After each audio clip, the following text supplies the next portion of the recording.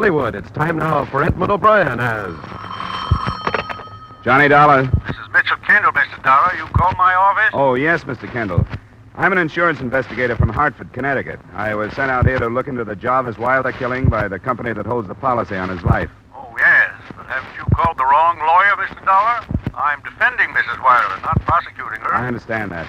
I'm not a prosecution witness, not yet anyway. I'm glad to hear that. Insurance money had nothing to do with the situation, Mr. Dollar. She killed him in self-defense.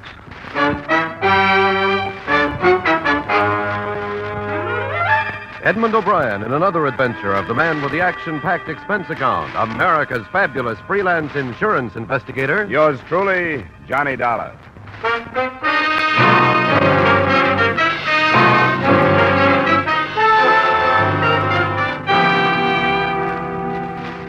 Expense account submitted by Special Investigator Johnny Dollar to Home Office, Britannia Life Insurance Company, Hartford, Connecticut. The following is an accounting of expenditures during my investigation of the Jarvis Wilder matter. Expense account item 1, $150.50, airfare and incidentals between Hartford and Farmington, New Mexico. It was shortly after noon when I reached the drowsing western town. I checked into a hotel and read in the local paper that the county grand jury at any moment was expected to indict the widow, Mrs. Alma Wilder, for the murder of her husband. I contacted her lawyer by phone and a few minutes later walked into his office. Well, Mr. Dollar, you've had quite a trip. How are you, Mr. Kendall? Yeah, it's a lot of miles from Hartford. Not too many hours these days. Let's sit down. Thank you.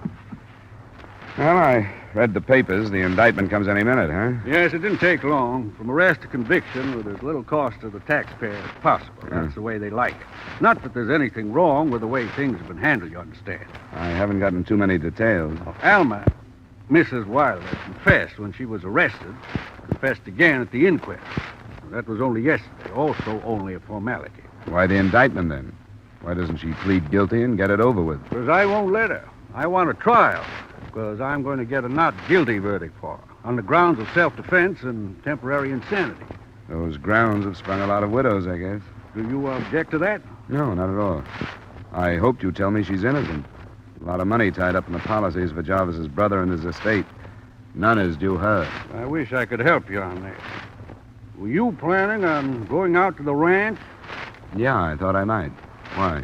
I wanted to warn you about what kind of people they are. What kind are they? They've been the most hated people in this part of the state for 2 generations. Russell is a twin brother, you know, and he has not only the appearance of Jarvis, but every single bad quality: selfishness, cruelty, conceit. Russell has a wife, too, hasn't he? Yes, Rosemary. And if she shoots him, I won't be surprised. But I'd advise you to be careful if you're going out there. Don't push too hard. They like to run people off their property. Well, I'll watch it, thanks. Yeah. Just what do you expect to accomplish, Mr. Dollar? I've got to make a report, that's all. Murder, it's routine. If you still have any idea I'm working with the prosecution to set up a motive for your client and turn it into a first-degree charge, forget it. I'm not. Well, they've been awfully quiet, and I've been practicing law long enough to develop a suspicious mind. It was nice to meet you. Thanks a lot for the help, Mr. Kendall. I'll probably see you again before I leave.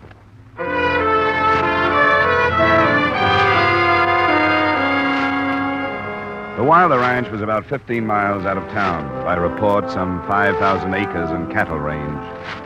I wheeled a rented car up a road that led to a large house resting on a knoll among a few pine trees. There were some outbuildings, and finally a grizzled character who got up from a bench to stop me as I neared the house. You got business here? That's right. Well, you'll have to wait. Ain't nobody at home. What kind of business? Nothing to do with ranching. My name is Dollar. I'm here from the east to get a report on the shooting of Jarvis Wilder. What's that? I said I'm from the east, What's your interest in the trouble? and I've been hired by an insurance company to get a report on it. Where'd you say you was from? The east, Hartford, Connecticut. My folks come from thereabouts. Come west in the 80s. You heard of the Shrimes back there? No, I don't think so. My daddy had 6 brothers, so some of their kin is still around. Hazardville's where we sprung from. You heard of that? Yeah, it's in the northern part of the state, isn't it? On the Scandic River. It's marked on the map. Yeah, I know the place. Mr. Schramm, I take it you work here on the ranch? For more than 40 years. Worked for the old man before Jarvis and Russell was born. Where were you the other night when Jarvis was shot? I got a cabin to myself. That's it over there. That's where I was.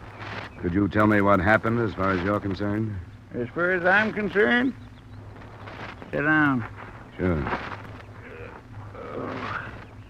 I'm an old man.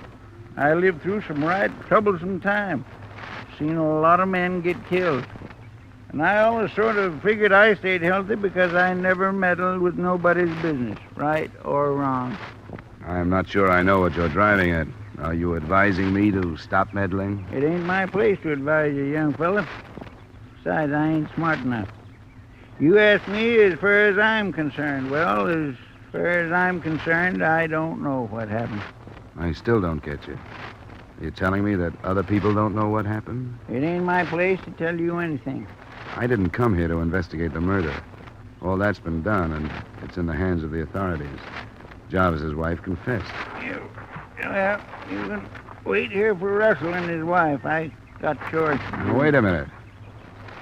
That was it, wasn't it? You thought something had been uncovered and that I'd come to look into it. Isn't that it, Schramm? It don't concern me. Yes, it does. Is there a possibility that Alma Wilder did not kill her husband? She confessed, didn't she? That's not what I asked. She said she killed him, and I reckon she knows better than anybody else, don't you? I ain't got time to talk no more. I ain't got chores to do. All right, Schramm, I can't hold you, but I'll have to go to the police with this. Now, don't go stirring up a lot of trouble, young fella. Don't stir it up. If you do, I got a feeling you're going to be sorry. If it's there to be stirred up, I'll have to do it. And I guess it's there, all right. But I can make a deal with you, Schramm. What deal? You talk to me, and I won't go to the police. As an insurance investigator, I'm in a position to make a deal like that legally. All right, young fella. You want to grab it by the tail, you can. It ain't much for certain, what I saw. I heard Jarvis yelling at her. That's what woke me up. When I heard the shot, I jumped for the door. It was light enough to see, and they was both laying on the ground. They'd come out of the house. Yes.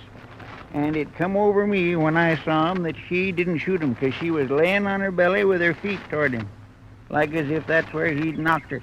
Well, that wouldn't mean much, would it? I told you it wasn't much for certain. But when I got to where she was, she didn't have no gun. It was on the ground next to Jarvis. Where was everybody else? They come out of the house, Russell and his wife, and I got out of sight. It stayed in my mind that Alma didn't kill him, till she said she did. Is that all, Schramm? You telling me everything? That's the whole of it. The way she was laying and where the gun was. I got there fast, and it come to me that she didn't shoot him. What are you figuring on doing? Not sure. I'll see what I can make out of it. Thanks for telling me. I'm going back to town. You can count on my confidence, but if anything develops, I may have to talk to you again. You ain't going to stay till Russell and his wife come back? After talking to you, I think I'd better get to them later. And if you don't feel like it, you don't even have to tell them I was here. I won't. It ain't my business that you come, and it ain't their business that I talk to you.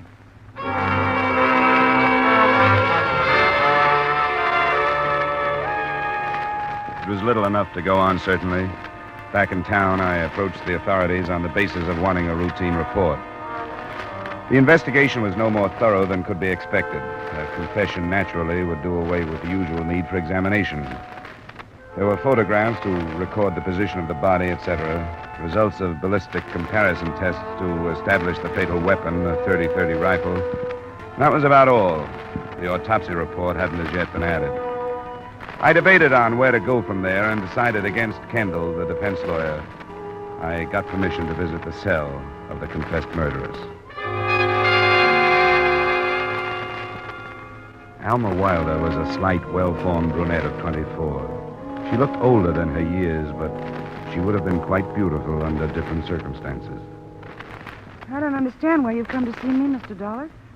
I told them all how it happened. Didn't you talk to them? Yes? And why have you come to see me? I read your confession.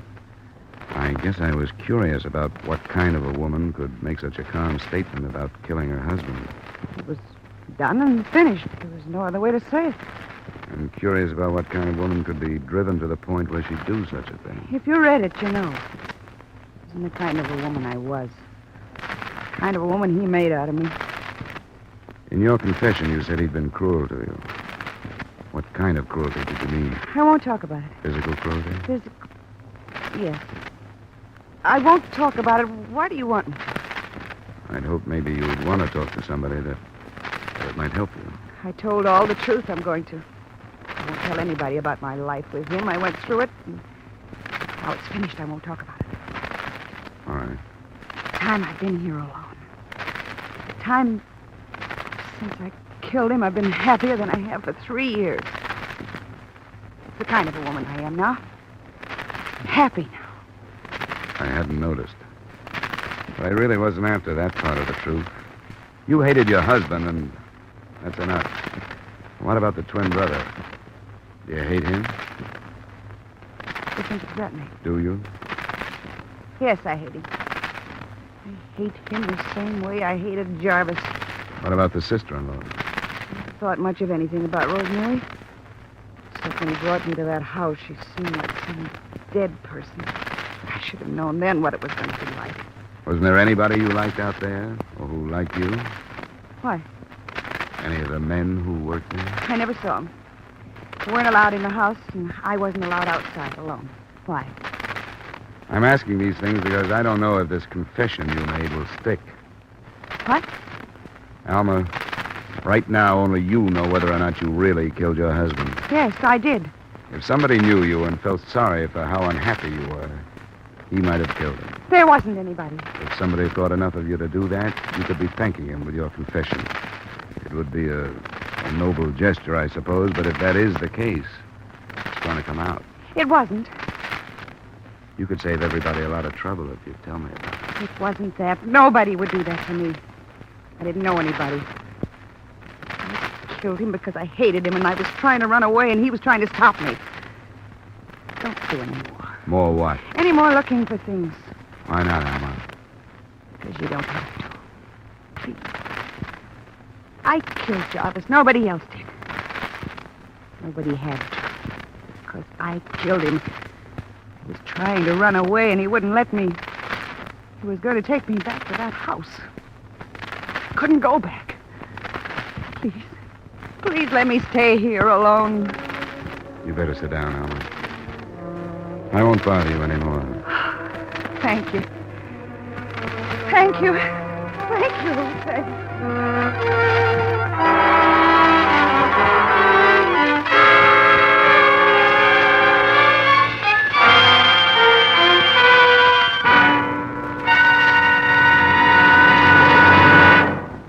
We will return you to the second act of yours truly, Johnny Dollar, in just a moment. There's one married couple you can always depend on for fun on Saturday evenings, and to invite them over is as easy as staying tuned to CBS. They're Lucille Ball and that man she calls my favorite husband. You don't have to get involved in the strange predicaments they do. All you have to do is sit back and laugh at the results. How's for asking them in this evening? Lucille Ball and my favorite husband will be waiting on most of these same CBS stations. Now, with our star, Edmond O'Brien, we return you to the second act of yours truly, Johnny Dollar.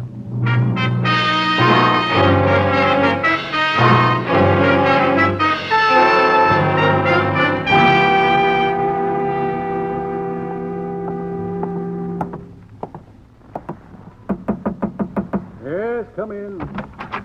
Well, Mr. Dollar. Hi, Mr. Kendall. I didn't know whether you'd be in your office or not. 5 o'clock? Oh, yes. I sometimes stay in the office until 8 or so. I'm a single man. No place to do any homework. Sit down. Thanks. Well, I see you escaped the Wilder Ranch without loss of life or limb. Yeah, I made it all right. Nobody was there. Perhaps you were lucky.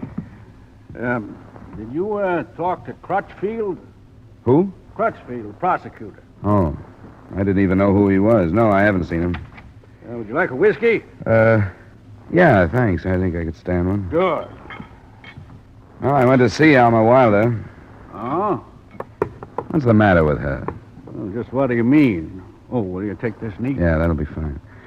I mean, how could any woman live like a prisoner with a man she hated for 3 years, wasn't it? 3 years. This is the 20th century. Nobody has to put up with anything like that. Why didn't she leave if it was that tough? There you are. Thanks. I believe she did try to leave one other time, and evidently was discouraged from trying again. At least that's what she told me, What? that she was beaten. It's hard to believe. I know it. So was the case that broke in the papers last year of the man who'd been locked in a room for 14 years, remember? Yeah, that's right. Well, Shall we toast the human race, Mr. Dollar? let's not bother. Mr. Kendall, did you ever give a thought to the possibility that Alma Wilder could be innocent? What? I mean actually innocent. That somebody else could have killed her husband. Mr. Dollar, if you've come into any information pertinent to this case, I want to know about it. Well, it's not quite information yet, but maybe it will be. What was its source? I can't tell you that now. Why not? Came to me in confidence. I've got to keep it that way. But I faced Alma with it. The way she reacted makes me think that there's something to it. What'd you say to her? I asked her if somebody we don't know about got rid of her husband for her. How'd she answer? Naturally, she said no. And I don't believe it. Has anything you've learned pointed to the identity of this person? No. Well, until we can be more specific, this is worthless as testimony. Yeah, I know that. I'd give anything to produce a witness that would blast Crutchfield's case from here to the state capitol. Yeah, but it's too much to hope for. From here, who knows? But her confession, a signed statement, a matter of record. Obviously, you're going to follow it up. Oh, sure, I'll have to now. Would there be any way to keep the whole thing confidential? Without interfering with your work, of course. I don't know. We'd have to see. Of course. Well, it's too much to hope for. Won't start impaneling a jury until day after tomorrow at the earliest. If you're making any progress and need more time, let me know. I can delay that. All right, I will. You ought to be congratulated, Mr. Dollar. However you came about this possibility. Case of plain fool luck, as a matter of fact. No, don't say that. You put us in the back seat. A greenhorn. We Westerners don't like that, you know.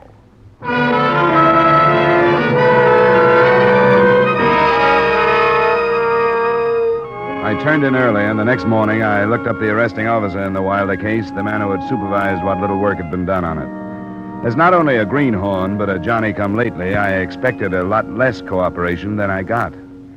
Well, I'll be danged. I don't know what to make of that. She's a queer one, all right, but I never thought of nothing like that.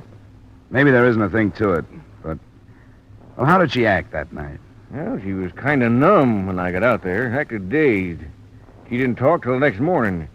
Russell, that's the brother, says he was an eyewitness. His wife didn't see nothing, and an old-timer that works out there says he didn't either. I suppose it's pretty late to run a paraffin test on her, isn't it? Well, we can try. I don't hold much by 'em myself when you're trying to prove somebody didn't fire a gun. When you want to know did they, then they're all right, I guess. We'll test her, though. And the rifle? Yep, I'll send that back through again. Got her prints off of it, but we'll see what else. I know this is a lot of trouble. No, we need nothing. We don't get many like this, and to tell you the truth, I sort of enjoy trying to work out these things.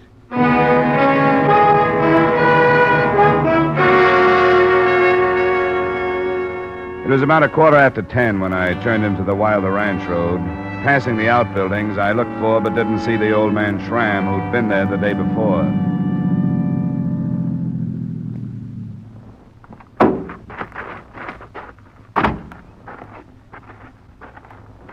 You got business here, mister? Yeah. Are you Russell Wilder? I don't remember asking you to come. I don't do business with anybody I don't know. I think you better get back in your car and drive on out. I think you'll talk with me, Mr. Wilder. What about? The Britannia Life Insurance Company sent me out. A few things to take care of on your brother's policies. You aren't the salesman we bought from? No, I came out from Hartford, Connecticut. Why'd you come all the way from there? There's quite a bit of money involved. Company wants to be sure everything's in order. Jarvis and I kept our own books. Everything's in order. There seem to be a few loose ends to take care of. Not that I know about. I understand you saw your brother's wife kill him. I saw it. That's what you told the police. But it's not true. Maybe I didn't hear you. Sometimes it doesn't do any good to throw your weight around, no matter what kind of reputation you got for being rough. This is one of those times, Wilder. So take it easy. Then you better get out of here. Get off my land. You can put me off. It won't do you any good. Murder doesn't brush off that easy. And you're in this one up to your neck. Say what you got to say. I said it. You didn't see your brother get killed. You know it, and the police are working now to prove it. I saw it. What were you doing outside at 11 at night? Didn't the sound of the shot bring you out? She killed him. It's not the open and shut case you thought they had against her. Why did you lie about seeing her shoot him? Didn't make any difference. I do things the way I think they ought to be done. You got no right to ask me questions. I don't have to ask you anymore. I've found out all I want. Yeah, wait a minute. Let go of me, you big... What do you want? She killed him. It was the same as if I saw her. They know she killed him. No, they don't. She said she did. Now they want to find out why she said it. She's not the only one in the picture anymore. You're in it, too. You could have done it. Kill my own brother? Your reputation says you could have. You're mean, full of hate. Both of you seem to get a lot of satisfaction out of kicking your wives around.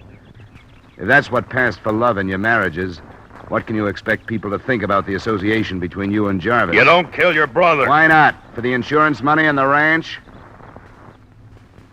I'll kill you if you don't stop talking like that. You know, Wilder, I think you would. I guess that tells me everything I wanted to know.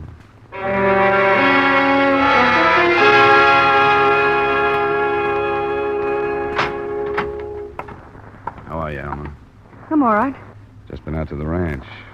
I'll never see it again. And I finally met your brother-in-law. Or him again. How did you happen to marry Jarvis? Because my friends were all married. I wanted to be. I was dumb enough to believe his promises. He could be different when he wanted to be. A long time ago, anyway. The rifle you shot him with, was it his? Yes? But you knew where he kept it, huh? Yes, in the bedroom. He kept it loaded? Yes. And you took it when you tried to sneak out of the house? Yes.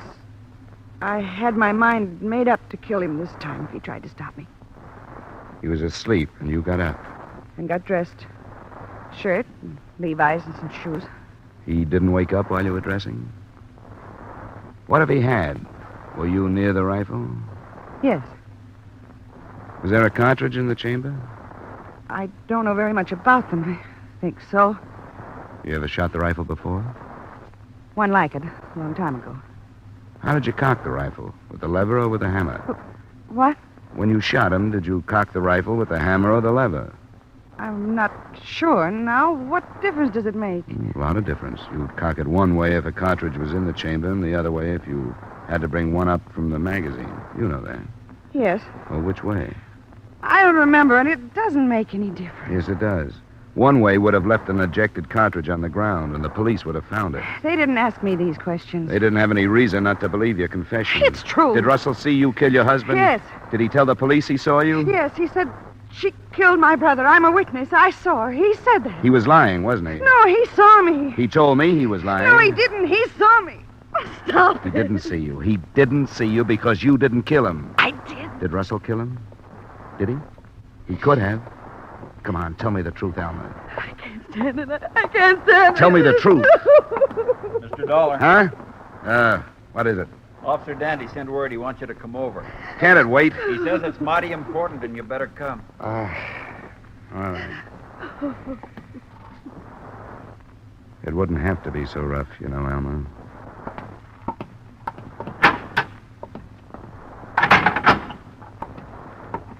What was it, do you know? I'm not certain. Something about the rifle they was working on.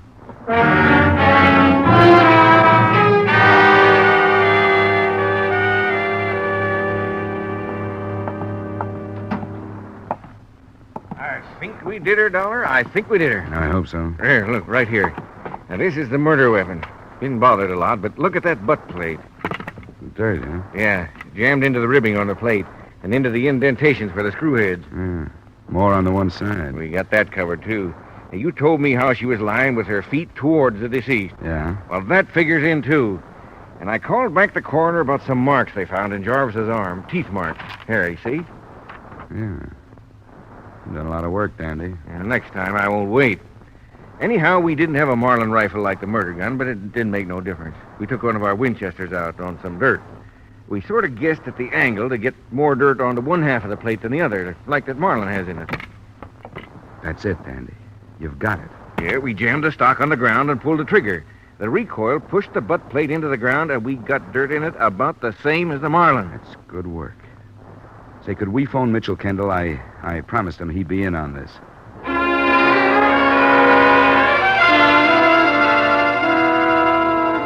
Officer Dandy and I waited 20 minutes for Kendall outside Alma Wilder's cell, then we went in without him. It took her a while to realize how much we knew now about what had happened. Why do you want to keep on saying that, Miss Wilder? It ain't true. It can't be. You didn't know anything about that rifle. You didn't have it when you left the house. Jarvis had it when he came out after you, didn't he? I'm scared. I don't know what happened. We can tell you. He tried to stop you outside with a rifle. It was cocked. I don't know. We do, Alma. He tried to stop you and you bit him. He threw you with one arm and the rifle fell from the other. It went off when it hit the ground. Everything fits in. You were lying in such a way you couldn't have shot him and got there. Nothing you can say now will change it. We know what happened. It's true, isn't it? Yes. Yes, it's true. Why didn't you tell us? You made a false confession and stuck with it. What made you do that? What were you afraid of? Were you afraid of Russell? I was afraid I'd have to go back to that house. I mean, it's better to go to prison? Yes, I wouldn't have died for it, would I? But I will now. Why should you, Alma? What do you mean? He said I would. Russell said I would. He said, you killed my brother. I'm a witness. I am a witness before the law. And if they don't kill you, I swear, no matter where you go, I will. And they will. That's the kind of men they are.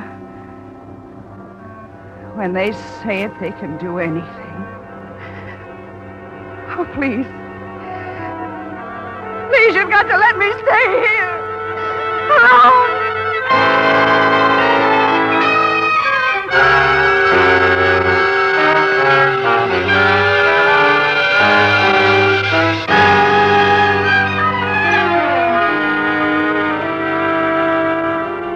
Expense account item 2, miscellaneous, $185. Item 3, same as item 1, transportation back to Hartford. Expense account total, $540. Remarks? No pleasant ones. The girl who'd reached the point where prison seemed better than what we call freedom is giving up both for a hospital where they hope she'll improve. Yours truly, Johnny Dollar.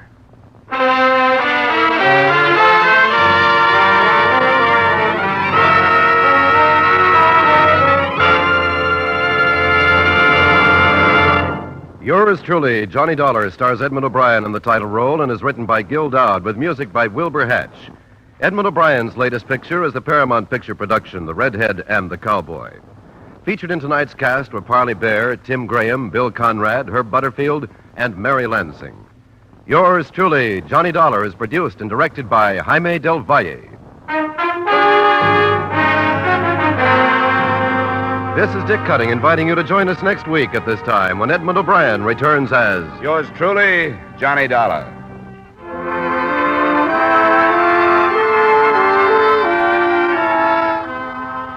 There have been some changes made, and it's faster, it's funnier, it's got new life and a brand new punch because Jan Murray's taken over. What show is this? Why, CBS Saturday Night Musical Quiz, Sing It Again. That hour of melody, mirth, and money that's heard on most of these same CBS stations. Yes, Jan Murray is your new host. Be sure to hear the new Sing It Again with Jan Murray this evening on CBS. Stay tuned now for Von Monroe's Caravan, which follows immediately on most of these same CBS stations. This is CBS, where you laugh at Jack Benny every Sunday night, the Columbia Broadcasting System.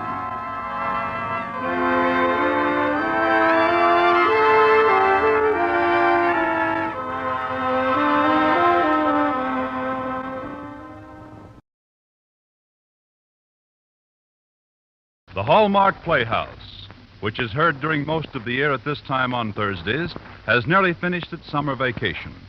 Be with us when Hallmark Playhouse returns to CBS 4 weeks from tonight on September 7th. Now from Hollywood, it's time for Edmond O'Brien as Johnny Dollar. I'm glad you're in, Dollar. This is Barton, Chief Adjuster at Cosmopolitan All Risk. When can I see you? I hope it doesn't have to be tonight. I'm ready for bed. I'm afraid it does have to be tonight. I just got a call from a city fire inspector. There's a 4-alarm blaze in the Hartford Alliance building. We carry the fire policy. Does Inspector phone you? Does he suspect arson? More than that, they picked up the man who said it. That policy is for over $300,000. I'd like you to sit in while this guy makes his statement. Okay, Barton. I'll meet you there.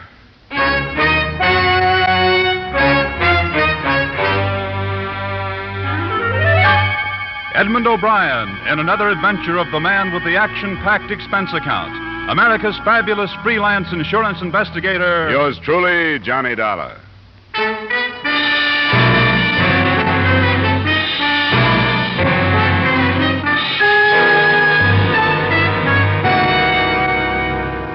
Expense account submitted by Special Investigator Johnny Dollar to Home Office Cosmopolitan All Risk Insurance Company. The following is an accounting of my expenditures during investigation of the Hartford Alliance matter.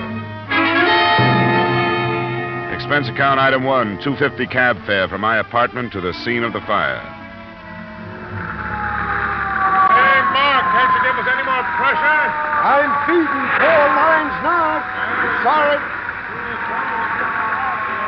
We have the chemical hose right over here, Woodruff. There it is, Captain. Watch it there, mister. Oh, yeah. Through here. We'll hit it from the third window there. Dollar! Hey, Dollar! Right over here, Barton.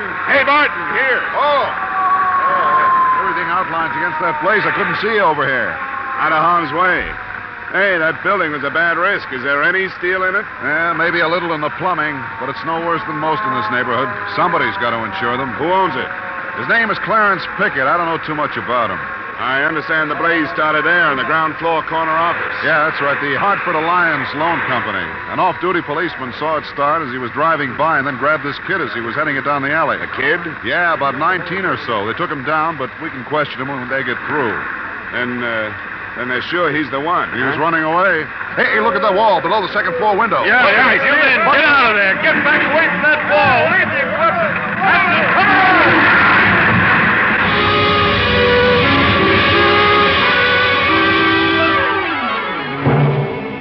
Expense account item 2, $1.75 cab fare to police headquarters where I met Sergeant Broderick, the officer in charge. This kid's a queer one. I don't know what you'll get out of him. He wouldn't even give us a name to book him under. Nothing on him that would identify him? Nothing. He must have stripped his pockets. Well, the fact that he darn near killed a bunch of men might help loosen him up, huh? I wish you luck. Yeah, this is it. You all ready, Martin? I'm all loaded, yes. We're going in to talk to him. When we finish, I'll bring him out. He'll be in front of me. Right. What's that for? We'll get a photograph, snap one as he comes out the door. Can't get a halfway natural one any other way. Then we'll have it published and try to find out who he is. Go ahead. All right, son, get on your feet. These men want to talk to you. It won't do you any good to talk to me. I don't want to talk about anything, and I won't. Did you set that fire? Yeah, I said it. Why? It doesn't make any difference why. I said it, and I'm ready to take anything that's coming to me. Have you set any other fires? If you mean am I one of those arson nuts, I'm not. And why'd you set it? Why do you keep asking me questions when I told you I wasn't going to answer any? Your fire almost killed some men a few minutes ago. It may do it yet. I didn't think about that. I'm sorry. I had to do it. Why? I can't tell you. Leave me alone. Somebody hire you to do it? It doesn't make any difference. Why won't you tell us who you are? Because I don't want you to know. I don't want anybody to know who I am. I don't want a trial or anything. I'll plead guilty to everything, to setting the fire and to killing firemen, everything. Just give me what's coming to me and leave me alone. Let me see your hands. Why? Let me see them. No. Hey, let go, will you? Let go. Up, Dollar. Well, that's all I wanted. What was that for? I wanted to find out what kind of a kid he is. He's not tough. His hands are clean, nails trimmed. There's a mark left by a ring on the third finger, left hand. Class rings, my guess. I've had enough for now, Sergeant. Okay, we're turning him over to the psychiatrist in the morning. All right, son, on your feet. I'm going to put you to bed now. Come on. Keep moving. Hold it now. Hey, give me that camera. You can't take my picture. What are you trying to do? Calm down. Calm down.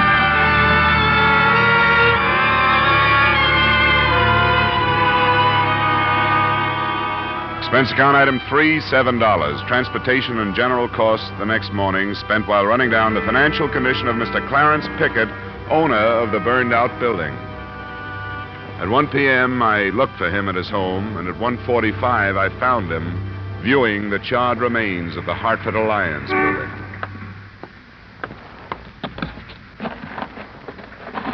Mr. Pickett? Yeah. Yes? You were pointed out to me by one of the workmen. My name is Dollar. I'm working for Cosmopolitan All Risk. And I suppose they're as trouble as I am over this. My office was right there, the corner one on the third floor. That's right over the spot where the fire started. Yes, so I've been advised. And I was reminded as to how many nights I've been working there at the hour it broke out. You haven't assayed the loss already, have you? That's not my job, Mr. Pickett. I'm not an adjuster. I'm a private investigator. Oh. Well, I suppose under conditions such as we find ourselves, it'd be reasonable to expect investigation. Who is that strange boy? And why did he do this thing? You've seen his picture in the paper there. I was going to ask you if you knew him. I? Well, of course I'd. What are your insinuations, young man? Look, Mr. Pickett, the conditions, as you call them, are not at all clear. An insurance company feels it has a right to make plenty of insinuations when it's up against a fire of incendiary origin. Go on. I was able to learn this morning that financially, you are not a healthy man. You rotten snoop. You've taken some pretty heavy losses on the exchange in the past few months. I've dealt in stocks, bonds, and property for a long time.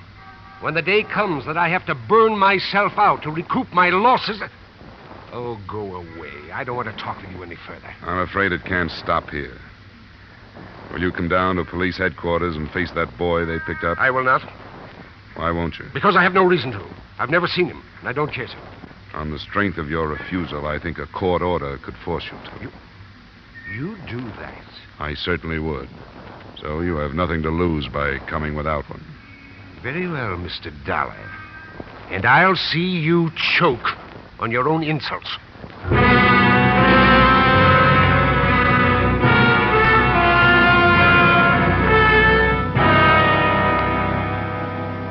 Sit down, Mr. Pickett. I want you to understand that this is routine procedure and in no way an accusation of any kind. Oh, rot. A few words to whitewash a violation of my rights. Help yourself to the desk chair, Dollar. Thank you. All right, Dr. Herbert. Will you bring the boy in now? Mr. Pickett, Mr. Dollar, our psychiatrist, Dr. Herbert. How do you do, Doctor? Gentlemen? All right, son. Remember, this is serious. Now, have you ever seen this man before? Yes, I have. What? Tell me who he is. He owns the building.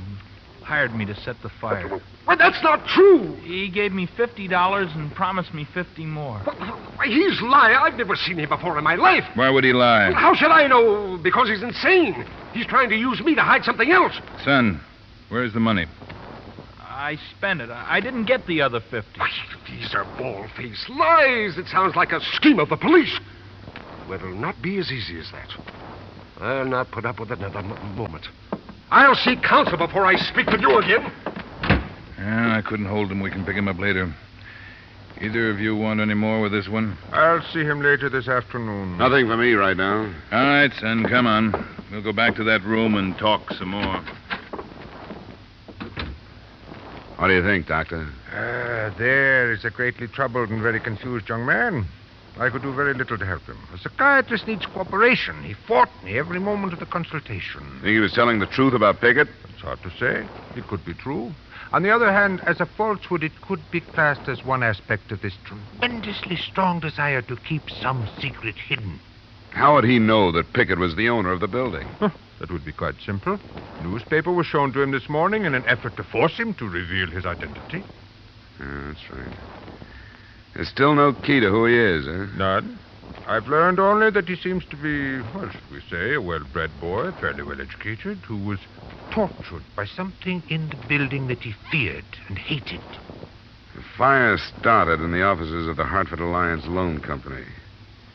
Do you think a debt that the boy couldn't pay off would be a strong enough motive to drive him to arson? Unless it were a debt of shame. No. Well, we have to start someplace. Loan company is a better lead than what we've had so far. Say, you sure the kid isn't making this up, that he's not a psychopathic? The psychopath is only an emotionally immature individual.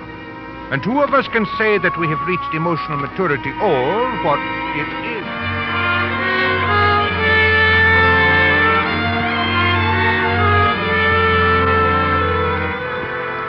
After hearing the doctor out to the bitter end, I knew no more about the arson case than I'd known before.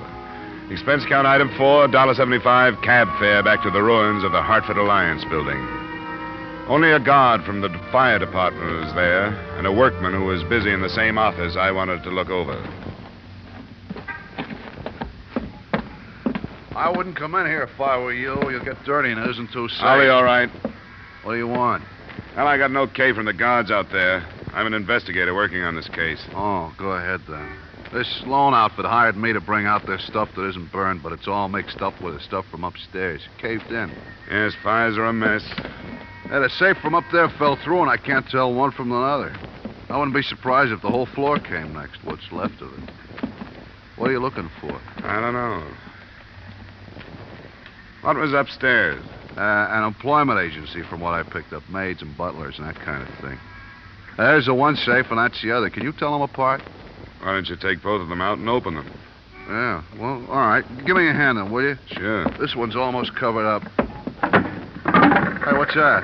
Sounds like a timber. Let's move. Hey, there's stuff above. Yeah, there's someone up there. Come on, this way, come on. Hey! Hey, you up there! Hey! Hey!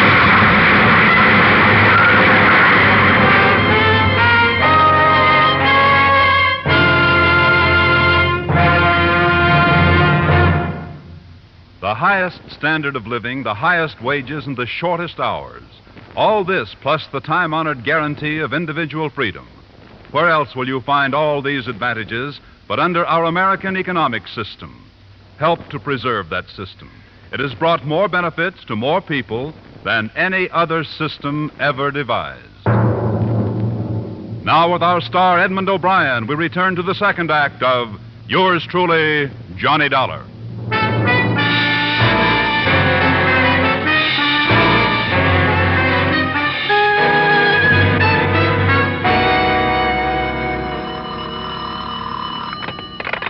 Johnny Dollar. This is Bart, Johnny. How do you feel this morning? Oh, rotten. How about the workman? Bad. Still unconscious, fractured skull, and something about his back. Well, I guess I feel better than he does. Hey, Barton. Yeah? That cave-in was no accident. What's that? There was a man on the floor above us. It's one of the last things I remember. He was looking down at us, holding a crowbar. Well, why didn't you say something about it yesterday? I wasn't thinking straight. You don't after a crack in the head like that. But I began to remember last night. Are you sure of this, Dollar? I guess it'll be hard to prove. There were two safes in there. One from the Hartford Alliance Loan Company and the other from the Hartford Alliance Employment Agency. It had fallen through from the office above. I don't get it. I don't either. But we just decided to move both of them out because you couldn't tell them apart without looking at their contents. And that's when the roof fell in. And you're trying to work out a connection? Oh, I don't know. Say, what about the kid? Has he been identified? Not yet. He still insists that Piggott paid him to set the blaze. Hard to prove, but I'm following it up. I wouldn't build a case on it yet. I'll try some more coffee and aspirin, and when I can make it, I'll go down and talk to the kid again.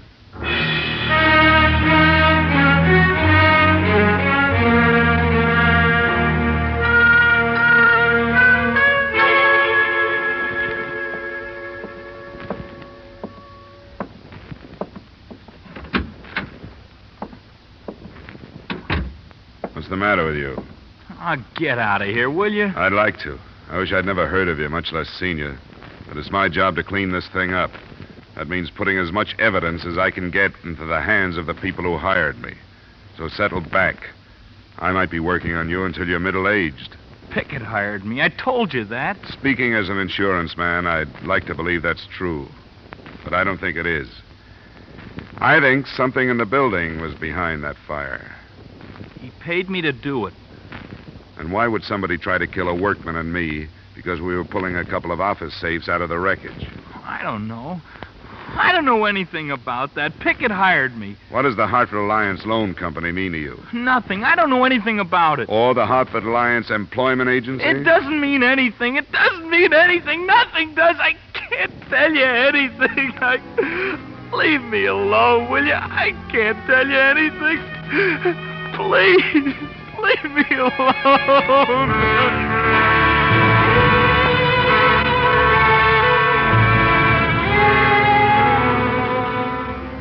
That afternoon, his silence stopped paying off, and his picture in the paper started to.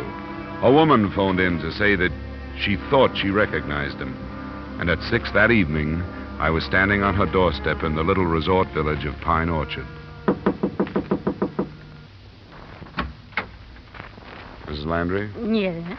My name is Dollar. I talked to you after you phoned the police in Oh, Hartford. yes, Mr. Dollar. Won't you come in? Thank you. It was just the strangest thing about the way I happened to see that Hartford paper. Nobody out here takes it, you know. But I went down to the drugstore to buy a movie magazine, and something just pulled my eyes to this paper, and there was Billy Brandon. You're sure of it? I've known him since he was a tyke. I worked for his people, you know. That was before Mrs. Brandon passed on 3 years ago. I can't imagine what could have got into Billy to be in such awful trouble. Is his father still alive? Oh, my, yes, a splendid man. And they live here in Pine Orchard? Only in the summer. They're from Chicago, but they have a huge estate here, loads of money. Mr. Brandon is in Florida fishing.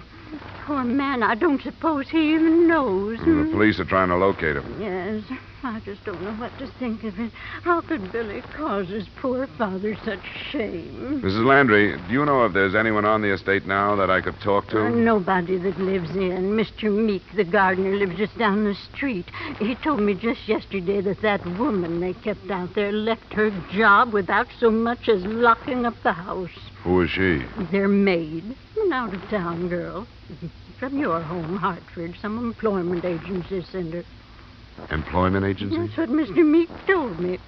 Mrs. Landry, do you know if it was the Hartford Alliance Employment Agency? Yes, that was it. It's their business, I suppose, but there are plenty of good girls right here in town. Mrs. Landry, what was her name? Do you know? No, I don't, but Mr. Meek lives just down the street. He'd know.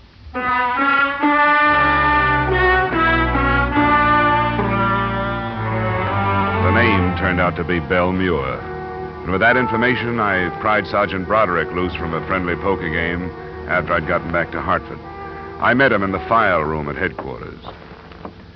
Come on in, Dollar. We'll see what we can dig up. Now, give me your theory again, will you? And according to your psychiatrist, young Brandon was afraid of something in that building. It would seem that somebody else was afraid to see one of the two safes leave. How sure are you of that? I saw a man pry the wall loose. Did you identify him? Probably not. I just caught a flash. But the fact that the Brandons had hired a girl from the agency sort of falls into place, doesn't it? Don't you smell blackmail? We'll see. You want to check our files on the girl, right? Both the girl and the manager of the agency, Benjamin Price. What's her name again? Belle Muir. M-U-I-R. M-U... here it is. M-U...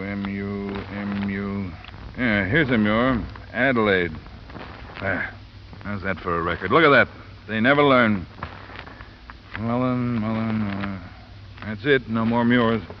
Can we try Price now? Sure. Here's the mail file over here. A-R-I... Price... Adolph. Dollar. Benjamin? Benjamin L. Benjamin L. Yeah, here he is. What do you know about that? What's on him? 1939, suspected of fraud, no indictment. 1944, suspected of receiving stolen goods, no indictment. Suspicion of fraud again in 48. No indictment.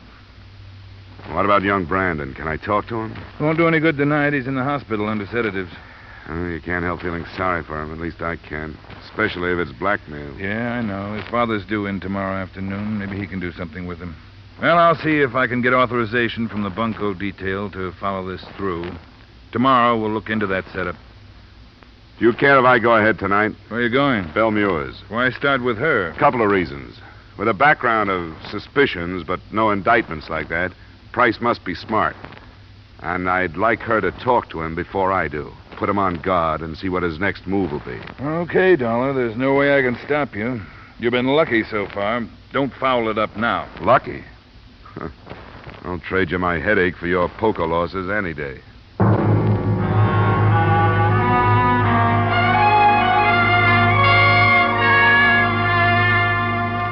The discovery of Benjamin Price's name in the police file wasn't the only development to take place at headquarters. The desk sergeant had a message which he passed along just before I left. The workman who had been with me in the office when the wall had come down on us had died of his injuries. It wasn't just an arson case any longer.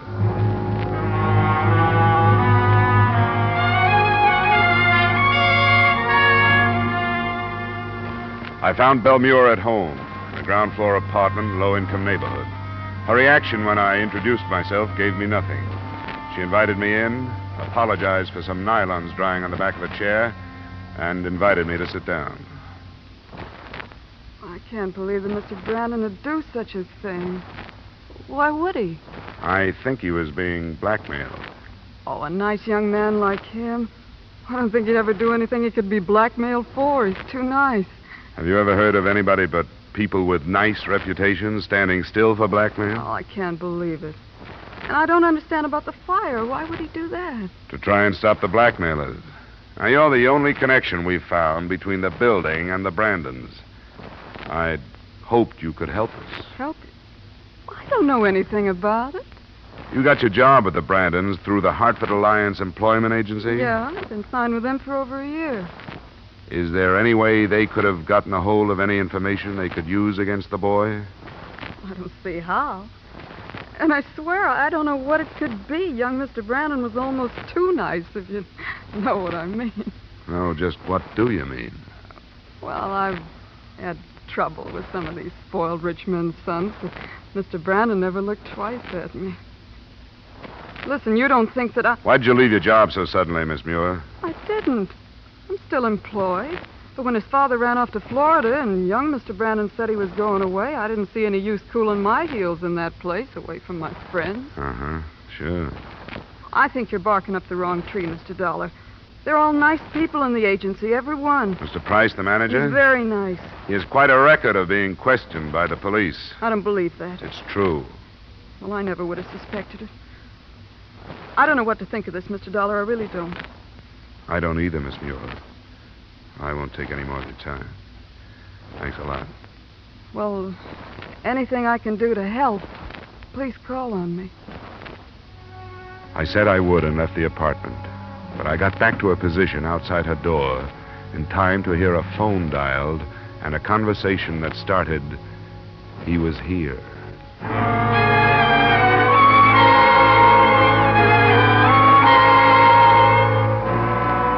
Proof of blackmail is hard to get without the cooperation of the victim, which is also hard to get. But it looked more and more like that lay behind the trouble.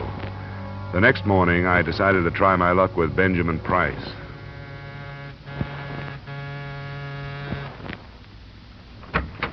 Yes? Mr. Price? That's right. My name is Dollar. I'm investigating the fire in your building for the insurance company. What do you want from me? I didn't light it.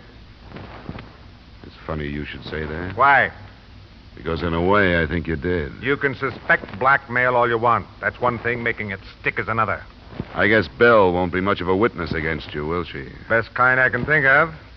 We're going to get married. She's loyal. So why don't you drop it, Dollar? You won't get any place. You feel a little different now than you did when we were moving your safe out of that building. You must have gotten rid of the evidence. I don't get you. Yes, you do. I saw you. Don't you remember? I yelled at you. Don't be ridiculous. The man who was with me, the workman, died yesterday afternoon. With the blackmail, it should work into a first-degree murder charge. You're going pretty far, aren't you? Not as far as the men from the police laboratory are going. They're looking for marks from a crowbar in that rubble that came down on us. And they're pretty good. Watch where you talk this stuff up, Dollar. I'm warning you, I don't scare easy and I don't railroad easy. And what are you worried about? Watch where you shoot off your mouth. Now beat it. Go on!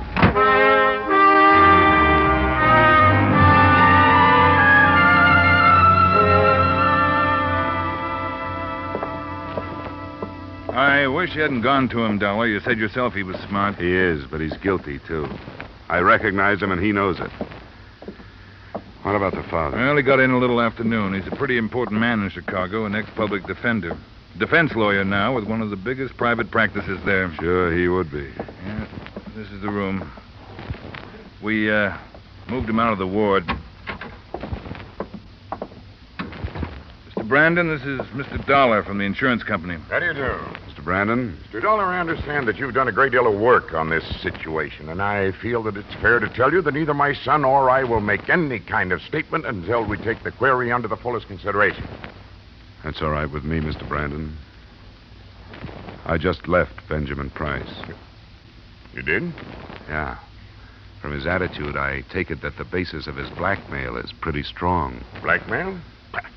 I see no reason for that word to enter the conversation. You're not in a courtroom now, Mr. Brandon. You're in a hospital room where your son has been kept under sedatives because of an almost complete nervous breakdown. Price is convinced that you'll sacrifice your son rather than give us proof that will clean this up. He threw that in my face. Mr. Dollar, as an insurance investigator, what is your interest in this case at the moment? Your son has tried to involve an innocent man. The company that hired me would be liable to slander if they try to build a case on his accusations. And you know the insurance companies. I do, indeed. I can promise you that we'll dig into your son's background and your background until we get the answers we want. Dad. Just a moment, Bill. If you let Price get through this one untouched, where do you think he'll stop, Mr. Brandon? Dad, make him go. I can't stand anymore. I don't care about myself, but I don't Bill, let me handle this. Mr. Dollar, you must realize that my son acted under severe emotional strain. Could I depend upon you to be a witness in his defense? No, you couldn't. He started something that caused a man's death. Dad, don't let him talk anymore. Just leave me alone and I'll take care of it. I've done it all right so far. Sure, you've done a fine job. Bill, I think it's gone far enough. It has to stop sometime. But, Dad... Dollar, my son was involved in a traffic accident in Chicago 2 years ago. He was drunk. A woman was killed. There was a witness, and I paid him to perjure himself in our favor. Bill was acquitted. Price found out about that? Yes. How? This man, well, his name isn't important now, continued to extort money from me. He phoned at the house in Pine Orchard, and the maid overheard. I didn't know Bill knew about it until today. She didn't know I was there, and I listened to her talk about it.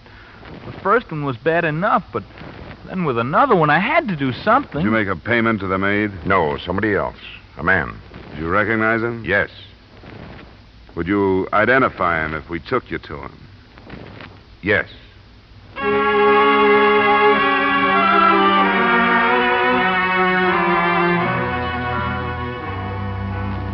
The rest, as far as I was concerned, came 20 minutes later when Mr. Brandon, Sergeant Broderick, and I stood in front of Benjamin Price's door.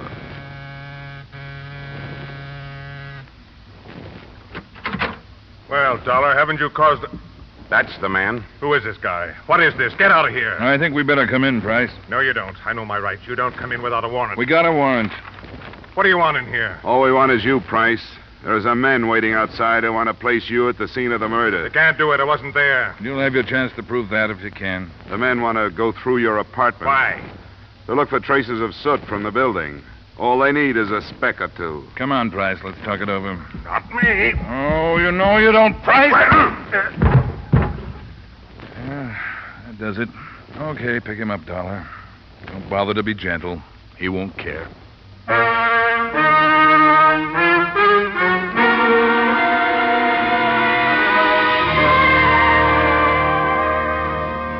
Expense account item 6, $40, miscellaneous. Item 7, $2.50 cab fare back to my apartment.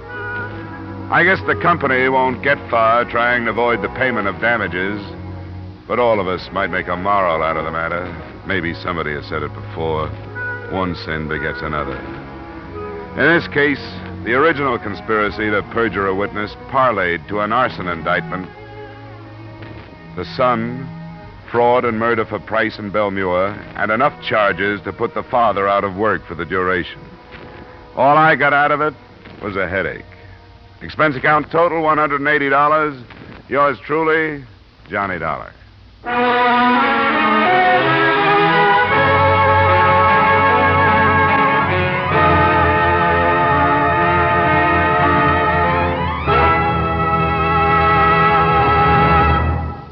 Yours truly, Johnny Dollar, stars Edmond O'Brien in the title role and is written by Gil Dowd with music composed and conducted by Leith Stevens. Edmond O'Brien can currently be seen starring in the Columbia Pictures production 711 Ocean Drive.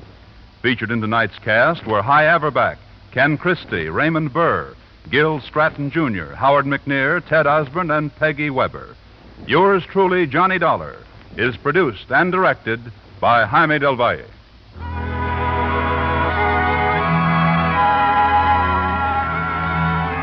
There will be a new adventure with Philip Marlowe, Raymond Chandler's famous private eye, on most of these same CBS stations this Friday night. Shrewd, hard-boiled, given to the wisecrack, Philip Marlowe will bring you a solid half hour of thrills Friday night on CBS, the Columbia Broadcasting System.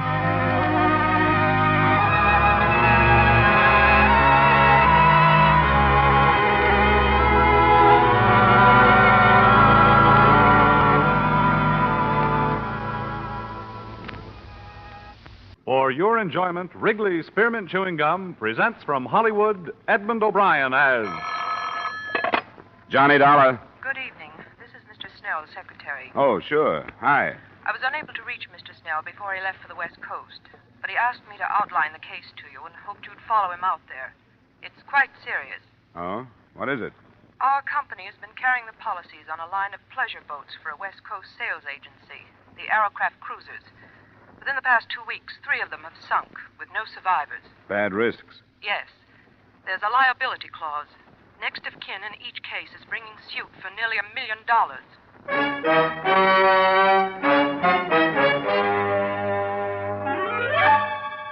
Edmond O'Brien in another adventure of the man with the action-packed expense account. America's fabulous freelance insurance investigator. Yours truly, Johnny Dollar.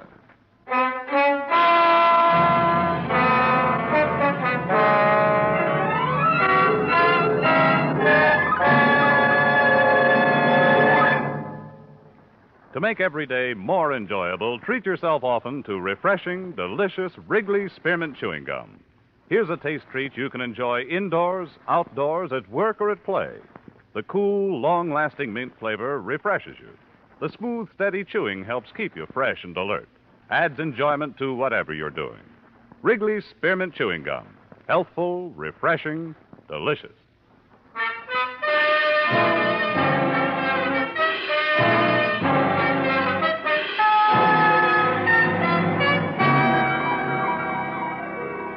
Expense account submitted by Special Investigator Johnny Dollar to Home Office, Grand East Life and Liability Insurance Company, Hartford, Connecticut.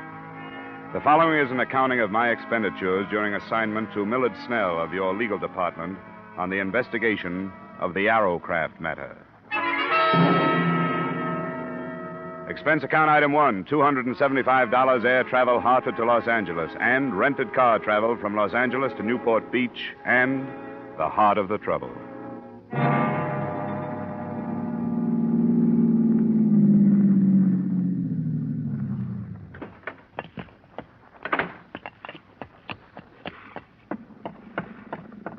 Snell? Millard Snell? Who is it? It's Dollar. Dollar?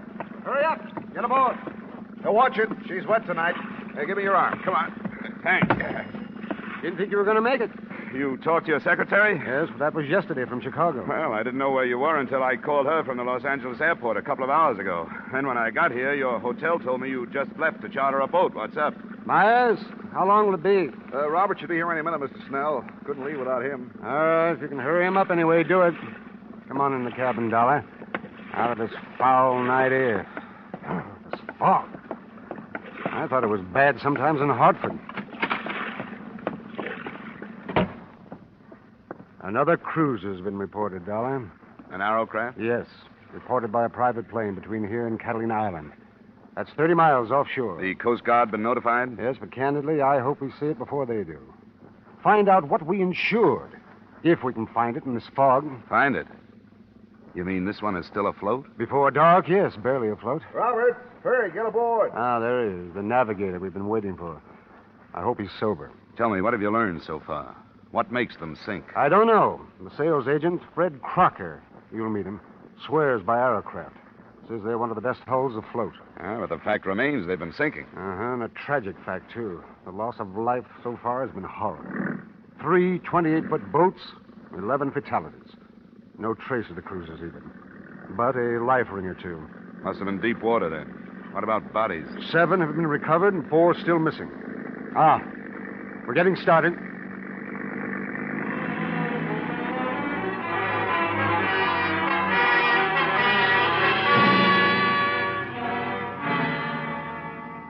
It was 10 p.m. when we left the quiet resort village, and it was dawn when we saw in the fog what we had been unable to find during a whole night of searching. The Arrowcraft, without sign of life, was almost entirely awash, bow down in the channel swell. That's close enough, Myers. Right. We don't want to nudge her. She's liable to roll over.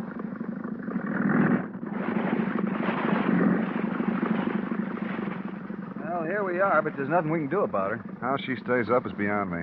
Any chance of towing it in? Not in that shape. Give her any weight, she'll just take more water and go down. Can you put me aboard? If you want to go, I can put you there, but I don't know what your weight is going to do. She's ready to roll. What do you think, Roberts?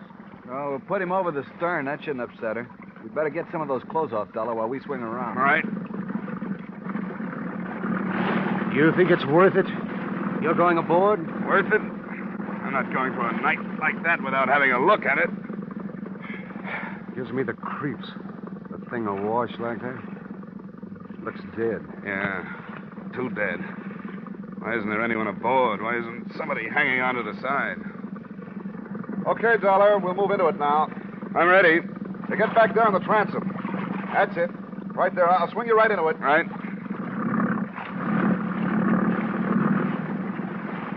There you are. Go ahead. Okay. Hey, get off the gunwale. And stay amidships. Don't get to either side. She'll roll. I'm all right. Anything there?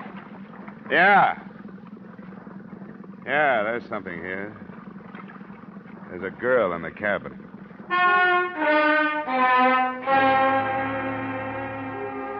Her body floated face down in the flooded cabin, held in there by the narrowness of the passageway. After an unpleasant and ticklish 15 minutes, she was lifted aboard the other boat by 3 suddenly silent men. There was little else I could do on the derelict but memorize the name and address on the certificate of ownership. So I left it and followed the girl. I didn't bargain for this, Dollar. It doesn't bother me to read about 11 of them, but this girl, why, she can't be over 18. Yeah, I noticed. You know, if it was a guy, it wouldn't hit so hard. But a kid like this, beautiful. Myers. Yes, sir? Have you radioed in about this? I waited to find out whether you want to stand by the boat or not. No. We'll start right back. Get word to the police. Ask them to meet us. I think it's a case for them. The boat's registered to a Chester McNeil Newport Beach address. McNeil, Newport Beach address. McNeil, yes, all right. You want to get us started, Roberts? Right. What'd you find, Dollar? Come here, look at this. See? Behind her ear. You see the bruise? Yeah. I noticed it when I was getting her out of the cabin. She'd been slugged? She could have been. There's long black hair. You see here? The water's ruined most of it, but there's still part of a braid. It could have been a hard blow, one that might have killed a man, but her braid might have softened it. I'm looking for an answer to why she was on that boat, alone and dead.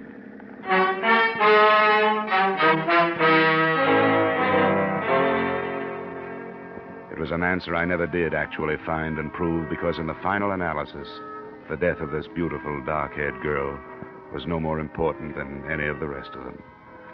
She was taken to the county morgue, and after making my formal statement to the police and giving them my informal theories, I followed her there.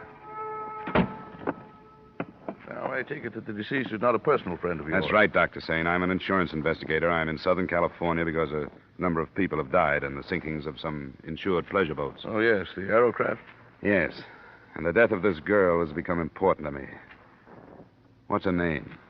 Caruso, Antonia Caruso. She was identified by her mother. Antonia. Are you planning an autopsy? Why do you ask? I wonder if you noticed a bruise behind her right ear. Yes, I reported it. You're an observant fellow. Dr. Sane, you must have examined some of the other bodies from these sinkings. Were there any indications of violence on them? If there were, I was unable to discover them. The period of immersion in other cases, you must understand, was much longer than in the Caruso case. Water makes it difficult. Why do you ask? Well, the rest of the sinkings, the boats themselves have been blamed. But after today, it seems to me there's a possibility that something else has caused them, at least this one. The contusions? Yes. There were two other people on that boat, the owner, Chester McNeil, and his father. But the girl's body was the only one aboard. Why? I didn't know the particulars. I think the girl wore braids, Doctor. If she did, could she have survived a blow that would have killed the two men? Protection? Well, location of the wound would bear you out behind the ear. Could she have been knocked unconscious, been thrown overboard, and then recovered enough to get back on? Could this have happened to the girl? Are you suggesting homicide, Mr. Dollar? I'm not sure. Then I'm not sure why perfectly good boats start sinking without survivors, either. They have to make autopsy examination to determine the degree of concussion. Well, that's why I asked. Are you going to perform one? In the state of California, Mr. Dollar, except in cases of unquestionable criminal acts, autopsy is allowed upon only permission of the next of kin. Now, this contusion, well, it could have been sustained so many ways. Yes, I know. Matter of fact, arrangements have already been made to move the body to a private establishment. Oh. Could you give me her mother's address? Why, yes, I suppose so. But I'd be doing no more than saving you a search of the phone book.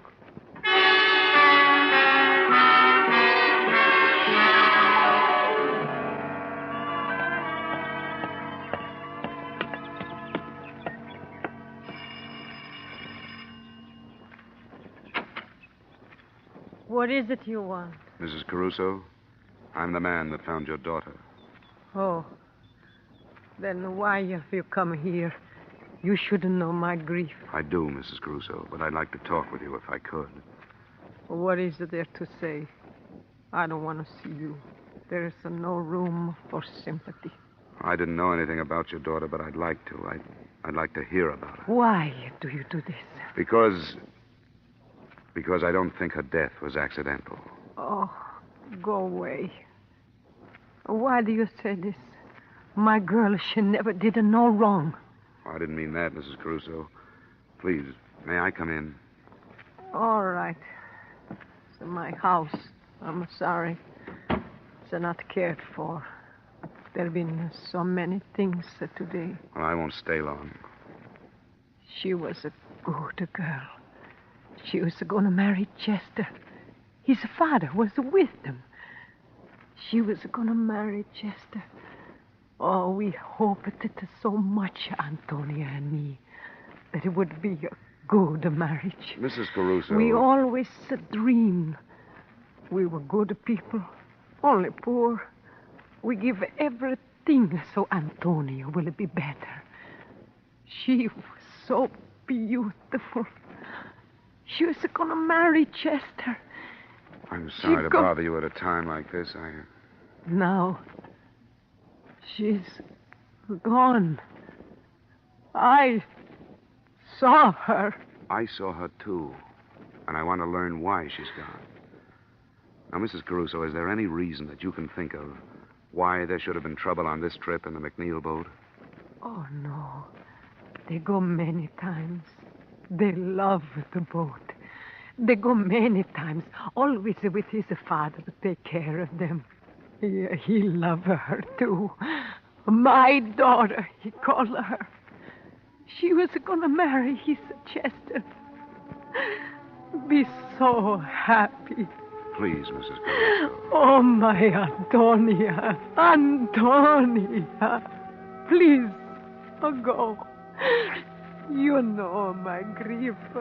Leave my house. Leave my house.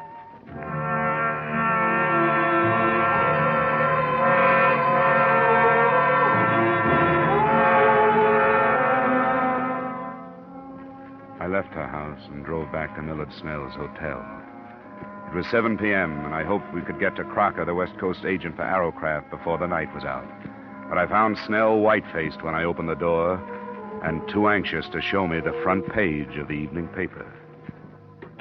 I didn't know where to find you, Dollar. For what? And you haven't heard. Fred Crocker, the Arrowcraft agent. He was killed this afternoon. How? It says traffic, hit-and-run victim. But I don't believe it. Look at this. Violence in another form preceded the tragedy, the story said. Crocker's sales office was entered earlier today in a bold daylight strike. The interior was wrecked, but whether or not the entry was for purposes of theft has not been ascertained. The writer didn't make any definite statements. But reading between the lines, you knew that he was exploring the possibility that revenge was at the bottom of both the violence and the tragedy. That those who had lost family or friends in the Arrowcraft sinkings had wrecked Crocker's office and then killed him. But remembering the bruise behind the Caruso girl's ear, I didn't believe that either.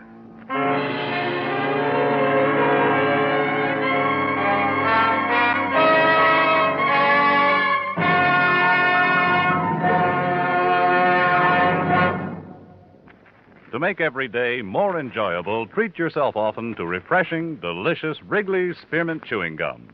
The lively, full-bodied, real mint flavor cools your mouth, moistens your throat, freshens your taste. And the chewing itself gives you a little lift, helps you keep going at your best.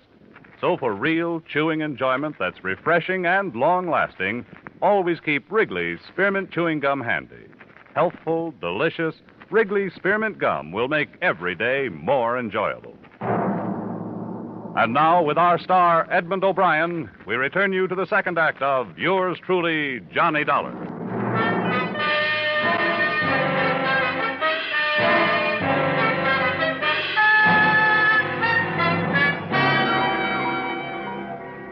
Snell and I drove out to what had been Crocker's sales office.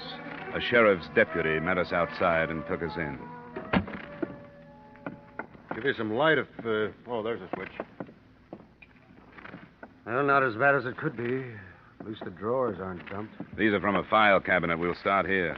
What are you looking for? Crocker's sales records. Sales records? The names and addresses of all the people who bought Arrowcrafts from him.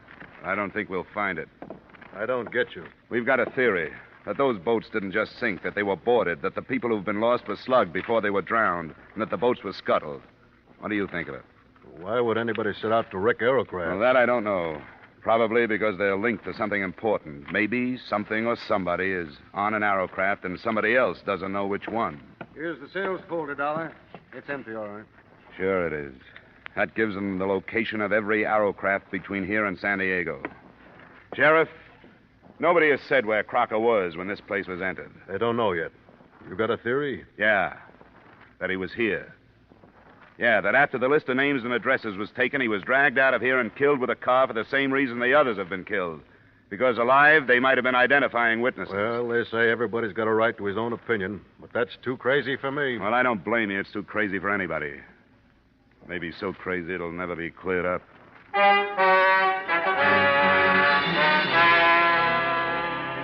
Expense account item. The Prowler was being held at the county jail. Who is this guy, Sergeant? Jerry LaBarber's the name he uses. We put a search on him last night. He's one of those things you call a known hoodlum because nobody's been able to pin much on him. Known to the police in Las Vegas, L.A., and San Diego, to name a few. Here he is. I hope you had better luck with him than we did. If you meant that, you'd leave me alone with him for the rest of the day. Sorry. Off the bunk, LaBarber. You got a visitor. On your feet. Stand up. Okay, hero, you got me up. What's the matter with you? What's missing, LaBarber? What? What's lost? What were you looking for on the Arrowcraft? Come on, who are you working for? I'm out of work. Why don't you save your breath? How many of the other killings were you mixed up in? What are the killings? I get into a scrape with an eager night watchman, and now you talk about pinning other killings on me. What is this? Who are you working for? I'm out of work. You could do yourself some good, you know. I'm not complaining, am I?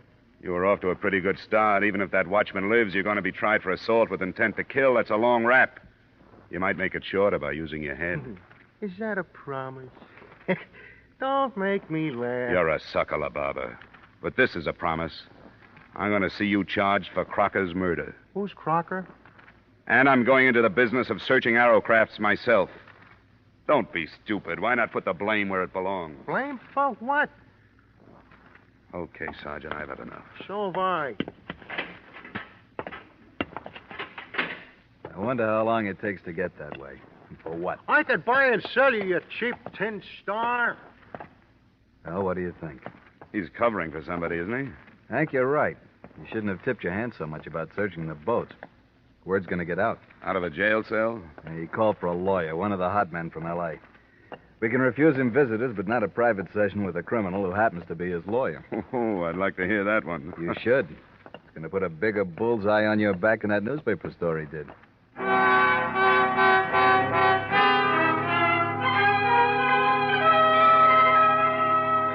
There was no trouble that day and no progress. We had time to contact 2 Arrowcraft owners that afternoon and went aboard their boats. Nothing came of it but a feeling of frustration because we didn't know what we were looking for, how large or small it was, whether to empty fire extinguishers or break open batteries. That night the news broke that the night watchman had died of his wounds. Snell and I made an attempt at eating dinner and took a bottle of cognac to my room to see what it could do. The phone call came at 9:30. Hello? Hello? Well, this is Dollar speaking. Who's this? I'm in a phone booth, so don't bother trying to trace this call. It's about the boat trouble. All right. What about it? Not over the phone. You have to come up here.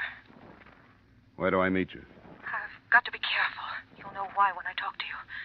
You have to come alone. What else? There's a place called Leeds Bar. It's on Long Beach Boulevard, 3 blocks up from the beach. You'll see the sign. I'll find it. You can make it in an hour. But you've got to be alone. I will be. All right. 11:15. What was that? Some girl says she wants to talk about the Arrowcrafts. Wants me to meet her in Long Beach. Don't be ridiculous. You're not going. Somebody has to do something. Nothing as foolhardy as this.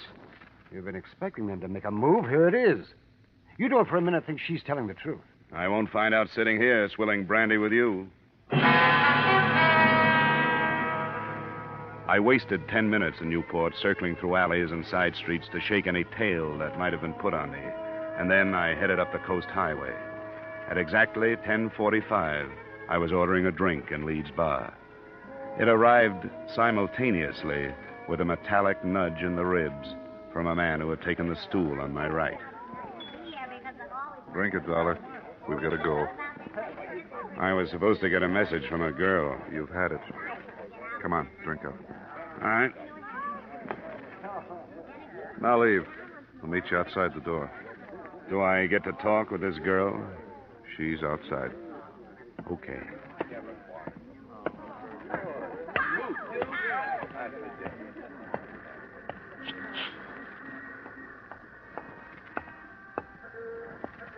This way. Here's a car. No, you get in the front with her. I'll get in back. Where to now? Just a little way. You weren't followed? I made it a point not to be. Huh? You wanted to talk. Yeah, I do. I don't know what's going to happen to me, but I don't think I care anymore. It's been like I killed all those people who've died. Take it easy, honey. You mean their deaths are your fault? Sort of, yeah. I mean, I could have stopped it, but I was afraid to because one of his men would have killed me. And I thought he'd stop me for this. He? Who do you mean? Hey, watch what you're going. You better stop, Gwen. This is as good a place as any. Yeah.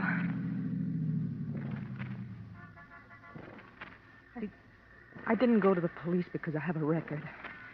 And he's so powerful, he could have made it look like blackmail and it wouldn't have gone any farther. Who is so powerful?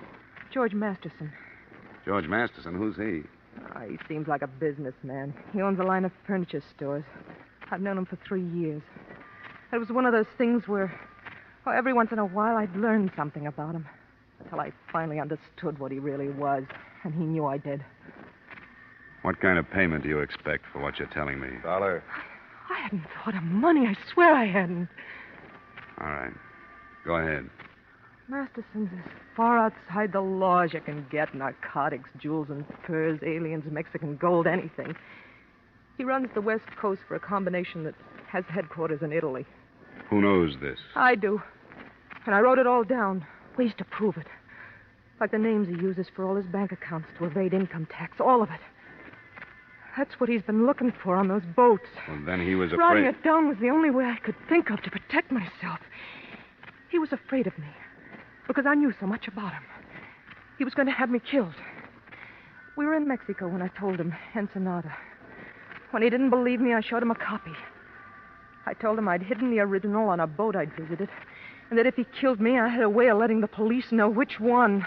Which one is it? I was lying to him. I didn't put it on a boat. I was lying. Arrowcraft was only a name I remembered. When he asked me, I said Arrowcraft. You mean there's nothing on those boats and 16 people have died? I know. I know I was wrong. I should have. But when you're scared, you only think of yourself. Don't, Gwen, honey. You'll be all right. This paper you say you wrote, where is it? I have it here. I want you to take it. Now, get out, Dollar. I want to take her home.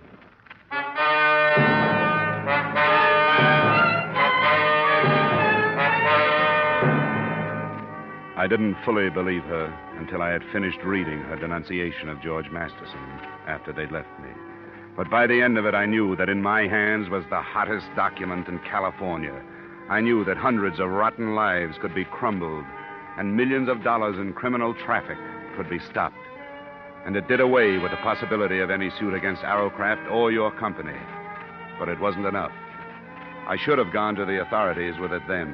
Instead, I took a room for the night and mailed it to the FBI in the morning. Then I went after Masterson. I found him in a plush office in one of his furniture stores. Here. Just a moment, sir. You can't go in there. Miss Masterson. What's the meaning of this? You're announced before you get in here. Not this morning, Masterson. I'm sorry, sir. Get somebody to throw this man out. What's the matter with you? Who are you? Johnny Dollar, working on the Arrowcraft sinkings. Gwen Thomas. I've read her statement. I don't know what you're talking about. About 16 deaths. The FBI can have you for the rest. But I want you for those 16 deaths. Get away from me. Get away from you! Stay away from me. Get up! Listen to me.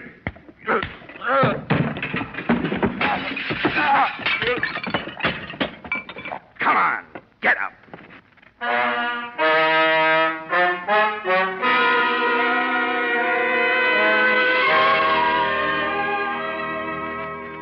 As far as I was concerned, that was it. The girl was placed under protective custody by the FBI and the district attorney, who had worked out 75 counts on Masterson's indictment before I left. It's too bad that all of the next of kin of the 16 dead can't sit in the jury box. Expense account item 3, same as item 1. Expense account total, $940.20. Yours truly, Johnny Dollar.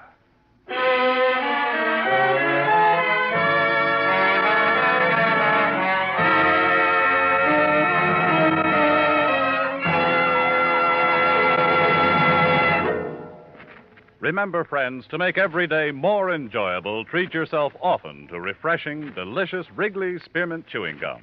There's lots of cooling, real mint flavor in every stick. And chewing Wrigley Spearmint helps keep you feeling fresh and alert. You feel better, work better, get more fun out of doing things. So indoors, outdoors, wherever you go, keep some healthful, refreshing Wrigley Spearmint Chewing Gum handy.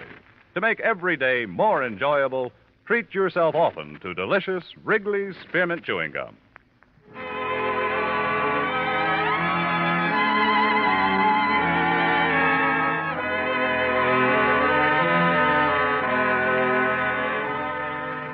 You're Yours truly, Johnny Dollar, stars Edmond O'Brien in the title role and is written by Gil Dowd and David Ellis, with music composed and conducted by Leith Stevens. Edmond O'Brien can soon be seen starring in the Columbia Pictures production 711 Ocean Drive.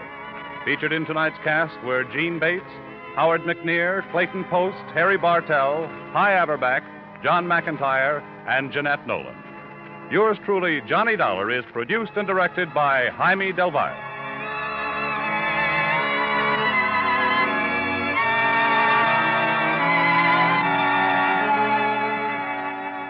The makers of Wrigley Spearmint Chewing Gum invite you to join us next week at this same time when, from Hollywood, Edmond O'Brien returns in another adventure of...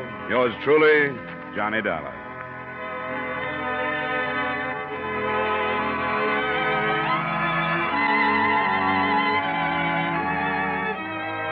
Bob Stevenson speaking. This is CBS, the Columbia Broadcasting System.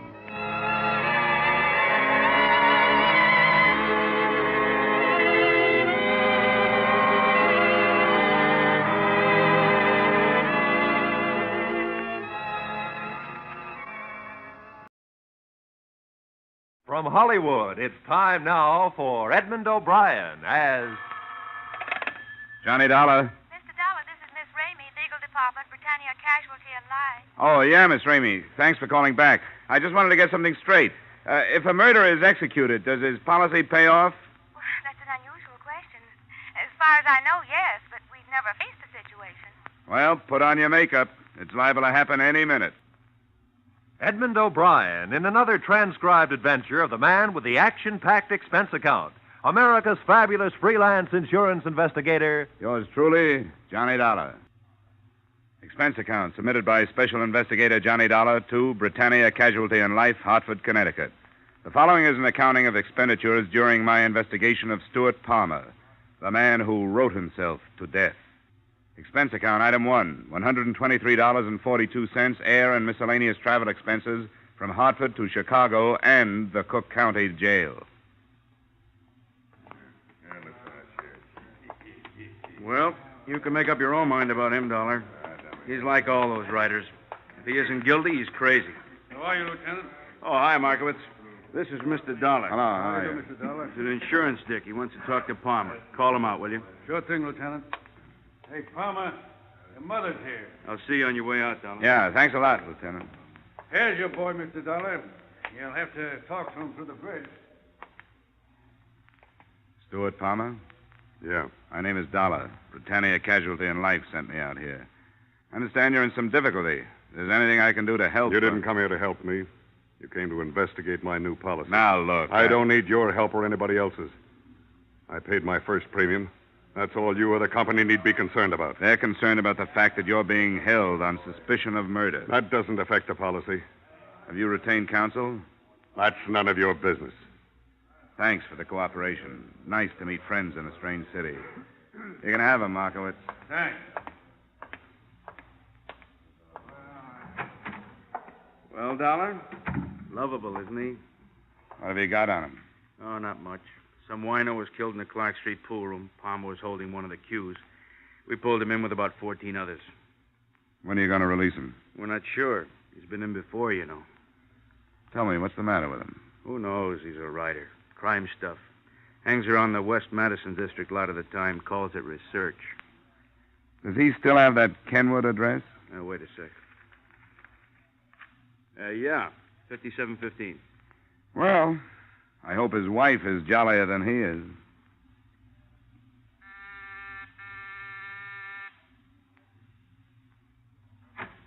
Oh, Mr. Martin, Oh, I'm sorry. I thought you were somebody else. I am. My name is Dollar.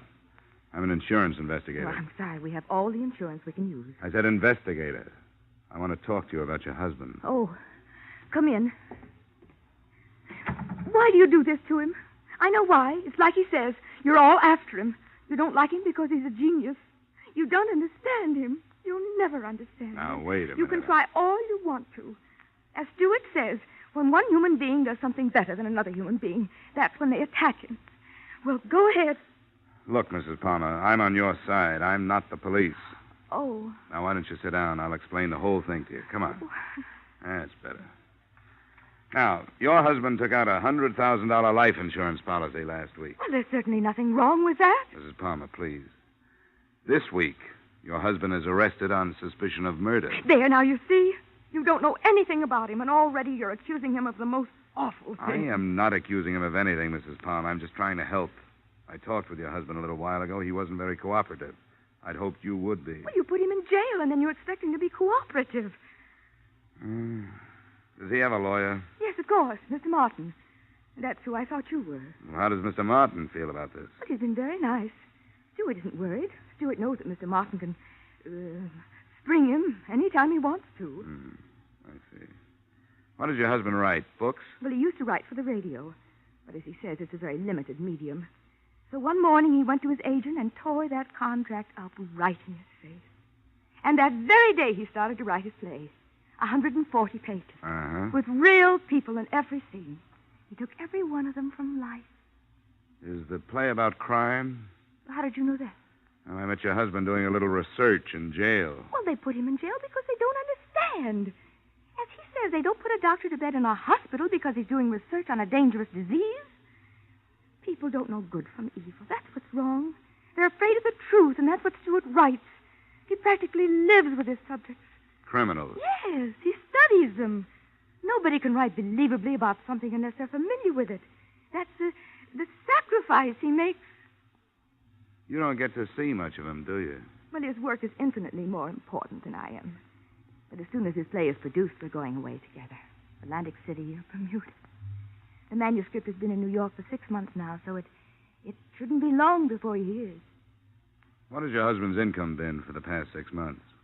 Well, there hasn't been much. But great art is often born of poverty. But $100,000 insurance policies aren't.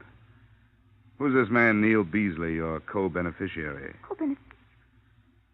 Well, if you're going to sit here and be insulting, perhaps you'd better leave. Well, perhaps I'd better. You mentioned an agent. What's his name? George Michaelkoff. He's in the Ingram building.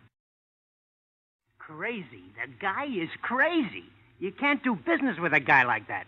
Art, he talks. Everything's got to be art. Spends his time with bums, and he calls it art. Hasn't he done anything for 6 months, Mr. Michaelkoff? Not with me. Well, let's face it. Not with nobody. You know, he could have been a good writer, this boy. But he was too arty, not commercial. Then, boom, he's got to write a play. And where is it? Probably in the bottom drawer of Hallstein's desk. And it's going to stay there.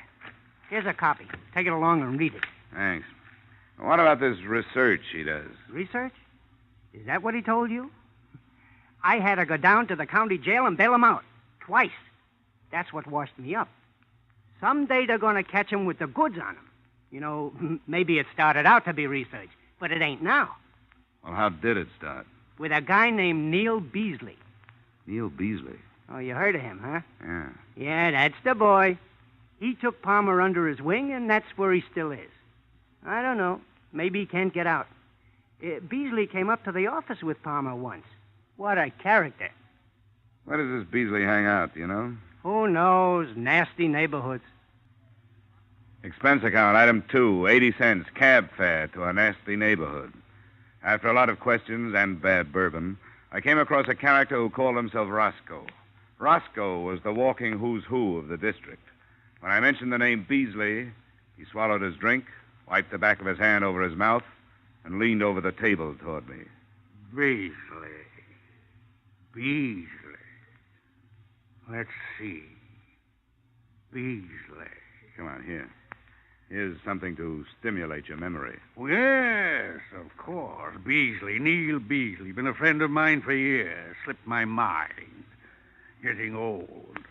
Beasley was born in Cincinnati of well-to-do parents. They say he attended Harvard, but perhaps it's only a story. You know how stories start. Skip the history. Where can I find him? Any number of places. If the racetrack was open, you'd find him there, but the racetrack ain't open.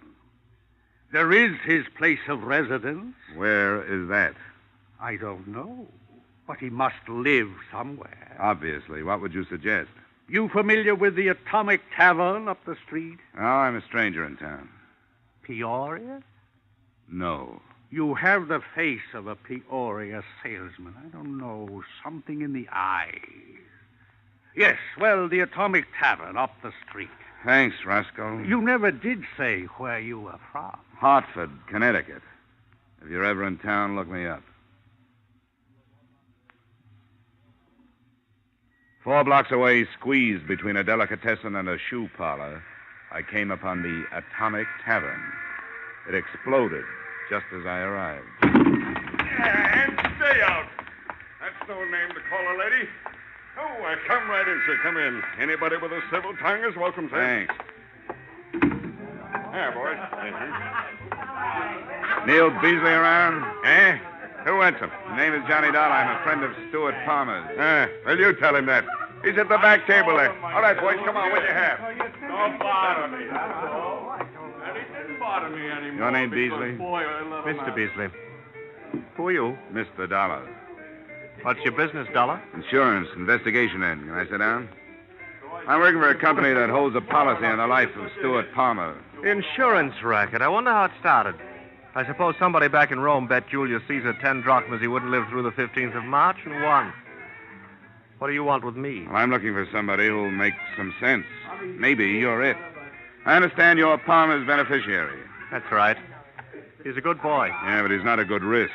The company insures a radio right. I come out here and learn he's a petty criminal. What's your problem, Dollar? Why don't you cancel the policy? Well, I will if I can. Tell me, what got him started? Well, put yourself in his place. He spends a lot of time around here learning so he can write good stuff. He writes good stuff, so good they won't buy it, so he falls back on his education. That's logical, but illegal. Oh, they'll get him. They'll get me, too. It's fate. The bumps on your head, the lines in your hands, the stars, destiny. Who can stop it? Well, that's quite a philosophy you've got. I was looking toward the front of the building. I hadn't seen him come in, but it was Stuart Palmer. He was standing at the elbow of the bar, obviously looking for his friend. When he spotted me, he started for the door. Oh, sit down, Dollar. That's my arm, Beasley. Sit down and leave him alone. The cops released him. Just leave him alone. Let go, Beasley. Hey, you guys, watch the furniture. Lay off, will you? Look what you're doing. By the time I got outside, he was half a block away, heading west. I knocked over several West Madison Street characters, and then it suddenly occurred to me that the only reason I was chasing him was because he was running away from me. I was 50 feet behind him when he rounded a Walgreens drugstore on the corner. For a second, I lost him. Then I saw him. He wasn't running. He was turned toward me. Palmer! Don't! The crowd! I bent over the newsboy just long enough to see that he was dead. And I started after Palmer again. There was no mistake about it. He wanted that policy, and he'd kill to keep it.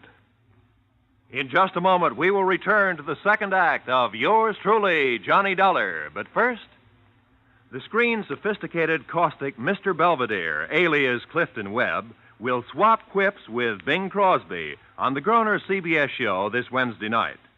CBS cordially invites you to hear this great show that promises some of the best laughs of the season when it comes your way on most of these same CBS stations this Wednesday night.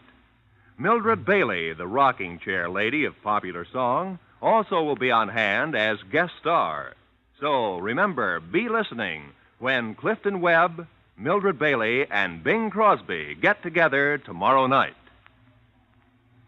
Now, with our star, Edmond O'Brien, we return to the second act of Yours Truly, Johnny Dollar. I lost Palmer in the next block. If daylight had held for a little longer, maybe I could have stopped the whole thing. I looked at my watch. It was 6:05. The Hartford office was closed. I headed back for a phone in the Walgreens drugstore. I got to the corner just as the police in the person of Lieutenant Carrigan pulled up. All right, you people. Clear away. Clear away. Dollar!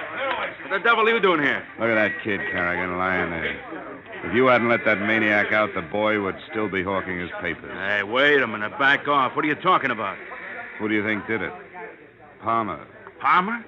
Are you sure? Yeah, he was shooting at me. What'd you let him out for? Oh, look, Dollar, there are laws. I told you earlier we didn't have much on him. He was clear. Well, you're sure not clear on this one. Huh. Kid only had 3 papers left. I think you better tell me what happened, Dollar. Well, let's move away from here. Yeah. Oh, hey, folks, why don't you go home? Come on, move, huh? I don't know what there is about people. They're just glad it wasn't their kid. Well, here's the tale. I came down here to find a guy named Neil Beasley, a friend of Palmer's. Palmer showed up in the joint. When he saw me, he made a dash up the street. I took out after him, and when I got to the corner, he opened up. The kid was standing next to me. After the gunfire, I went after Palmer again. Believe me, I wish I'd caught him. Yeah. Sergeant? Yes, Lieutenant. Put out a general on Stuart Palmer. All the dope's in my office. Yes. Why would he want to kill you? That's a $100,000 question, Lieutenant. I'll be in the drugstore. Gotta make a phone call.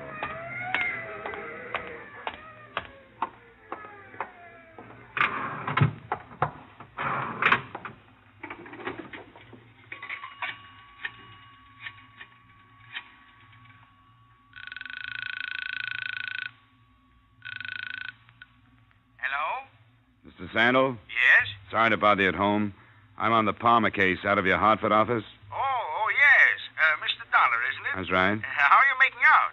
Well, things couldn't be worse. Your only move is to cancel the policy, sir. How soon can you do that? On good grounds. Well, I couldn't get word from the East until tomorrow afternoon at the earliest. Well, if you can't do it tonight, just forget the whole thing. Well, I don't understand. Well, the police have put out a general alarm for the policyholder, dead or alive. And the odds are on the bad side. All right, Dollar. I'll do what I can. I'll get on the phone to Hartford as soon as I hang up. Good. I won't keep you waiting. Bye. Expense account item 4. $1.80 cab fare back to Mrs. Palmer's apartment. On the way, I suppose I should have been worried about the $100,000 worth of policy. But that didn't seem to bother me. There was the newsboy who never knew what hit him. And there was Palmer's wife. I was going to have to tell her about it. But I knew even before I got to the apartment that she'd never believe me. I don't believe you. Of course you don't. And you don't want to. You don't want to believe anything bad about him. You want to just go on complimenting yourself on being married to the greatest man on earth. But you're way wrong. Where is he? I don't know. And you can't make me believe you. Why would he kill anybody?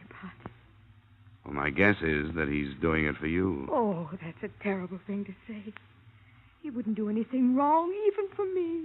He took out an insurance policy that he couldn't afford. Why do you think he did that? I don't know. I never understood about business. Well, he sure got you.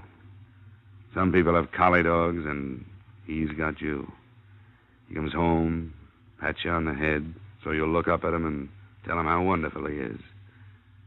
You know why? Because nobody else will. You just don't understand. You just don't understand at all. How long has it been since he treated you like a woman? Bought you things like candy, flowers.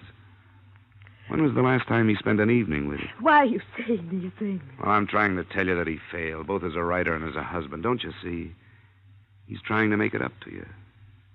He wants the police to kill him so you'll collect the insurance. That's a lie. Where is he, Marion? Oh. Hello? Yes? No, he's here now. Why do you say that? No. Stuart, where are you? He hung up.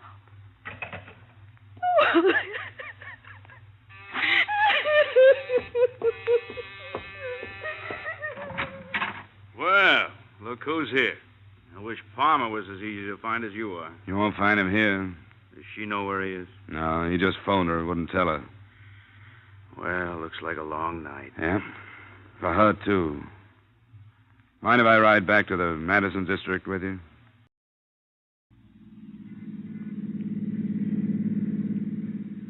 That's quite a theory, Dollar. What happens to a guy to get him in a mess like this? I don't know. Burned too many bridges, I guess. Made a stand with his agent. Told everybody he'd show him he was right. Now he can't do it. Oh, people. I don't know. Maybe I've been in homicide too long. I used to think a lot about things like this. You know, wonder about what started these characters, what got them to the place where I'd have to go after them. No more. Their problems aren't mine. All I worry about now is how to get them without getting anybody else hurt. You've got a nice, simple job, Lieutenant Carrigan. Yeah. I was thinking of that. You want him alive? The insurance company does. I hope it works out for you. I can't take any chances. We always try to save him for a trial. But if you're right about this one, he'll come out with a gun. Those are the kind we have to stop. You know, this could turn into a very unpleasant situation. The lieutenant was kind enough to drop me at the Atomic Tavern. The place was empty. The sirens had frightened most of the clientele out of the precinct. All except one. He sat in the same position, at the same table, with what looked like the same glass of beer.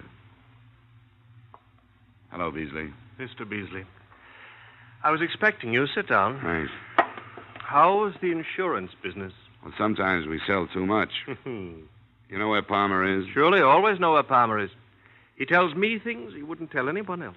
You may not care, Mr. Beasley, but you just made yourself an accessory to insurance fraud. Not unless I tell the police where he is. And then your company is out the $100,000. And you're in 10. I'll tell you the truth. I don't want that money. I don't want a penny of that money.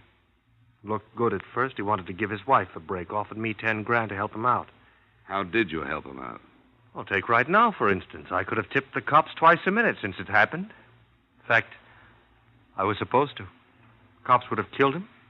Wife and I would have collected our money. But I can't do it. Isn't it a little late for Boy Scouting? No. No, not if you could talk him out of it. Where is he? No cops. No cops. Just as soon as I finish my beer.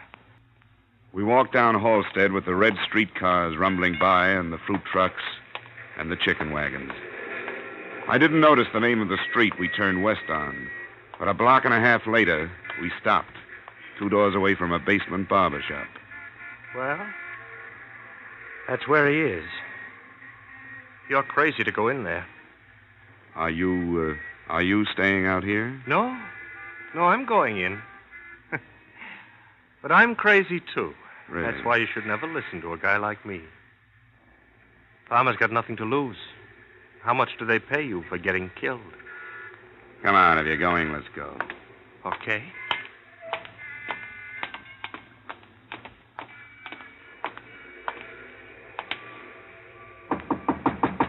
Palmer. Palmer, it's Beasley. Let me in.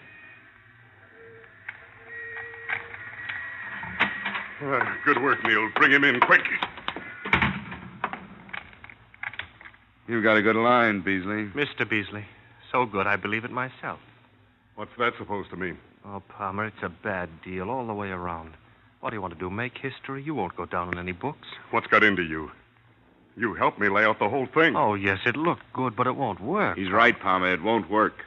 I put through a cancellation request on your policy. But it hasn't gone through yet. If it had, you wouldn't have come in here. It's no good, Palmer. Even if it doesn't come through, they'll fight it in court after you're dead.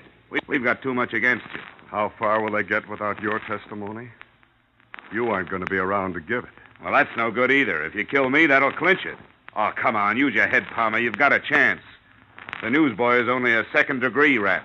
There was no premeditation. You're trying awful hard to save that company of yours $100,000. Listen, there isn't a commission big enough to make me come here. All right, then why did you come? I don't know. Maybe because way back in my mind I thought to myself, I can get to this guy.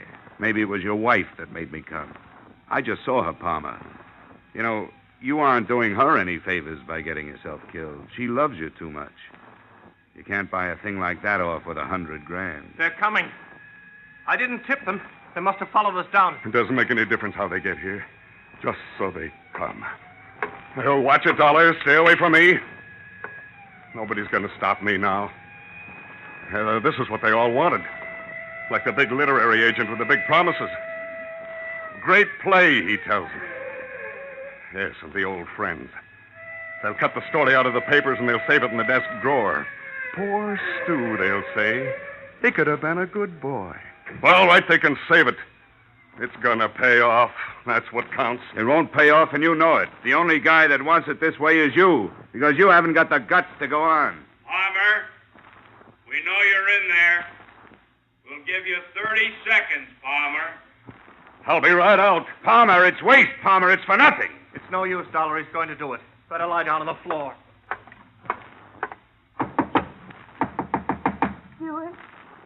Stewart, are you in there? Marion, get away from here. I want to talk to you, Stewart. Open the door. Oh. Come on in here. Marion, what are you doing here? Come with the lieutenant. Don't do it, Stewart. I don't want money that way. Wait a minute. Did they make you come in here? No, I wanted to come. Don't do it, Stewart. Please. Goodbye, Marion. Stewart, don't go. Stewart, come back. Let go of me. Stewart! Get down on the floor. No! Come on, get down. There's nothing you can do. Stop, Palmer! Stop!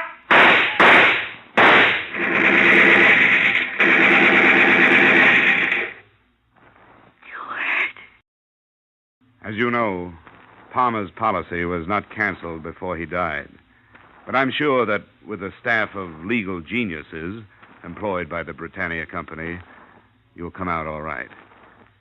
A soft judge gave Beasley 60 days for attempted insurance fraud, and that was it. Expense account item 6, same as item 1, transportation Chicago to Hartford. Expense account total, $635.24. Oh, almost forgot. Item 7, 35 cents, tip to Western Union boy. Telegram from Marion Palmer. Contents? Thought you'd like to know.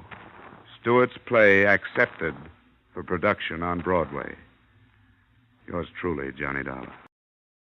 Yours truly, Johnny Dollar, stars Edmond O'Brien in the title role and is written by Gil Dowd and David Ellis, with music composed and conducted by Leith Stevens. Edmond O'Brien can currently be seen in the Harry M. Popkin United Artists production, DOA. Featured in tonight's cast were Lorene Tuttle, Larry Dobkin, Bill Boucher, Bill Gray, Jack Crucian, and Herb Butterfield. Yours truly, Johnny Dollar, is produced and directed by Jaime Del Valle. From Hollywood, it's time now for Edmond O'Brien as Johnny Dollar. This is Bruce Hardwick, Mr. Dollar. Do you remember me? I think I do. You're with the Corinthian Life and Liability, aren't you? That's right. We have some work for you if you aren't busy. I'm not. Shoot. Good. Our New York office got a call from the police this morning. They had investigated some trouble on the east side and found one of our policies at the scene and wanted to find out what the company knew about the man it covered, which was very little. Well, what kind of trouble was it? Nobody seems to know. All the signs of murder, I understand, but no body. Will you go down and see what you can make of it?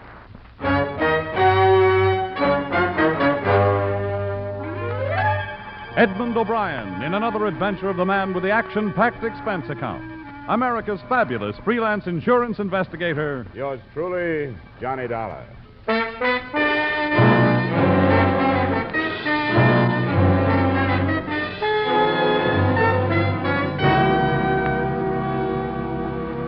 Expense account submitted by Special Investigator Johnny Dollar to Home Office, Corinthian Life and Liability Insurance Company, Hartford, Connecticut. The following is an accounting of expenditures during my investigation of the Richard Splain matter. Expense account item 1, $35 trip from Hartford to the scene of the crime. A part of Manhattan where the citizens have been conditioned to sleeping through screams, gunshot, and even the odors. I was met by a homicide sergeant, and the tenement flat he took me to lived up to its first description. It did bear all the signs of murder, except a body. Well, it must have taken a long time to accomplish all this.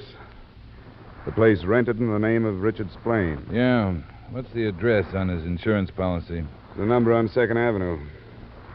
How does the report read on this so far, Sergeant? You can see everything we saw. From the amount of busted furniture, a violent struggle. From the amount and placement of bloodstains, a sustained beating of someone there by the radiator. Nobody heard it? Nobody cared if they did hear it. We've asked questions, but the people won't admit anything. They don't want to get involved.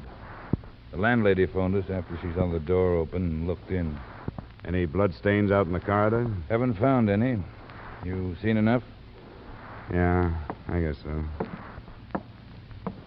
What's this? Part of some wrecked ship models. Seem to be Splain's hobby, collecting them. Yeah, there's not much we can do.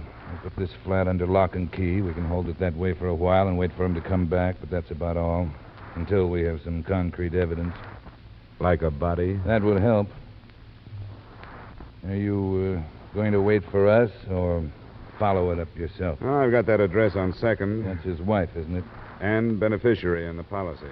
Well, you can't do much with her until she makes a missing persons report or something, and she hasn't. Yeah. Well, I get anything from her, I'll let you know.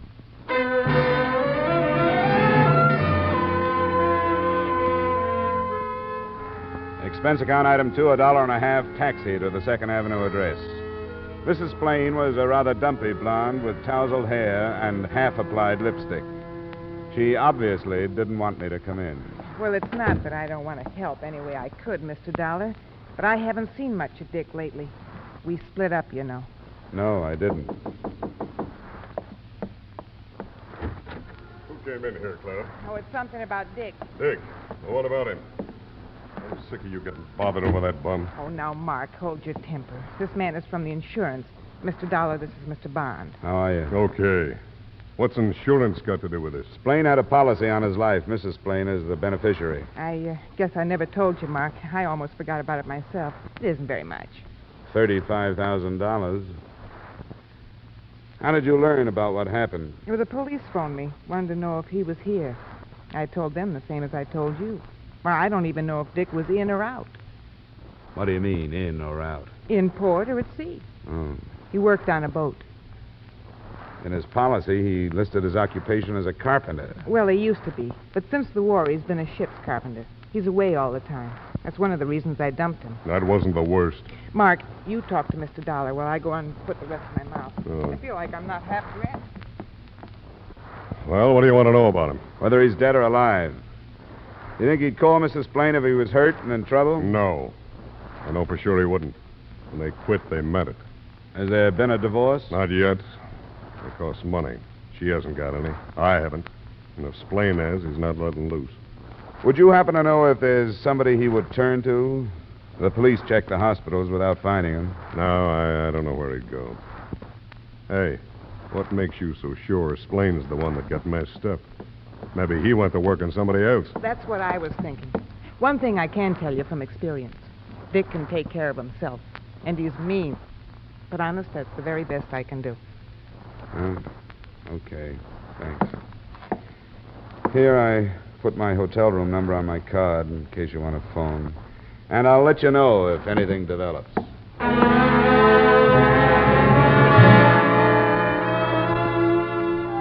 Expense account item 3, $1.50 to Splain's flat. I decided that it would be easier to learn there the name of his last ship. And with that, I hoped to find someone who was closer to him than his wife. Sergeant Burns was no longer there, but a lie or two got a pass key from the landlady, and I went in. The top drawer of a battered bureau produced not only what I was looking for, but more. The name of the ship was the Tangier, and an envelope that contained a seaman's papers also contained a small address book with enough names and addresses to keep at least one investigator happy. I started to jot them down, but got no more than halfway through.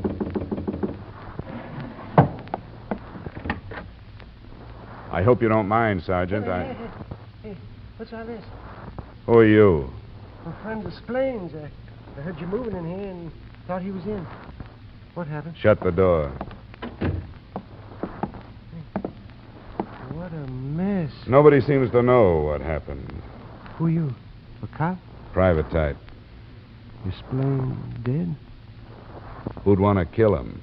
I don't know. I was only asking. All that blood and everything busted up.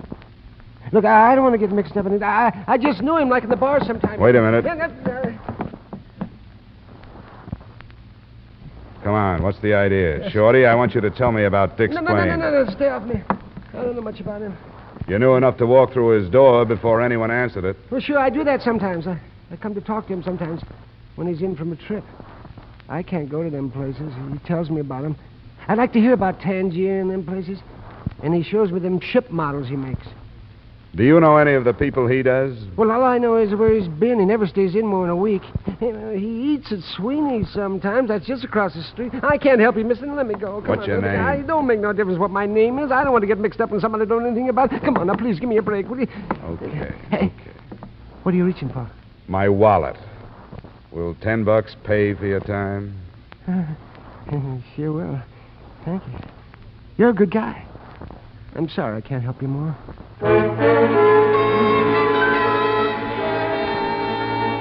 Expense account item 4, $10, peace offering. I had a feeling I'd paid for lies with it and covered the possible loss by tailing the rabbity little man to an address a few blocks away.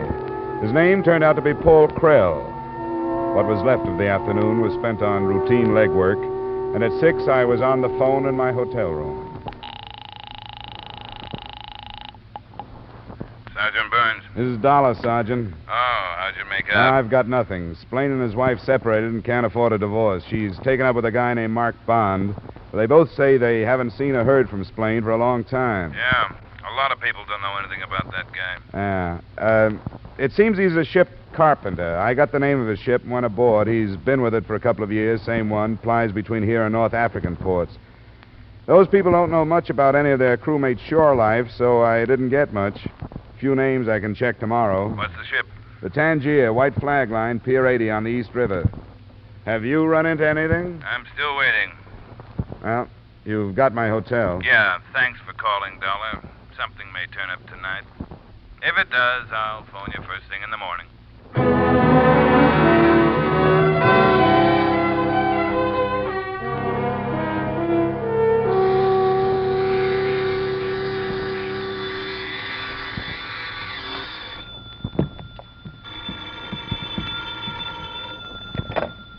Johnny Dollar. This is Clara Splain, Mr. Dollar. Oh, hello. I gotta see you right away. Sure, what's up? They arrested Mark. You know, you met him. Yeah. They found your husband? Yeah, last night. I've been down to the morgue already this morning to identify him. Yeah. Where are you now? I'm right downstairs from you in the lobby.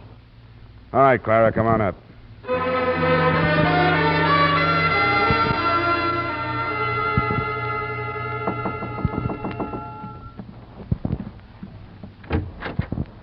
Come on in. What'd you tell him about us, Mark and me? Nothing that would put the heat on Mark by itself. If they're holding him, they must know more. I think he's lying myself. He couldn't prove where he was when the police said my husband died. Are you sure you didn't mention that $35,000 policy to Mark? I don't think I ever did. No, I'm sure of it. Why did you come here? What do you want me to do? I'm trying to get up my nerve, Mr. Dollar. The real reason that I left Dick was because I found out something awful that he was doing. Such as? He built little boats, models, and they were hollow. He brought dope into the country inside of them. I didn't tell the police that because I was afraid of what they'd do to me for knowing all this time. You should be. Did Mark know about it? No, I never told anybody. But maybe it's important now. You're right. True or untrue, it is important.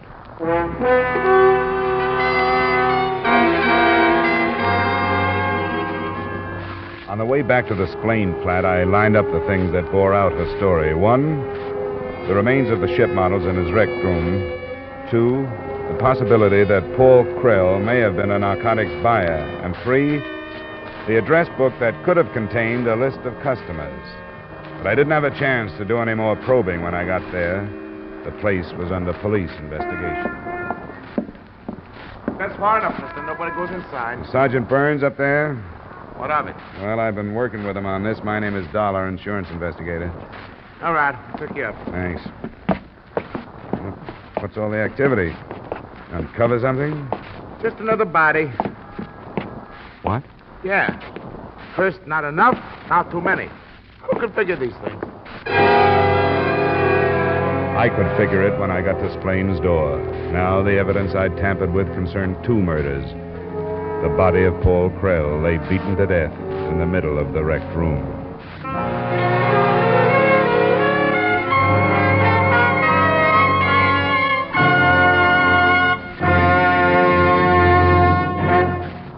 In just a moment, we'll return to the second act of Yours Truly, Johnny Dollar, starring Edmond O'Brien. But first, how's for trying to sing it again tonight? $5,000 in cold, hard cash and $10,000 in fine prizes are waiting for the CBS listener who can solve the Phantom Voice mystery. Dan Seymour will be on hand with those coast-to-coast phone calls again. Alan Dale, Eugenie Baird, Bob Howard, and the Riddlers will be making the music. And remember, there's many a fine prize for solving the tuneful riddle songs that lead to the Phantom Voice mystery. It's an hour of fun and music to entertain you and perhaps pay off every Saturday night on most of these same CBS stations. Here's Sing It Again tonight, won't you? And now with our star, Edmond O'Brien, we return you to the second act of Yours Truly, Johnny Dollar.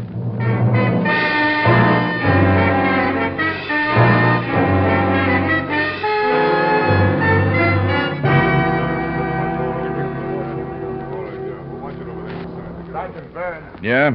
The guy says he knows you, wants to come in. Keep him out. Oh, Dollar.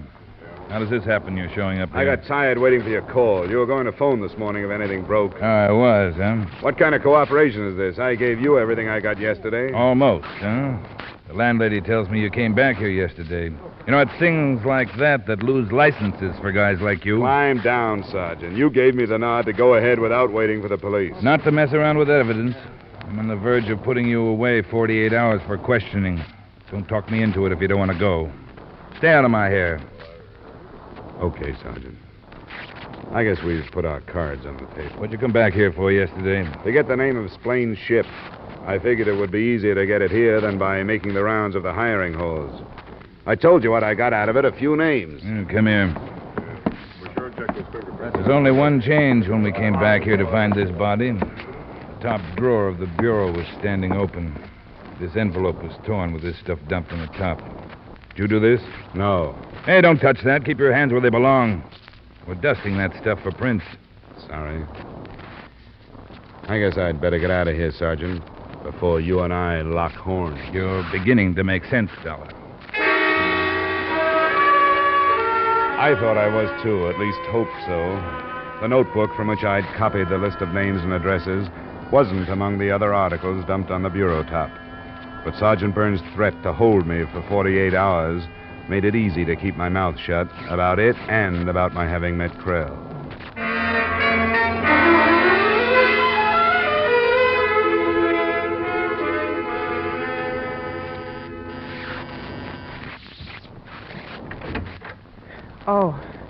Oh, did they let Mark loose? Don't be funny. Of course they didn't. Well, did you tell him about the little boats and that? I thought it was better not to. There's been another murder at your husband's place. Who? Little guy named Paul Krell. That name mean anything to you? I never heard it before. What's it all about? A lot of people are wondering.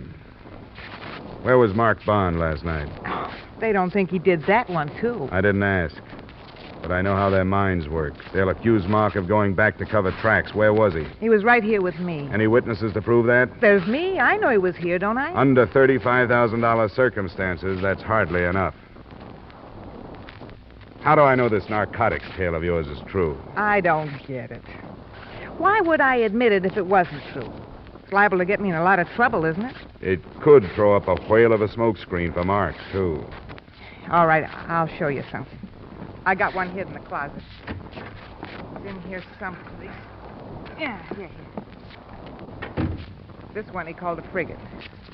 First, you have to set it on something. Yeah, then you twist this thing, a mast, I think. Yeah, this part opens up. Let me see that. Ah, that's pretty. Dick was always good with his hands. This is the only thing of his I got. Well, maybe a chemist can prove whether or not it carried narcotics. I can't. But assuming that was the case, who did he sell to? I don't know. I didn't want that kind of money, and the minute I found out one night, I told him to get out and never mention it again. That's too bad. If he was cutting in on a combination, that might account for his death. But if he was playing ball with them, it's something else. Which brings us right back to your boy, Mark. Have you thought of that? I know he didn't do it.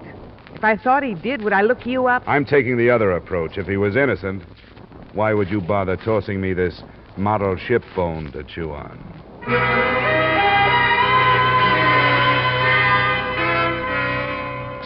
Expense account, item 5, $25, blanket item covering transportation for the rest of the day. At the address of Paul Krell, I learned what I believed to be the truth. That his association with Splain was no more than a friendly one. From the list of names I'd copied, I picked Jerome Kentner, who had the closest address, an apartment about $250 a month away from the park. Yes? Mr. Jerome Kentner? Yes. I'd like to talk to you about a man named Richard Splain. What about... I don't know any. I've given myself away, haven't I? Yes, I'm afraid so, Mr. Kentner. But you don't have to be afraid of me. I'm not a policeman. Oh, I suppose you want to come in. I think I'd better. Right. What is it? Splain is dead. He was murdered night before last. Oh. That's bad, isn't it? How did you find out about me? There's a list of names in his rooms. Yours was one of them. You bought narcotics from him? Ship models. I collect them. Don't you see them there in the case? Yeah, I noticed. Who are you and what do you want? Private investigator. I want to find out who killed Splain. I didn't. Why would I do that? I don't know. When did you last see him? Well, it wasn't the night before last. I don't think I have to answer all these I don't questions. want to blackmail you into answering them, but I will if I have to. It was last week sometime. Tuesday, I think. How well did you know him? I met him, that's all. Met him through a friend of mine. What's this friend's name? Go ahead and blackmail. I'm not talking anymore. Huh? Suit yourself. I'll leave my phone number in case you change your mind.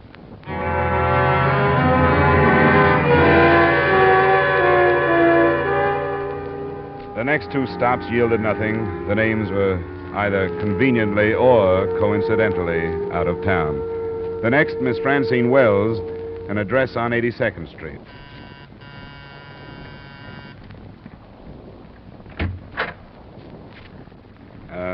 Miss Francine Wells, please.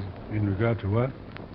Well, I'd rather tell her if you don't mind. I'm afraid I'll have to insist. Are you a salesman? No, I'm not a salesman. It's Miss Wells and... Young man, you'll have to tell me who you are. Someone for me, Dad? I was expecting Fred, remember? Yes, I remember, and this gentleman is not Fred. Oh? Good afternoon. Hello. I'd like to talk to you if I could, Miss Wells. What about? I don't know you, do I? No, you don't, but it's important that I speak to you in private if possible. Dad, be a good guy and go in the other room for a minute. And leave you alone with this stranger? I will not. Come on, it's probably something about work. Oh, if it is, why must it be so private? I'll tell you later. And if I need help, I'll scream. No, if it is that private, keep it low. He'll be listening. What's it all about? Richard Splain. Who? Richard Splain. Who did you ask for here? I mean, there's been a mistake. You must have come to the wrong place. If your name is Francine Wells, I haven't. It was that name and address I found in this flat. How on earth would my name and address get into the apartment of a man I never heard of? Unless we have mutual friends or something. Well, maybe you do. Your name was only one of a dozen or more. I don't understand at all. Who is this Richard Splain? Well, maybe you knew him without knowing his name. He sold narcotics. He's been murdered. No. What'll I do? I am a pushover for a shocker, aren't I? I'm sorry. It just worked out that way. You aren't sorry. Well, sit down. I guess you're going to stay a while. I'll stand up. I knew this day would get here. I dreamed about it. Here it is. What happened? Well, I'm not being paid to press the narcotics charge. I'm trying to find out who killed him. Being paid? By his insurance company. When did you see him last? A day or two ago. What are these names you mentioned? So far, all customers. You have the list? I made a copy of it. And you think that one of them is the name of whoever killed this Splain? I really didn't know his name. How did you run into him? I don't think that's important. I was introduced to him by a friend. Not a man named Mark Bond, by any chance? Or a woman named Clara, Splain's wife? No, I don't know anything about him. Just enough to watch for the date of his ship when it was due to arrive. I suppose the government man will be the next to show up at my door. Hmm? It's not up to me.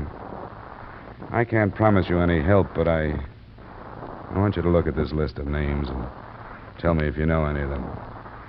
Anything I can do, I will do. No, I don't know any of them. I feel sorry for them. I don't want to sound as if I feel sorry for myself. I don't. I was going to say I thought he deserved to be killed, but it's not his fault any more than it's the fault of... Oh, what difference does it make? I want to leave my card with you in case there's something you haven't told me. I'll jot down my hotel.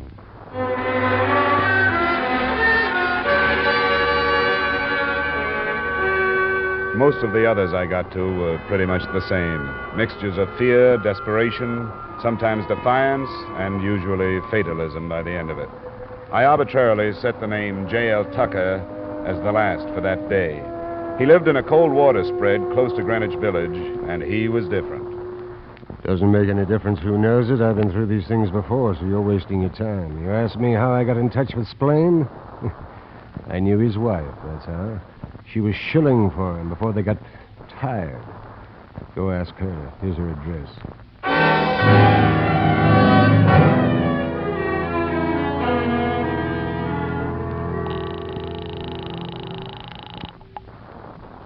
Hello? Dollar. I just left a man named Tucker. He said he knew you. I thought I'd better call. Oh, Tucker. How'd you find him? He tells me you made the contacts for your husband before you separated. That's a lie. Why would he say it? Well, I knew about Tucker. One night it came up. He admitted he was looking for somebody, and, well, I told him about Dick. I didn't know what I was doing. I was stiff.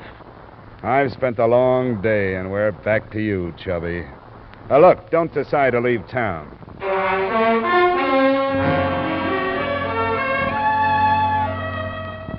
Expense account item 6, $4 dinner at my hotel. Item 7, same amount, a few brandies at the bar.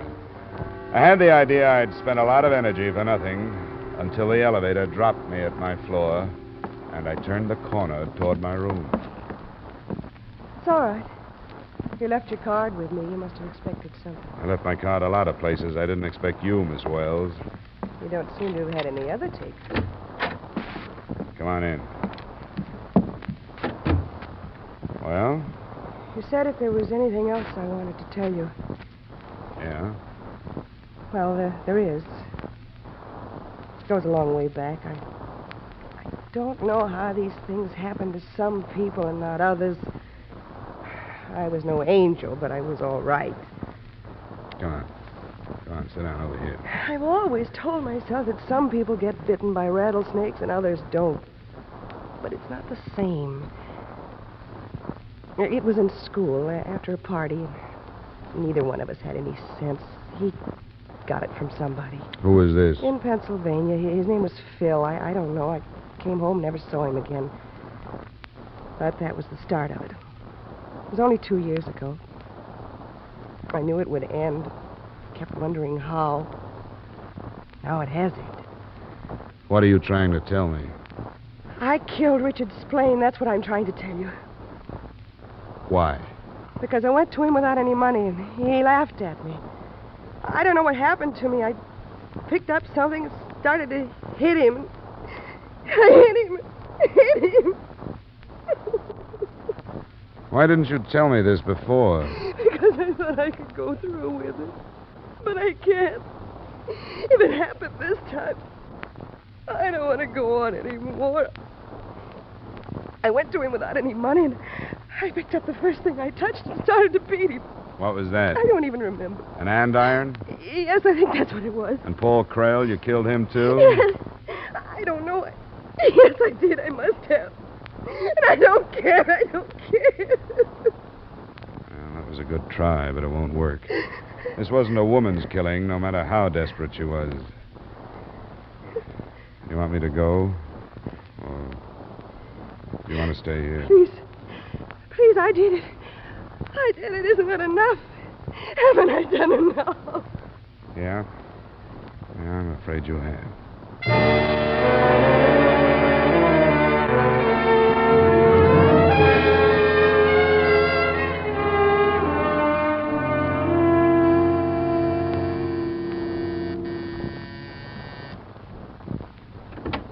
Yes? Oh, it's you. Where's my daughter? I want to talk to you about her. Where is she? Mr. Wells, somewhere in this apartment, if you haven't destroyed it, is a piece of very important evidence. What's that you say? A notebook containing a lot of names, among them your daughter's. Oh, she told you this? Hardly. She was trying to protect you. She confessed to killing Richard Splain. They haven't arrested her. Not yet. She was lying, you know that.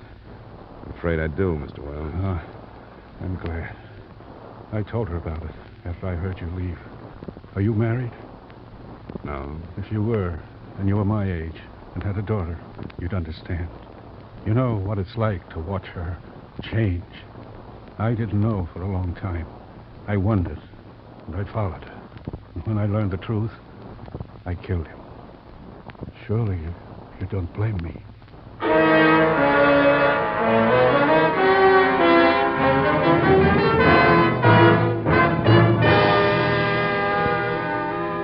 I turned Wells over to the police, not Sergeant Burns, and heard him explain his second killing, that of Paul Krell, who had arrived as Wells was looking for any trace his daughter might have left at Splain's. Remarks? Don't question the policy payoff to Clara Splain, in spite of the fact that she hardly deserves it. Expense account item 7, same as item 1. Expense account total, $375. Yours truly, Johnny Dollar.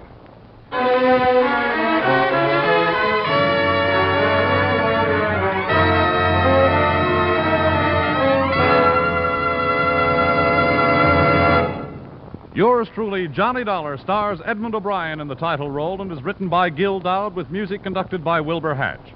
Edmond O'Brien may soon be seen in the Paramount Pictures production Warpath. Featured in tonight's cast were Herb Butterfield, Raymond Burr, Joe Gilbert, Bill Boucher, Howard McNear, Barry Kroger, and Mary Lansing. Yours truly, Johnny Dollar, is produced and directed by Jaime Del Valle.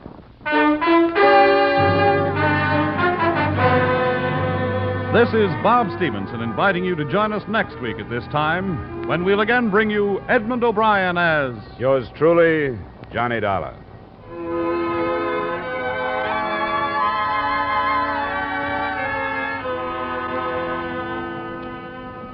Have you met the Coopers, Liz and George? They're the young married couple who keep things humming and keep you laughing in that hilarious domestic comedy, My Favorite Husband, broadcast every Saturday night over most of the same CBS stations.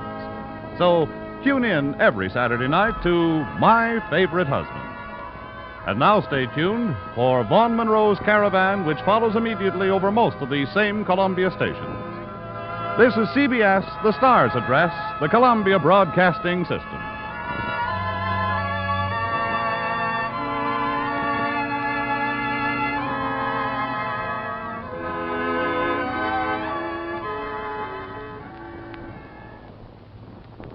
From Hollywood, it's time now for Edmond O'Brien as... Johnny Dollar. Dr. Colby calling back, Johnny. Oh, yeah, Frank. How am I? Oh, you've fallen behind. You'll need boosters for diphtheria and smallpox, typhoid, cholera. And if we can find room, why, we'll bring you up to date on your tetanus. Oh. Well, where do I get them? We'll have it all right here in the office, or I can stop by on my way home. Well, that's not what I mean, Frank. It takes a long time to get to Haiti, and those plane seats aren't very comfortable at best.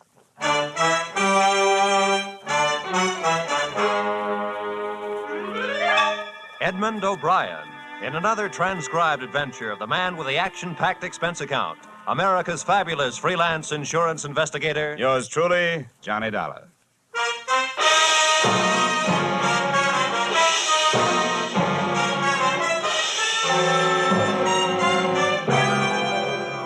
Expense account submitted by Special Investigator Johnny Dollar to Home Office, America Federated Life Insurance Company, Hartford, Connecticut.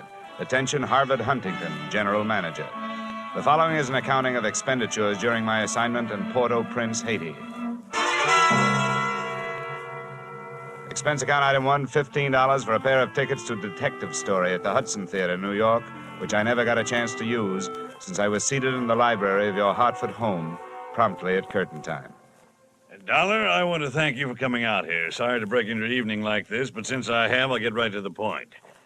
Perhaps you've heard of the Gordon family here in Hartford. Well, what I see of the society page is what I'm flipping back to the sports section, but I've noticed the name. Diamond-studded, aren't they? Immensely wealthy. Pillars of society. And surprisingly, quite a proper family. That is all but one of the sons, Ralph. A heavy drinker, complete wastrel, ne'er-do-well. Oh, a blot on the old escutcheon, eh? Yes, continually getting into one scrape or another. Now he's done it again. I take it that you're not worried about Ralph the man, but about Ralph the policyholder, huh? Yeah. Well, to put it bluntly, yes. I don't think it's unethical for a company to protect its interests. In this case, the policy is in the amount of $150,000. Quite a piece of paper. Yes. And to be quite candid, I rue the day it was issued. But the point is this. Ralph Gordon, at last report, is dying aboard his yacht at Port-au-Prince, Haiti. Well, then you don't need me. You need the Mayo Clinic. Dollar, I hesitate to even mention this in the presence of a sane man. But from everything we can learn, young Gordon is not dying from any known malady. He's dying as a result... Oh, it's pure nonsense. He's supposed to be dying as the result of voodoo curse. Now, anybody with any sense... All right, wait a minute. Where'd you get your information? From his older brother, Thomas. He's a doctor. He's down there in Haiti with Ralph. Now, I want you to go down and debunk this thing, Dollar. Find out what's wrong. Why, any sane man knows there's no such voodoo. You don't believe in it, do you? No, not unless I see it working. Expense account item 2, $148.70, Hartford to Port-au-Prince via airplane. Expense account item 3, $32.50, tropical clothes. And item 4, $25 spent while I browsed the waterfront bars in Port-au-Prince, looking for somebody who knew where the Gordon yacht was moored. When I found him, he not only knew that, he knew everything. It don't matter what you want to know about this blasted island. Ask me first. My name is Cap Regan, and I've been here since before repeal. Give up my citizenship, I did, with the help of a couple of prohibition agents. And I figure on sailing out my final days right here. What do you want with the Gordon craft? I want to see the owner, Ralph Gordon. How do I get to it? I reckon you pay me to row you out to her. My dinghy's down to the foot of the pier, just a short hail from where we're at. Well, good. Come on, let's shove off. Just wait till I down my ration here. That'll put me in ship shape. What'd you say you wanted with that schooner? You figuring on buying her? Oh, thank you for the compliment. If I bought a boat today, it'd have to be a surplus life raft. I told you I want to talk to Gordon. A friendly visit or the other kind? Uh-huh. I'm beginning to see how you know so much about this island. Well, never question, never learn. Remember that, Sonny. This way, we veer off to starboard. Yes, sir. Never question, never learn. Look, I'm an insurance investigator. A company sent me down here to look things over, including Gordon. Something wrong? I don't know yet. What do you know about it? A jugful, Sonny, a jugful. Stood into the harbor about 2 months back. No sooner dropped his hook than his crew started taking the pierhead leap. Everybody jumped for the bosun, for reasons of his own. What was the matter with Gordon? He was off seas over all the time. And you navigate with sextant, a compass, and parallel ruler, Sonny, not with a double shot and a water chaser. Get the drift? They were afraid to sail with him? Oh, that's the line of it. If you'd ever piled into a reef, you feel the same. Oh, yeah, here we are.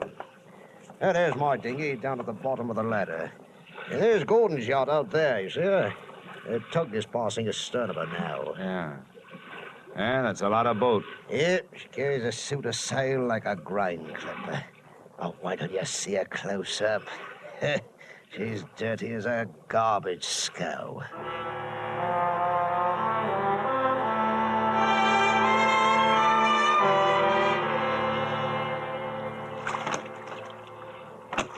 All right, give her a hail now, Sonny. We're close enough. Hey! Anybody aboard? Hey, aboard the yacht. Anyone home? Yes? What do you want? If the ship was dirty, I didn't notice. It may have had good lines, too, but it couldn't have touched what stood still at the rail, wearing clam diggers, an off-the-shoulder T-shirt, and a Caribbean tan. There's that trim old for you. That'll be his wife. Can I come aboard? Who are you? What do you want? I'm Johnny Dollar from Hartford. I want to talk to Ralph. Oh. Why, yes, then. I guess you'll have to come aboard. Yeah. I'll swing the stern of the ladder. There you be. Steady now. Okay, Cap. You wait for me, huh?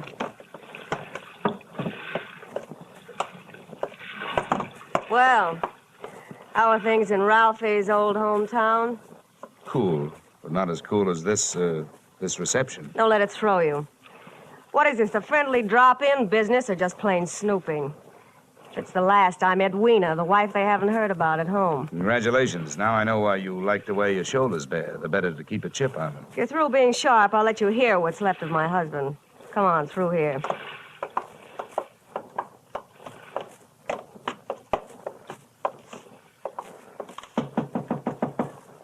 Hey, Ralph. You got a visitor from Hartford. Get away from this cabin, you gold-digging little chiseler. You take your visitor with you. Well, there you are, chum. He's got the door locked. It'll stay that way till he runs out of wine. You heard enough? Yes, enough to know how you acquired your charming attitude. Forget it. I walked into it with my eyes wide open. Let's get back out on deck. The light's better for throwing barbs at each other. Sure. Sounds like fun. Well, do I have to help you off the boat? Not until you help me by answering some questions. I'm an insurance investigator. I was sent down here by the company that holds a policy on your husband's life. What should I do? Faint? The story they got was that Ralph was dying from some kind of a voodoo curse. They don't believe it, neither do I. Why not? It might be true. Oh, some old guy, they call him Papa Luau, came out to the boat. He yelled some things at Ralph, and when Ralphie threw a bottle at him, he swore he'd put a curse on him. Hey, how did they hear about it back in Hartford? Ralph's brother, Dr. Thomas Gordon, told them. You know him? Yeah, we hate each other. I wonder why he'd tell them. Well, maybe because he thought somebody who'd be better off with Ralph dead was using Papa Luau's curse as a cover-up. How would you stand as his widow? Get off this boat. Get off. What's the trouble, Eddie? Oh, Em. Yeah, come here, will you? Who's the boarding party? Just get him off, Em. Sure, honey. Well, mate, do you walk in or dive? Save your strength for the last scene, Goliath. I was just leaving.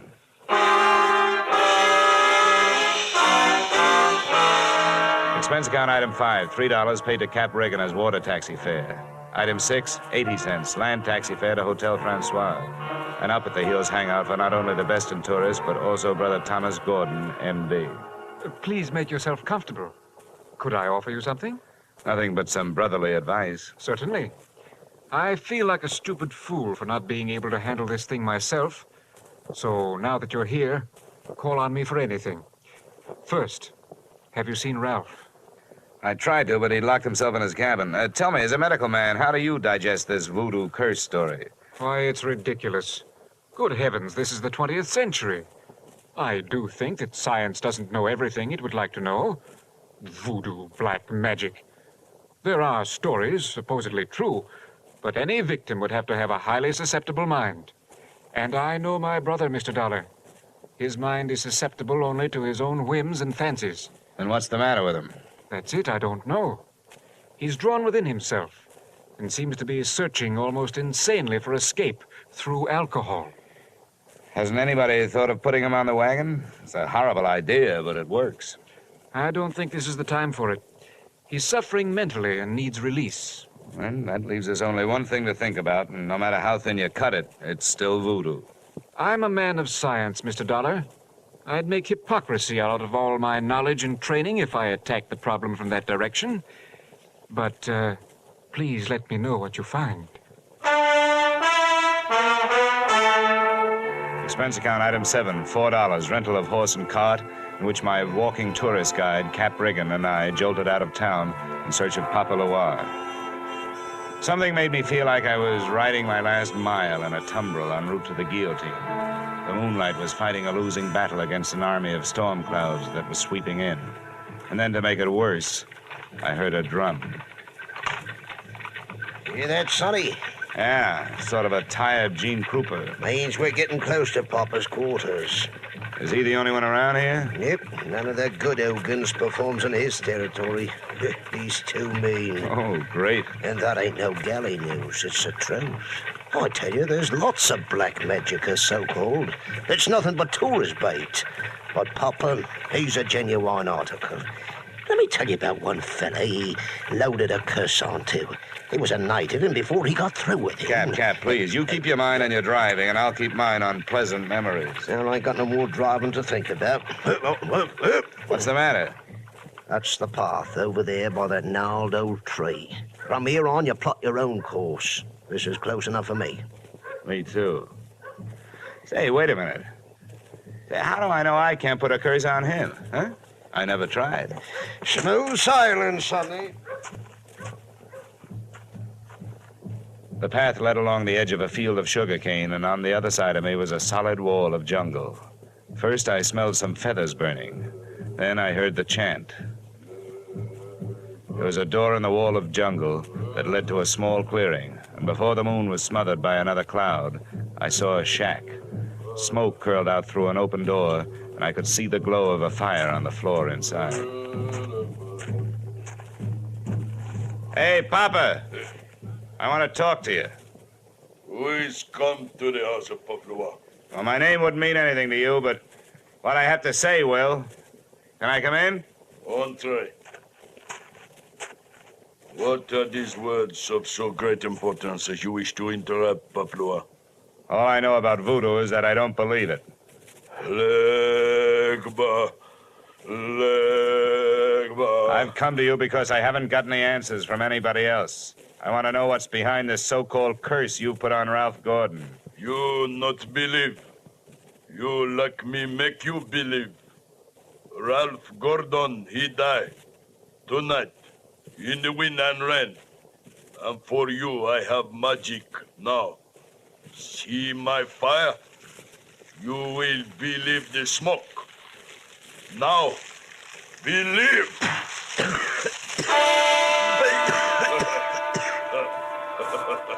I couldn't see what he'd thrown onto the fire. He'd reached behind him for it. But when the smoke from it whirled around me, it seemed to grab my throat and squeeze. I stumbled back through the door.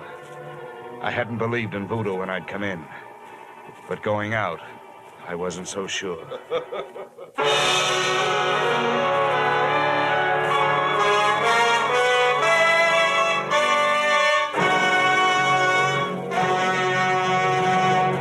We will return to the second act of yours truly, Johnny Dollar, in just a moment.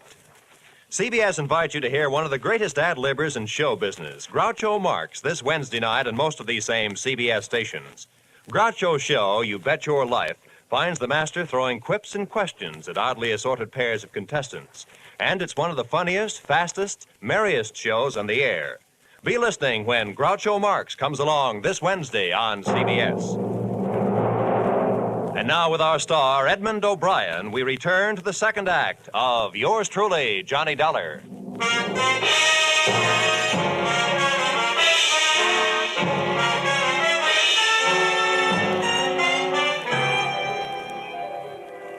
My throat burned. I staggered around in the heavy jungle air, and when I could breathe again, I gulped in enough to lift the Graf Zeppelin. When I got back into the shack, he was gone. He hadn't left much of what he'd smoked me out with, but he'd left enough. A few shreds of photographic film on the dirt floor. And film made of cellulose and nitrates not only takes pictures, it puts out nitric oxide and nitrogen dioxide when it's burned. A combination that would live up to the demands of any gas chamber.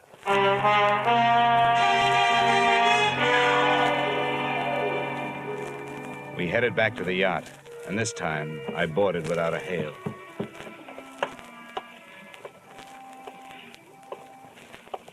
I'm telling you, Em, we can't go on with this. Well, change of heart. Well, that's what happened. I'm not so sure that makes any difference. Maybe you're in too deep to back out. How would you like it if I spilled the whole thing? Oh, what difference does it make? It'd be better than landing in a Haitian prison with your motives showing. Think it over, Angel. I'll be in my sack when you make up your mind. Em, how wrong you can be. See you later, huh? What are you doing on this ship? Get off. Oh, no. Not after that intriguing conversation I just heard. How much did you hear? If I added it to the gas assault Papa Luau threw at me, it'd be enough to nail you and Loverboy here for conspiracy to commit murder. I don't know what you're talking about. The point is, I know what you two were talking about. Listen to me. You've got to believe me. I don't have to, but try me anyway. I admit that Em and I... Well, I did get involved with him. It was because Ralph turned into another man after we were married. This probably marks the first time in history that an icicle melted in Port-au-Prince. Please, let me finish. When my marriage went to pieces, I had to do something or go crazy. To see Ralph drinking up all the champagne on the island was just more than I could take. I was going to divorce him and leave with Em, but we weren't going to murder him. You know, Chapter 1 has so many holes in it, it could have been printed by a punch press. You don't worry about landing in prison with your motive showing when all you're planning is divorce. You do when people are waiting for your husband to die under mysterious circumstances. That's why I was trying to make Em go away. If Ralph died, who would look any farther than the erring wife? Unless Em was hiding something. Can you lock this cabin from the outside? Yes. What are you going to do? You aren't going to lock me in here. No, just your playmate. You're coming with me. Where? To Papa Luau's. I want to hear what kind of a story you tell in front of him. You don't believe me. No. With $150,000 at stake, I don't even believe myself.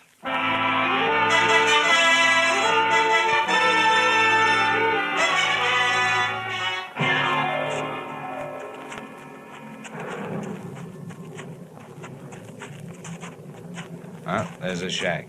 You go in first. May not be heroic, but it's the best way I can think of to catch his reaction when he sees it. Come on, go ahead. Go on in. Who is it come to Paplua's door? Who are you, woman? Well, Mr. Dollar, are you satisfied? Not quite. And you did not believe. Why you are here? You wish again to see the power of my smoke? Let's just drop the act, Papa. I know what you threw in the fire. Was my bokor smoke? You not yet believe? A good man from a police laboratory can sift enough out of those ashes to know it was film. What is this you say? I say that I've got enough on you, you old fake, to put you in the local pokey. Who dare speak this to Papua? And that's where you're going to go if you don't cooperate. Now, that's a promise. What is it you want? Did somebody put you up to this cursed business that Ralph Gordon is supposed to be under? A man of your race. Now go. That is all. It's not enough. What was his name? I not know the name. What did he look like then? My eyes were closed. Nuts. Come on. I'm taking you into town if I have to drag you by the hair. No, don't touch me. I will tell you how this is. It is true, I do not know the name or the face. He come to me. He ask me when comes next rain and wind. I tell him last night. But it's tonight. The storm come with the seat. He tell me he needs storm to close portholes in the ship. He say, if I bring this curse, I will be best Ogan on 80 because it kill white man. That is difficult. That is all. Now you go. How about the film for the fire? Did he give it to you? That is true, not long before you come. Well, get rid of it, Papa, before you lose your license to operate. You go now. Papa Luau will be alone. Go now. All right, Mrs. Gordon, all right. Let's not stay for the music.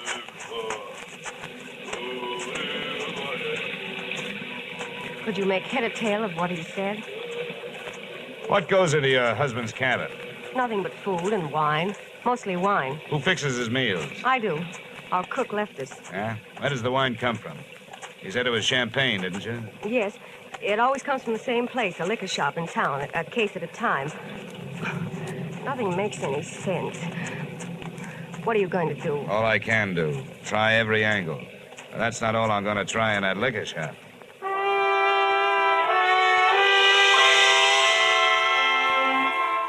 Expense account item 8, $4.50, 2 quarts of rum, the purchase of which helped loosen the tongue of the proprietor who had been supplying Ralph Gordon's champagne. And the words that poured out weren't exactly intoxicating, but they sent me staggering to the nearest phone.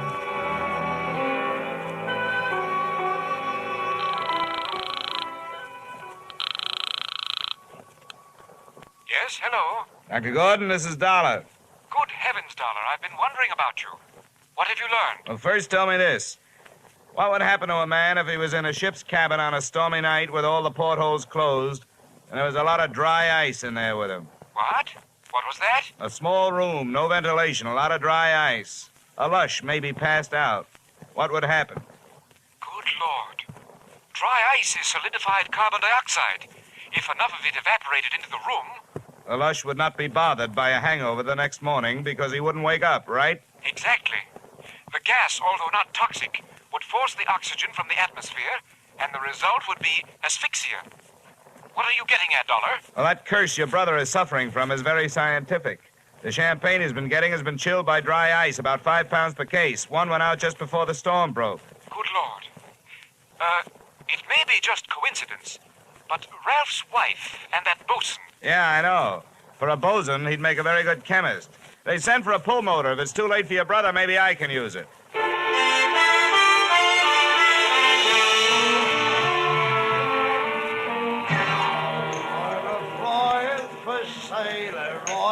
Hey, Cap, come on, will you? Ahoy, sonny. Set up around, George, for my shipmate and me. This is rum weather, sonny. Never mind around, Cap. You gotta row me out of that yacht again. What? In this weather? I wouldn't ask old Neptune himself to set out on a night like this. Come on, Cap. I'm in a hurry. Here's $20. I want time off the horn. Oh, what did you say?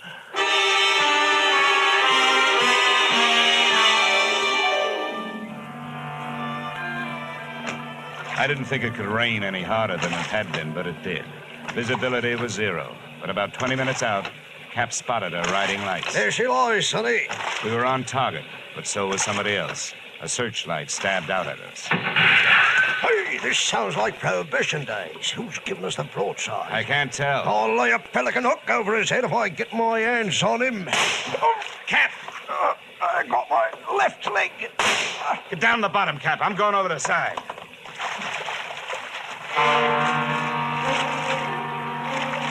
There was nothing to do but swim, so I swam. I tried to remember how many shots had been fired, and that's where I made my mistake. There was a lull in the shooting, which I took to mean that the gun was empty, so I thrashed my way to the ladder. But when I got there, the first thing I saw after I'd shaken the water out of my eyes was the muzzle of a rifle. The face looking down the barrel at me belonged to brother Thomas Gordon, M.D. Sorry, Dollar. Killing you wasn't in my plan. But now it'll have to be done. I was waiting for a bullet to come my way, but instead the doctor did. Are you all right, Dollar? I'll thank you later for spoiling his aim. Forget it. That's me, big-hearted M. Say, get a boat hook on the doctor. He's our prize fish. Don't let him get away. I grabbed a fire axe out of its case on my way to Ralph Gordon's cabin. If it needed ventilating, I knew one quick way to do it. I didn't check for oxygen. I took a deep breath, held it, and went in. The cabin was littered with wine bottles, and in one corner, in an open case, was the dry ice that was in the process of cooling Gordon off for good. He was stretched out on his bunk. I hefted him to my shoulder and used the last of my breath getting him out of there. What's the matter with him? Come on, help me to get him stretched out. Right. Come on, give me a hand, will you? Yeah. Maybe we can save a policyholder. All right. 1, 2, 3, 4. 1, 2, 3, 4. 1, 2, 3.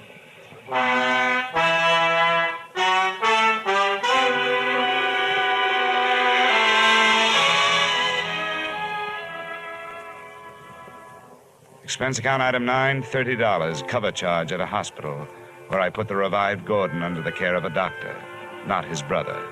His brother happened to be resting in a jail cell at the time, waiting the formal charge of attempted murder. Motive, the family fortune. Item 10, same as item 9. Same hospital where they patched up Cap Reagan. Item 11, $40. An ounce of voodoo perfume for the lovely but sometimes chilly Edwina. Maybe if she tries that kind of magic on her husband, he'll spend less time with the bottle joy and more with her kind. And expense account item 12, $148.70. Return trip to Hartford. Expense account total, $424.70. Yours truly, Johnny Dollar.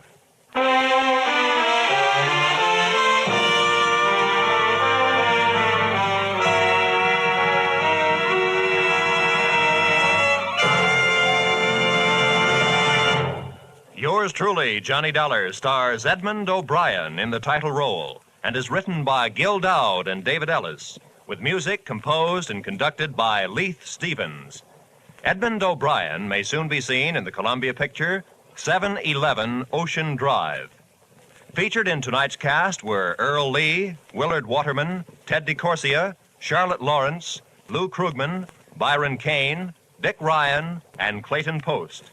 Yours truly, Johnny Dollar, is produced and directed by Jaime Del Valle. Join us next week at the same time when, from Hollywood, Edmond O'Brien returns in another transcribed adventure of Yours truly, Johnny Dollar.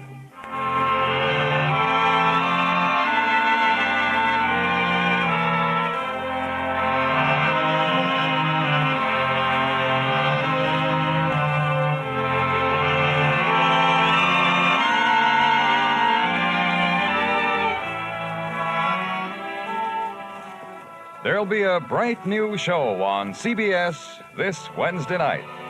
It's called The ABCs of Music, and the star is Robert Q. Lewis with Ralph Flanagan's orchestra. You'll find Robert Q. and Ralph Flanagan taking over while Bing Crosby is on vacation. So join them on most of these same CBS stations this Wednesday for The ABCs of Music.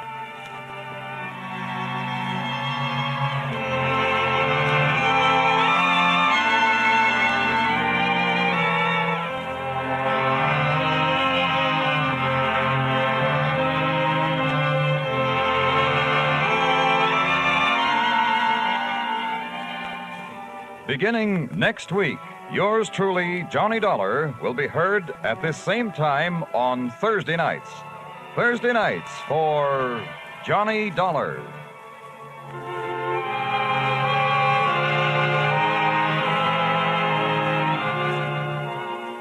This is CBS, where you hear suspense every Thursday night, the Columbia Broadcasting System.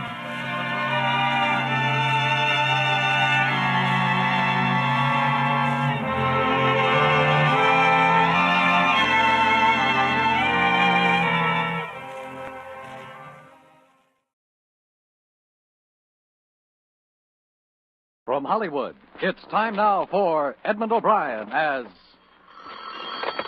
Johnny Dollar. Al Begney, Johnny, Grand East. Oh, yes, Al. What or whom did you insure that you shouldn't have? What? Or are you inviting me to dinner?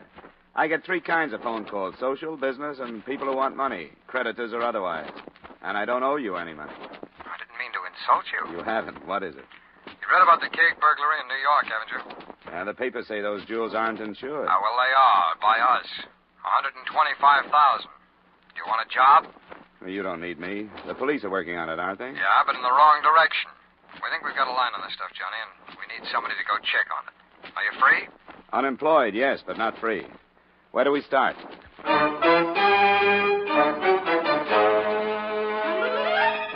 Edmond O'Brien in another adventure of the man with the action-packed expense account. America's fabulous freelance insurance investigator. Yours truly, Johnny Dollar.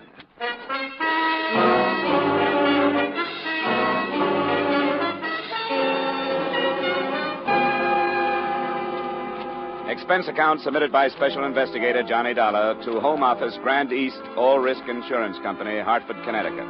The following is an accounting of expenditures during my investigation of the Adam Keg matter. Expense account item 1, $34, transportation as instructed from Hartford to New York and the Parkview Manor, an apartment hotel on 59th. Your man Begme met me in the lobby. Well, I tell you, I met her. You know what happened? No, she was with one of those dancers. One of the dancers on television. Hello, Johnny. Well, it's a fast trip. How are you, Al? Fine. We'll go right up. I think the kegs are waiting for us. Elevator's right over there. Say, this Keg, he has some money, hasn't he? Yeah. Yeah, he's the angel type, and so far he's married at least one girl from the line from every show he's ever bagged. Oh, is that bad? I wouldn't know, Johnny. You'll find Adam Keg to be a very dislikable character, so hold your temper if you can, huh? Do you have any special reason for keeping it secret that you insured this missing jewelry? Well, it's more or less of a courtesy to Keg. He's lost some money this season, and, well, sometimes these thefts cause some speculation, you know. He'd just rather not be talked about that way. Going up, gentlemen?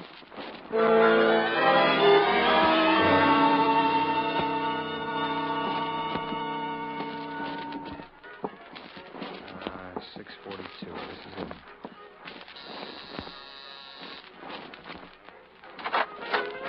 Hello. Mrs. Keg? Currently, yes. I'm Mr. Begney from the insurance company. This is Mr. Dollar, our investigator. How do you do? Well, come on in. Thank you. Is your husband at home? Yeah, he's here. He's taking a nap. Sit down. I'll wake him up. Wake me up? These men want to talk to you, Eddie. If you'll take that corn off the phonograph, maybe we can talk. Sure. I didn't know it bothered you. Which one of you is Begney? I am. This is Mr. Dollar, the investigator we hired. Are you one of these New York private detectives? I've heard the majority of you are willing to play both ends against the middle. I've heard that a lot of clients like it that way. What do you mean by that? Anything you want. Gentlemen, please. Mr. Keg, I understand there was a message of some kind this morning. Who is this man? I'm from Hartford. There's not as much chance in a small city for two-end dealing, so I haven't had much practice. But I'm willing. Mr. Keg, Dollar here has worked for my company a number of times. We wouldn't have hired him if we didn't trust him. Now, please, will you tell us about this message? Go get the papers, Sylvia. It's right next to you. Right there, in the magazine rack. I didn't put it there. Here it is. Oh. Is anybody going to explain it? Let me, Addie, if you don't feel like it. I don't. I'm bored with the whole thing. The paper was left in front of our door the same as usual this morning. But on the front page, this was stamped, page 3, part 2. I noticed it and told Addie to look at it. The bellboys deliver your paper? Yes, Danny does. And here it is, see? This antihistamine ad. In histon. You see, the I and the N have been crossed out. And these other words, so it reads, Histon stops that sign of your cold cash. Stamped in. Only Histon makes this startling offer. Insist on Histon. Look at it. You can figure it. The rest of the message was drawn from the advertising copy the same way. The price of the product was changed from 98 cents to read $98,000, the price for the return of the jewels. The home of the firm, Montclair, New Jersey, was circled, and rubber-stamped beneath that were the words, phone booth, Maple and 7th, 10:30 p.m. tomorrow. What do you make of it, Dollar? Well, I'd like to talk to the bellboy. What'd you say his name was? Danny Stevens. I'll phone down and have him come up. That ad is the work of a crank. Anybody should be able to see that. You're right.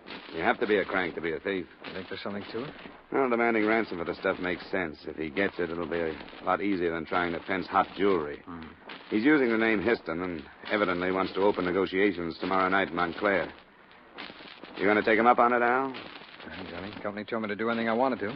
No questions asked. If you follow this up, you'll be making a fool of yourself. I don't want to have anything to do with it. I'm going to my room. He's a cooperative fellow, isn't he? He'll do. Do you want me to go to Montclair? Yeah, I realize it's unusual, Johnny, but if there's a chance of saving the company the difference between $98,000 and $125,000, I think I ought to take that chance. Not maybe. This would be... Danny wondered if you could talk to him downstairs. He's the only one on duty. Sure, that'll be all right. Before we go, I wonder if you'd give me the details of the theft. It was a story like those you read in the papers every other week or so. She and her husband were out for the evening. Her jewelry was in a locked box in a locked drawer. When they came home, the dresser had been opened. Who might have known where the jewels were? she didn't know, possibly the maid. When we got to the manager's office, we checked on the maid. She lived in Montclair, New Jersey, and she had just resigned. Then Danny Stevens, the bellboy, was shown in. You wanted to talk to me? Yeah. Have you ever been inside the Keg apartment? Well, sure I have. Guess I've been in every room in the building. How many times have you been there? Oh, I don't know. How would I know anything like that? How well did you know her? Oh, Mrs. Keg, good enough to talk to. Had a cigarette with her once. You don't think I had anything to do with this, do you? You put the paper in front of the door every morning? Yeah, that's right. How about this morning? Well, when I got up there, paper was there already. I didn't think much about it because I figured maybe the night man had gone up there and left it. Had he? No. As soon as Mr. Keg called about what was in the paper, I asked, and Jim hadn't been up there at all. That's what he said, anyway. Where do you live? In Queens. Look, mister, the cops asked me all this stuff. I don't know anything about it. You're wasting your time. You'll be around here, won't you? Yeah, sure I will. I live here. I plan to make a career out of hotel work. I won't leave.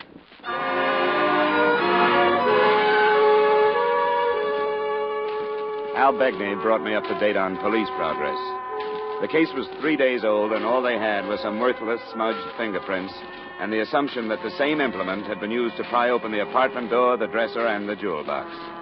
They were canvassing the known fences, so far without success. Expense account item 2, $25, dinner, drinks, etc., after checking into the Hotel Langley. And expense account item 3, $40 for car rental the next evening and the 15-mile trip to Montclair.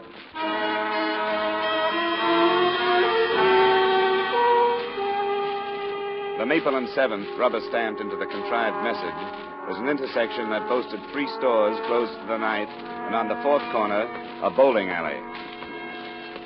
The only visible phone booth was on the sidewalk near the entrance to the alleys.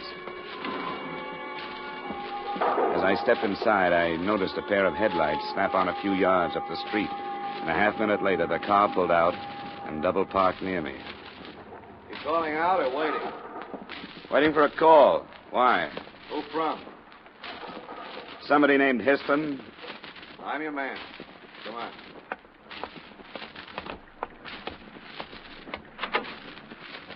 I came alone. You could cause me some trouble, but don't do it.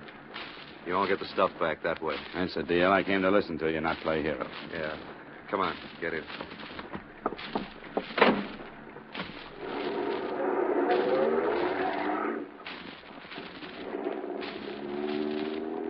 Why'd he send you? Keg? He didn't send me. I'm an insurance investigator. I thought those things weren't insured. They are. That makes sense, I guess. Guys like Keg don't leave themselves open to get hurt. Always somebody else. You know him? I know what he is. I'll pull in this alley. Yeah, we can talk here for a few minutes. Now, who's going to pay the money? The insurance company, if anybody does. How much do you expect me to sell? I don't know what you mean. I mean, what kind of a bargain do we make? Does the company and Keg tell the cops to drop it? I won't promise you that. You can't start something like this and have it all stop when you gouge $98,000 out of somebody. I'm not thinking so much about myself. Oh, you mean you pulled this heist for somebody else? No, I didn't pull it for anybody. It's a little too late to worry about whoever sold you information, isn't it? How close are they? Don't be stupid. Wouldn't take a junior G-man long to figure it. It had to be somebody who knew what Keg's wife had, where she kept it, and probably when they were going to be away from the apartment. Who do they think did that? I didn't ask them. I came here to find out how you want to handle this thing. I don't like it. I'll have to think about it. $98,000. How long do you have to think? Where can I get you by phone? What's your name? Name's Dollar. I'm registered at the Hotel Langley in New York. Okay. I'll call you. I'll try and make it sometime tomorrow. That's all? Yeah. How about driving me back to 7th and Maple? I left my car there. Take you there so you can follow me? Get out. You'll be better off with a little walk.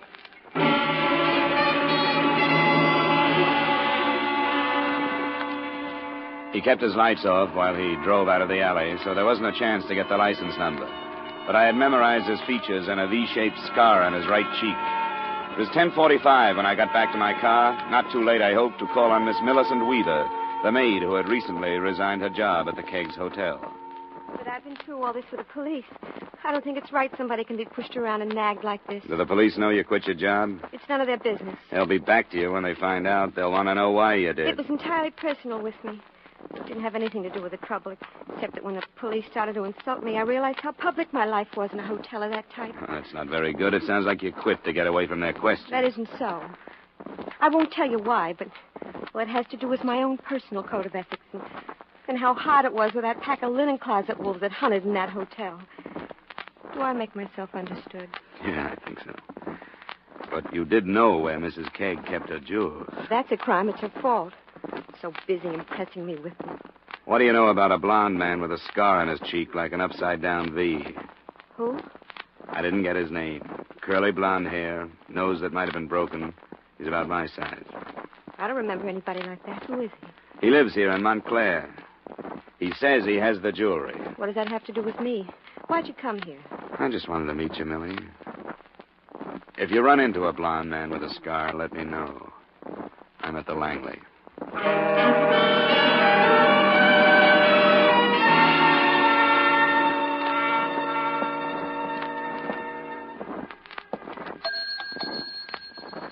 Good evening, sir. Key, please, 412. Yes, sir, right away.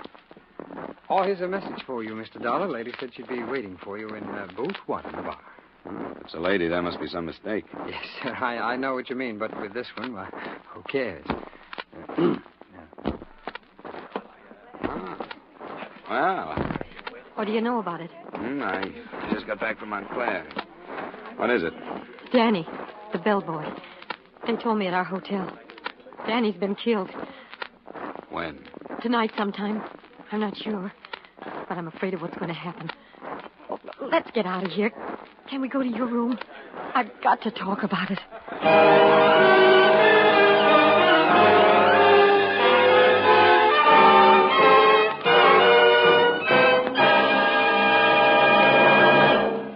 We'll return you to the second act of yours truly, Johnny Dollar, in just a moment. But first, Hopalong Cassidy will come riding up to the door at CBS, the Star's address, again later this evening, with another fascinating Western adventure.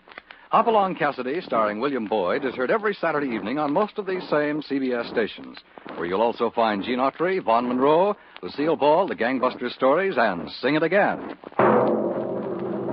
Now, with our star, Edmond O'Brien, we return you to the second act of yours truly, Johnny Dollar.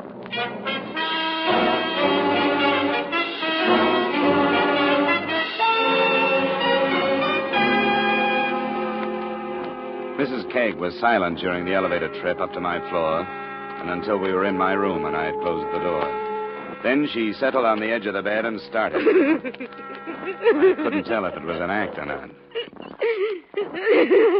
Come on, stop it. How much did you have to drink while you were waiting for me? I'm not drunk. Then let's use a little control, shall we? This sounds like a crying jab. Stop feeling sorry for yourself. Oh, I'm not. Look, if you're trying to make me feel sorry for you, drop it. Frightened dames don't touch me anymore until I find out what they're afraid of. Oh, shut up. I couldn't help it. I've been holding it in since I heard. Holding what in? I'm afraid of what my husband is going to make out of it. Out of Danny's death? Yeah. How was he killed? He was run down by a car, going home from a movie. They haven't found the driver. You don't think it was an accident? I don't know. Danny was the first one questioned by the police after the robbery. I know they thought he knew more than he was telling. Do you think he was mixed up in it? Well, if he was... Yeah? If he was, my husband is going to accuse me of being in it with him. Stealing your own jewels? How does that work? Oh, they weren't mine. The privilege of wearing them was. That's the way it's been with all his wives. You lose the privilege when you're divorced. You were due for a divorce? Yeah. He got some ideas about Danny and me. It's funny, so did I. Well, there was nothing to it. He was a nice guy. Used to drop up once in a while. That isn't what he told me. What did he tell you? Maybe it isn't important. Danny did know where you kept your jewelry, didn't he? Yes. The dresser and which drawer? Yeah, I'm afraid he knew quite a lot about me. I didn't think he'd use it to do anything like that to me. How much are you holding back? Nothing. I came to you, didn't I? What about that hoked-up offer from Montclair? You know more about that than I do. You went over there. Yeah, I met a guy who decided to renege. He could have been a decoy, or he could have been Danny's killer. Oh, I don't know anything about it. I hoped you'd believe me. That's why I came to you. I was going to ask why. What do you expect me to do? Nothing, I guess. I wanted to tell somebody that I knew what was going to happen, and you were handy. Adam is going to rant and curse and accuse me of every sin that exists. That's his marital privilege, I guess. Yeah. Well, it's late now. You better run along.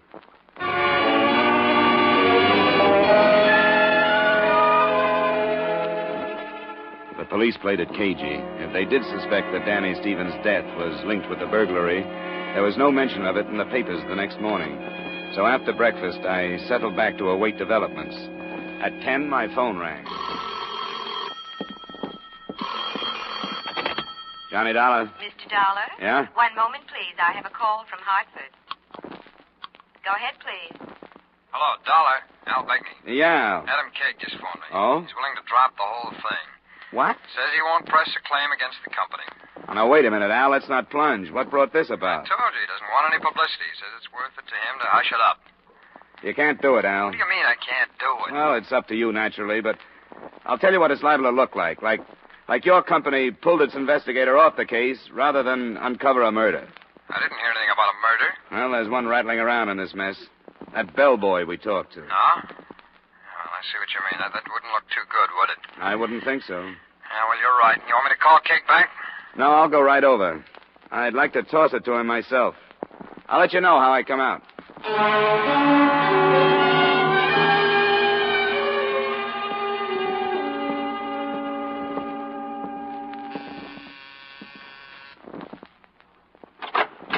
Oh, what do you want? I want to see your husband. You can't.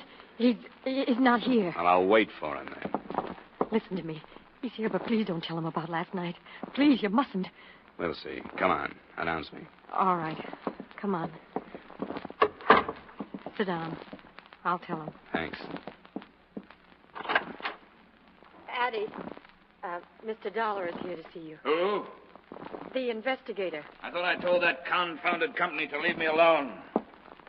The devil do you want? I'd like to know why all of a sudden you wanted this investigation dropped. I've been doing things the way I want to for quite a few years. I want it dropped. What's it to you or to your company? I assume you're being paid. They won't lose any money. Are you afraid of what might come to the surface if the police investigate Danny Stevens' killing? I don't want any more publicity on this thing. What would I be afraid of? I take it the publicity you don't want is the guess that you might have faked this job to collect some money. You don't have the only slanderous mind in town. The busybodies enjoy playing with ideas like that, and I don't want it. Because it might occur to one of us that Danny knew the setup and was put out of the way. You idiot. That's an idea that would keep the nightclubs buzzing for months. You're accusing me of killing him. What I'd like are those same words in front of a witness. I'd sue you out of the country. I'm telling you that this thing can't be dropped because you don't like the taste of it anymore. All right, idiot. Go ahead. If you insist on returning my jewelry to me or paying my claim in full, help yourself. What have you done so far? I met a man in Montclair. That was clever, since he said he'd meet you. What did you learn from him? Well, the only thing I can be sure of is that he's my size, has blonde hair, and a scar on his right cheek like an inverted V. I'd know him if I saw him again. Then go find him. Sylvia? Yes, Adam? Show this manhunter to the door. He's on the trail. Tally-ho. I wish you'd drop it. Why can't you? What's the matter with you? Nothing. Everything. I wish I'd never seen him or his filthy jewels. Why don't you open up? Oh, I don't know anything about it. Now, please go. Please, before he comes out again. Sure. There's nothing like expensive gifts to keep a woman happy, is there?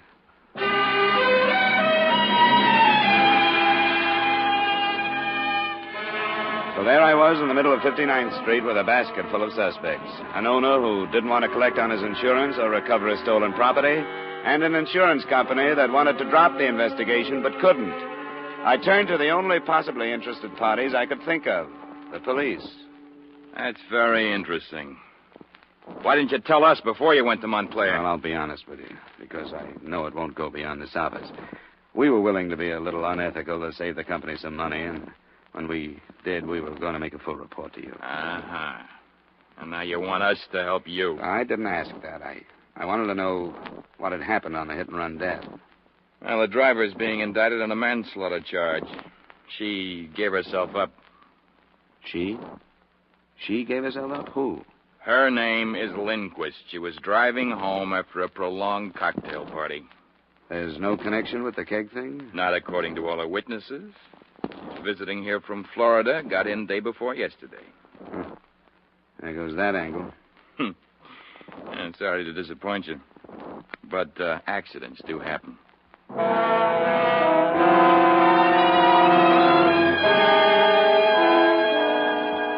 That's when I called the company and agreed that we should give up the case. I was in my hotel room packing when a knock on the door changed my mind again. I can't stand it any longer. I gotta talk to you. You said that before. Come on. Well, what now? That man you met in Montclair, I know him. What makes you think so? Blonde, a scar on his cheek. I used to go with him before I married Adam. Who is he? Stanley Griffin. He's a musician. What did he tell you? Do you know where I can find him? Yeah, on 8th Street near the village. I forgot the number, but it's in the phone book. All right. He's been in your apartment? Too many times. I've had to call the hotel detective to keep him away. Ah. Griffin. Stanley A. Okay. I don't know why, but I'll go check it.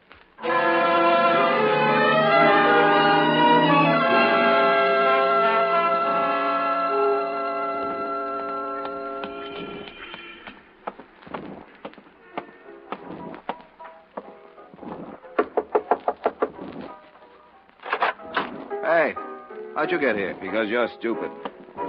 Close the door and shut that thing off. I suppose this is it, as we jewel thieves say. Is the stuff here? Yeah. How'd you get here? Do you mind telling me? I don't see that it makes any difference. Keg's wife gave me your name. Sylvia? You're lying. I have no reason to lie. I don't believe you. Why should you do that? I thought you could tell me. All right, I'll tell you. I'll make a statement, but not unless I can make it in front of Adam Keg. I'll leave that up to you. Where's the stuff? In the closet. I'll get it.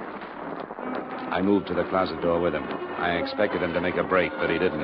Instead, he opened a battered suitcase, fished out a paper sack that held over $100,000 worth of jewels, and we left.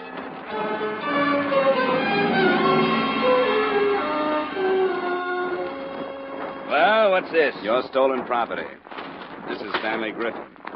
He has a statement to make to you. Where's Sylvia?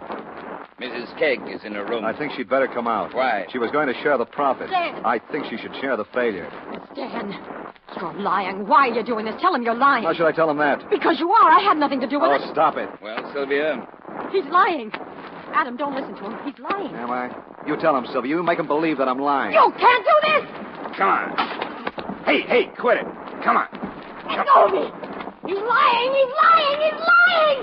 Calm down. You're a rotten loser, Sylvia. You always have been. You're a beautiful winner, but you're a rotten loser. Adam, where are you going? I'm going to call the police. Adam! Sit down.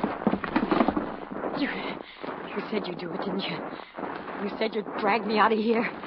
I thought you were just high, but you meant it. He's lying, Mr. Dollar. There's no way to prove it, but he's lying. You're right. Everything you've done to date says you're right. You're crazy. I'm not going to take the whole rap. Not for her. She told me where she kept the jewelry. She told me where they were going and how late they'd be out. Where did they go? They went to a lot of places.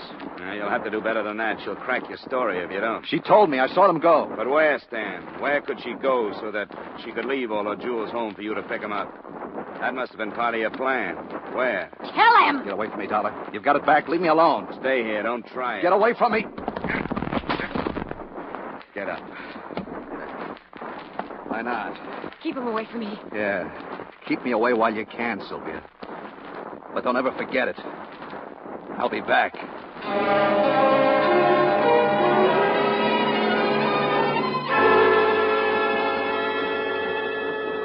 To help the company complete its report on the keg matter, I enclose a portion of Stanley Griffin's statement to the police that same afternoon.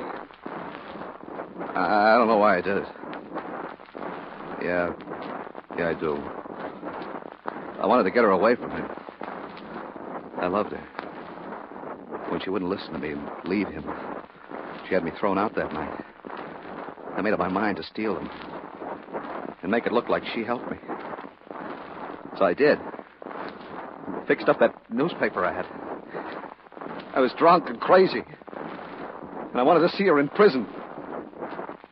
With me.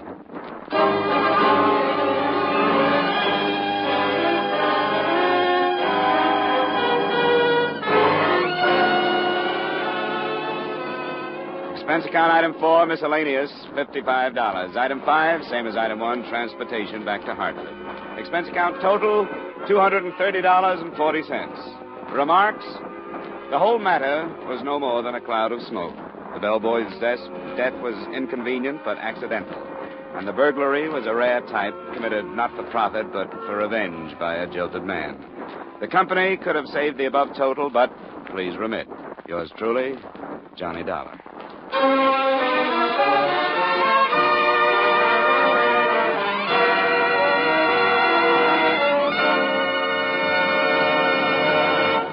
Yours truly, Johnny Dollar, stars Edmond O'Brien in the title role and is written by Gil Dowd with music by Wilbur Hatch. Edmond O'Brien's latest picture is the Paramount Pictures production Warpath. Featured in tonight's cast were Stacey Harris, Lamont Johnson, Jeanette Nolan, Jack Moyles, Hy Everback, Paula Victor, and Raymond Burr. Yours truly, Johnny Dollar, is produced and directed by Jaime Del Valle.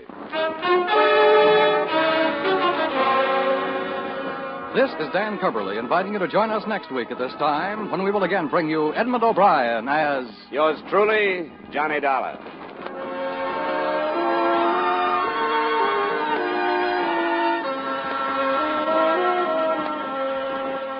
How's for trying to sing it again tonight? $5,000 in cold, hard cash and $10,000 in fine prizes are waiting for the CBS listener who can solve the new Phantom Voice mystery. Now stay tuned for Vaughn Monroe's Caravan, which follows immediately on most of these same CBS stations.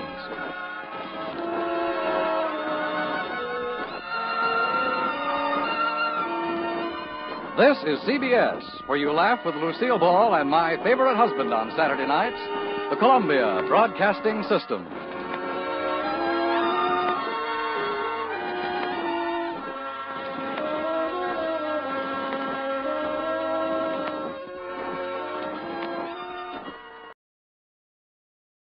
Wrigley's Spearmint Chewing Gum, the refreshing, delicious treat that gives you chewing enjoyment, presents for your listening enjoyment Edmond O'Brien as... Johnny Dollar. Frank Gaber at Monarch Live, Johnny. You free for about a week? What's the deal? The name is James, Mrs. Martin James. She disappeared May 25th. Her husband's a wealthy contractor in the Denver area. What's the policy price? $200,000. She better not be dead. According to the police, there's very little possibility that she's anything else.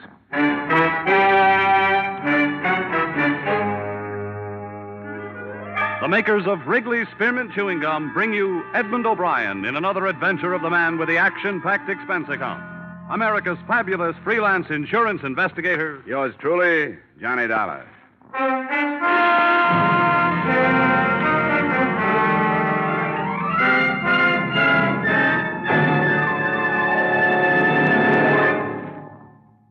To make every day more enjoyable, treat yourself often to refreshing, delicious Wrigley's Spearmint Chewing Gum. Here's a taste treat you can enjoy indoors, outdoors, at work, or at play. The cool, long-lasting mint flavor refreshes you. The smooth, steady chewing helps keep you fresh and alert. Adds enjoyment to whatever you're doing.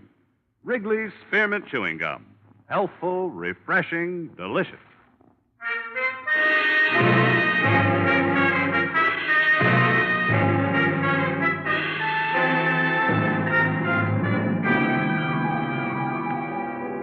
Expense account submitted by Special Investigator Johnny Dollar to the Monarch Life Insurance Company, Home Office, Hartford, Connecticut. Attention, Mr. Frank Gaber. The following is an accounting of my expenditures during investigation of the Barbara James matter. Expense account item 1, $73.87, transportation to Denver, Colorado. Expense account item 2, $2.30, taxi fare from airport to police headquarters, where I spent a few minutes getting myself up to date. Detective Lieutenant Harrison locked his hands in back of his head, leaned back in a swivel chair, and filled me in on the meager facts. And a swimming pool. He must have loved her. Well, he could afford it. And tennis courts, anything to hang on to her. See, Dollar, he's one of these silly old fools dreaming of a sparkling youth. What about his wife? She was 28. I got a picture of her here. Now, would somebody like this be interested in a 50-year-old baldy with a paunch? For money? She was originally. When she got all the money she wanted, she started cavorting. It's my guess that's what happened. Oh, what am I saying? My guess. That's what did happen. Up till the time she disappeared, anyhow. Married long? 3 years. No children. Her first husband was under contract to one of the movie studios. He lost his contract, went to New York to starve a while, found he had no wife when he got back to Hollywood. Don't tell me. James met his wife in Reno. Reno it was. He had just let go of something his own age. Wanted a little romance before he died. 6 weeks ago, he called up the department and said she was missing. In the last 6 weeks, he's aged 10 years. Looks like a very unhealthy 60 now. Nothing from the travel bureaus, out-of-town hotels? Nothing from railroad stations, bus depots, airports, auto rental services, other police stations in the U.S. and Canada, et cetera, et cetera, et cetera. So? After 6 weeks, murder.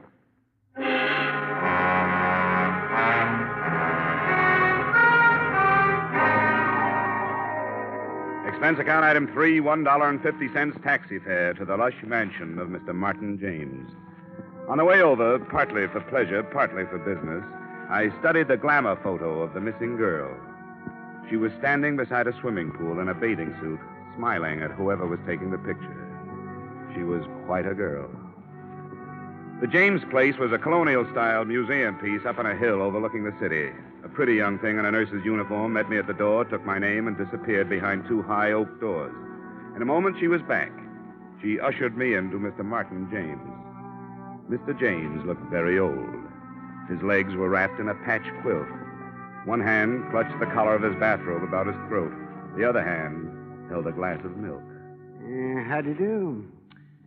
Sit down, won't you? Oh, thank you, Martha. That'll be all. I know your suspicions, Mr. Dollar. My answer is no. I'm not at all sure she hasn't run off with a younger man. But all the ticket officers show... She'd use another name. Very possibly. You see, Mr. Dollar, Barbara married me for my money. I married her for her youth and her beauty.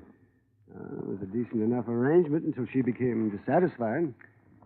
Yes, I suppose I was a fool. Then you think she left you? If I ever allowed myself to really believe that, I wouldn't want to live. I can stand the news that she's ill, oh, yes, or even that she's dead, but not that she's left me. And I sit here day after day telling myself that maybe, in a small way, she loved me. And what do you think did happen to her? I don't know, but she would have sent me some notification, postcard, anything. You know, there was a strain of sweetness in there. She found it very difficult to be unkind. Oh, she had a conscience, Mr. Dollar. Tell me, how did you discover she was missing? Well, I came home one night. She said she was going out. We had a quarrel. It was the only time I ever raised my voice to her. She stormed out of the house, didn't even take any of her things. You know any of her close friends who've left town? No, I don't. But, of course, I didn't know all of her close friends. I suppose not. Well, Mr. James, can you suggest any of her friends that I might start with? No, Mr. Dollar. Although I suppose Bennett would be as good as any. Who's Bennett? Oh, he runs the Yellow Bird Cafe, a nightclub downtown. I always had the idea he was number 1 on the list. The Yellow Bird Cafe. Well, thanks, Mr. James. If I hear anything new, I'll let you know. Thank you, Mr. Dollar. Oh, one more thing. Yes? If you find her, and she did leave me, tell her she needn't come back.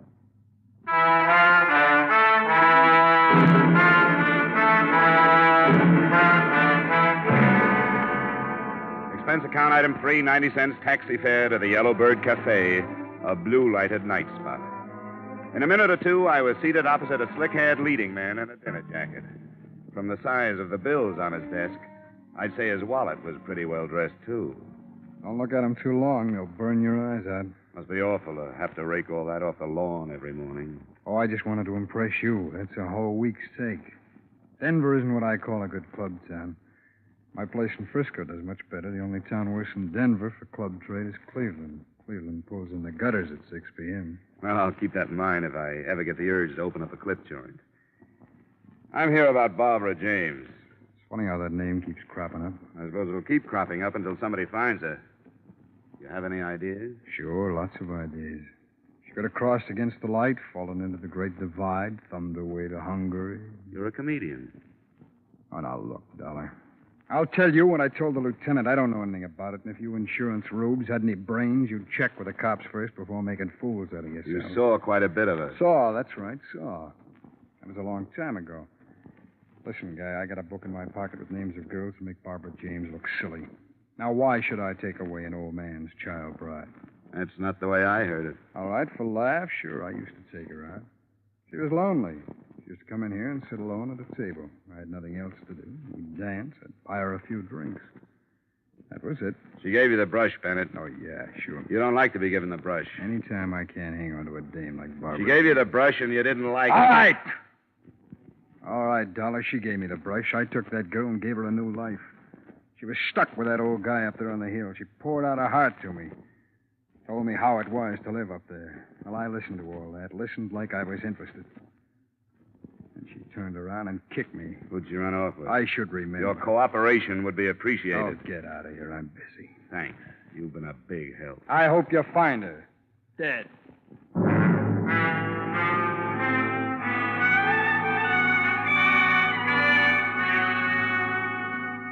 Expense account item 4, $3 for 2 drinks, 1 for me, 1 for the young lady I dragged away from the dice table.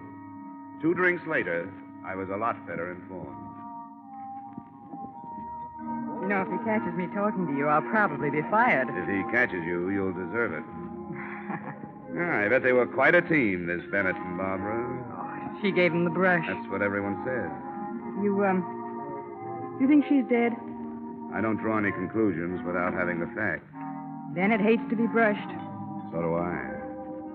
Bennett started this place on money he borrowed from James. Now, that's a new thought. Mm-hmm. Here's another. Barbara James's first husband is in town. I didn't catch the name? Fred Fogel. Another leading man. Another leading man. Yeah, I think that's worth another drink. Uh-oh. Here comes Bennett. Say, where's this Vogel staying? The Parkman. Goodbye now. Well, I see you're pumping the help. Oh, just browsing. Browse elsewhere, huh? Right. Well, it's been swell. Wait a minute, Dollar. What did she tell you? We discussed baseball. Come on, sit down, Dollar. Make up your mind. All right, sit down. Sure. Look, Dollar, I don't know where Barbara James is, and for all I care, she's at the bottom of the ocean, but there are a few things that have nothing to do with this case which I would hate to have circulated around. Every man has personal matters. I'm glad you recognize it. Now, come on, what did she tell you? You didn't tell me Vogel was in town. Is he? What's he doing here? How should I know? All right, Bennett, forget it. But listen, this girl, this Dice girl, I don't go firing her for anything. I appreciate your interest in her welfare, Dollar, but I keep her for all the things she doesn't say. Finish your drink, Dollar. Ice is melting.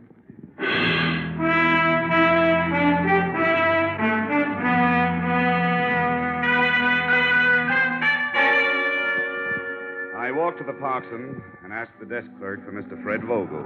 He was out. I waited an hour. At 3 a.m., he came in, slightly tipsy. He got his key and went upstairs. I followed in the elevator. When I got out on his floor, he tossed me a curious glance, but that was all. When he'd closed his door and I was on his side of it, he was even more puzzled. You got the wrong room. Oh, yes, you have. You got the wrong room. Uh-uh. Now, do you mind? Are you Fred Vogel? Yes, how did you know? You were married to Barbara James? That's right. Well, come on, sit down. Let's have a talk. Now, look, I like to talk, but it's 1 o'clock. 3 o'clock. Well, you see, it's even later then. How about tomorrow? Well, I like to work at night. I'm with an insurance company. We're trying to locate your ex-wife. I haven't seen her in 3 years. No, 4. No, 3.5 years. And what are you doing in town? Just passing through from New York to Hollywood. I took the northern route. Beautiful. I shunted off this way to see Barbara again. I thought I'd pay my respects to her new husband. Sounds too casual. You know, I'm glad you dropped in. I was out all night sitting in some crummy bar, and there was nobody to talk to. But you like a drink? No, thanks anyhow. Well, you don't mind if I have one? No, go right ahead. Yeah, when she left me, Mr. Oh, what? Anyhow, when she left me, I was destitute. Shook my confidence in myself. I always knew she was too good for me, but I never knew how much too good for me she was until she left me. Shouldn't have gone to New York. Why did you? Make money. Sure, make money. Why else would anybody be fool enough to go to New York? When I came back, she was gone. She'd gone with this guy, this James. Why did you come back, Fred? Had to see her again. 2 months I've been in town. I'm almost broke. First 2 weeks, I didn't have nerve enough to go up to her place, and then she disappeared. Now I can't go until I find out where she is. You've had a rough time. That's right. That's just what I need. I need somebody to sympathize with me. That's what I need. Oh, man, I wish you would have a drink with me. All right, Fred. I'll have a drink.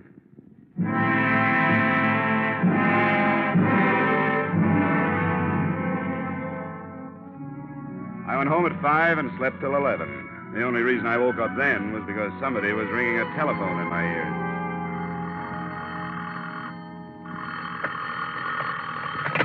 Yeah, hello. You sound like you're in the crest of a hangover. Who's this? Harrison, Oh? I'm with the police department. Oh, sure. Yeah, what's up, Harrison? Did you know that Bennett was one of Barbara James' favorite people at one time? Yeah. Well, there's a girl named Dorothy, a dice girl. Yeah, very nice. Dice. D-I-C-E, dice girl. Oh, yeah, Dice Girl. We found her this morning on the highway. 4 bullets too late.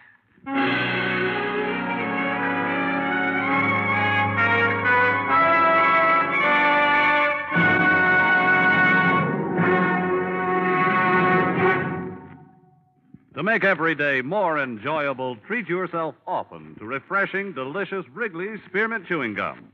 A lively, full-bodied, real mint flavor cools your mouth, moistens your throat, freshens your taste.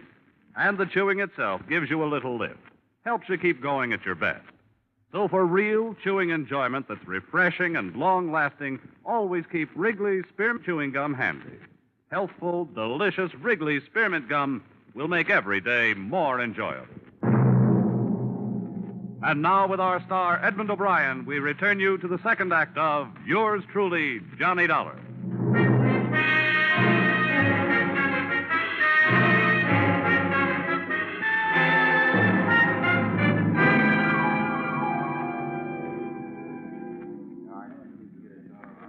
Well, this sure doesn't look like the apartment of a 26 girl. And this isn't installment furniture either, Lieutenant. Let's nose around in that closet. What? Imported brocade. Yeah. My wife's been pestering me for something like this for 10 years. Now, how would a girl like Dorothy rate all this? For being lovely? Or for being quiet? Possible. It's usually the former. Yeah, that's true. Wait a second. What are you doing? Looking at this label. Martin Rifling, Denver. Now lead me to the classified. Yeah, it's a very cute dollar. I wish I'd have thought of that. Here's the yellow book. Thanks. Let's see. Dresses. Here we are. Now, Rifling. Right here. Martin Rifling, early 5687. There you are, Lieutenant. Make the call in the name of the law. 5, 6, 8, 7. I hope they still have the records. On the other hand, a customer like this, hello, say this is Lieutenant Harrison, Police Department. Have you got the records on a Miss Dorothy Weller? No, all right, sure. What's the deal? Says I have to talk to the manager. Hello, say this is Lieutenant Harrison, Police Department. I'd like some information regarding a Miss Dorothy Weller. Yes, Weller. She had quite a substantial account with you, didn't she? 3,000. Wow. Look, who paid the bills? What? She did? Well, did she ever come in with anybody? I see. Yes, I see. All right, thank you. Nothing. She paid everything herself. The bankroll wants to keep itself a secret. Well, let's check on some of this other stuff. Probably the same deal, Lieutenant. She was getting plenty from somewhere, and the gift was strictly anonymous. Got any ideas? Same one you got. I want to mess around here for a while. You go on over to Bennett's and check. I'll let you know if we're right, Lieutenant. And look, why don't you take some of that imported brocade back to your wife? Huh? Don't be silly.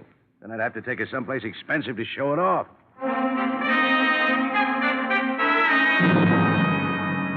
Expense account item 5, $1.30 taxi fare to the Yellowbird Cafe. It was 2 p.m, and the place was quiet as a mausoleum. I went to Bennett's office and tried the door. It opened. Bennett was in his chair, bent over the safe. As I closed the door, he bounced up. Dollar. What do you want? A little information. We came across some bills at a dress shop. Yeah? Yeah, $3,000. Guess whose name was on them. I don't even know what you're talking It was about. Dorothy Weller, that's who I'm talking about. $3,000. Well, she must have come into some money. And now she's dead, and you were the rich uncle. I wouldn't spread those kind of rumors, Dollar. You killed her, Bennett. You killed her because she was bleeding you to death. Prove it. I can, by your bank account. She was your favorite charity. Get out of here. How does it tie in with Barbara James, Bennett? Get out, I said. You don't really want me to get out of here. If I did, I'd go right to the police, and you'd be arrested on suspicion of murder. Now, come on. I want tails. All right. All right, Dollar. Barbara James never gave me the brush. And how did Dorothy Weller fit in? I sent her with a message to Barbara the night that we were going away. I sent her up there to tell her where to meet me. The night Barbara was killed? Yeah, that's right. The night she was killed. What happened up there? I don't know. Come on, Bennett. I tell you, I don't know. She wouldn't tell me. You paid her enough. Well, not to give me information, to keep things to herself. If anybody ever found out that Barbara and I were going to run away together. So I spread the tale that she'd given me the brush months before. You could be lying, Bennett. Could be, but I'm not. If you're not, it smells of double blackmail. What do you mean? Come on, you're not that stupid. Obviously, Dorothy was playing both ends against the murder. You were supplying cash to keep your name out of the Barbara James guest book, and somebody else was paying her to keep quiet about what happened that night. Who would that be? James? You hit it right on the head, Bennett.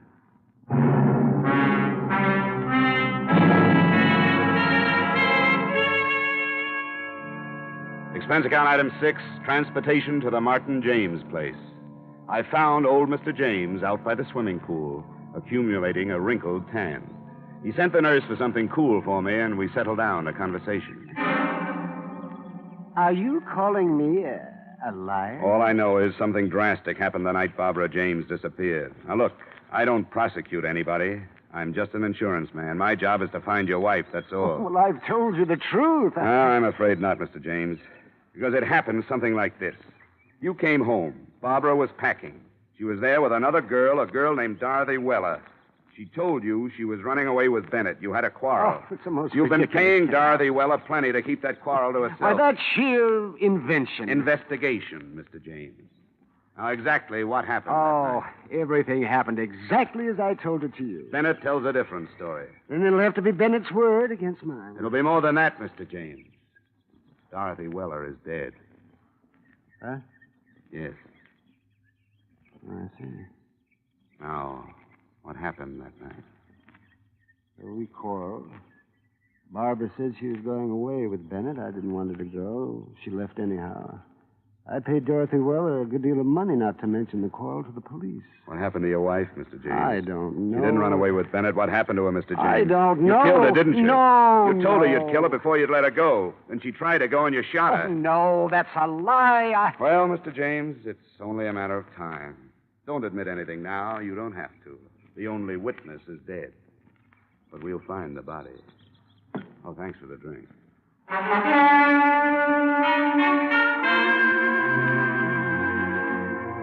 3 weeks passed. Barbara James was still missing. We were stymied, no place to go. We searched every inch of the grounds on the James estate. We found nothing. The garbage disposal, nothing. The incinerator, nothing. Yet neither of us doubted that James had killed his wife. Sometimes he'd follow us around, his hands behind his back, a little smile on his face. I got to hate James. It was like losing at canasta night after night to the same guy. One day I was standing in the patio looking down into the blue water of the pool when somebody tapped me on the shoulder. Mind if we clean it? Huh? The pool. Oh, well, you better ask Mr. James. Oh, I thought you was going to use it or something. No. Well, we service the pool every 2 weeks. Unless somebody's using it, we go right to work, you know. Oh, go right to work then. Yeah, sure thing. We built this pool, you know. Oh, really? Yeah, I've been building pools in and around Denver for 25 years. My father was in business before that. This here's a beautiful job we did. We take real pride in this here pool. Yeah, it's a nice pool, all right. Oh, we got some beauties all around, but this here's our pride and joy. Solid gunite all the way through. Steel reinforcements, loot waller, pump and motor. Best equipment you can buy. This thing set old Mr. James back a plenty, but you get what you pay for. Nobody builds a better pool than us for the money. Oh, is that so? Oh, sure. And we take our time. We routine the work so as you get the pool as soon as possible, but that gunite, you know, it has to set at least 28 days. Then the plaster. I wouldn't fill it until all that had a chance to settle. But Mr. James got awful impatient. Wanted the pool filled 10 days after we gun-nighted. I told him, I said, Mr. James, you don't build a pool like this every day. He said, I know that. And I said, Mr. James, you want this pool right, and I'm going to make it right for you. A few more weeks ain't worth getting impatient about. Ah, impatient, was he? Oh, my, you should have heard him. But we stood our ground, you know. Oh, goodness, I wouldn't ruin a $10,000 pool for the sake of 2 weeks. Hey, what's gunite? Well, I'll tell you. Gunite's a fine cement. We blow it out of a gun at 60 pounds pressure. See, poured cement ain't as good for a pool. But when you blow the cement into that steel reinforcement we lay down, that really gets in there and sticks. Practically all swimming pools are made of gunite now. When did you start the pool, Mr. Dolph. Daniel T. Dolph. Oh, we started about, May 23rd. We excavated then. Then we laid the steel, the 26th. Then we So the night of the 25th of May, there was nothing but a hole here. Oh, no, nothing but a big hole. We got the gardener to water down so he wouldn't cave in. Mr. Dolph, I'd like you to do something for me. Oh, sure thing. Drain the pool, will you? Drain it?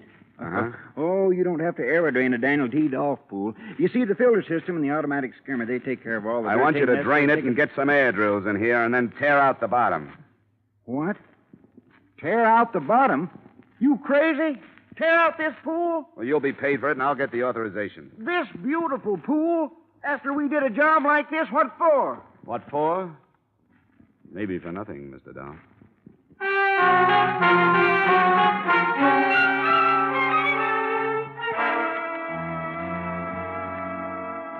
You dig up the pool? That's right, Mr. James. Oh, that's the most outrageous suggestion. I've got a police order. Well, then you and the police department and the company you work for better be prepared to pay the consequences, Mr. Dollar. I'll admit this is a pretty expensive hunch, but it's all right. I work for pretty expensive people.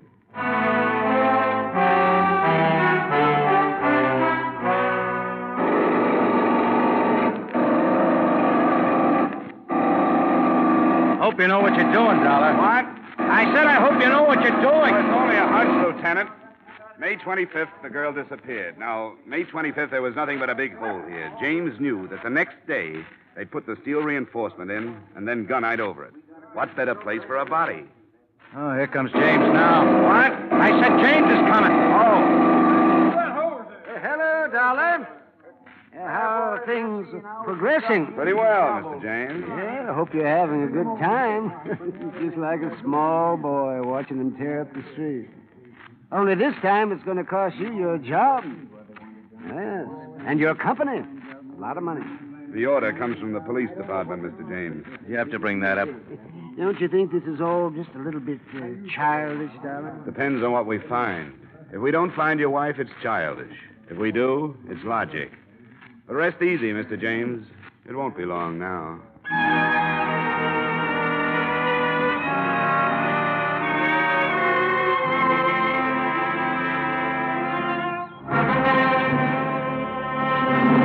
Dollar. Yeah, Dolph? I just hit a loose section. Oh, wait a minute. I'm coming down. Come on, Lieutenant. Right behind you. There, right here, Dollar. You see, it shouldn't be this loose. Yeah, give me that shovel.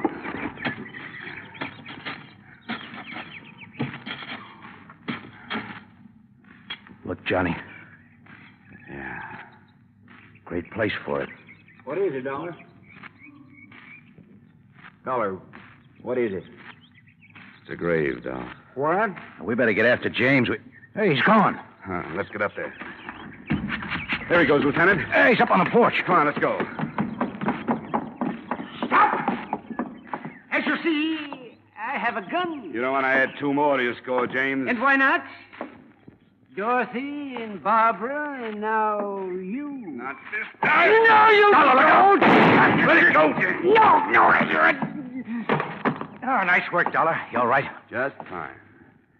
But Mr. James isn't going to need a new swimming pool.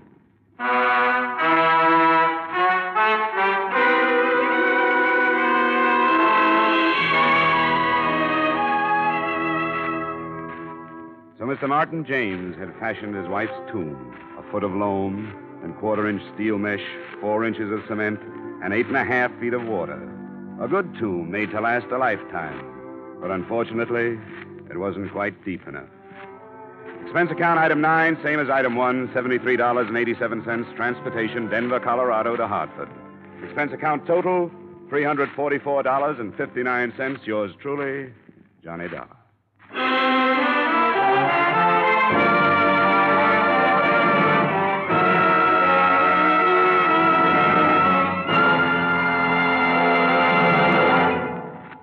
Remember, friends, to make every day more enjoyable, treat yourself often to refreshing, delicious Wrigley Spearmint Chewing Gum. There's lots of cooling, real mint flavor in every stick. And chewing Wrigley Spearmint helps keep you feeling fresh and alert. You feel better, work better, get more fun out of doing things.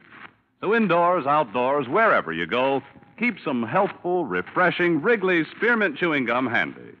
To make every day more enjoyable, treat yourself often to delicious Wrigley's Spearmint Chewing Gum.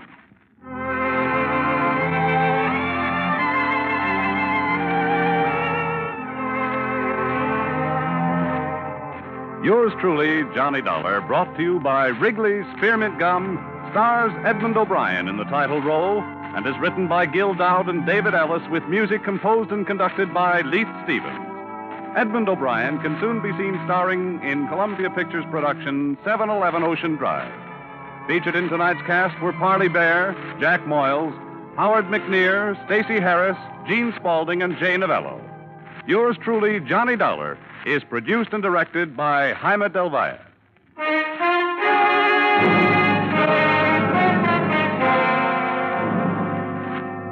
The makers of Wrigley's Spearmint Chewing Gum hope you've enjoyed tonight's story of Johnny Dollar and that you're enjoying delicious Wrigley's Spearmint Chewing Gum every day.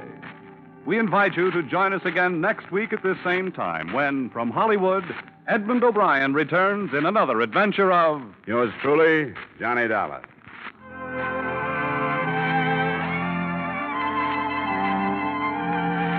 Bob Stevenson speaking. This is CBS, the Columbia Broadcasting System.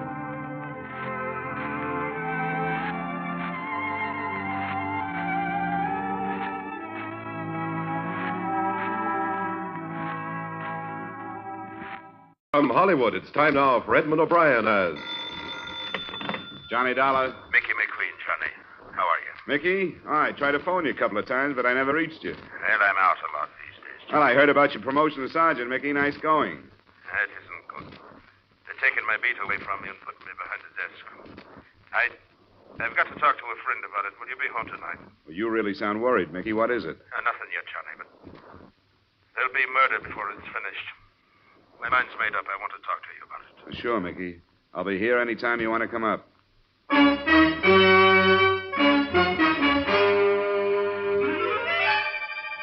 Edmond O'Brien in a transcribed adventure of the man with the action-packed expense account, America's fabulous freelance insurance investigator. Yours truly, Johnny Dollar.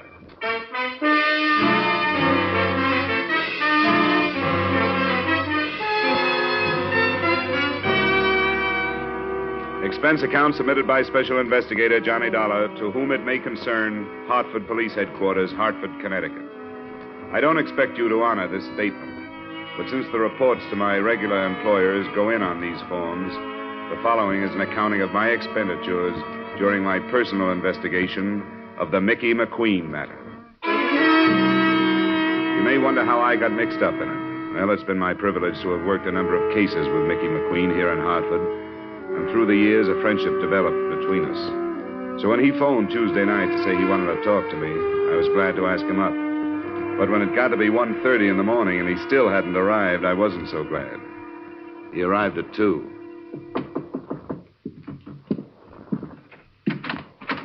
I'm sorry I'm late, Johnny. Yeah, what held you up? I was about to drop off. I had to think, Johnny. Ah. You're in uniform, Mickey. What about your beat? Yeah, my beat won't miss me.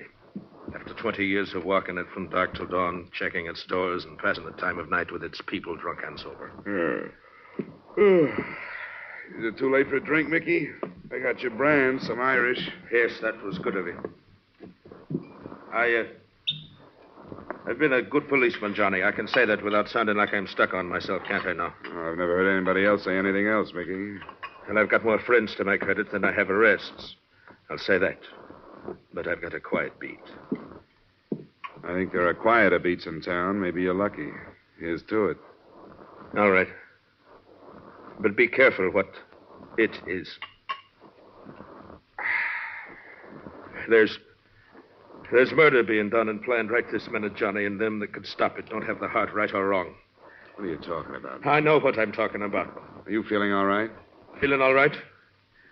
I'm as healthy as I was yesterday, ain't I now? I didn't see you yesterday. Yet they're taking my job, putting me behind a desk. A degrading end for a man that's been active for 20 years. After 20 years on your feet, you should take a rest. You've earned one. The very words of the commission, Johnny. But, Johnny, Yeah, Mickey? Never mind. The devil take them all. I've used up enough of your time. Now, wait a minute. You came over to talk about something more than your new job.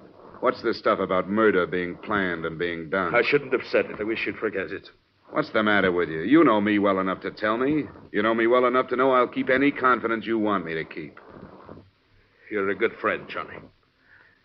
Maybe that's why I've changed my mind about telling you. Then why did you come over? Because I thought I was going to talk to you, but I'm not now. All right, it's your business. But you're acting like a kid. Now, if you don't have anything to say to me, it's after 2. I have a job in the morning. All right, Johnny.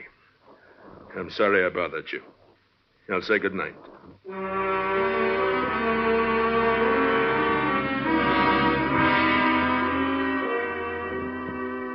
I didn't sleep very well for the rest of the night. In sort of a half doze, parts of Mickey's conversation kept coming back to me. And the more sleep I lost over it, the more I wished I had been less grumpy and more sympathetic. There wasn't a job for me the next day, and right after noon I decided to drop by his apartment and find out his mood when he was off duty.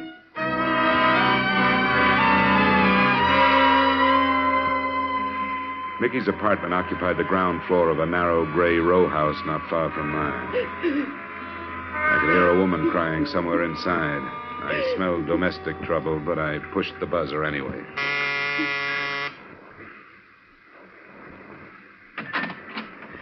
Are you the... I'm Johnny Dollar, a friend of Mr. McQueen's. Oh, yeah, Johnny Dollar. He said to phone you if I ever needed. Is he home? In there. She pointed in the direction of a door smaller than the outside door, the door to either a bathroom or a closet.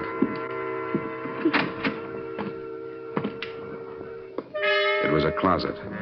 The clothes were bunched at one end of the rod, and from the other, still in uniform, his own polished leather belt drawn tightly around his neck, hung Mickey McQueen.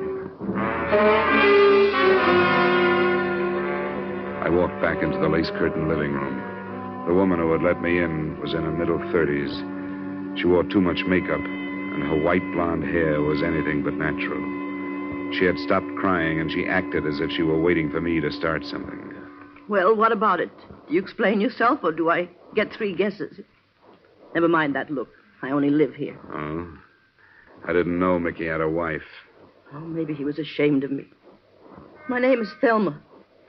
I'm sorry, Thelma. You're an old friend of Mickey's? Yeah, but he never told me about you. Had you seen him lately? Yeah, last night. First he phoned me, then he came by to talk to me. What did he say? I'm not sure. He was pretty handy with double talk. Maybe I was supposed to understand it, but I didn't. What was it about? About his job, change he was making, and something about murders being planned and done, and nobody doing anything to stop them. Then he didn't tell you What? that I was leaving him. He's never mentioned you.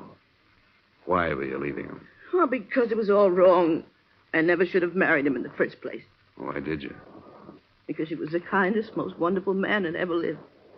Does that answer your question? Not quite. Is there more? Did you know his first wife? Yeah. Well, then I guess you know he took her death pretty hard. He'd been married 10 years. I met him after she died.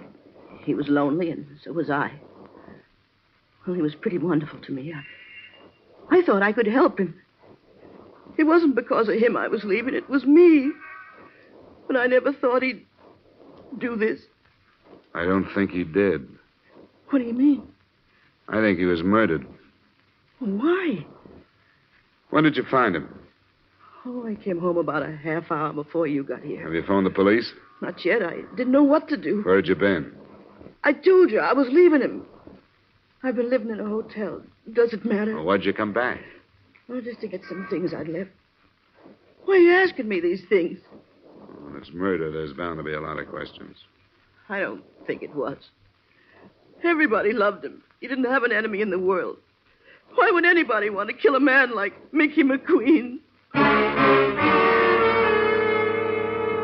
For the rest of the day, I tried to talk myself into leaving the matter in the hands of the police where it belonged, but I couldn't do it. That night, I started making the rounds of Mickey's beat. I talked to a corner magazine vendor who had sold him a mystery, a woman in a cigar store who had talked with him, and a cabbie who had borrowed $5 from him. None of them gave me anything helpful.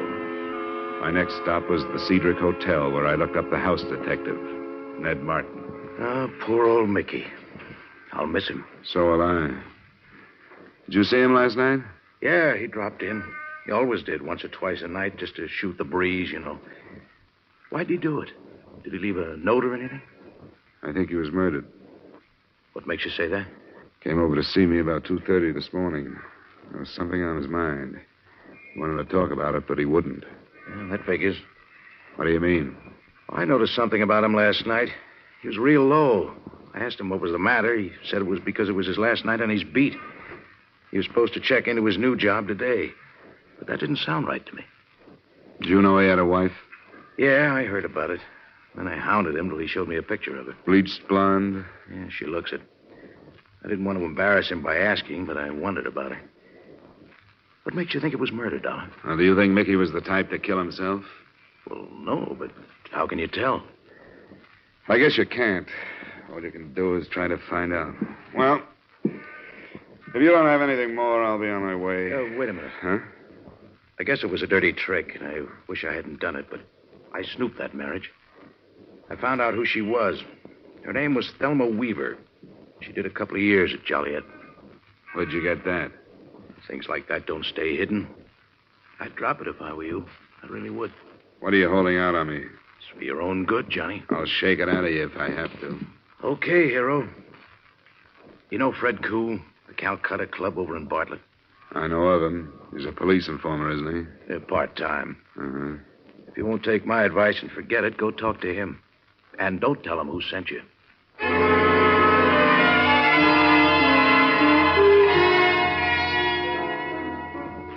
What do you want? I want to talk to you about Mickey McQueen. Do you have an office? You a cop, too? Only a private one. I was a friend of Mickey's. Oh, sure. Roy. Yes? I'm in my office for a little while. If there's any trouble, buzz me. Roger, Fred. Come on, this way.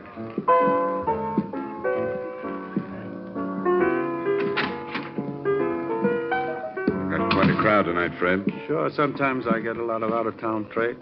Did you see Mickey last night? No, I didn't. I get along fine with Mickey. He won't take any payoff, but he don't push me around. How is he? Do you know his wife? His wife? I didn't even know he was married. Her name was Thelma Weaver before Mickey married her. She did some time in Joliet. Why do you bother me with this? I got work to do. You knew Mickey was dead. No, I didn't know that. I don't see how it would be enough, but it struck me that if somebody knew he was married to an ex-con, they might try to use the information. I suppose you're right.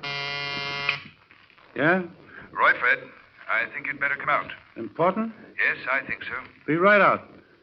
Pardon me, Dollar. A little trouble outside. Wait here. I'll come right back.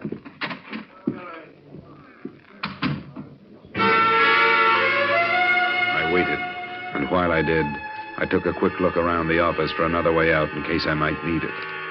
There wasn't any unless the steel door in one of the walls was it. But before I could try it, the other door opened. I wasn't expecting Fred Koo to return so quickly, and neither was I expecting who did come in. I didn't expect to find you here, Mr. Dollar. Likewise, Mrs. McQueen. I was looking for Mr. Koo. What for? I thought I might help if I could. Mickey kept this notebook, you see, where he wrote down all the places he stopped when he made his rounds. This place was one of them. I thought if I could talk to this Mr. Koo. Did you know Fred Koo? Oh, I know. Do you know anybody named Weaver, Thelma Weaver? All right, mister. That's enough. Reach. Don't be crazy. What good would that do? Stay where you are. Don't try anything. I really mean it. She looked like she really meant it. It was a small revolver, Colt 25. I didn't know whether she had come in meaning to use it on Fred Koo or me, but it didn't make much difference at the moment. She had it pointed at my midsection. I couldn't figure her. She held her little revolver as if she was used to the feel of it. But there had been something actressy about the way she said reach. I couldn't figure her, but I decided not to take a chance. I grabbed up the inkwell from the desk and threw not it, but the contents at her. Hey, what's it? Okay, drop it. Drop it. Drop it. Now sit down. All right. What do you want? That depends on what you want. I told you. I want to find out who killed Mickey. At the apartment earlier today, you didn't think anybody had. What about it? All right, Johnny. How much do you know? That your name was Thelma Weaver, that you spent 2 years in Joliet. That's right. And after 2 years in that place, I didn't want to go back to the life and start all over again. I gave the bunch in Chicago the slip and came here. I was hanging around trying to pick up enough to pay my way to Florida or someplace, and that's how I met Mickey. He arrested me. Vagrancy. What a laugh. He showed in court the next morning and got me released in his custody. Oh, he treated me like a daughter. He loaned me some money, offered to get me a job, and I really felt for the first time like I could start life all over again. Oh, I know it sounds corny, but... But good. You make it sound real good. You don't believe me, do you? Sure. I believe you as far as you've gone. I even believe the part about starting a new life. You saw that Mickey had a heart as big as the city, and you didn't lose any time moving into it. That was smart. It was about the safest hiding place you could have found. For you, but not for Mickey. How did I know about Fred Koo? Somebody spotted me and told him. And he didn't waste any time getting in touch with Chicago. Those men out there, they all from Chicago? Well, most of them. Did you spot the tall one? He talks with an English accent. Yeah, I remember him. Roy? That's him. He came first. He checked the possibilities on Mickey's beat, and then he found out about Mickey being moved over to a new job. Where was he being moved? Some desk job. Where? At the police arsenal. The arsenal. How did Roy find that out? I told him. I had to. He made me tell him. What are Roy's plans, do you know? Yeah, the Marquardt building. The one that has all the wholesale jewelers. No, that's no good. Mickey was supposed to help them with a job of that size, or they'd reveal that he was married to an ex-con. That's not enough. They must have more than that on you or him. Well, I might as well tell you. Can't hurt me now any more than I've been hurt. His name is Roy Weaver. I'm married to him. He threatened to bring bigamy charges unless Mickey helped him. That would do it. With your record, bigamy would be a long stretch. Yeah, 5 years. Mickey would do almost anything rather than cause me to... Who killed him? Roy did. I wasn't there. I swear I wasn't. But they met him after he got through work at 5:30 this morning. Why did they kill him? Mickey was all ready for his new job, and he had the keys to the arsenal. Here's your gun. If you're on the level, you may need it, and the caliber's too small to do me any good. What are you going to do? I'm going to the police. Why not use the phone? It'll be tapped, and it would take too long to explain it. That bunch would be in here before I got started. I wouldn't try it if I were you. Where are you going, Dollar? I'm going home. I was waiting for Fred Koo, but I guess he decided not to bother. Fred had to leave. Did Mrs. Weaver entertain you with her sordid story? Yeah, it was very pleasant. She's a charming girl. You were going home to think about it. Well, if you don't mind, get out of my way. Carl, Benson. Cohen! I'm afraid I do mind. I couldn't chance having Fred interrupted at the arsenal. Get out of my way! Hey, where you going? Come on. That's enough. Ah, that's fine, Carl. Now, shall we go back to the office and wait? Bring him along, Carl. It's a pity you became involved in this, Dollar. I'd hoped there wouldn't have to be any more violence. You did stop him. Yes. Thanks for the buzz, darling. Oh, it was a pleasure. Look what the skunk did to my dress. Did Fred get started all right? He's well on his way. Should be back within the hour. Hey, Mr. Weaver, what do we do with this guy? Oh, keep him out of the way. Put him in there. And see that he stays quiet. Sure. Hey, you. Turn around.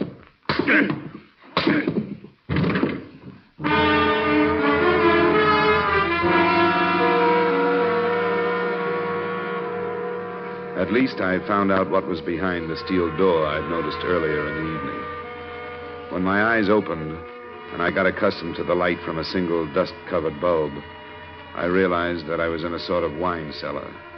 There were some bottles, but most of the storage space was taken up by a large and varied assortment of burglar's tools. There were a few weapons, too, but I knew they were nothing compared to what Fred would bring back if the raid on the arsenal was successful. I glanced at my watch at 11:15, and right after that, I heard the heavy latch on the door being turned. I got back into my position on the floor, closed my eyes, and listened. Don't forget the bars, Carl. We'll need them for the inside doors. I got you. Hey, Benson, you take these. I'll bring the rest. You want the guns in there, Mr. Weaver? We won't need them. Crocker. Yeah? Listen closely now. We're behind schedule. Both cars are in back. In the Buick, you'll find the things from the arsenal. Yeah. I want you to move half of them over into the Cadillac. What about the grenades, Roy? They're in a case marked CN-DM, irritant gas M6.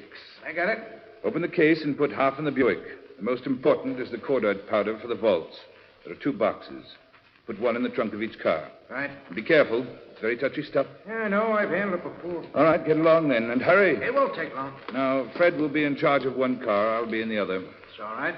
We're agreed that we'll meet at the north entrance at midnight, both to approach the building from the east on Lincoln. You will have dropped 2 men to guard the south entrance. 2 of my men will subdue the guard at the north. Yeah, they better. They'll spring the alarm in a big hurry. You can trust me. They'll use Thompson's. Thelma, Yes, Roy? where are you going? Well, don't be so snoopy. I'm going to powder my nose. You're coming with us. Sure, Roy, if you want me to. I don't need you, but I don't think I should feel safe without you with me. Don't be long. I'll be right back. Think everything is ready from in here, Mr. Weaver. Good. Go to the cars then, Carl. What about the Seamus there? Oh, lock him up again. We'll decide what to do when we come back. I guess he can't cause no harm in there.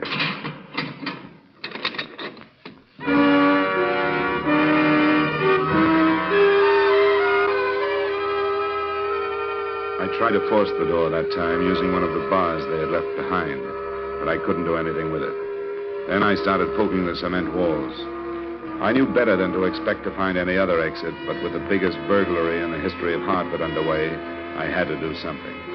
I kept a check on the time, and it was 20 minutes before they were due to arrive at the Marquardt building when a sound stopped me. The steel door was being opened. I moved behind it, still holding my bar. Dollar, it's Ned Martin. You in here? Yeah, Martin. I'm here. How did you know I was here? Some dame phoned the hotel. She told me you were here. Why should she call you? How should I know? I don't even know who it was. She just said she knew you came to the hotel and that you were locked up in here. I mentioned the Calcutta to you, so I came over to see what it was all about. Now, what's the matter? Don't you believe me? I don't know what to believe. You said you were holding something out on me when I talked to you. I was. I knew Fred Koo was selling the information about Mickey's wife to some guns from Chicago. I knew it could have led to trouble. Why didn't you tell me? You said it was for my own good. I thought it was, and mine too. I didn't want you to know so much you'd have to tell where you learned it, to prove how smart you were. I don't like this kind of stuff. You got a car? Yeah, but it stays right where it's parked till you tell me what's going on. This Chicago bunch raided the police arsenal. They're armed with everything from cordite to Tommy guns. They're going into the Marquardt building in less than 20 minutes. What's that? Wholesale jewelers. Will you take me out there? I'll take you part way if you're crazy enough to want to go. That's good enough. Let's get into the office.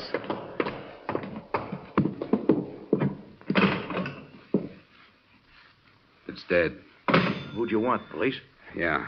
We could stop on the way. It'll take us 15 minutes to get to the Marquardt building. If we run into a patrol car on the way, we'll stop it. If we don't, you can drop me and then phone in. Where's your car?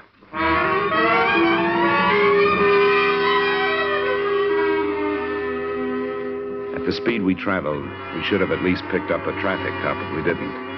Martin wouldn't take me any closer than the corner of Atlantic and Milton. We reached there at 12 minutes after 12. That gave me 2 minutes to get to the Marquardt building. I didn't make it before they arrived, but it didn't make any difference. Both cars had pulled up and were unloading men. From a doorway about 50 yards down, I spotted Fred Koo and Roy Weaver. Then I saw Thelma. She got out of the Buick and started toward me. Thelma, where are you going? Weaver shouted at her, but she didn't answer. Instead, she stopped, and I saw the little gun glitter in her hand as she turned back to them. Then I saw what she was aiming at. The trunk of the Buick, where the cordite powder was. Thelma! Thelma! Stop! The car went up in a blast of powder and gasoline, and she moved back toward the other one.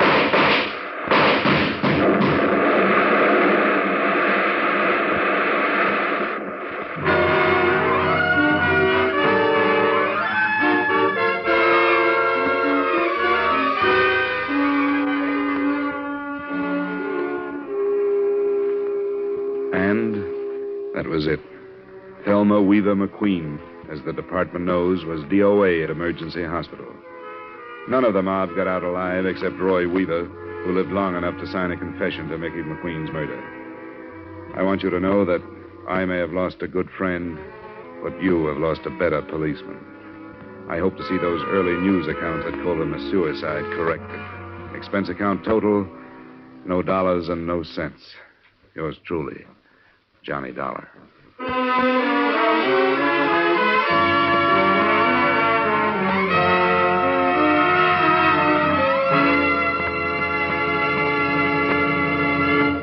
Yours truly, Johnny Dollar, stars Edmond O'Brien in the title role and is written by Gil Doud with music by Wilbur Hatch.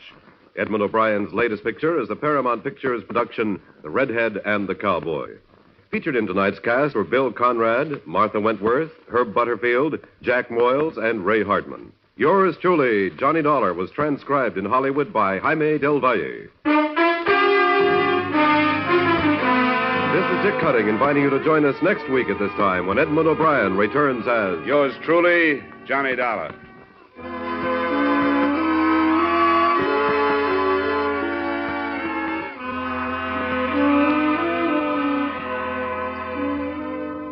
There'll be fast-moving, true police adventure on CBS tonight when Gangbusters comes your way again on most of these same stations. This evening, Gangbusters presents The Case of the Stranger in the Hall. Stay tuned now for 5 minutes of the latest news.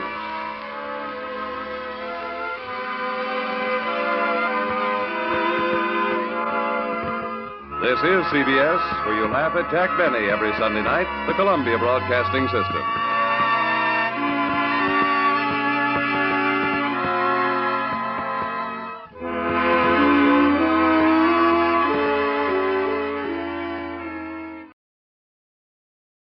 From Hollywood, it's time now for... Johnny Dollar.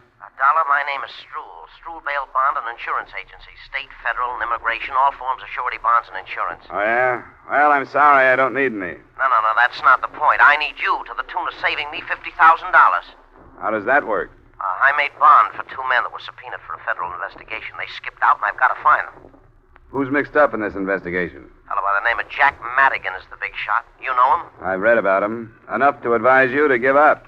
If he doesn't want him found, the chances are they won't be. Alive, anyway. No, it's not as bad as that. Look, I came all the way from New York. This is worth a lot to me. Can't I talk to you about it? All right. Come up to my apartment. Maybe we can work out a deal.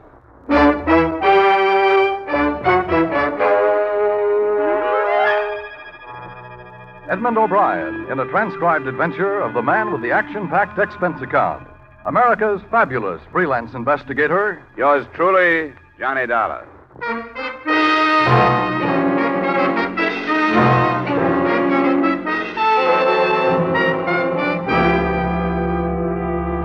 Expense account submitted by Special Investigator Johnny Dollar, Hartford, Connecticut, to the Struhl Bail Bond and Insurance Agency, New York City. The following is an accounting of expenditures during my investigation of the Jack Madigan matter. Expense account item 1, $250, phone to New York for purposes of checking your reputation. I learned that you, Mr. Struhl, were by no means above reproach, but decided that if a federal court trusted your agency, I would at least hear you out when you arrived, which you did at 1 p.m.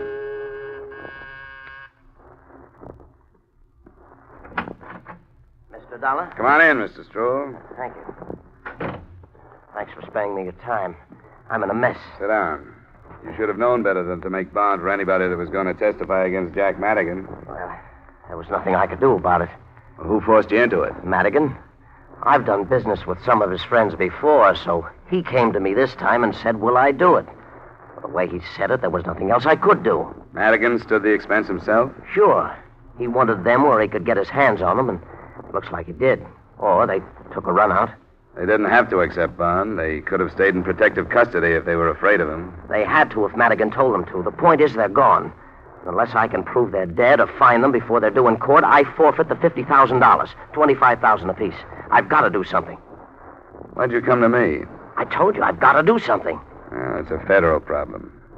You operate in New York, and New York has plenty of hungry private detectives, I hear, and a fair-sized herd of policemen. I'll tell you why I came to you. The New York cops are busy enough, and besides, to them, these witnesses are just 2 names on a long list of missing persons. And as for private dicks, I could never be sure that one wouldn't want to make a deal with Madigan and make more money not finding them than I'd be paying to find them. You get the point? What makes you think you can trust me? Well, you were mentioned by a fella from one of the insurance companies I sell for. They tell me you're straight, except for padding your expense account here and there. Oh, that's slander. Now, who told you that? Don't make any difference. What's a little padding? I want to hire you. Okay, Mr. Stroll, you've hired me. Great. Now, who are these missing witnesses? Nippy Bruno is one. Real name's Joe. The other is Max Krause. I've got their addresses, next to kin, what they look like, and so on. Here, I got it all in this envelope here. Okay. Oh, there's one other thing. Yeah? I want a retainer. $2,500. What's that for? To pay for going to work for a man I don't quite trust. But $2,500, that's pretty steep, isn't it? Well, you don't have to pay it. It's up to you. Yes, but... Well, I can't get it till tomorrow. That'll be fine. A cashier's check. When I get it, I'll see what I can do for you.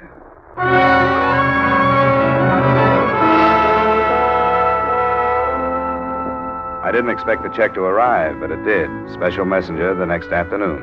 Expense account item 2, $12.50, transportation from Hartford to New York City. Expense account item 3, $23.85, dinner and drinks for a Herald American reporter who was more familiar with Jack Madigan than I. His statement enclosed. A lot of things have been written and said about Madigan by a lot of people, including me. None of us really know anything about him, how much power he has, where he got it, what his private life is, if any. And these witnesses being missing isn't even news. People who've gotten in his way have been dropping out of sight for years. There's Jim Schwartz and Big Tom Green. There's Woody South, just to name a few. I'd keep that in mind if I were you.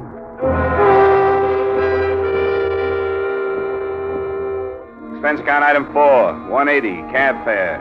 That same address to an address on 79th. The apartment of Nippy Bruno's next of kin, a sister, stage name, Vivian Brown.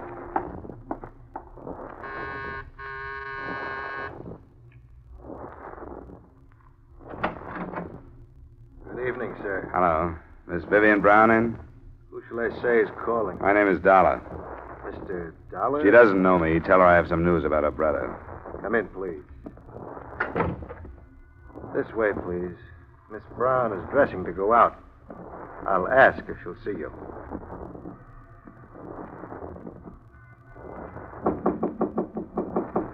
Miss Brown?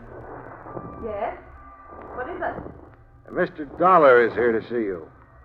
Who? He says he has news about your brother. Tell him to wait. I'll get a robe on. Shall I take your hat? Thanks. Please sit down. Miss Brown will be right out.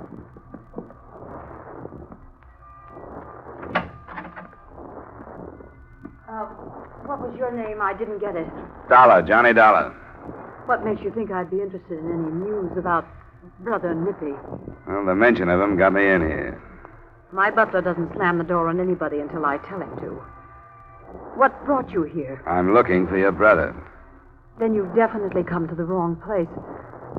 Why should you be looking for him? I'm being paid to.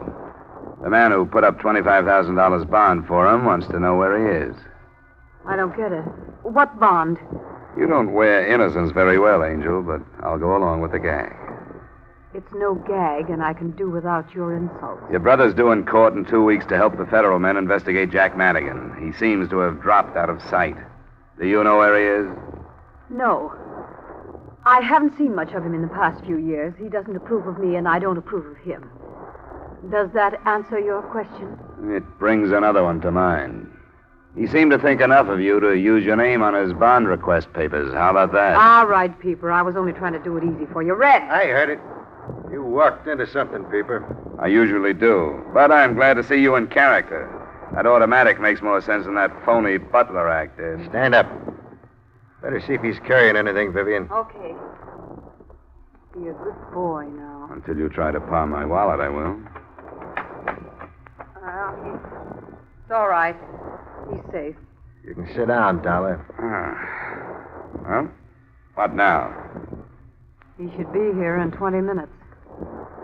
I'll go back to my room. Sure, go ahead. What's the rough stuff, Red? It hasn't been rough. But you don't know how close you came to getting your head blown off buzzing this door.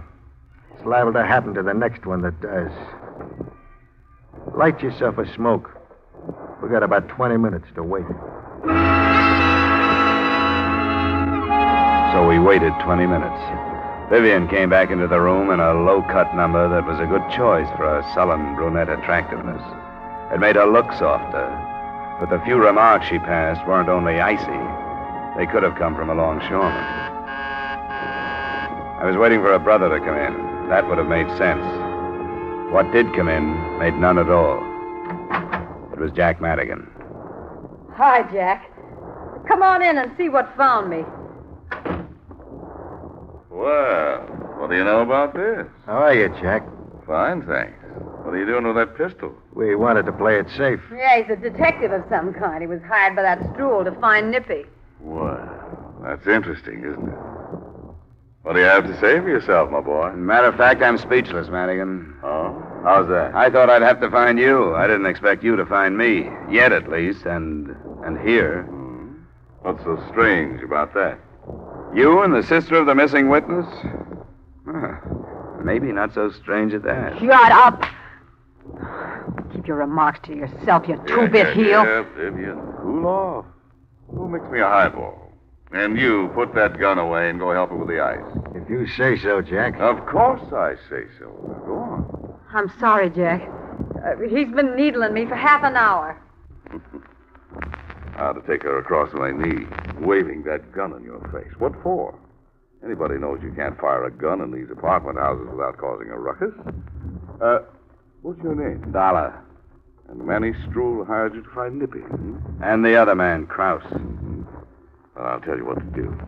You go back to Stroll and tell him the boys are all right. Oh, let's not be childish, shall we? In what river are they all right? Now, see here, there's no need to take such a pessimistic view. I realize the press has given me a reputation for violence, but I don't deserve it. There's no reason for me to want to harm those boys. I'm not afraid of their testimony. I'm counting on it. Sure. And straight testimony, no perjury this time. Why, I've already talked to those federal men. I'm cleaning the slate this time, telling everything, and let the chips fall where they may. What kind of stuff is this? It's the truth. I'm tired. I've been at sword's point with the police and my government long enough. I've been offered certain little leniencies, and I'm going to accept. It's been later than I thought for a long time. I'm through. You know, this is almost funny. I'm dead serious. You go back and tell that police coroner tout that the boys are all right. Where are they? I can't tell you that. I've got them under cover for their own good. Now, Dollar, don't go off half-cocked. A lot of heads are going to fall after the three of us have finished this federal catechism. If you think you're the only one looking for them, you must be a stranger in town. You're trailing the pack. Well, if this is all I get from you, I've heard enough. You'll drop it?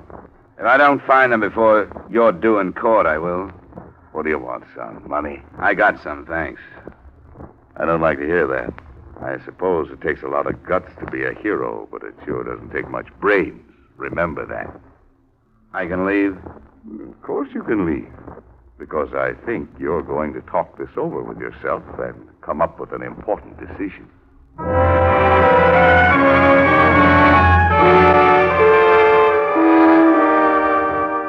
I did talk it over with myself, but not until I found a cab stand on the corner and turned around. A quarter of a block behind me, I could make out the figure of Red, the so-called butler. Expense account item 5, $20, fare and tip to a driver who saw to it that our cab wasn't followed. When I felt reasonably safe, I gave him the address of the second missing man, Max Krause.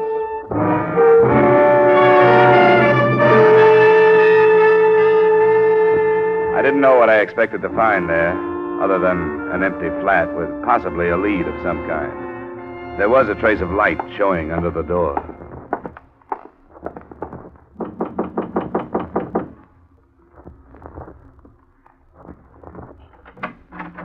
Come on in, Dollar. Red. I didn't expect a butler in a place like this. Come on in. Why didn't you use your head?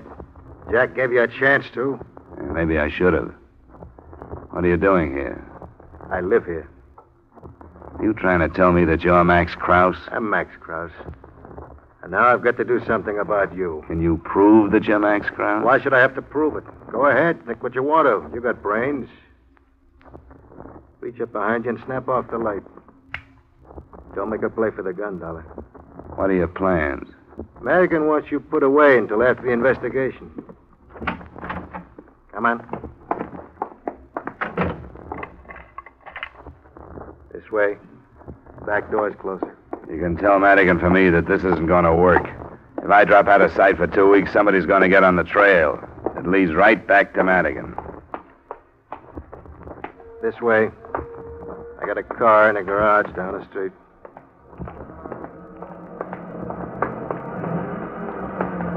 That's him. Get down.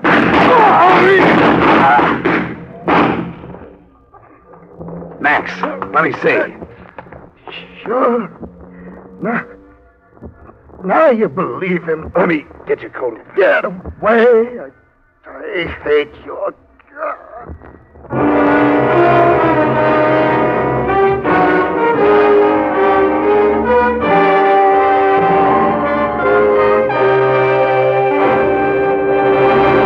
We'll return to the second act of yours truly, Johnny Dollar, in just a moment. Once a year, the community chest comes knocking at your door, seeking your help. Giving to this worthy cause eliminates many separate appeals, which would be more costly in money, time, and effort. So when you give, make sure you give enough to cover the many campaigns the community chest includes.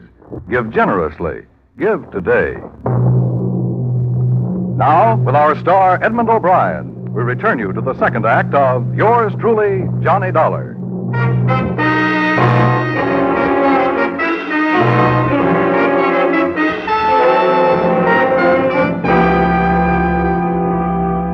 When the windows in the buildings around me started slamming open, I left the scene of the killing and carried with me a whole new set of thoughts on the Jack Madigan matter. None of them were good, but the worst was the fact that the description I'd gotten of Max Krause would in no way fit the dead man I now thought was Max Krause. Expense account item 6, cab fare to your address, Mr. Struhl.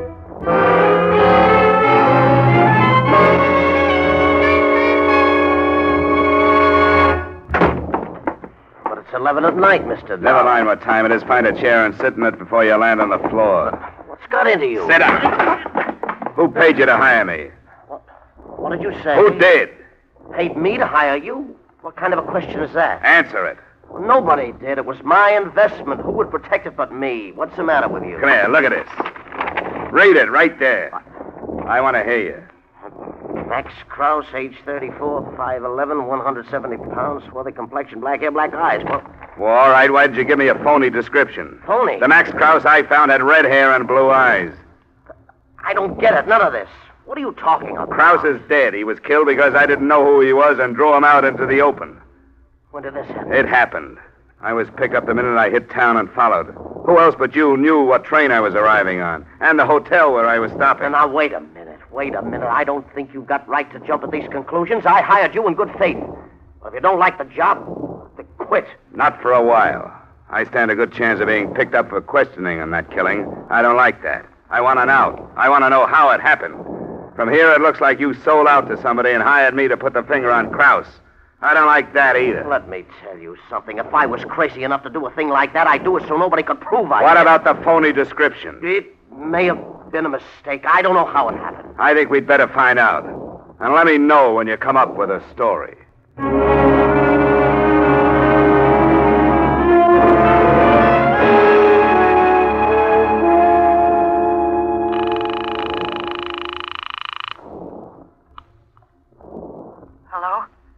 Johnny Dollar.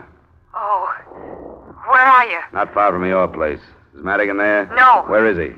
I don't know. He got a phone call and left right afterwards. Was the call about Krause? He wouldn't tell me. What about Max? He was killed. Oh, I knew it was something awful. I could tell by his face. I've been scared to death ever since he left, and I didn't know why. I'll call back later and see if he's in. Mr. Dollar, I have no right to ask this, but there's something I want to tell you. Could you come up? Can't you tell me over the phone? No, Won't you come up? You alone? Yes, I'm alone. Okay. I'll take a chance. It'll be about 10 minutes. It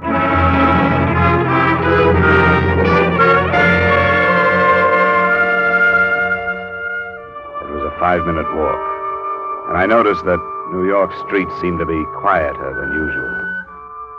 Inside the building, I walked the 2 flights up to save the noise my arrival would have created by way of the elevator. I listened a few minutes outside a door without hearing anything and took the plunge.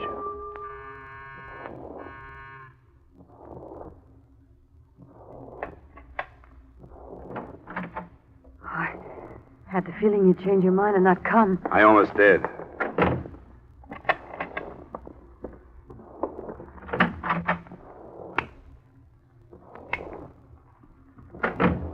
There's nobody here. When did Madigan say he'd be back? He didn't. He didn't say anything.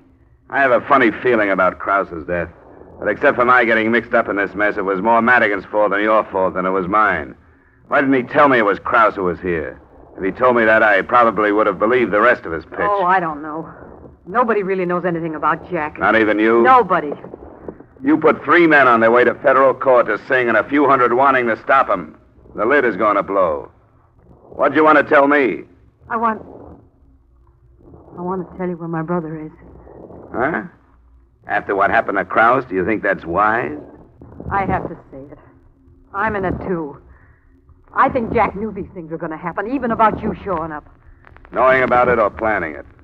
I know it sounds impossible, but I keep remembering things he said about how he'd have the government men eaten out of his hand. He was bargaining for leniency. He told me, but why are you ratting on him? Because Jack doesn't care about anybody but himself. One of the threats to keep him from testifying was that I'd be kidnapped. Huh. If he'd known that Max would be killed, he'd have let him take me, too. You think he did know? He hadn't let Max out of his apartment for almost a month. Tonight he ordered him to go. I think he wants us killed, so it'll make it look that much more dangerous for him. Does it sound too crazy? Well, not exactly, but it's hard to prove. I know that.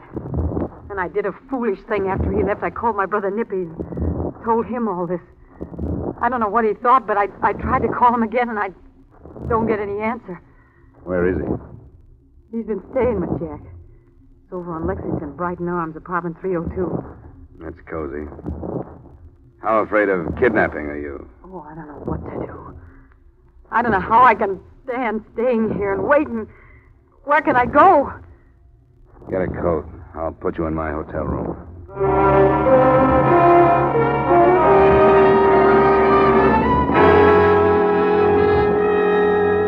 Expense account item 6, $10. Tip to the hotel detective to see that she stayed in the room. Item 7, $120 cab fare to Jack Madigan's address. I dropped my taxi a half block down and walked the rest of the way. What slowed me was the sight of a couple of prowl cars parked in front of the building. And even at that time of night, a small group of the morbid in a scattered circle on the sidewalk. I saw the body, but didn't move close enough to recognize it. Hey, what happened? Huh? Oh, a shooting. Anybody know who it is? The whole country will in the morning. He was due for a big federal probe. That's Jack Madigan. Where were you, Fred? Taking in another of them westerns, I suppose. There was more shooting right here than the whole picture. Hey, pardon me. Yeah? When did it happen, do you know? Not exactly. They've been here quite a while. Oh, about an hour, anyway. Can't find the medical examiner, and they can't do a thing about moving them till they do. Hey, Fred, wait till the editorials tomorrow night, huh? This is tough. They're too mighty.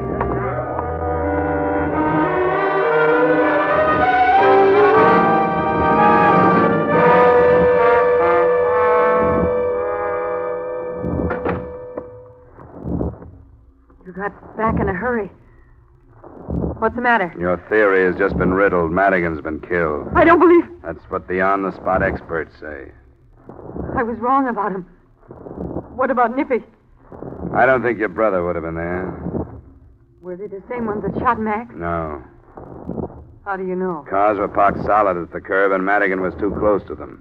He couldn't have been shot from the street like Max was. Do you think Nippy would go to your place? No, he wouldn't go there. That'd be the first place they'd look. The first place who'd look? I don't know why I said that. Yes, I do. You're thinking the same thing, aren't you? That I told him what I was afraid of and warned him. That crossed my mind. But I don't care who I can send in for Madigan's killing as long as I can go home. You seem to be the closest suspect. You're not serious. You've given yourself a motive. As far as I know, you were with him last. I wasn't.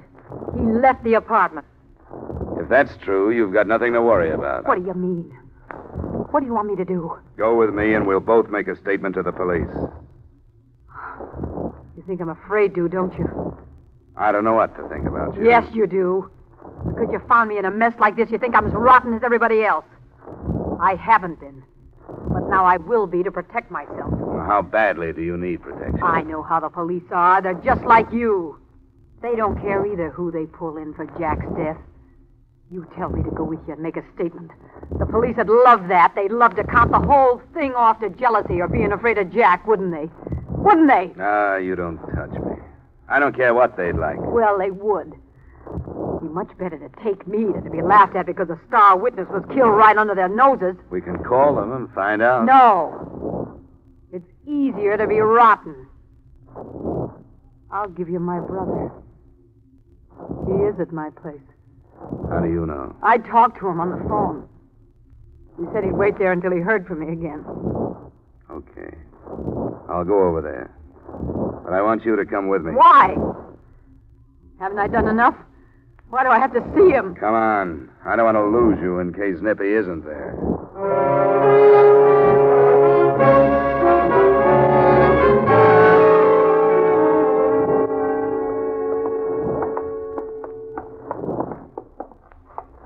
I'll do it. Give me the key. Vivian? Answer him. Yes, Nippy. It's going to work, Vivian. It's going to be a... Who's he? An insurance dick? That's right, Nippy. What are you doing here? Why'd you bring him, Viv? He made me do it. I asked her to make a choice between giving herself up for Madigan's killing or giving me you. Nippy. Put the gun away, Nippy. You've done enough. Is what he says true? He made me do it. He would have taken me to the police. You know what they would have done to me. But it's all right, Nippy. You can still work it out. Get away from me. She's wrong. You couldn't work it out, but you may do yourself some good by giving yourself up. Why did you do this, Vivian? Did you want to get rid of me, too? Oh, don't say that.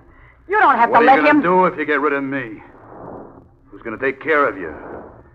Who's going to find more Jack Madigans for you to play with? Nippy, don't. Who's going to do the job for you when you get fed up and afraid to tear yourself loose? You don't have to let him take you, Nippy. I know you could take care of it when he got here. Is she worth it, Nippy? There wouldn't be a chance to count me off to a gang killing. You don't have to be afraid of him. I'm not. Then take him and get away. Not him. I'm afraid of you, Vivian. You're going with me. Stay away from her. Nippy, let go. And stop fighting. I wouldn't hurt you. You will. Go, Nippy. Let me go! Now, watch it, Dollar. Don't try it. Let go of me. Let go of me. No. Vivian, get it.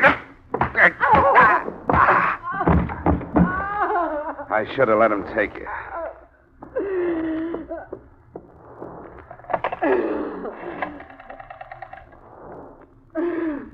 Give me the police.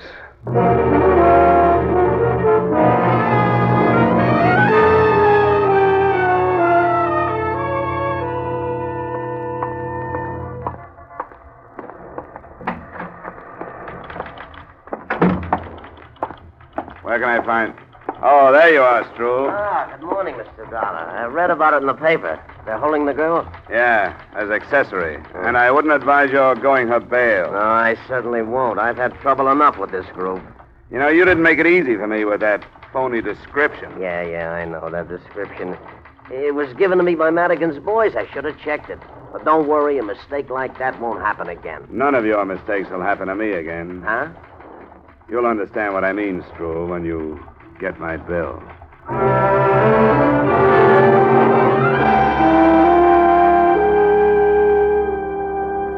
Expense account item 8, same as item 2. Item 9, miscellaneous, $2,500. Expense account total, $2,720. Remarks? I'm holding my retaining fee until this matter is settled. Yours truly, Johnny Dollar.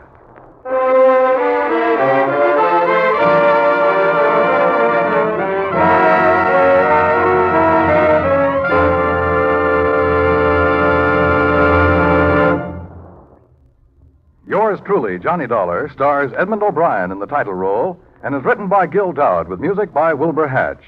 Edmond O'Brien may soon be seen in the Paramount Pictures production Warpath. Featured in tonight's cast were Sidney Miller, John Daner, Clayton Post, Jeanette Nolan, and John McIntyre. Yours truly, Johnny Dollar, is transcribed in Hollywood by Jaime Del Valle. This is Dan Coverly inviting you to join us next week at this time when we will again bring you Edmond O'Brien as... Yours truly, Johnny Dollar.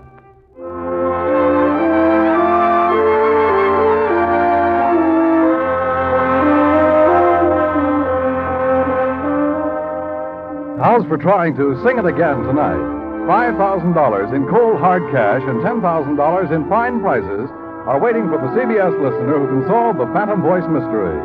Dan Seymour will be on hand with those coast-to-coast phone calls, and Alan Dale, Eugenie Baird, Bob Howard, and the Riddlers will be making the music.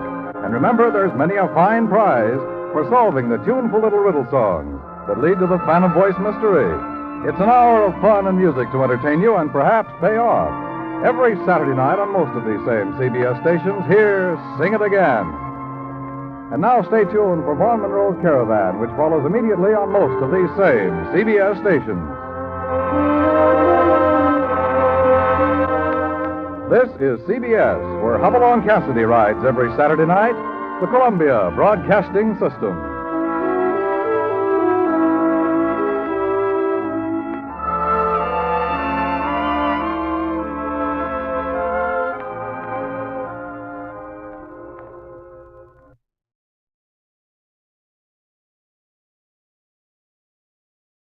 From Hollywood, it's time now for Edmond O'Brien as...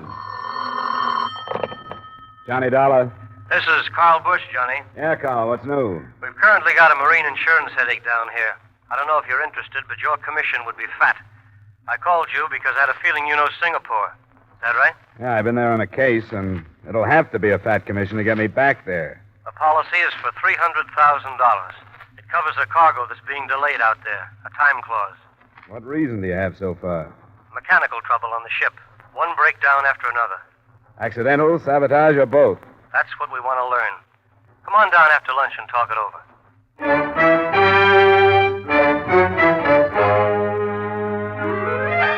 Edmond O'Brien in another adventure of the man with the action-packed expense account.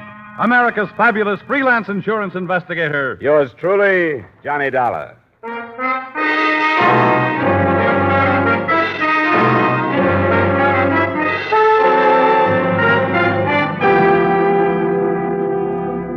Expense account submitted by Special Investigator Johnny Dollar to Tri-State Insurance Company, Hartford, Connecticut. The following is an accounting of expenditures during my investigation of the Yankee Pride matter. Expense account item 1, $1.50 cab fare to your office.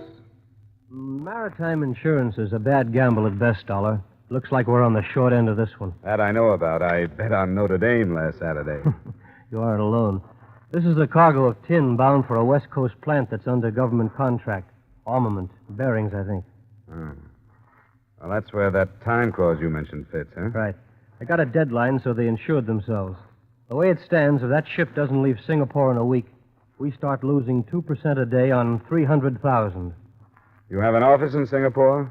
Yes, but we haven't gotten any satisfaction from them. I don't know. That far away, you're out of touch. What's your man's name? Here, name's Els, Vincent Els. Here's the address. Yeah. Well, I guess I can get the rest of the dope from him. I'll get out of here as soon as I can get space. Good. It's been nice seeing you, Johnny. Let me know when your plane leaves. I'll send you a bouquet of bourbon or something.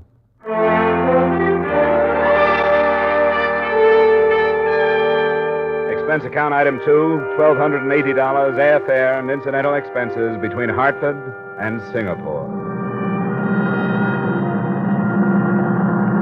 In the perverse way of shipping airlines, we arrived with one of Malaya's heavy, muggy dawns, coasting in over haze-hidden native villages, the island-studded harbor, and finally settling on the big field.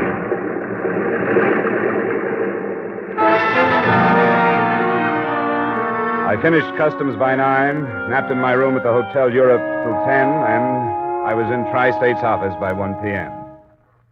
I'm happy to meet you, Mr. Dollar. Sit down. I trust you had a pleasant trip out. Well, it's a little too long to be pleasant, Mr. Ells, but those airline people do everything they can. Yes, you've been in the East before? A few times. Now... Then you know that the unexpected is more or less commonplace here. Say, what are you driving at? It's possible that you've come on an extremely dangerous mission, sir. Oh? On the other hand, perhaps it's only coincidence. One of my adjusters has been killed. He was working on this case? Yes, I'm afraid he was. What have you done about it? I've turned the matter over to the police. Did you mention the situation, the delayed cargo? I did, but I rather think that they categorized him as an individual rather than as an insurance adjuster. Who was he? A young Chinese, Kufo Sun, an intelligent chap. I discussed the matter with him the morning previous to his death. That was 2 days ago. He told me he was going to visit the ship in question, the Yankee Pride. The men on board said he never arrived. You don't think his death was a coincidence, do you? Instinctively, no, but it's true that death isn't rare in some quarters here. So I've heard. Hey, did this boy of yours leave a family? Anyone I can talk to?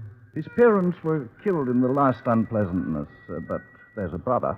They shared quarters. I'd like to have the address. Of course. It's in 10 Coolan Street. Here you are. I won't bother directing you. Any rickshaw fellow will know where it is.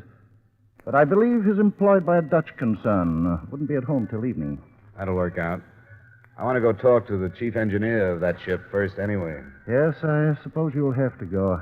I only beg of you to proceed with great caution. The ship is down at the east docks.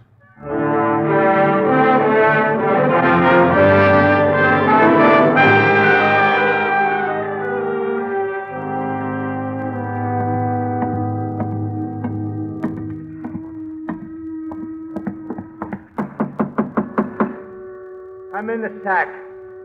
Come in. Oh, sorry to bother you, Chief. What's the matter with you? Blasted fever. Seems like this climate brings it back.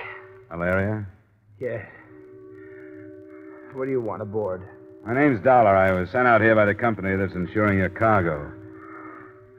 What about it? Well, they're going to start losing money if this ship doesn't get started home in a few days. Well, there's nothing they can do and nothing I can do.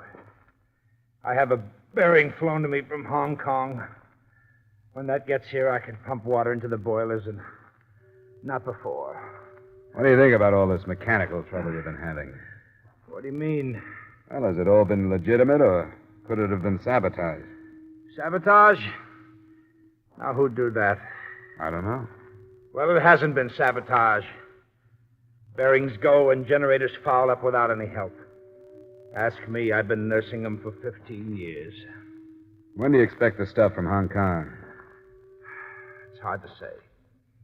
People don't work the same out here as they do in the States. Well, I'll fly up there myself after your bearing if it'll get you out of here on time. Look, mister, I'm not in any shape to figure out anything now. I'm sick. I'll try and talk to the captain about it. Come back tomorrow. Will you? Uh-huh. Sure, Chief. I know. That fever's rough.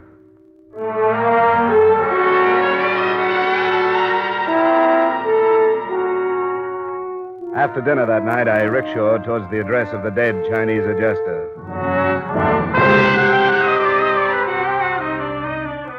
I crossed over the Singapore River, which winds through the city to separate the native and European quarters, and entered Ben Coolan Street. It was jammed with its people outside to take advantage of the breath of coolness that comes with night.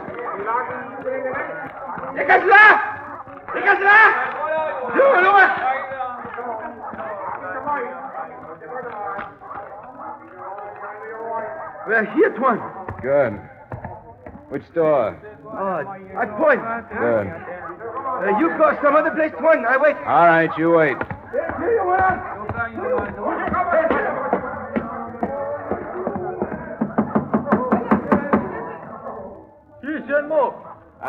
Are you Mr. Koo? Who asked? I'm an American. I want to talk to you about your brother. I will not talk. Why do you come here? I'm working for the company where your brother worked. I came all the way from America. Why won't you talk to me? You speak the truth? Yes, I have no reason to lie. You come then.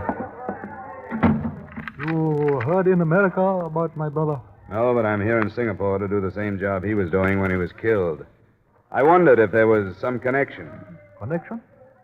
Was he killed because of what he was doing or for some other reason? I do not know. I did not know what he was doing. Are you telling the truth? Yes. What are you afraid of? Why did you tell me you wouldn't talk about your brother? I do not want to die. Why would you die? Did someone tell you that you would if you talked about it? Yes. I cannot tell anything because I know nothing. That he will not believe. Who? Come on, you can trust me. I promise you I won't mention a word of this. He who came here before the police. I told him that my brother and I speak of other things, not work. But he made promise that I die if I speak to police. Who was this man? Did you know him? No, I have never seen him. Was he Oriental or Occidental? English. He would do low work, I think. The work of frightening people for some other. Ah. And you're sure your brother didn't say anything about his work the night or day before he was killed, huh? Anything about a ship named the Yankee Pride? Nothing. I have spent many hours remembering his last words to me. He spoke only of one new thing. A woman. With Forsoon, there was always new woman. With this one, he was filled with pride and excitement. She was Malayan. Perhaps she brought him death. The man that threatened you, did he ask you about her? He asked me everything that had been talked of, but I was frightened and did not mention her. Do you know her name or where I can find her? You will keep the secret? I won't even mention that I've met you. What will you say? Well, I'll lie about when I got here. I'll tell her I talked to your brother that night before he died. Her name is Randi. There's a place of an Arab in Malabar Street. It is called Billy Parker. That is where he spoke of finding her. All right. I'll see if I can. Please. Korsoon's death is a very heavy sorrow. But my death is in the future. Do not come back. To speak further of this would be to waste the future. I won't come back, Mr. Cole. Thanks for the help you've given me. Goodbye.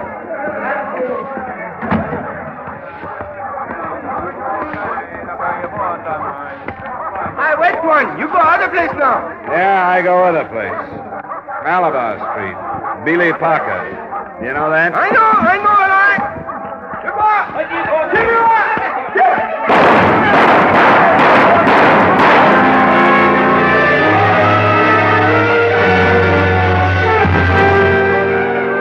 I didn't bother to go back. The crowd surging around the door I'd come out was enough to tell me what had happened.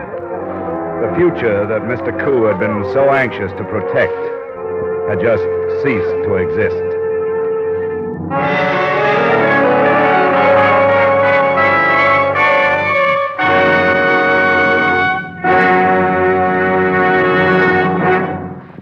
In just a moment, we'll return to the second act of yours truly, Johnny Dollar, starring Edmond O'Brien.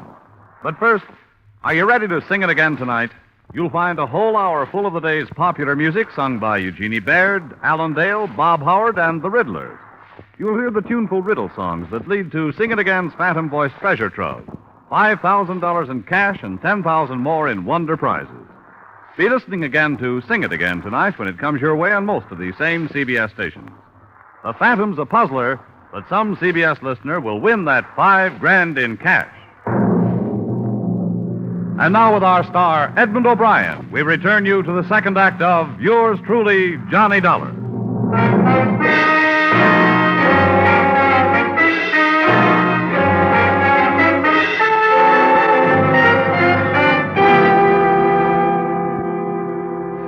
Telephones are still at a premium in the native quarters of Singapore. I wanted to report what had happened to Vincent Els and tell him where I was going and why. So I tried to find one, but couldn't. The joint called the Beeley Parker was a mixture of nationalities, languages, and tobacco smoke. I spotted two Occidentals as I went in. They ignored me, so I ignored them and elbowed a place at the bar. Hello, boss. What do you drink? Any scotch? Oh, yes, sir. Got good scotch. I'll take one. Don't mix it. Yeah, I'm looking for a girl named Rondi. She here tonight? Rondi? You go table. She serve you, boss. You pay her. Right. Rondi! Rondi, you come quick.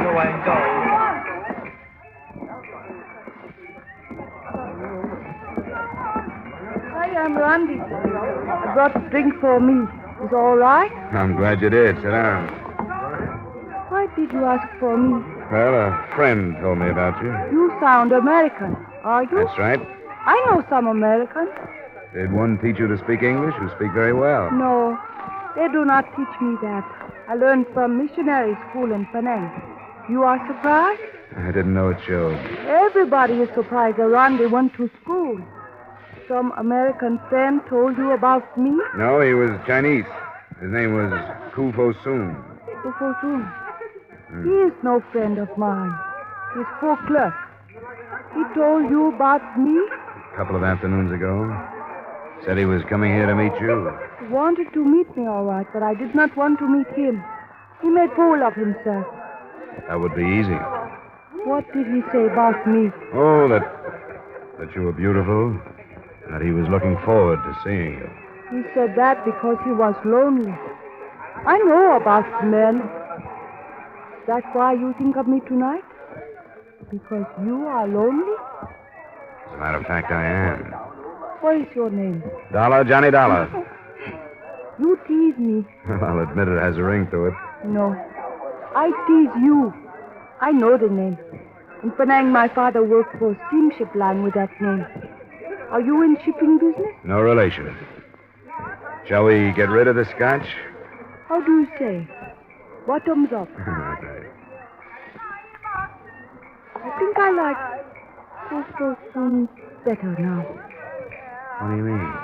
Because he told you about me. I get tired of these people. I like to talk to you. Randy, you come what? Oh, work. Will you wait for me? Wait for you? Only a little while, then I stop work. You come to my house. We can talk some more. Please, you wait.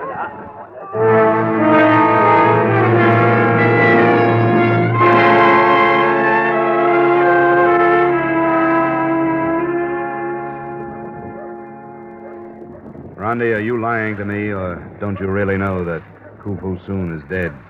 He is dead? I only knew him that one time. Not as well as I know you. How should I find out? Why should I lie to you? Because the chances are that you're the last person to see him before he was killed. How do you know that? Because he was on his way to meet you, and he never came back. There are many places to go in Singapore. Yeah, but it all keeps returning to you or that place. Fusoon's brother was shot right after he told me about you. I did not know he had brother. Johnny, I do not want to talk to you like this. I gave the name of the place to my rickshaw boy. Somebody overheard it. And the shooting took place right after we left. Why would somebody want to keep me away from you? Nobody wants to keep you away from me. You are frightened? Ah, that's past. If they'd wanted to kill me, they would have by now. Why did you bring me here? I thought you understood. You are in trouble. Why don't you tell me? To listen to you, I would help you. Forget it. That would be better. I will help you forget, too. I'll make a drink. Hi. You like pie? Sure, anything. Do not think about your dead friends, John. You cannot help them now. You think of me. What else? Easy now. Easy. Sorry to interrupt. Hey, keep your pistol on him, Roy. Right. While I find out if he's got one. He's not armed. Ah, well, you should know, dearie. Well, now, ain't you going to get up? I don't see why I should. Because we're going for a little drive, that's why you should. Are you coming like a gentleman or otherwise? Roy! Yeah? Oh!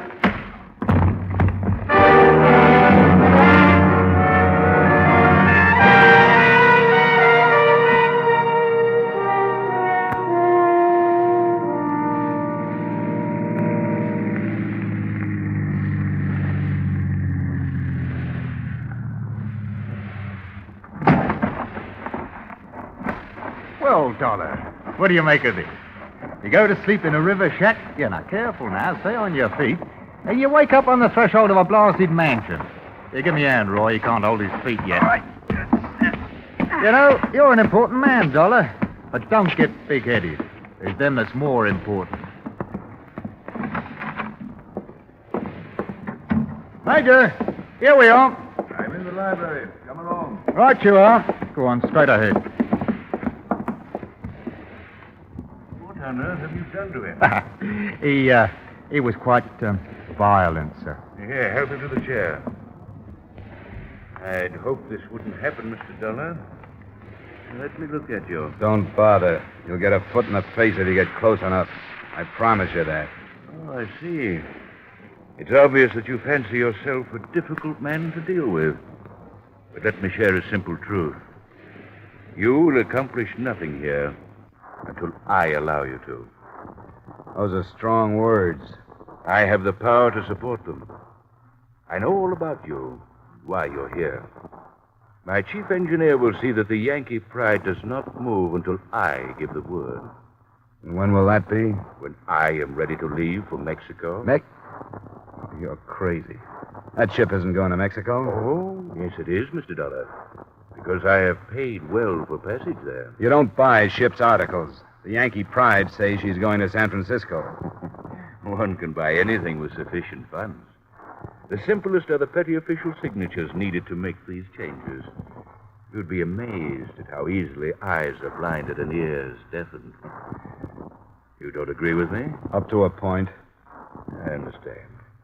You think that I brought you here for the purpose of bargaining with you? There's no need for that. Why am I here? Because I enjoy my power. And at the moment, I'm fighting you and your stumbling, idiotic methods. You're proud of your own? What kind of power did it take to bring off the murders of the Koo brothers? I'm not impressed. You will be. I'm going to let you go on with your investigation because you're a harmless pipsqueak. Thanks.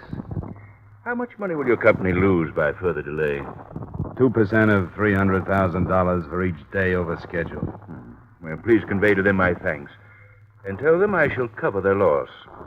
They won't attempt to prosecute. You may go. Earl and Roy will drive you wherever you wish them to.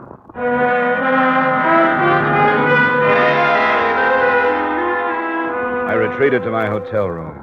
But I knew one thing about him and thought I knew something else. His name, as spotted on an envelope on the way out, seemed to be Major Ralph Dixon, and I had a strong feeling that his weakness was his strength and vice versa. The man was power mad. In spite of my exhaustion, frustration didn't let me sleep too well through the rest of the night.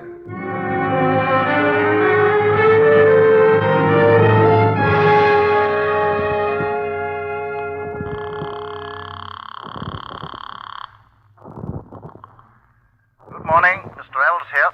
This is Dollar. Well, I'm glad you phoned. I worried about what might happen to you last night. Well, don't think for a minute that it didn't happen.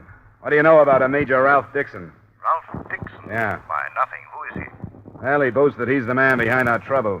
He's crazy, and I really mean that. Oh? He claims that he's bribed everybody concerned with the Yankee Pride sailing, including port officials. Mr. Dollar, you sound serious. I believe him. Look, you have better entree here than I have. Would you see that you can learn something about the ship's papers being changed to include a Mexican port? Oh, there was no Mexican port. I know that. Well, he says there is. And see what you can Learn about his visas and passport. And you might even check customs. He's holding the sailing up for something. I say, what are you going to be doing? Well, I'll start at the other end. I know my way around the bottom.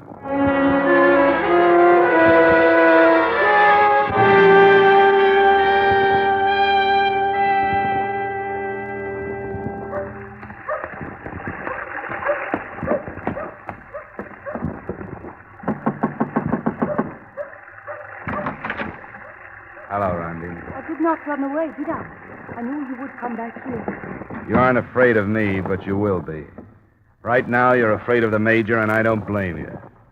2 men were killed to keep you and the rest of us pawns afraid. Yes, I'm afraid of him. Many people are. You and 1 or 2 others are going to have to protect him by taking the blame for those 2 murders. You know that, don't you? Said there would be no trouble. That was before I came to town. I say there is going to be trouble. Because I'm going to turn you in. And the Major is so powerful that nobody will believe you when you tell the truth. You will pay for it all. I believe that. Well, don't you want to help yourself if you can? Why? You know his power. Not like you do, and I don't want to. I think he's crazy. And if I have to, I'll kill him. What can I do? Tell me what's behind it. Gold. From an inland sultanate who is afraid of invasion. They send their gold out when they can. The Major is making the arrangements. How much, do you know? I've only heard. Almost 100 million. American standard? Yes, American. Has been delayed in its journey here. What can you do against power like that, Johnny? If we can get high enough, we'll break him. The man I'm working with on this is checking every official the Major claims to have paid off. How do you know that? What do you mean by that? You are speaking of Mr. L? That's right. He is only a human being. He is as greedy as any of us. I do not think he is asking questions. He's been bought, too, huh? Yes. You, the captain, the engineer, officials, else. You too, Johnny. If you were wise. Did they tell you to say that? It does not matter. Yes, they did. They told me to warn you. I'm glad to hear that. Why should you be glad? Because it means he's afraid of me. What else were you supposed to tell me? Only about Mr. Els. Yeah. Mr. Els is as good a place to start as any.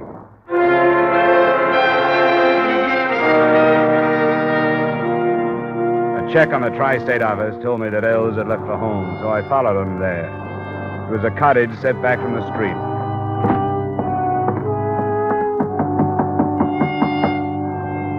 No one answered my knock.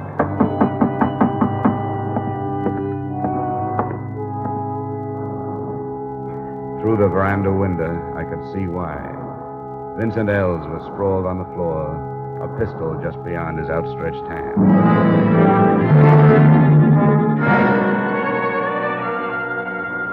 On the way to Major Dixon's, I stopped at my hotel long enough to get an automatic out of my luggage.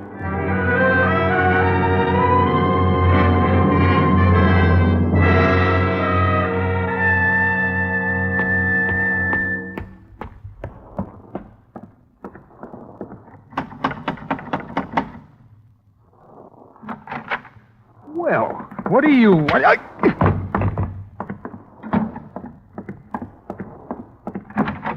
What's the meaning of this? I just left Vincent Els' house. Oh, yes. I've been advised that the poor man took his own life. Perhaps you can profit from his act. I think I can. What happened? Did he turn on you? Let us say that he didn't appreciate his position with me. He miscalculated my strength. Naturally learned there was nothing left for him to live for. How have you fared? I've done all right. I've finally realized that there's only one way to stop you. Oh? And what is that? To kill you. Have you thought of that? Oh, see here. I'm a man of influence. You'd not be rewarded, you'd be prosecuted. I think you're a man of influence only in your own mind. Your influence is due partially to money, but more to fear. Els turned on you and you killed him. The girl Rondi would if she weren't afraid. Ah, but she is. She wouldn't be if you were dead. I want you to come with me. And where would we go? Down to the police commissioner, where I want you to list every bribe and killing you've been involved in. Ridiculous. I have an appointment at the club. You'll pardon me, I'm sure. I know about the gold, Major. Oh, you do you? What do you propose doing about it? I'm going to stop it. You?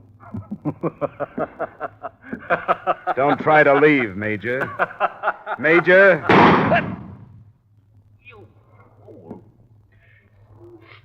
Stupid little fool.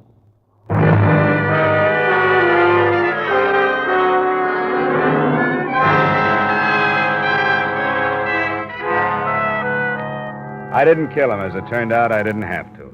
Police investigation of the shooting brought out all the truth. The gold was confiscated when it arrived, and after 3 days of questioning, I was released. Remarks? You may lose 2 days on the Yankee Pride schedule, but to balance that, you also lost Mr. Ells, an agent you can do without. Expense account item 4, $300 miscellaneous. Expense account item 5, same as item 2. Expense account total, $2,686. Yours truly, Johnny Dollar.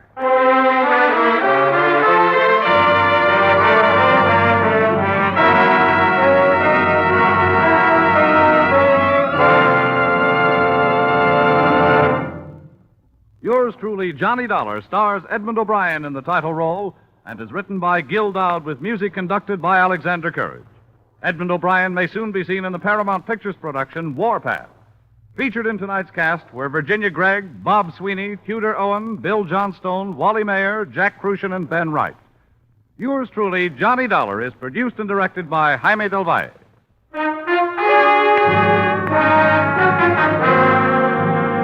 This is Bob Stevenson inviting you to join us next week at this time when we'll again bring you Edmond O'Brien as... Yours truly, Johnny Dollar.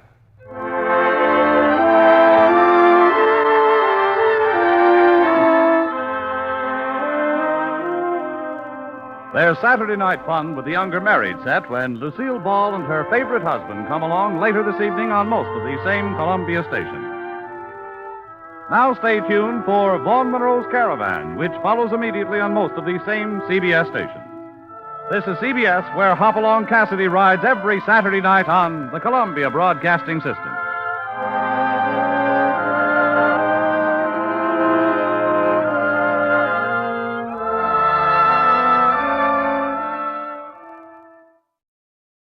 From Hollywood, it's time now for Edmond O'Brien as... Johnny Dollar. We're ready on your call to Boston. Go ahead, please. Hello? Yes? Mr. Semplin, this is Johnny Dollar. Johnny Dollar? I don't believe I remember you, Mr. Dollar. Well, we've never met. Your company hired me here in Hartford to investigate the Joan Sebastian death. Oh? It's odd that they didn't advise me. Well, they probably will. I called you to find out the name of the officer in charge of the case, if I could. It's Lieutenant DeRosa. DeRosa. Do you happen to know what their theory is, if any? Theory? I don't think they've arrived at a definite theory. Still a toss-up between murder and suicide, huh? Okay, Mr. Semplin. I'll be in touch.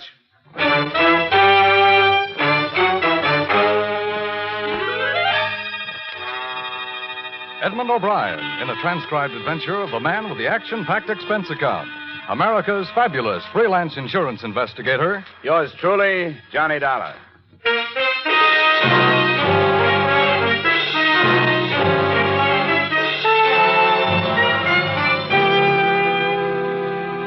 Expense account submitted by Special Investigator Johnny Dollar to Home Office, Corinthian Life Insurance Company, Hartford, Connecticut. The following is an accounting of expenditures during my investigation of the Joan Sebastian matter. Expense account item 1, $175 phone call to Boston, advising your manager there of my assignment. Item 2, $28 car rental and mileage from my Hartford apartment to police headquarters, Boston.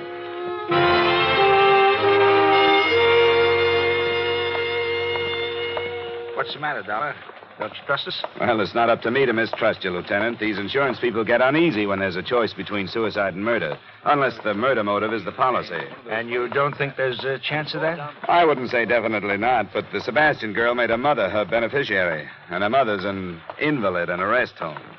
Did you know the mother has taken up with an old flame? No, I didn't. Oh, yeah. Goes to see her a couple, 3 times a week.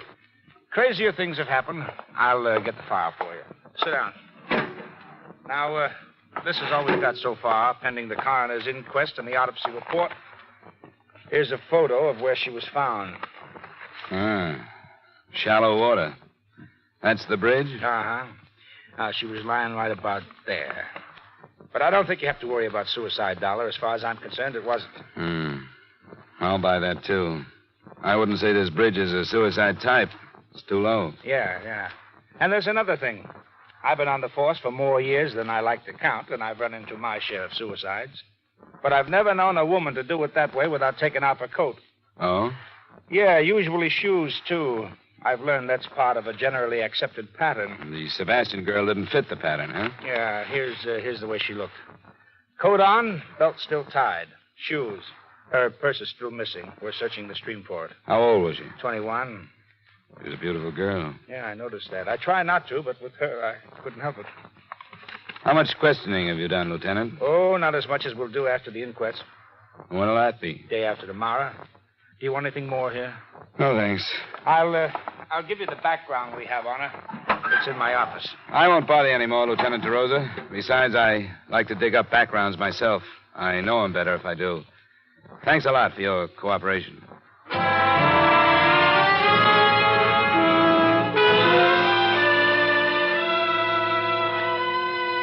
I drove out to the stream where they'd found the girl's body, and there chalked up another point against her death being a suicide.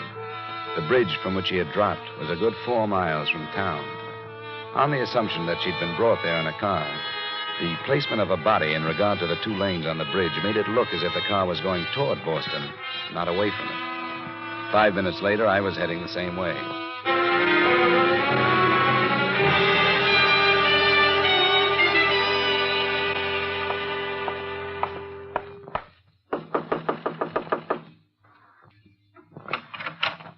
Hello? Miss Mary O'Neill? Yes? The manager suggested I come up. He told me you shared this apartment with Joan Sebastian. That's right. Who are you? My name's Dollar. I'm from her insurance company. I'd like to talk to you about her if I could. Well, I suppose so, but there's nothing I can do now. This is the biggest shock I've ever had. I always said there'd be trouble. But I never thought she'd do anything like this. Maybe she didn't. What's that supposed to mean? Well, there are signs that say maybe she didn't commit suicide. There are? Do you think she had any reason to? Well, that's what I said. I never thought she would. Sit down. Any place. Thanks. Poor little Joan. What does it mean? I'm not sure. Did you say you expected trouble? Oh, yeah, I kept telling her. It was the way she went, like she couldn't live fast enough, like there wasn't time to get everything done. She'd been like that ever since she got rid... I mean, her mother went into that hospital. Joni was all tied down taking care of her before. What could have caused the trouble? Well, I'm not saying she was wrong or anything, but... Well, there were too many men. I imagine that was easy for her. Sure was. Too easy. Do you mind telling me who they were? Well, I don't know. Only about one. Harold Corey. He's gone with her the longest. Harold Corey. Yes, he drives for the North American van lines. Sometimes he goes way out to the West Coast. And, well, while he was gone, Joni didn't stay home and catch up on her reading, if you know what I mean. I think I do. She went out with a different guy almost every night. I didn't pry, but she never tell me who they were. You think somebody killed her, don't you? Would you help me try to find out? What could I do? You didn't want to pry, but I get paid to. I'd like to look at her things. Well, I suppose it's my duty, sort of, isn't it? In a way, yeah. But I can't force you to. Oh, I know it's the thing to do. Some of her drawers are locked, but I'll show you what I can. I started on the locked dresser drawers. They gave up and opened after a brief struggle, but contained on the whole things that might normally be locked up because of their value. Imported perfumes, expensive lingerie, and some jewelry. The only thing that looked as if it might have been hidden for the sake of secrecy was under the jewel box. It was a gold key, a functional house-type key, but with meaning added because the head of the key was heart-shaped. It hung from a fine gold chain. Well, I never saw that before. Never saw the perfume before either, but I smelled it. That's a few $100 worth of scent. And the rest of it was Joan used to such expensive things? Well, not that I know about. Harold Corey sure couldn't shell out that kind of money. That heart-shaped key. It's cozy. I'd like to keep it if I could. Oh, I don't know about that. After all, it isn't mine. I might get into trouble. You won't, I promise you. I'm working with the police on this thing. I want to find out where it was made if I can and who ordered it. Oh, I get it. Sure, I wouldn't stop you from doing that, even if I could.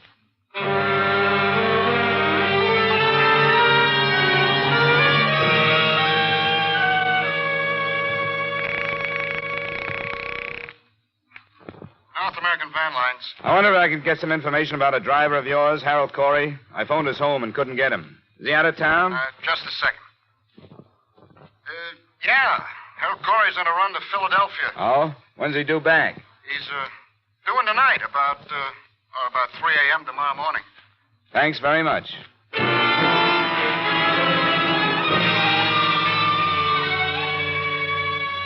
Expense account item 3, $7, drinks and dinner after I checked into the Bristol Hotel. Item 4, a nickel, phone call to Joan Sebastian's employer. Edward Hollis was at home and would see me.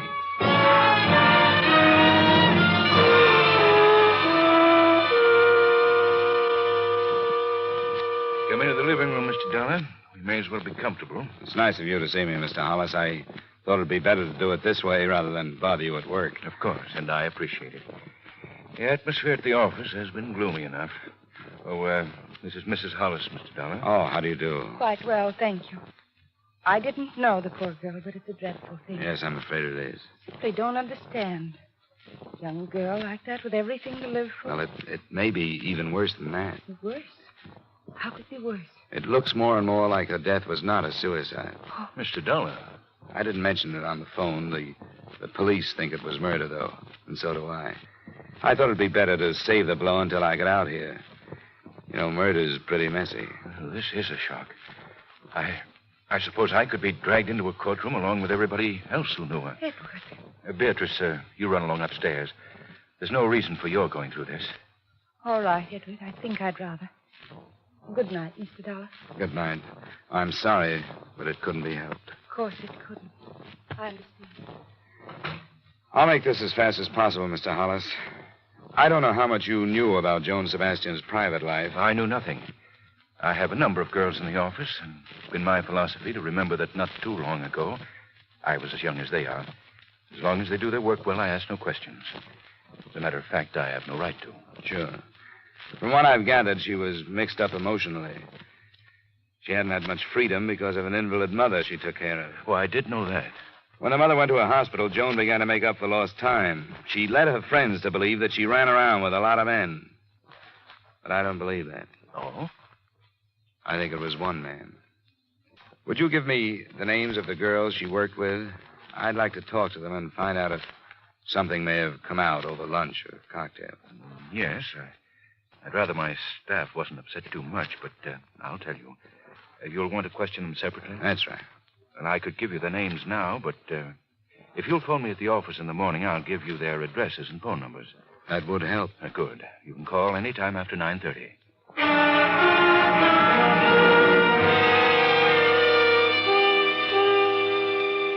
I called the next morning and got a list of 6 feminine names, which I pocketed for later reference.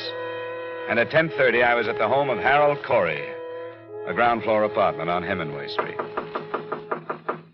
Yeah, who is it? My name is Dollar. Come later, will you? I don't want to talk to anybody right now. I'm an insurance investigator. I want to talk to you about Joan Sebastian. Who have you talked to?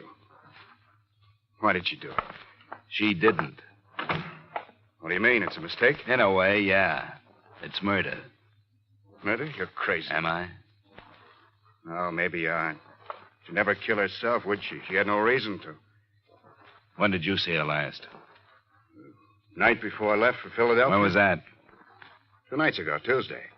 I left at 5 Wednesday morning. She was found Wednesday morning.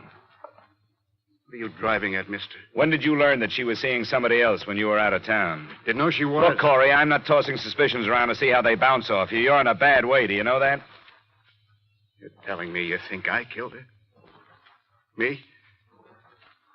I loved her. I wanted to marry her. That's a motive, not an alibi. Get out of here, will you? Leave me alone. You aren't helping yourself with this act. You're making it worse. Get out of here before I do have a murder to answer for. Get out. Get out!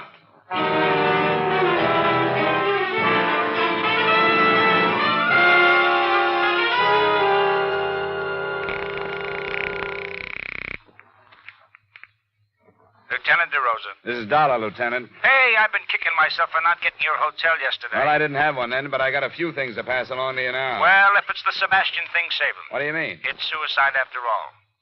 How come? Autopsy report. There was concussion from that drop from the bridge, but that wasn't the cause of death. Now, wait a minute. Cause of death was from carbon monoxide. It looks like she pulled the suicide where it would embarrass somebody, and they tossed her in the creek to get her out of the way. Hello? You still there, Dollar? Yeah, I'm still here. This is where I came in.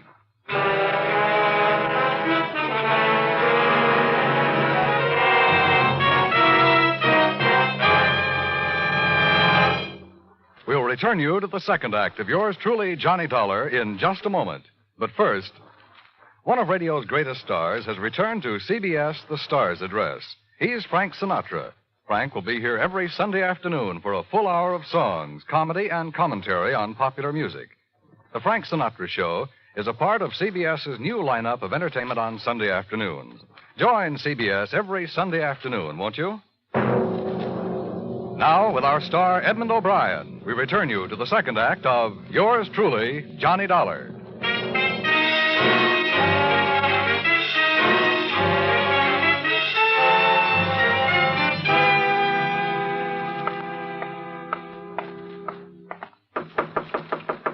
Come in.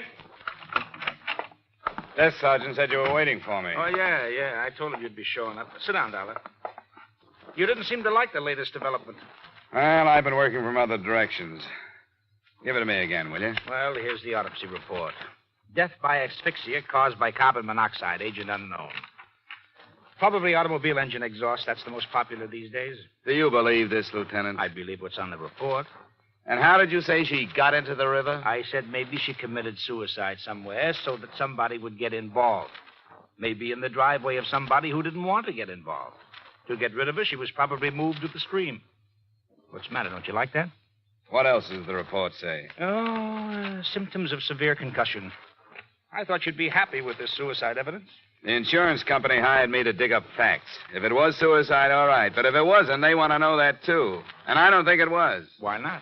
Well, from what I've learned, she wasn't the type. She liked to be alive, and she played it hard enough to leave some motives lying around. Jealousy, for one. That boyfriend of hers? Ah, you know about him, then. Yeah, Corey, isn't it? A truck driver? That's right.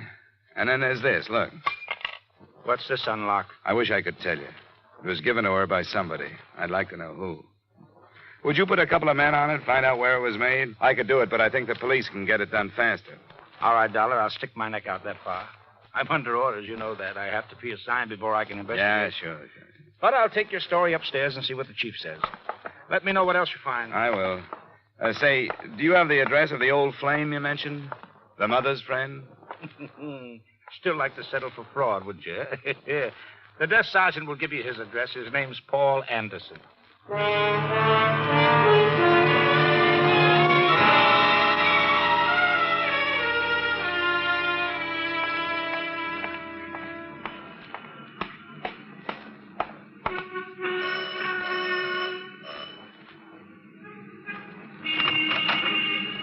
You Mr. Anderson? I am. I'm from Joan Sebastian's insurance company. Wonder if you'd spare me a few moments. Why, yes, I suppose so. Come in. I didn't know she had a policy. She did.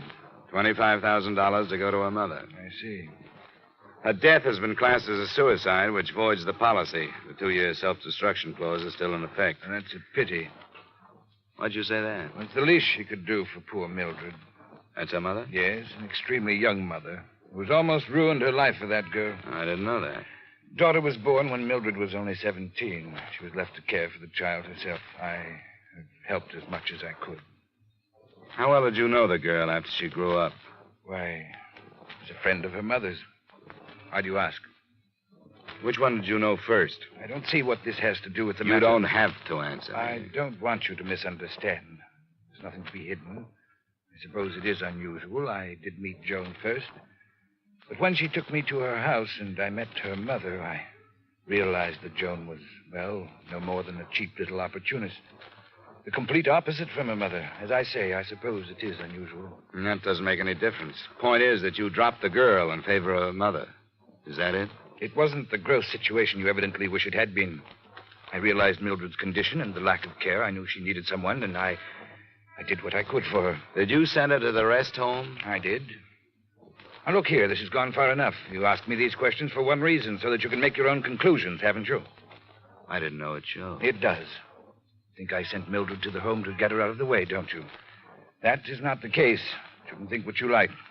Go ask Mildred if you care to. I won't bother her. Do you know anything about a gold key that Joan had? A gold key? No, I don't know anything about a gold key. I've known very little about Joan all these past months. I could have told you that she was headed toward a bad end a long time ago. Now she's reached it. There's no one to blame but herself. It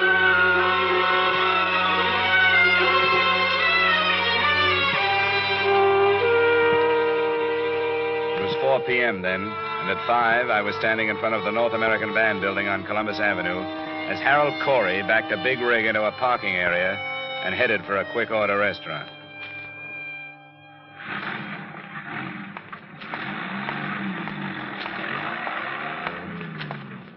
Hello, Corey.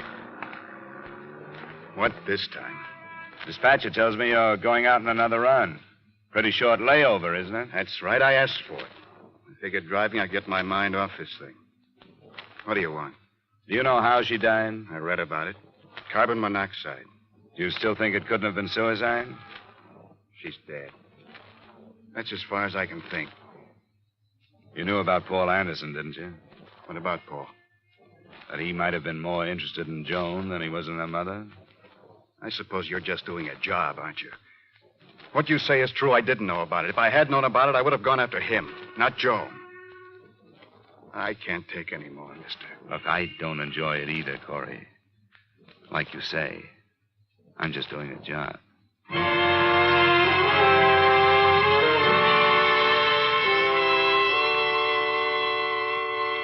After questioning the 6 girls who had worked with Joan Sebastian, I was still nowhere.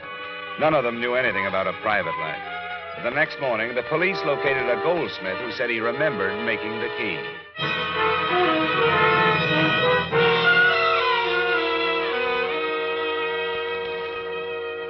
The police told me you might come in, Mr. Dollar. No trouble at all. We're happy to oblige. Good. You've seen the key? Yes, the officer showed it to me. Oh, friendly young man. I have it with me. You're sure you made it? Oh, yes, positive. See here, I'll admit to a quaint conceit. You see here? Potted scroll? See the letters? Oh, yeah. Yeah, C.S. My initials, Cedric Foss. Oh. But I haven't the faintest recollection who I made it for. I told that young officer that, too. I don't even remember when. Oh, there's so much work, you know. Well, maybe I can help you. It would have been between 7 and 8 months ago. You keep any kind of record? Oh, of course I do. I'm bound to. A matter of law. 7 or 8 months should... let me see. That would be November, October, September. 7 would be March. 8 would be February. Oh, yes, of course. Here we are. Frankly, I'm intrigued. How many of my items may have been involved with tragedy? Who knows? Perhaps I'm a curse.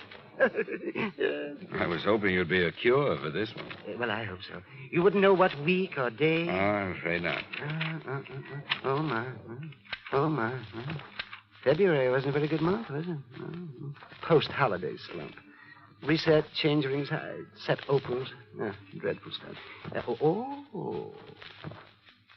What? No. It's much too small. Key for a jewel box. Well, let me see. March. Yes, engraved spoon, reset, repair, bracelet. Here it is. Door key in gold, March 17th. What name? Do not deliver. Will call J.E. Carter. J.E. Carter? Does that help? No, not a bit. Do you remember anything about him? No, paid in cash. Wait, now, that was the day Mrs. Brand brought the baby shoe in for placing. She's the councilman's wife. I remember that. It was snowing. That was the day it was ordered, Yes, huh? Now, wait a minute. It was modeled from a plain old cast house key. Uh-huh. I cannot picture him. But I'd done some apartment keys, and he said this was for a cottage. Outside of town? It was a surprise for his wife, someplace on the bay. I remember that because of the hideous weather, and I could just feel that wind coming through one of those summer cottages. Now, do you think you'd recognize him if you saw him again? Well, I can't say until I do. I could try. Well, we may have to call on you then. Thanks. Thanks a lot. I think you've helped.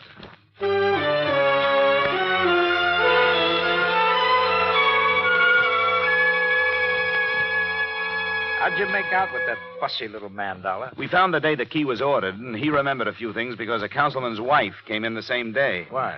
Well, the customer, Carter was the name he used, mentioned a cottage on the bay. That's east, and the girl's body was found northwest of here.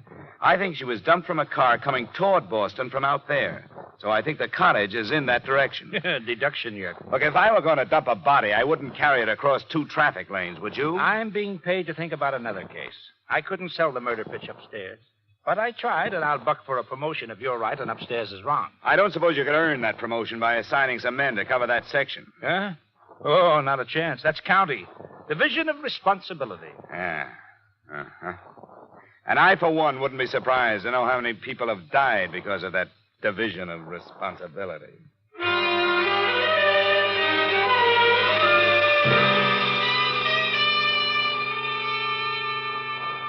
Expense account item 4, $35 mileage covering a 2.5-day search of real estate offices northwest of Boston. Object, a cottage rented a few days before March 17th by a man possibly using the name J.E. Carter. It was morning to night legwork, but on the afternoon of the 3rd day, it paid off. I found an agent who had rented a cottage to a J.E. Carter. She took me out, but before we went into the place, I noticed a lean-to garage marked up by plenty of tire tracks. Inside, I found a stained rug, among other things. Well, Mr. Dollar, I've always said I personally vouch for the people I do business with. You never know, do you? I should say you don't. You want to go now? I think I've seen enough.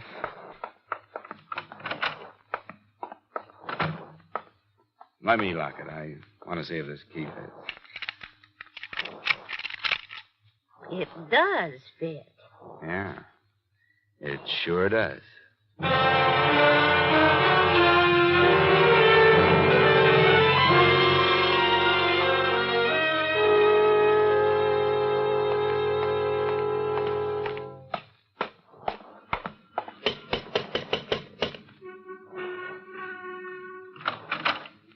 Oh, Mr. Dollar. Hello, Mr. Hollis.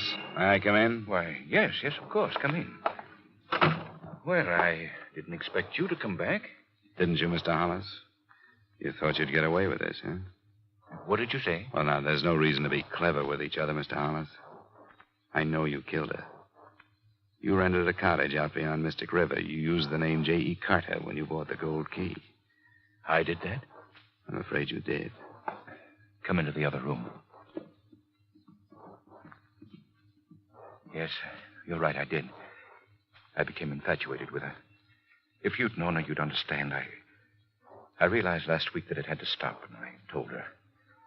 She had been going with that young Corey boy. I told her that even if I was single and eligible to marry, I would advise her to hang on to him, someone her own age. That was last Tuesday night? Yes. She left the cottage, and I heard her drive off. Or at least I thought I did. When I went out, I learned what she had really done. She committed suicide in the car. You can hardly blame me for wanting to keep the secret. Oh, you've been reading the papers, Mr. Hollis. Suicide and all that. I've been inside your cottage.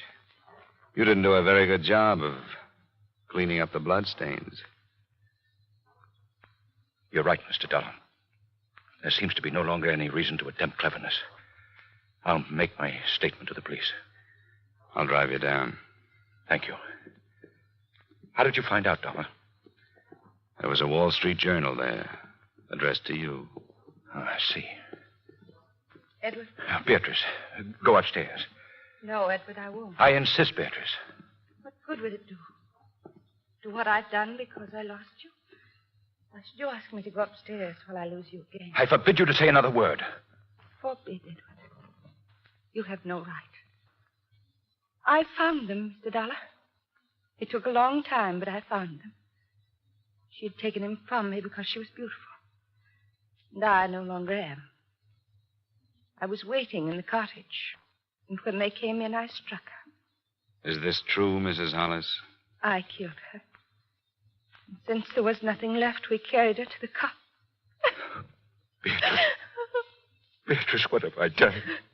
What have I done?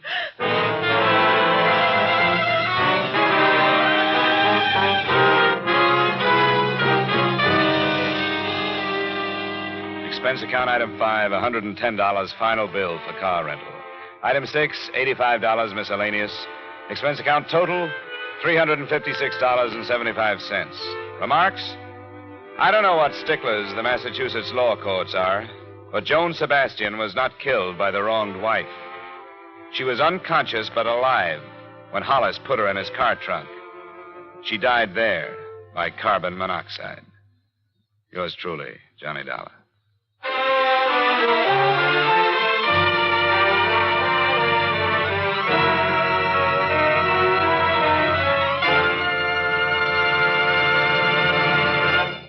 Yours truly, Johnny Dollar, stars Edmond O'Brien in the title role and is written by Gil Dowd with music by Wilbur Hatch. Edmond O'Brien may soon be seen in the Paramount Pictures production Warpath. Featured in tonight's cast were Virginia Gregg, Howard McNear, Virginia Eiler, Wally Mayer, John Stevenson, Bill Johnstone, and Raymond Burr. Yours truly, Johnny Dollar, is transcribed in Hollywood by Jaime Del Valle.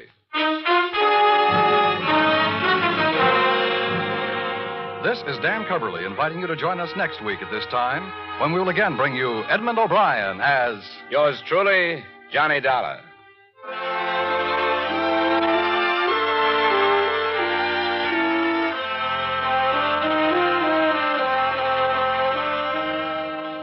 Stay tuned for Von Monroe's Caravan, which follows immediately over most of these same CBS stations. This is CBS, where Hopalong Cassidy rides every Saturday night, the Columbia Broadcasting System.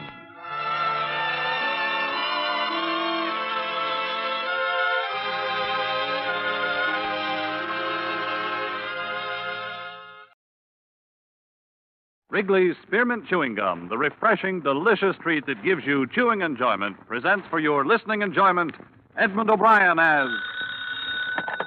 Johnny Dollar. My name's Mark Nelson. I came to Hartford to talk to you about a federal assignment. I'm from the Treasury Department, Bureau of Narcotics. We need an insurance investigator For what? to go to London on a case that has us stopped here.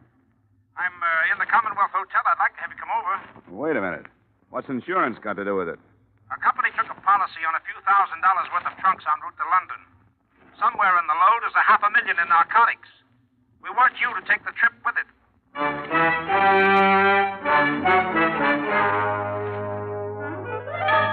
The makers of Wrigley's Spearmint Chewing Gum bring you Edmond O'Brien in another adventure of the man with the action-packed expense account.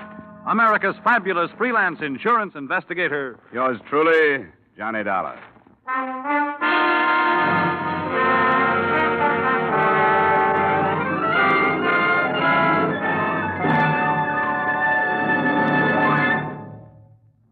To make every day more enjoyable, treat yourself often to refreshing, delicious Wrigley's Spearmint Chewing Gum.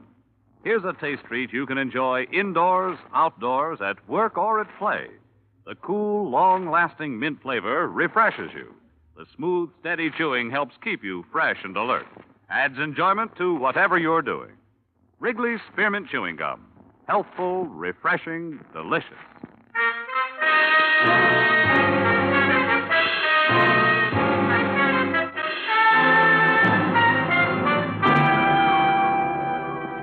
Expense account submitted by Special Investigator Johnny Dollar to Treasury Department, Bureau of Narcotics, Washington, D.C. The following is an accounting of my expenditures during investigation of the London matter.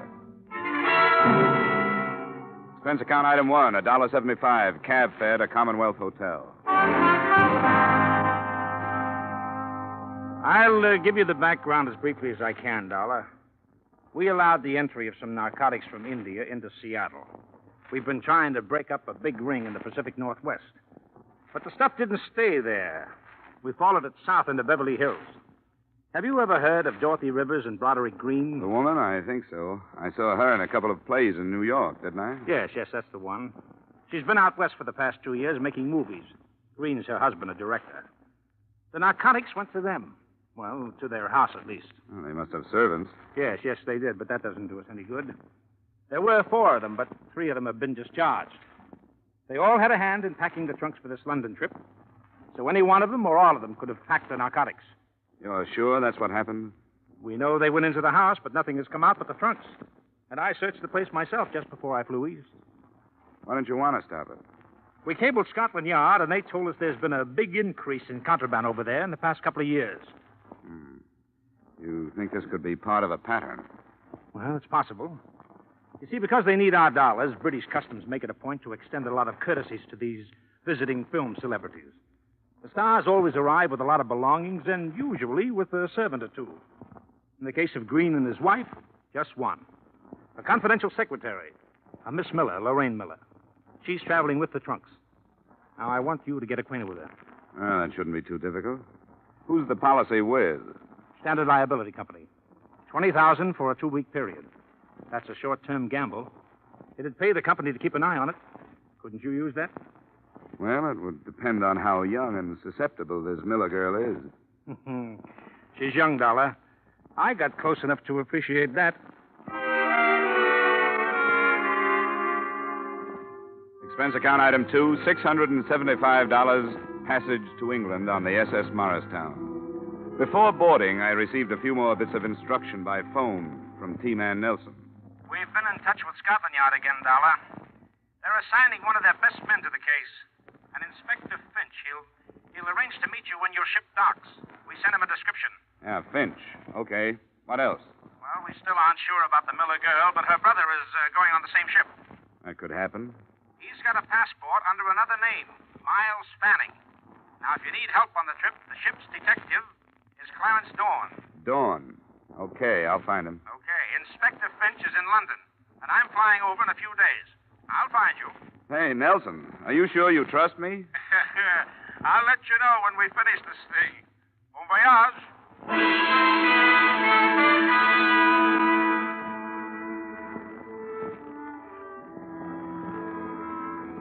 Expense account item 3, $8, bar bill.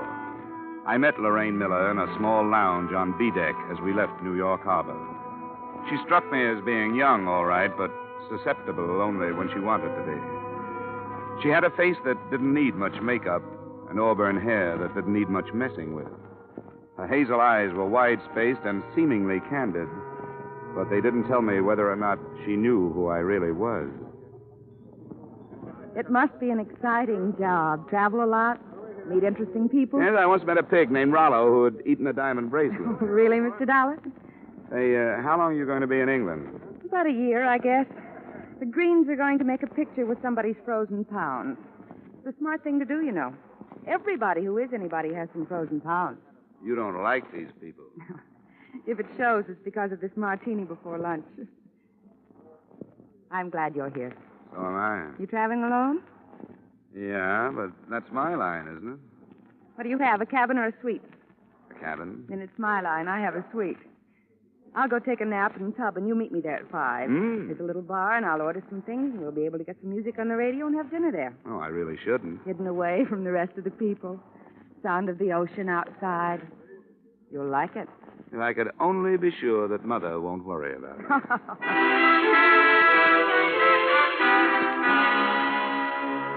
The cocktails were good, and so was the dinner. But the radio was full of static, and, as far as my assignment went, the conversation was unsatisfactory. I learned a lot about Lorraine Miller and a little about the Greens, but none of it tied in with the case. The whole evening made it almost impossible for me to suspect that she could be mixed up with narcotics until the 4th brandy. Jim? What is it? Oh, no. Porthole. Somebody pushed it open. It blew open. It startled me, that's all. Somebody pushed it. You saw him. You started to call out his name. No, I didn't, Johnny. It startled me so. My mind was 1,000 miles away in that Come over here and sit down. I'm sorry, Johnny. That was ridiculous. Why don't you want to tell me who it was? I saw him, too. Now, who are you afraid of? Don't ask me anymore, Johnny. But I want you to tell me. All right. You want to spoil everything with your stubborn prying? It was my ex-husband. He followed me before. Now, if you'll please leave. Johnny, I won't be able to see you again.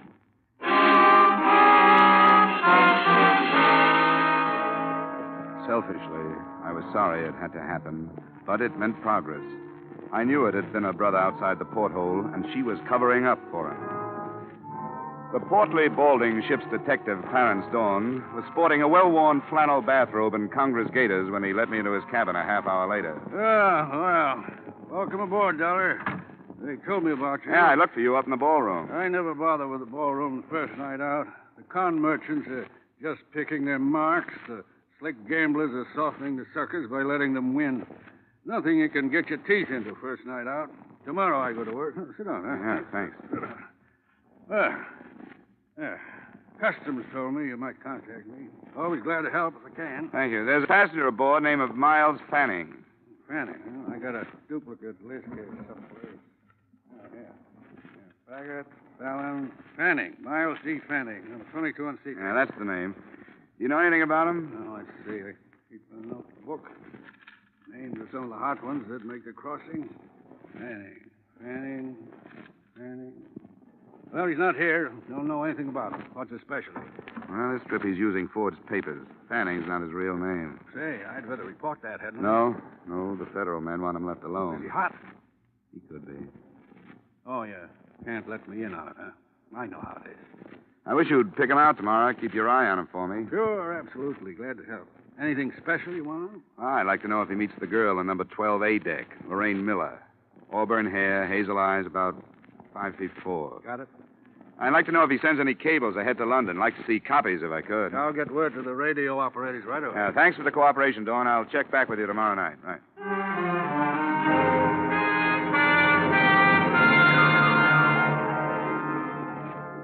I checked back with him on the following 5 nights, and he had nothing to report. The days and evenings I spent as casually as I could, and never once saw the Miller girl. According to Dawn, she had her meals in a cabin and never left it. Her brother was pointed out to me, and I felt his eyes on me now and then, so I knew he recognized me. Then, the night before we were due to dock in Southampton, I was surprised in my cabin by an unmistakably feminine knock on the door.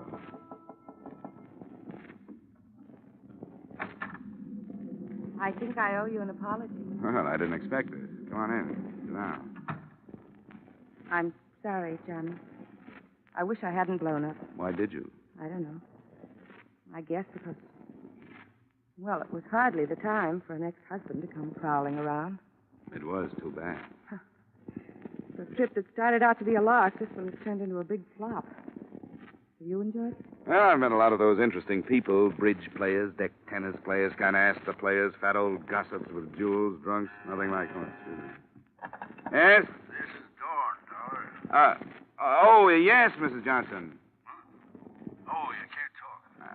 Yes, that's right. I'll make it short. They met after dinner. Fanning went to the Miller cabin. Oh? I'm awfully sorry, Mrs. Johnson. I couldn't make it tonight. A previous engagement, but thanks for calling. I'll stay on him and see you later. I hope you find somebody. Night. That was one of them. Could I fill in a contract? Mr. Johnson is seasick. We can get together in London, can't we? That sounds fine. I think we can work it out. I hope so, Johnny. I really do. Now I have to go. I want to get everything packed tonight.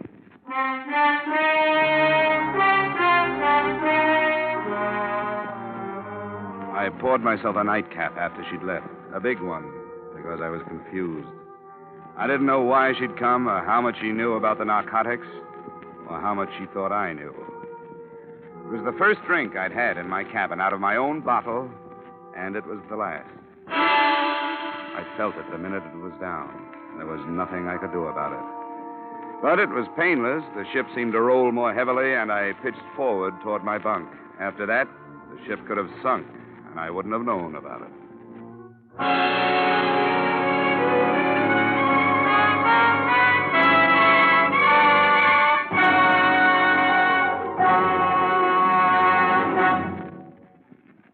To make every day more enjoyable, treat yourself often to refreshing, delicious Wrigley's Spearmint Chewing Gum. The lively, full-bodied real mint flavor cools your mouth, moistens your throat, freshens your taste. And the chewing itself gives you a little lift. helps you keep going at your best. So for real chewing enjoyment that's refreshing and long-lasting, always keep Wrigley's Spearmint Chewing Gum handy. Healthful, delicious Wrigley's Spearmint Gum will make every day more enjoyable. And now, with our star, Edmond O'Brien, we return you to the second act of Yours Truly, Johnny Dollar.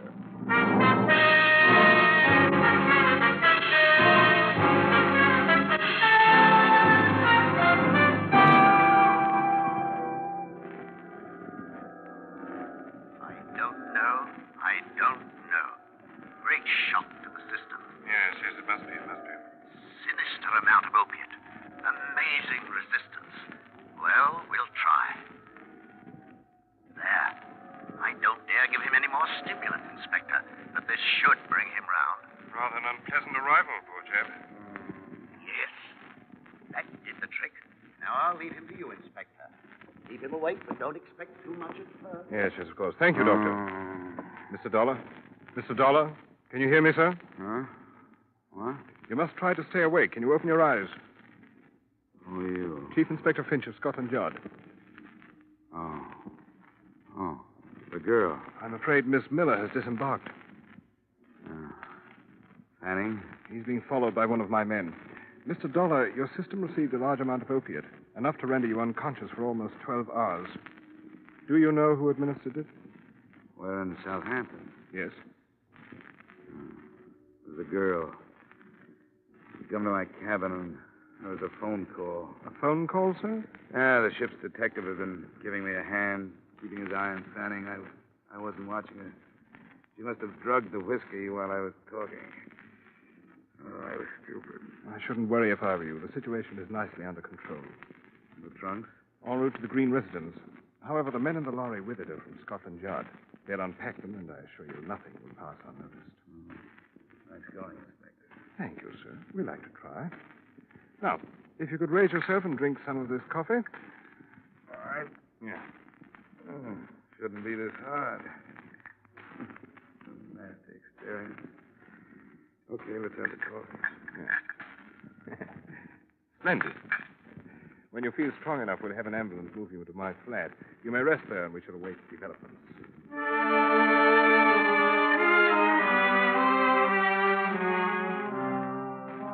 It took a lot of coffee and a lot of time. But by early afternoon, we were in the inspector's flat, waiting for word. It came at 4:30. Yes? Mm-hmm. Huh? Are you quite positive? I see. Very well, Sergeant. Return to the yard. I'll phone you there if I need you. Mr. Dollar, is it possible that an error was committed on the other side, that the narcotics never left there? They didn't find them? No. After meticulous search. Oh, Treasury's not going to make a mistake like that with $500,000 worth. The narcotics left the States, all right. Perhaps they're still on the ship. May have got the wind up since you were aboard and discarded the original plan. I don't know. I suppose it's a thought. Right. I'll arrange for a search party at once. Inspector, who in London would be able to buy this amount of narcotics? That question had occurred to me. The answer shouldn't be too difficult to find. Perhaps you'd care to accompany me to my office while we try. We rather pride ourselves upon our efficiency.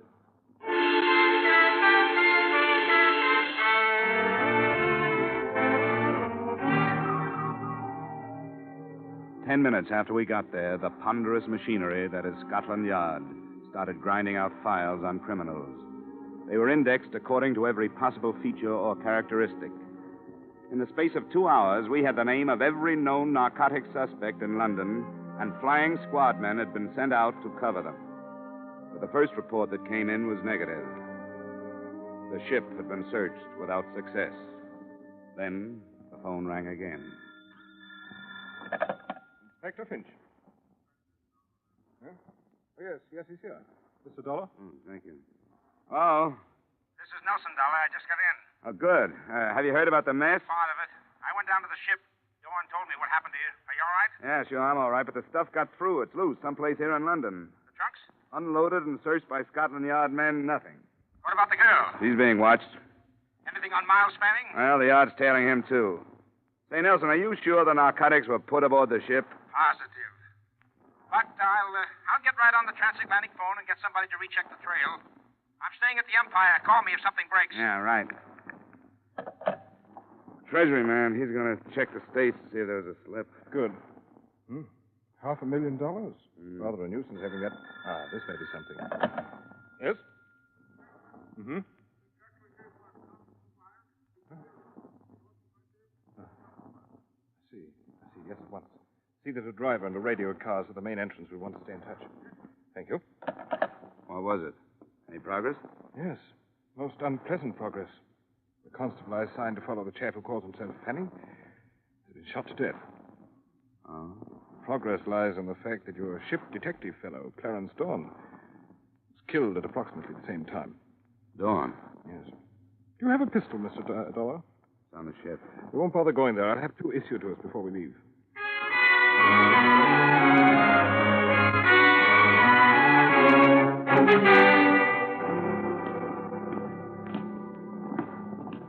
I spoke to Constable Wilde before he died, sir. He said he heard shots and ran into the house.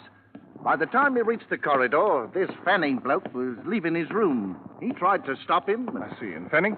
He bolted out the back way, sir. Did he say if he was carrying anything? No, sir. He, hold on a minute. That's what he was trying to say. Port, he said before he died. He was trying to say portmanteau. It's still expensive, Progress. That's the room, sir. Yes. Constable, hop down to the car like a good chap and ask the sergeant to radio in an addition to the Fanning description. The fact that he's carrying a traveling bag. Yes, sir.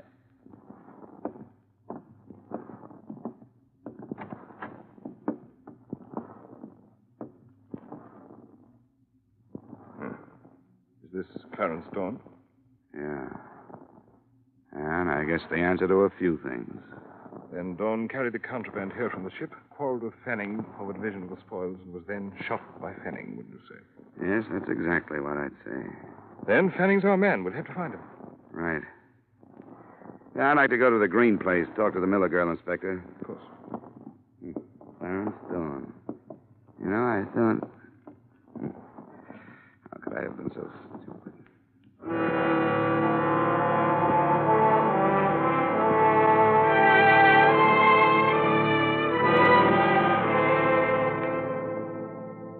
The Green residence was dark when we arrived, and there was no response to either the doorbell or our shouts. We pulled up a few yards, and while we waited, we listened to the nervous talk between the radio cars that were combing the city for the man we called Fanning. South of Madison Avenue. A man answering the Fanning description has been reported in the square. Request flying squad men to search the building. That's 3.5 hours we've been here. Must be 1 million men in London who answer his description. And so we shall have to question 1 million men. 47Y, 47Y to 14B. Are you still in Charing Cross Road? Over. 14B, 14B here. Still in Charing Cross Road, over. 47Y to 14B. Investigate 1936 Bentley crossing into your section. 1936 Bentley. Close coupled sedan, black. Registration GY4110. GY4110. Acknowledge, over. Cut it, Sergeant, cut it. 14B acknowledging. Sergeant. Registration GY4110. Switch off the receiver. Oh, yes, sir. There's a car. Looks like it's stopping. It's a taxi. There she is. Come on, Inspector. But let me do the talking, will you? Right you are.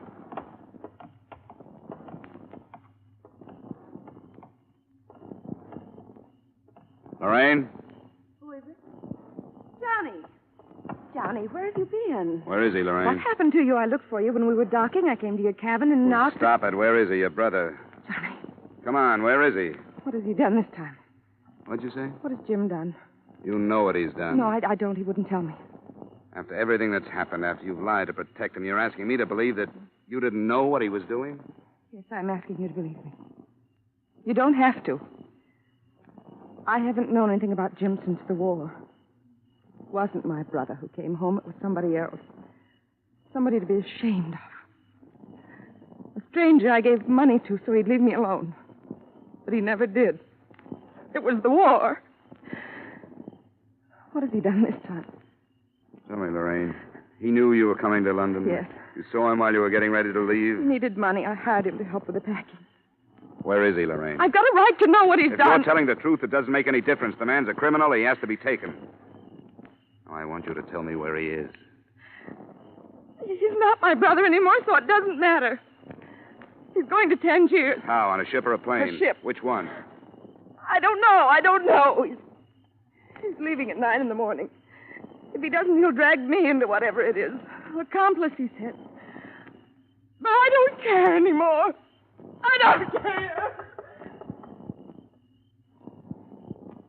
Well, Mr. Dollar?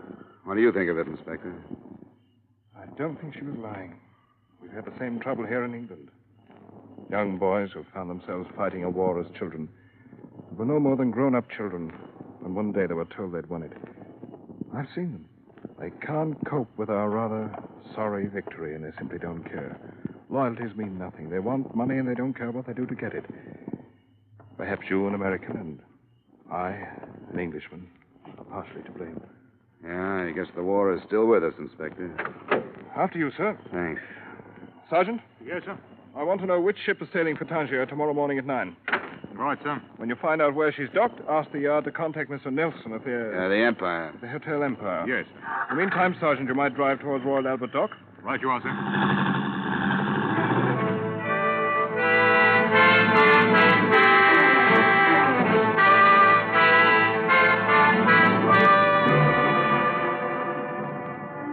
The ship turned out to be the city of Bombay. Before we drew to a stop at Royal Albert Dock, we passed through what must have been half of the mobile police force of London.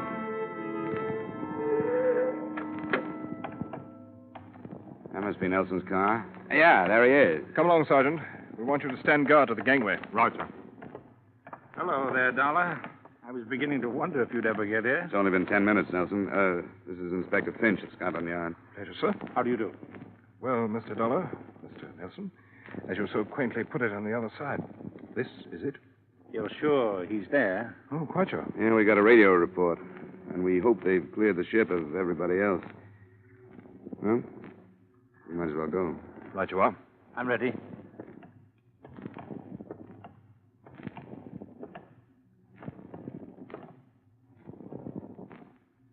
Mr. Dollar? It's up to you. Thanks. You there. Is Mr. Fanning aboard? Aye, he's aboard. Stay here, Sergeant. Right, sir. You received word from Scotland Yard? I did. Then you'll allow us to come aboard after him? You can come aboard.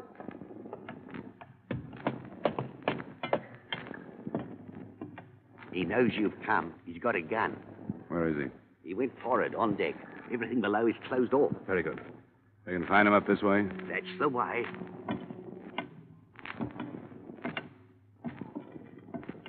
There's a winch up forward. Good protection. Down behind the hatch. Hey, Miller, Fanning, whatever you call yourself. Come on out. We've got the Treasury Department and Scotland Yard here, so come on out. He won't do it. He won't, Dollar. It's too late for him. I'd better cross over to the other side while you cover me. May draw him out. Are we ready? Wait till I move down here. This is good. Good luck, Inspector. Use your head, Miller. Come on out. There he goes. Toward the bow. Don't let him get over.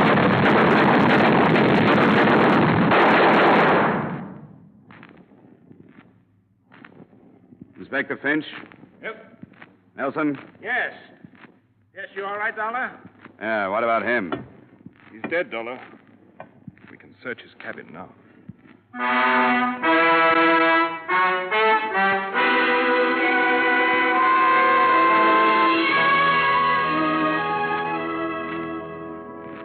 The traveling bag with its $500,000 contents was just inside Fanning's door. Expense account item 4, same as item 2. Transportation back to the States and Hartford. I saw Lorraine Miller once before I left. And I made her a promise I hope Inspector Finch will be able to keep. That only the name Fanning would make the official records in the front page, because the name Miller had already gotten more than it deserved. Expense account total, $1,580.20. Yours truly, Johnny Dollar.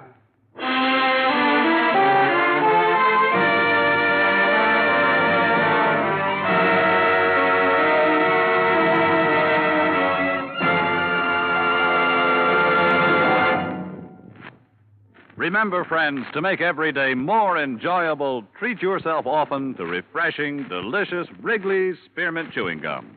There's lots of cooling, real mint flavor in every stick. And chewing Wrigley's Spearmint helps keep you feeling fresh and alert. You feel better, work better, get more fun out of doing things. So indoors, outdoors, wherever you go, keep some healthful, refreshing Wrigley's Spearmint Chewing Gum handy. To make every day more enjoyable, treat yourself often to delicious Wrigley's Spearmint Chewing Gum.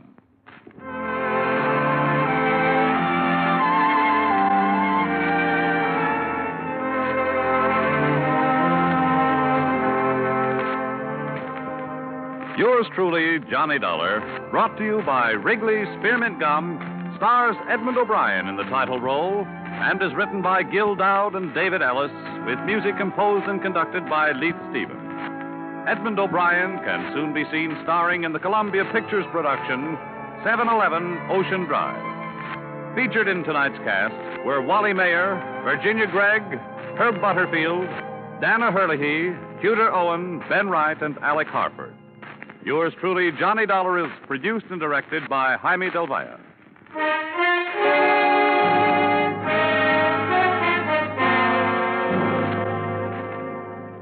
The makers of Wrigley's Spearmint Chewing Gum hope you've enjoyed tonight's story of Johnny Dollar and that you're enjoying delicious Wrigley's Spearmint Chewing Gum every day. We invite you to join us again next week at this same time when, from Hollywood, Edmond O'Brien returns in another adventure of... Yours truly, Johnny Dollar.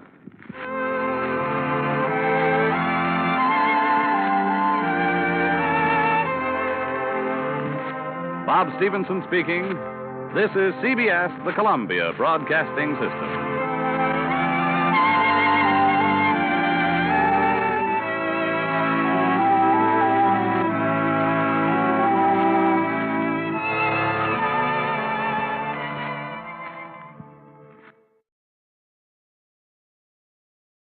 From Hollywood, it's time now for Edmond O'Brien as Johnny Dollar.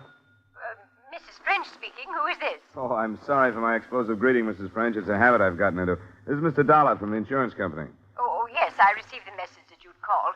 But I don't think I understand you're coming to Chicago. Well, I guess they haven't got around to writing you about it. They sent me here to talk to you about your son.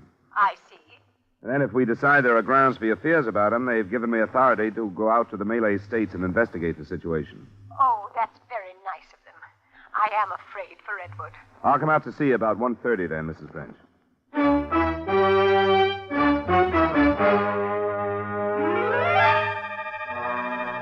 Edmond O'Brien in a transcribed adventure of the man with the action-packed expense account. America's fabulous freelance insurance investigator. Yours truly, Johnny Dollar.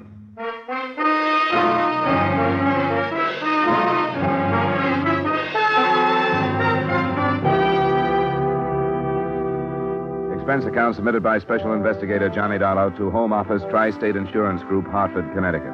The following is an accounting of expenditures during my investigation of the Edward French matter. Expense account item 1, $95 airfare and incidentals between Hartford and Chicago, the home of Edward French's mother. There the story went about as follows. Edward French had left the States after the war and gone to the Malay States, where he managed a tea plantation, concentrating on sales to a buyer for the Jewel Tea Company. He'd married an English girl, and their life seemed pleasant enough, but a letter from a Constable Wicklow had reported the abrupt end of that. Edward, on a business trip to Singapore, had disappeared.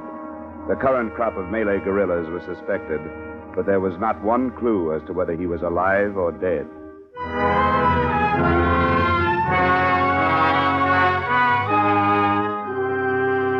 Expense account item 3, $1,283 airfare to Singapore.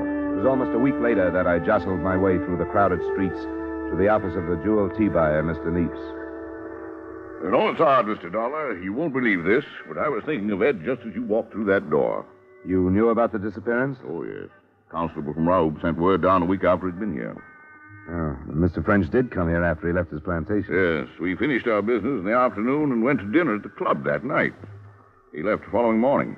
Did you hear from him the following morning? Well, no, but I knew that was his plan. Actually, I wasn't worried about him even after I heard about it. Ed's, not peculiar, I guess, but strong will. If 50 men told him not to swim across a river, he'd do it just to please himself. You get to expect the unexpected from him. I don't know if I make myself clear. I think I understand. Selfish may be a better word. What I mean is that it would be like Ed to suddenly leave for some place without bothering to tell anyone. Not even his wife? Well, first of all, not his wife. Now, don't misunderstand. I like Ed, but I can't help disapproving of some of the things, like the way he treats Catherine. But none of my business. I like him in spite of those things. I think Ed will show up when he gets ready to and laugh at the trouble he's caused. You don't put any stock in the idea that the guerrillas might have got him, huh? Bandits, I understand you call them. Yes. Well, of course, there's always that possibility. A panther is killed now and then, but I'd expect Ed to be the last one. If he just took off someplace as you suspect, would you have an idea where he'd go? No, I'm afraid I wouldn't. It's a big world, you know. Yeah. How do I get to Raoub?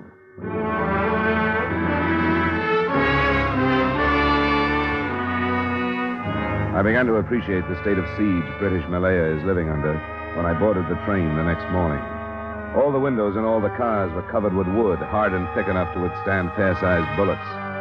At the stopping point near Raoub, I was met by 2 native policemen armed with Bren guns who drove me the rest of the way in a jeep that had been encased in armor. There was no trouble, but by the time I reached the police station in Raoub, I had a healthy respect for the dank wall of jungle that pushed in from all sides and the unseen enemy it hid. Because on the way, I was notified by the native driver that Constable Wicklow had been killed from ambush the day before. His replacement was Constable Downs. It's a nasty business, cleaning them out. Poor Wicklow'd been at it for almost a year. Well, it must have happened after I talked to the police in Singapore. Yes, last night. They attacked the Stewart estate. That adjoins French's. Wicklow was killed on the way out with reinforcements. They'll single out the leader every chance they get. What do you know about French's disappearance? Very little, I'm afraid. I read Wicklow's report when I learned you were coming. Undoubtedly the work of the bandits, although it might appear to be kidnapping. Kidnapping? That's a new theory. Oh, hardly a theory yet. But it's not been their habit to conceal the bodies of their victims. This is the first case on record where a vehicle has been taken. I didn't know about that either. That's what Wicklow's report said. That's all I know about it. Constable, I want to go out and talk with his wife. How do you... take the Jeep by all means. It's rather late in the afternoon to start out. If you can't be sure of getting back here before dark, well, there's hardly any possibility that you'll take a chance. The native boys simply won't start back. They'll stay behind the barricade there for the night, and so will you.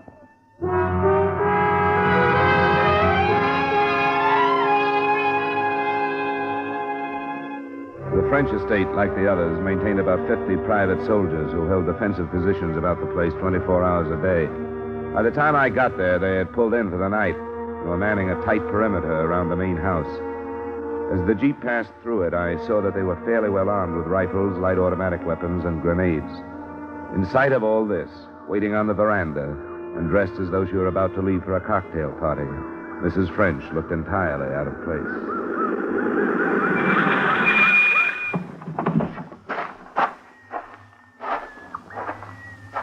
Mrs. French?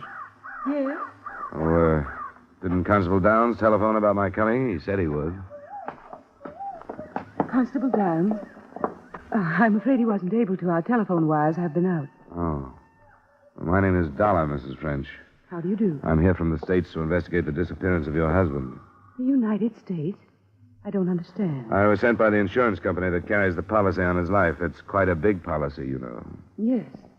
Please sit down. Thank you. Mr. Dollar, you must understand what our fears are. That Edward has been killed by the bandits.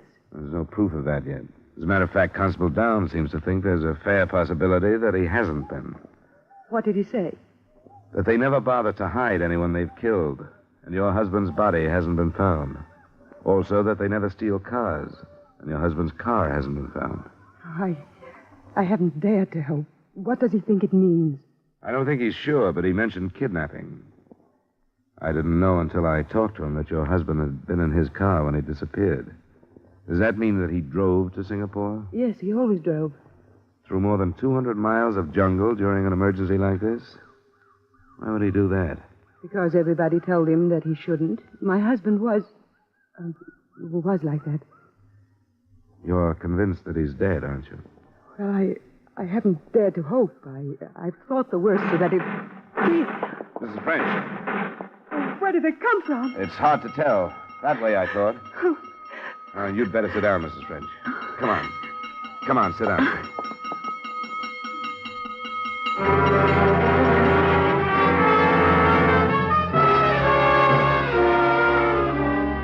About 15 minutes later, I thought I understood her violent reaction to the shots in the far distance. A small lorry pulled up in front of the house, and a blond man of 30 or so years got out of it. He was introduced to me as Keith Stewart, manager of the adjoining estate. From one brief look that passed between Mrs. French and him, I thought I understood who she had been afraid for. Well, I dare say that nobody would travel all the way out here if I caught it.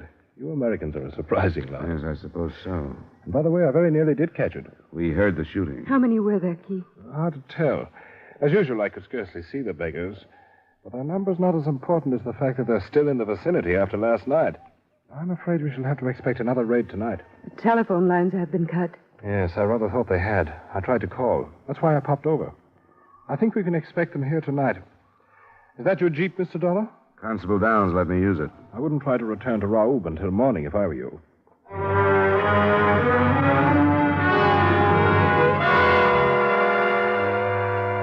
2 hours later, it was dark. A double guard had been posted, and floodlights glared out in a 200-yard circle around the house. There was a rather strange supper shared by Mrs. French, Keith Stewart, and myself. The association between the two was obvious to me by the time coffee was served, and the rest of it came out later that night. I couldn't sleep in the uneasy house, and at 11 I left my room to go get some air on the veranda. But they were already there, and what I overheard from inside the house just about settled the case as far as I was concerned. I was waiting for a definite statement when the conversation was interrupted. Here. Go inside, Captain. What is it, Stewart? Well, sir, did our little war awaken you? I wasn't asleep. You said you had a weapon for me? Yeah. Go inside, Captain. All right. Please be careful. Right over here, Mr. Dollar. Not a gun of American manufacture. Are you familiar with the Thompson product? Yeah, thanks. You'll have to arm it. The chamber's empty. Now then, you're going out there with me? That's what you wanted, wasn't it? Very good. Rather an odd way to carry on an insurance investigation, isn't it? That's right. But you'd hardly call this an ordinary case.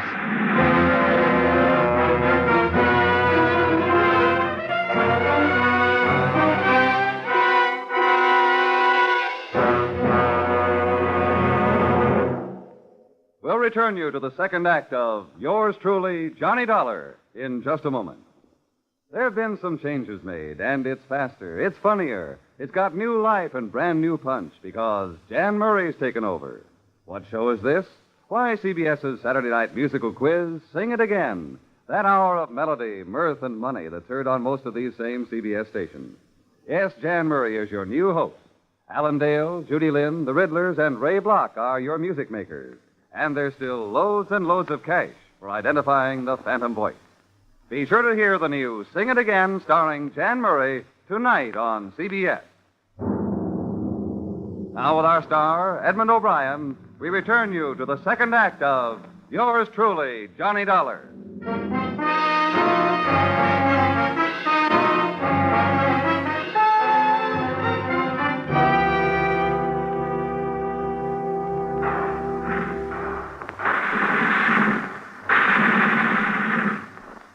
Converge your fire! Converge! Blast to keep that lane covered. We've other guns to look about for targets. There's a movement to the left, Stewart. Good man, two of them. Take them if you like. There's 100 of them. The main force all right. Swing your fire! You there! Concentrate on their rear. You two, Dollar. Straighten them out! We'll be in the enfilade position.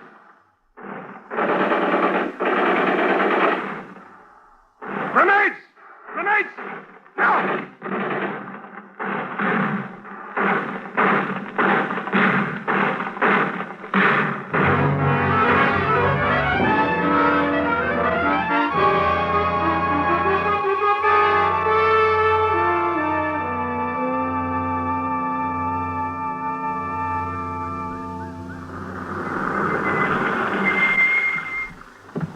Thanks, man.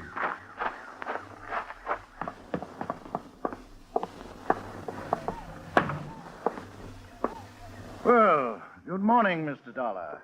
Bandits gave you a bit of a go last night, I'm It told. was over by 2 a.m. I'm sorry I got your men into it, Constable. Oh, nonsense. They're policemen. You brought them both back, didn't you?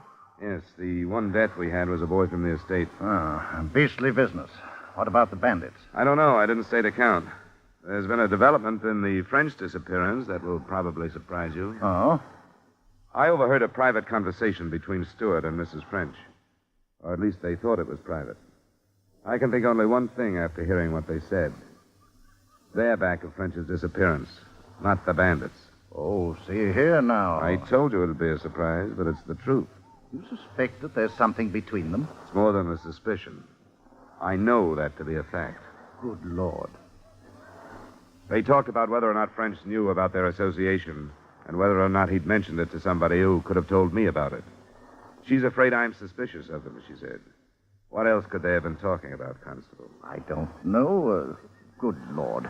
Did it sound as though they'd killed him? Yes, it did. But unfortunately, an overheard conversation isn't much in the way of proof. No. Pity the body hasn't been found. That would help. He didn't say so, but I sort of assumed that Stewart has a wife. Is that right? Yes, he has. Rather a pathetic, sickly woman. You can't say that about Mrs. French. Oh, no. I suppose one couldn't. I wonder if you could call Stewart into town for something this afternoon. Maybe a report on last night's action. I'd like to talk to his wife. Why, yes, I imagine I could. I'll ask 2 or 3 of the planters. As a matter of fact, I should arrange a meeting to discuss common defense. But good Lord, Dollar, this possibility is astounding. It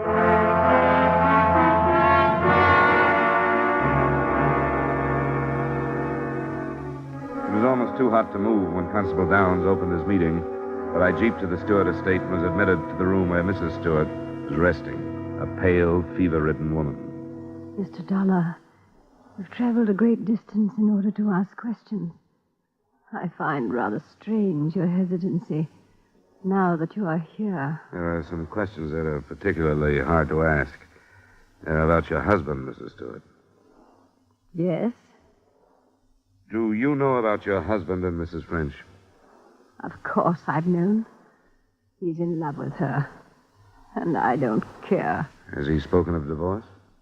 Under British law, Mr. Dollar, it would be my place to speak of divorce. Why do you ask? I wondered if he or they had any plans for the future. I assure you that any of Keith's plans for the future will include me. Unless he kills me. At times I wish he would. Do you think Edward French knew about his wife? I don't know. Mrs. Stewart, I don't know if you really think your husband is capable of killing you. But it looks very much as though he did kill Edward French. I hope he did. And I hope he's punished for it. Can you think of anything that might help me prove that he did? No. Oh, I wish I could remember. French disappeared about a month ago. Evidently, he left Singapore in his car. If your husband killed him, he would have to have met him on the road back. Can you remember your husband leaving for any length of time about a month ago? Yes. Yes, I do remember. A month ago. He left before noon in his lorry. He was gone for 2 or 3 hours. Did he say where he'd gone?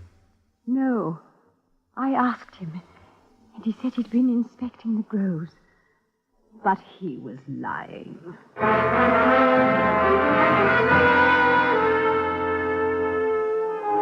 It was hard to know whether she was speaking the truth or what was manufactured by her hate for her husband. When I left her, I went back to the French estate. Mrs. French was reportedly too ill from the previous night's excitement to see me at the moment, and I was told to wait. I waited until an hour before dark and then was faced not by the lady of the estate, but by Keith Stewart.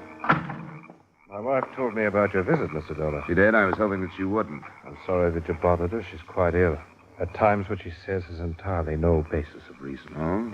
She seemed to be all right when I saw her. She told you that I killed Edward French. Do you think that's a reasonable statement? She didn't tell me that. And why should she say that she did? Probably because I told her. You told her? Yeah. Why would you think a thing like that, Mr. Dollar? Because it doesn't look like natives' work, for one thing. The body hidden, the car missing. That doesn't necessarily follow, Mr. Dollar. A jungle animal might have made off with his body. An armored auto such as his could be sold quite easily for a great deal of money. His body might also offer proof of who killed him. The car, too, possibly. I'm afraid you're in error, Mr. Dollar. Edward was killed by bandits. How do you know that? Considering the number of deaths attributable to them, I think it's safe to assume. You're in love with his wife. I make no secret of that, sir. You made no secret of your conversation with her last night, either. What do you mean? I mean on the veranda last night, just before the attack. I see. You told her there was nothing to worry about, if you'll remember. But you were wrong. I'm afraid you were, too, Mr. Dollar. Spying is not looked upon with any amount of favor here. It's not my usual method, but your stupidity made it almost unavoidable. How do you think the murder is going to be received? I insist there was no murder per se. Edward was killed by the bandits. Keith. Catherine, will you go back to your room, please? No, Keith. I have a right to know what's being said. Nothing is being said, my dear, that would be of any interest to you. Why do you say that, Stuart? I've been listening, Keith. I have a right to be here. All right, my dear. As you know, then, we were discussing the possibility that I might have killed your husband. It's a groundless discussion, since even if Mr. Dollar were convinced that I had, there would be the matter of proof. I've been expecting that. And you have a solution? Not at the moment. But let me tell you this. I have Constable Downs convinced, too. He arranged the meeting of you planters this afternoon only to give me time to talk to your wife. Keith. Please, Catherine, be quiet. The constable has probably radioed our suspicions to Singapore by now, so you can see that the ball is rolling, so to speak. Catherine, be quiet.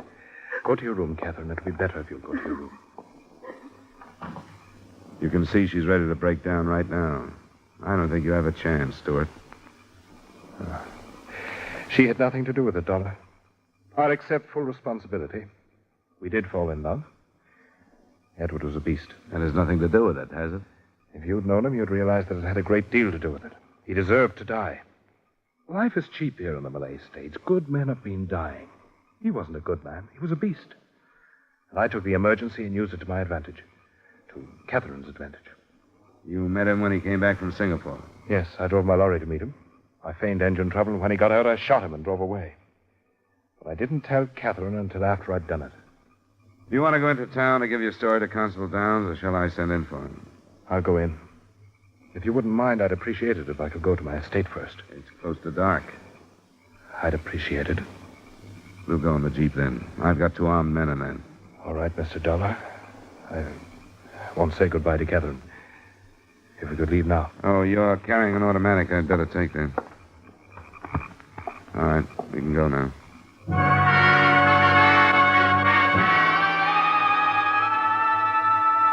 It was too close to dark when we swung into the last mile of his estate. The jungle seemed to press in closer than ever. The orange sun had sunk below the trees by the time we reached the house. The guard was set, and I wondered if I had spent another night with a Thompson in my hand. We walked into the house, and there faced a man I didn't recognize until Stuart screamed his name. French!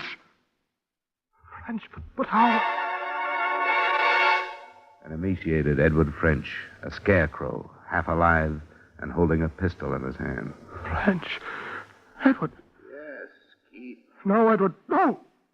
You are Edward French? Yes, I'm Edward French. I'm still alive. I stayed alive so I could come back and face the man who thought he'd killed me. How is Catherine? Edward. Is she happy thinking I'm dead?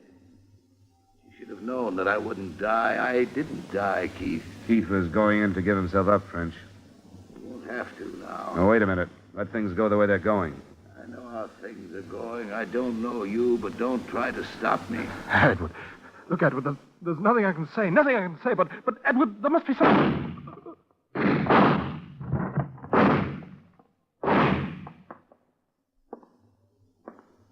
Give me that thing, French. Sure. There it is. Well, I've shown them a thing or two around here. Yeah, you sure have.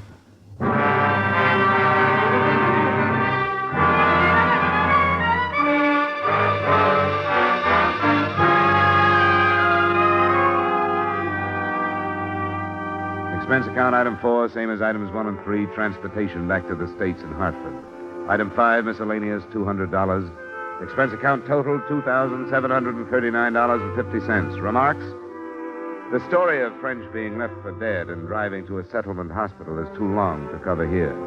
But he did, without letting anybody know who he was. The last I saw of him, he was being booked for murder himself. I had no idea that a cup of tea might have all this background. But I was there.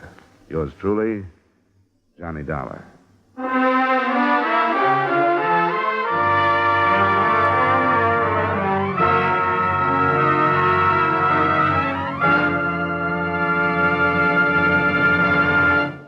Yours truly, Johnny Dollar, stars Edmond O'Brien in the title role and is written by Gil Dodd with music by Wilbur Hatch. Edmond O'Brien's latest picture is the Paramount Pictures production, The Redhead and the Cowboy. Featured in tonight's cast were Jeanette Nolan, John McIntyre, Tudor Owen, Maria Palmer, and Dan O'Herlihy. Yours truly, Johnny Dollar, was transcribed in Hollywood by Jaime Del Valle. This is Dan Cutterly inviting you to join us next week at this time when Edmond O'Brien returns as... Yours truly, Johnny Dollar.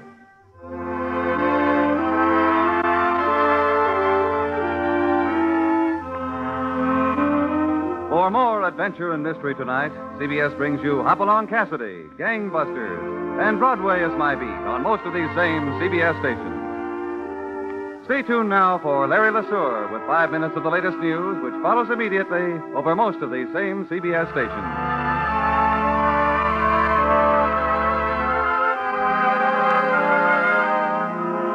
This is CBS, where you laugh at Jack Benny every Sunday night, the Columbia Broadcasting System.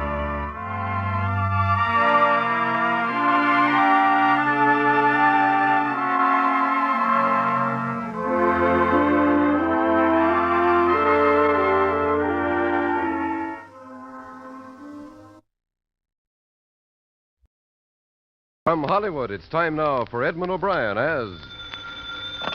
Johnny Dollar. Bob Redden, Johnny. Oh, yeah, Bob. What's this? You checking to see if I'm stalling on your case? Oh, nothing like that, Johnny. Well, in a way, I am. I traced one of the beneficiaries to Chicago, and I've been waiting all morning for a wire on it. We want you to drop the case. What? You capitulating? This is a bad week for Great Eastern.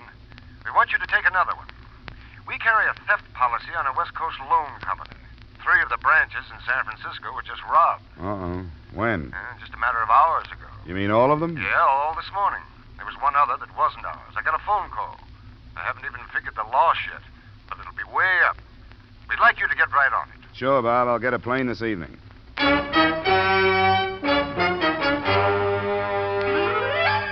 Edmond O'Brien in another adventure of the man with the action-packed expense account, America's fabulous freelance insurance investigator. Yours truly, Johnny Dollar.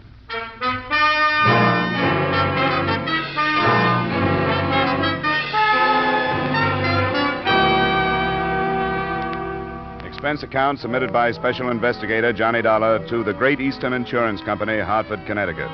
The following is an accounting of expenditures during my investigation of the Porter Cole matter. Expense account item 1, $180 airfare and incidentals between Hartford and San Francisco, California. At 11, after I'd found a hotel room and breakfast, I cabbed to police headquarters, where I was shown to robbery detail and the office of a harried Lieutenant Clark. I'm not making excuses. They put us off balance, that's all. We got the call from the place on Market Street at 9:15 yesterday morning, just a few minutes after they'd opened. While we were down there, the call came in from the Mission District. Same loan company, different branch. Then, not 40 minutes later, the other company was hit. Quite an operation. They hit the 4th one at 5 minutes of 11. I tell you, we had more officers on the streets than there were civilians. There hasn't been as much confusion since the quake and fire of 1906. And look here. This is your list of witnesses? Yeah. You can see only about 35 out of the 53 names were employees of these loan companies. They're the ones we're sure saw this bunch. What do they give you? You know how it goes. You have to make a sort of composite of the statements. Seems this bunch would come in, from 8 to 10 of them, all armed. 2 would take care of any customers that happened to be in the waiting room, kick them to the floor face down, and the rest would cover the office for us and knock over the cashier. What kind of disguises? Well, some say none. Others think they saw makeup. Stage makeup, you know, lines and the stuff to change the shape of the nose and so on. I'll go along with that. Yeah, that'd be some kind of disguise. What I got on the rest of their physical descriptions doesn't exactly hurt, but it doesn't help any either. Not even ages? What about voices? Only one did the talking in a high voice. Falsetto, not a woman. Pretty well planned job, wasn't it? 4 in the space of 2 hours for $47,000? I'd say it was well planned. No prints, nobody spotted any cars, but they must have used at least 2, probably with a driver for each. What did the rest of these witnesses see? Oh, some of them are cranks. Some of them claim they saw the bunch come out of the buildings but didn't think anything about it until the news began to break on the robberies and so on. You know witnesses. I'm beginning to wish they'd sent another boy from Hartford. I wish I'd stayed in homicide. With the killing, you've at least got a stiff to work from. Yes? Mr. Prince, the protocol wants to talk to you. No, I don't want to talk to him. Tell him I'm grilling a hot suspect in Daly City. What a comedian. Who's that? The manager of that outfit you're interested in. Wants to know if I'm doing anything. The Port-a-Call Loan Company. That's a great name. Do you know what their motto is? Yeah, I saw it. When financial seas are troubled, make us your port-a-call. Now tell me, what self-respecting grifter could pass up an invitation like that?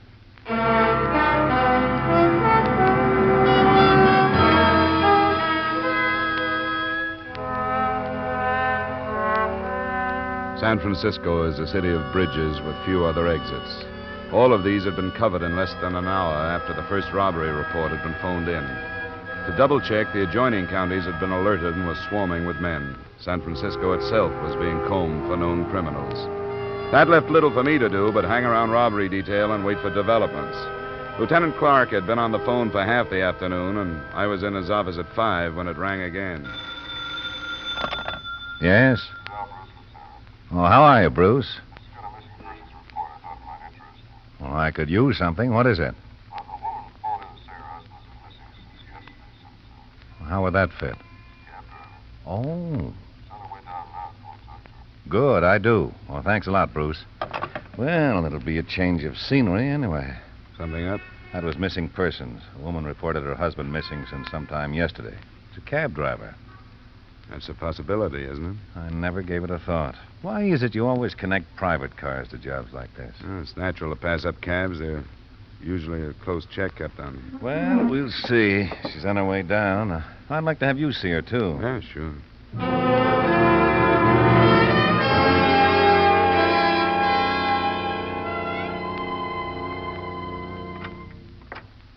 This is Mrs. Geyer, Lieutenant Clark. I've gotten her report and told her you wanted to talk to her. Oh, good. Thanks, Bruce. What do you want to talk to me for? Joe hasn't done nothing wrong, has he? Not that we know of, Mrs. Geyer. He wouldn't do nothing wrong. He never has.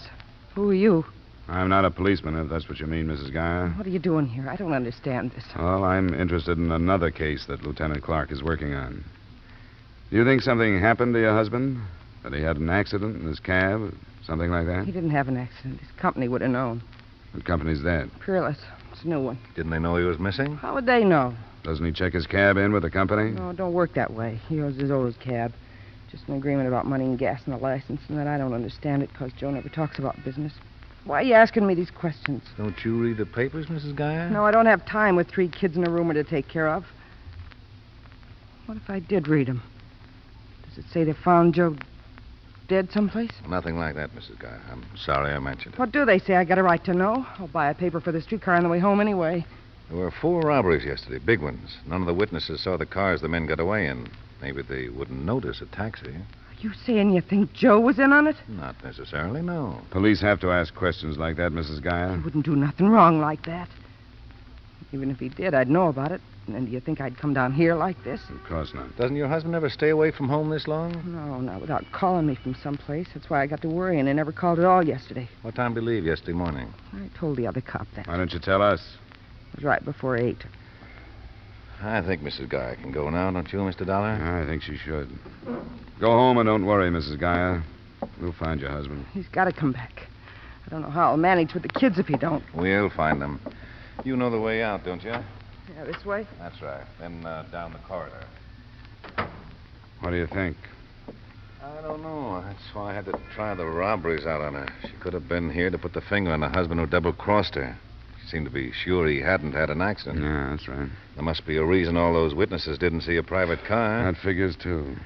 I'll put a tail on her right now.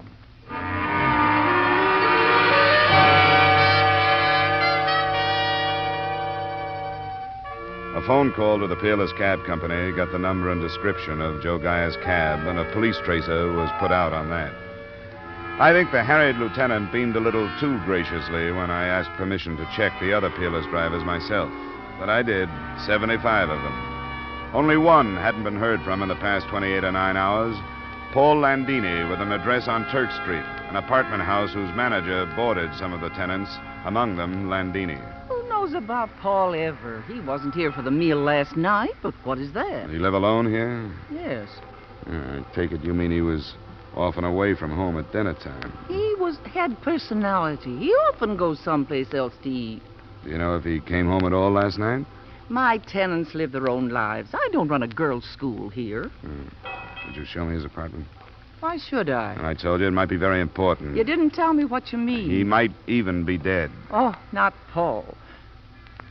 Why do you want to look in his apartment? I don't expect to find him there, but there's a chance of finding something else.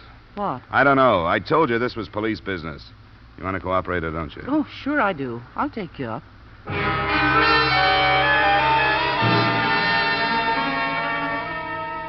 I didn't find even a trace of a lead in Landini's apartment.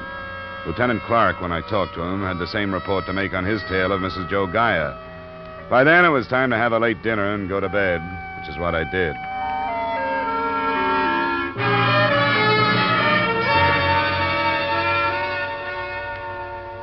The next morning, the two missing drivers and their cabs still had not been found.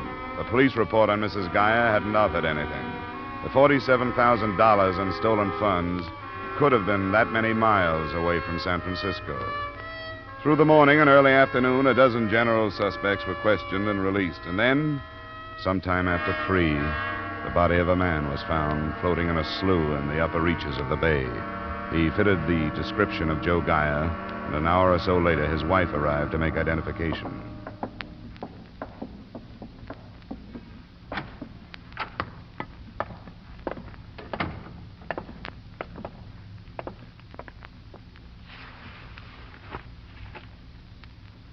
Mrs. Gaia, could you swear that this body is that of your husband, Joseph Gaia? No. No, it's not Joe. Mrs. Gaia, he fits your description of your husband. I don't care. It's not Joe. You sure you aren't holding anything back from us? Yeah, I'm sure it's not Joe. I'd know my own husband, wouldn't I? Yes, you would, Mrs. Gaia. My husband was dead, and this was him. I'd tell you, wouldn't I? I hope so. I think you would. Why wouldn't I? It's not Joe. I don't know who it is. I never saw him in my whole life, and I can prove it. I swear it, I never saw this man in my whole life.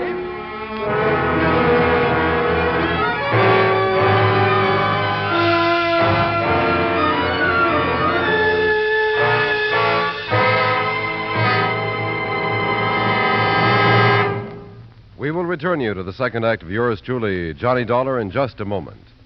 There's one married couple you can always depend on for fun on Saturday evenings, and to invite them over is as easy as staying tuned to CBS. They're Lucille Ball and that man she calls my favorite husband. And a nice thing about them is you don't have to get involved in the strange predicaments they get into. All you have to do is sit back and laugh at the results. How's for asking them in this evening? Lucille Ball and my favorite husband will be waiting on most of these same CBS stations. Now, with our star, Edmond O'Brien, we return you to the second act of yours truly, Johnny Dollar.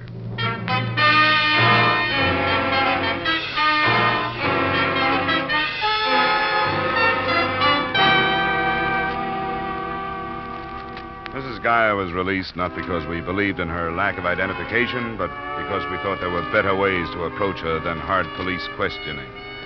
I arrived at her small frame house not long after she had.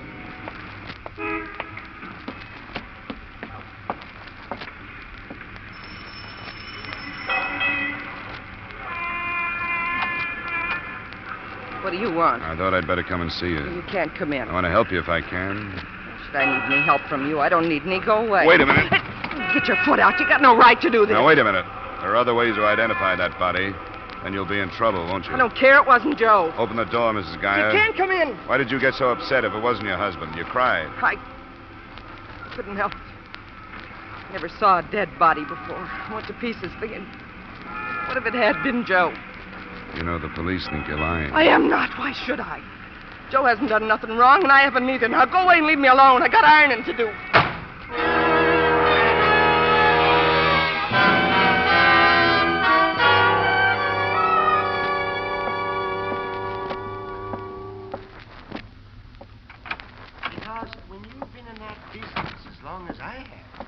learned to study people. Now, that's fine.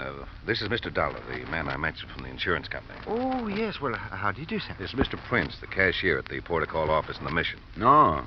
Oh, it's nice to know you, Mr. Prince. Thank you. He looked at that body, and he seems to be fairly sure that it's the one who did the talking during the robbery at his place. I'm sure it is. Oh, I hope you're right. Oh, of course. He did look different with that makeup, his nose, and his cheekbones. Yeah, but you're still sure? Yes, I am. I've been with the Port of Call for almost 10 years. And as I was telling Lieutenant Clark, when you've been in the loan business as long as that, you learn to study people. I suppose you would. You meet so many, and while they're talking about the loan they want, you sort of unconsciously study them to try and find out how much truth they're telling. But, I remember that man, though, makeup and all, yes. What in particular do you remember? Oh, a lot of things. He walked right up to me, I remember his eyes and his ears, and I remember his hands. They were manicured. And he wore a ring on his third finger left. There's polish on the nails, all right. He didn't have a ring when he was brought in, but there's the mark of one, and it's third finger left. I wish there were more witnesses like you. Well, thank you. Thanks very much for coming down, Mr. Prince. Well, that's quite all right. And I hope we don't have to trouble you again. Well, there's no trouble at all, Lieutenant. I'll be glad to be of service to you. Good day. Good day, Goodbye, Mr. Prince. Yeah, it looks like we've got that much anyway, Dollar. Run quite a few of the loan company people past the body, and almost half thought he was the one, the falsetto. Well, that's something, but dead men don't answer many questions. I've noticed that. I understand Mrs. Geyer didn't answer many either. Well, how did you... Oh, you still got men on it, huh? Yeah, I haven't been able to spare any relief, so that pair I assigned yesterday's been on the plant day and night. So when somebody finally showed up, they thought they'd broken the case. They didn't know you. She wouldn't let me in, and she didn't change her story. We'll check her. We've got a man from the cab company coming down. Lieutenant, didn't she say that she had a roomer yesterday? Remember, she asked if she'd read the paper, and she said By that time, I'd asked a few thousand questions. She did. She said she didn't have time to read the paper with 3 kids and a roomer to take care of. I think I remember that. Well, it's something we should check. Your men say that outside of me, nobody has shown up at her house, huh?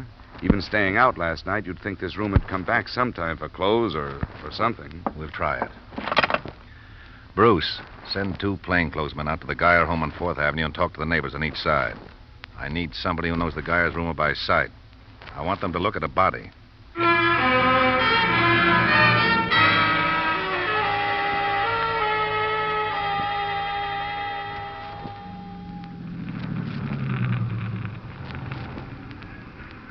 Lights are on. I guess she's home. Which one is it?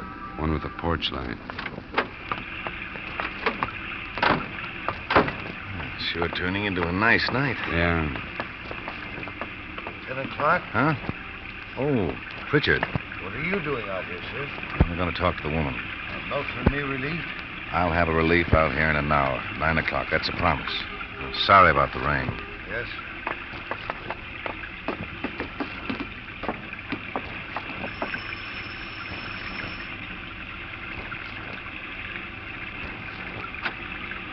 I'm afraid you'll have to let us in this time, Mrs. Geyer. What are you talking about? This is a warrant. We're here legally.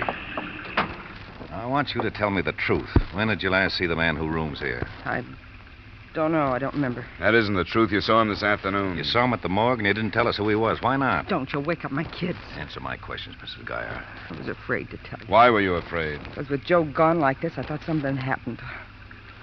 I know I should have told you, but I couldn't. He's my husband. What were you afraid had happened? Joe and me argued sometimes about Mr. Grace. Grace? What's his first name? I thought you knew about him. The neighbors identified his body, but they couldn't remember his name. His name was Ted Grace. Your husband was jealous of Grace, Mrs. Geyer? We argued sometimes. He was a salesman, and some weeks he'd have a lot of money, and I told Joe he ought to sell his cab and be a salesman, too. He got the wrong idea and thought I was falling for Mr. Grace. I wasn't. And I couldn't ever make him believe me all the way. Why did he let Grace live here if he felt that way? He needed the money. Do you think your husband killed Grace? I don't know. I'm afraid to tell you. I knew Mr. Grace for fear he did. That's what happened. He didn't kill him out of jealousy. Grace was mixed up in those robberies I told you about. Do you remember? I got the newspapers. That's what we're here to clear up.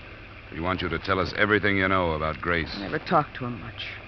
How do you know he was mixed up in it? You'll have to take our word for that. Come on, you must know something about him. How long has he been living here? About 6 months. You know where he came from? He never said. He must have had some friends. Didn't anybody come to see him? No. You have a telephone. Did anybody ever phone him? Yeah, a man used to call him. The same one all the time? Yes. Must have given you his name sometime. No, he didn't. Did he ever call while Ted Grace was gone? Yeah, once in a while. What then? Didn't Grace leave a number or someplace where he could be reached? Usually a place called the Furlong over on Fulton. Why didn't you tell us that? Why do we have to drag these things out of you? What else are you holding back from us? Nothing. I just can't think. I just can't think of anything but where's Joe and why don't he come back? Wasn't there anything different the morning he left? No, nothing. Was Grace here at that time? He left too. About the same time? Right after. Joe's mixed up in those robberies. It's my fault because I talk so much about money.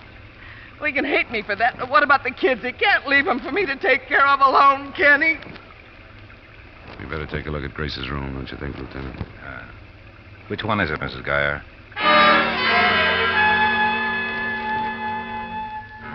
Ted Grace's effects told a lot more about him than his landlady had.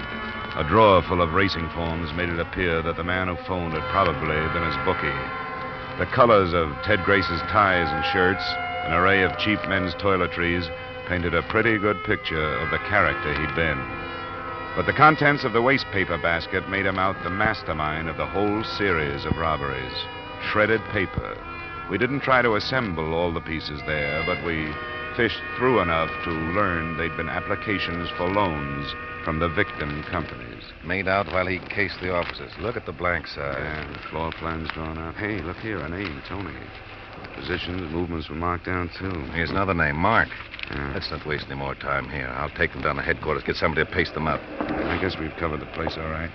Pretty obvious he expected to come back here, though. Yeah. I have a feeling the rest of them might still be in the city. Me, too. I think that might have been the plan. You going now? Yeah, we'll go. Unless you have something more to tell us. I don't know any more to tell you. All this big mess, and I don't understand any of it. I don't know what it's all about. Well, we're sorry it happened. Hope it'll turn out all right for you. Good night, Miss Guy.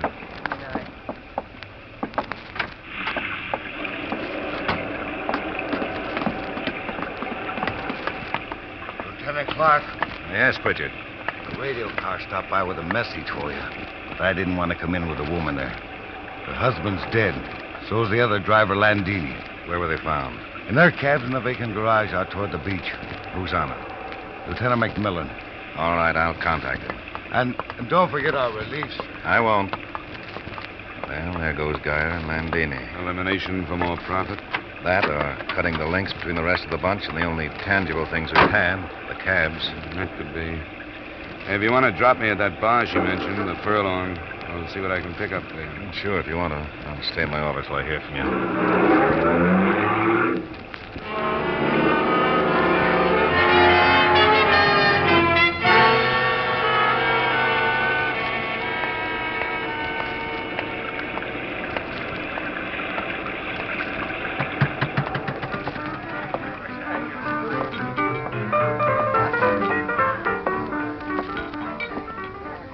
Good evening, sir. Hi.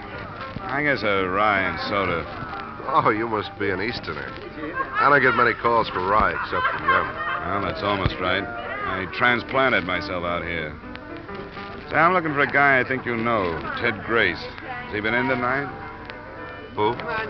Ted Grace. I understand he's in here quite a bit. Why till I find that rye bottle? This all right? Yeah, it's fine. You see, I'm not the regular bartender. I don't know your friend, by name, anyway. Thanks. That's all right. Thanks. Hey, what about a couple of guys Ted knows, then? One named Mark, the other's Tony something. No, guess I can't help you. I usually work a place down on Gary. I don't know this one very well. Well, it's not important. I'll look around, maybe come back. See you later. Yeah. Good night.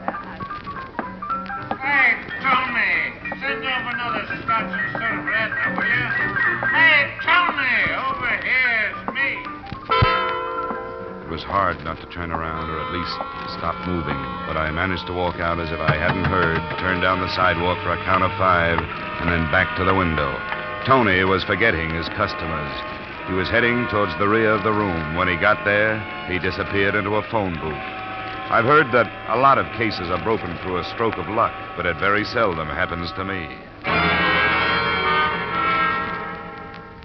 My own phone call from a gas station brought Lieutenant Clark and an extra squad car to the Furlong Bar in less than 20 minutes. The place was cleared of people, and Tony stood alone behind the bar, giving away his guilt by his expression and the apron he kept twisting in his hand. Leave your apron alone. What is all this? Who did you phone right after I left? Home to say I'd be late. That's not true. The call was traced. You're crazy. How could you trace it? If you were calling home, why should you care if it was traced or not? Now, who did you call?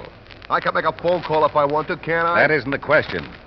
What makes you so nervous? You guys busting in like this, what do you expect? To find a guy named Tony. What's your last name, Tony? Cullen. That's what I came here for, too, Tony. When we found him, all we were going to do was ask him to tell us where he was the other morning while those loan company officers were being knocked over. And if he couldn't, we were going to see him booked for 3 killings. Ted Grace and Joe Gaia and Paul Landini. I don't know what you're talking about. You're bluffing, but you're bluffing the wrong guy. I'm glad to hear that. We wouldn't want to see an innocent man booked for something he didn't do. So let's clear it up. How do we start proving where you were between 9 and about 11 the other morning? Come on, where were you? I was home, asleep. Then a lot of people must hate you. Who? The people who said they saw you leave your place about 8 o'clock.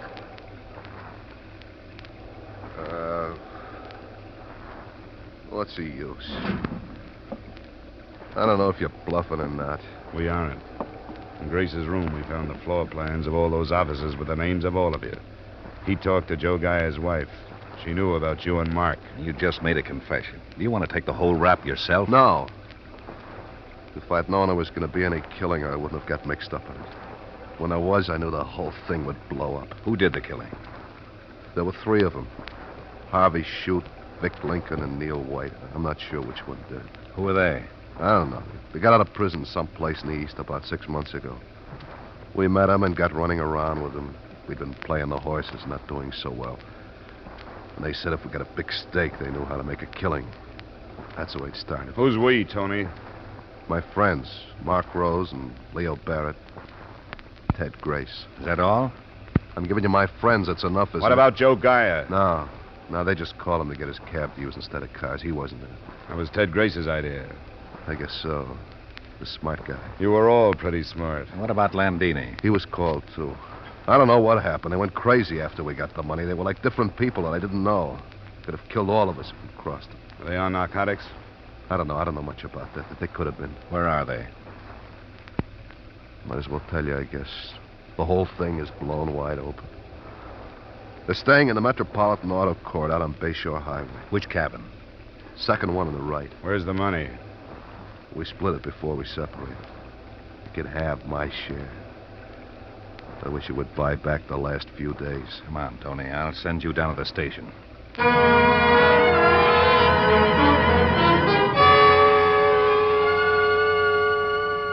2 more squad cars had been added by the time we got started. No trouble was expected or had picking up the other 2 San Francisco men, Mark Rose and Leo Barrett. But at the Metropolitan Auto Court, where the 3 ex-convicts were staying, trouble was expected.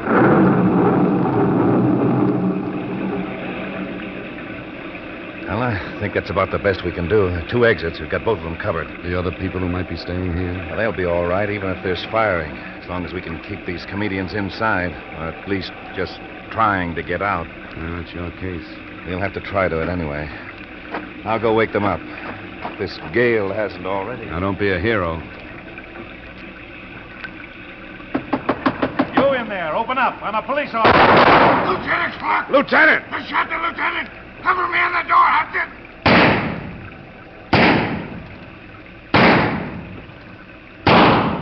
Watch the window! Get down, Sergeant!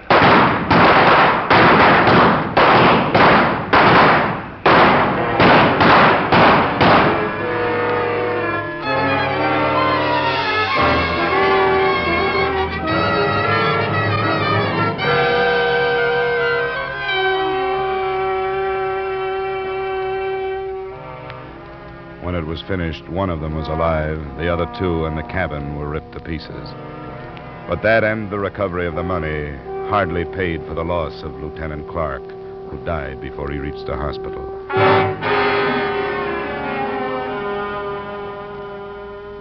Expense account item 2, $75.30, miscellaneous in San Francisco.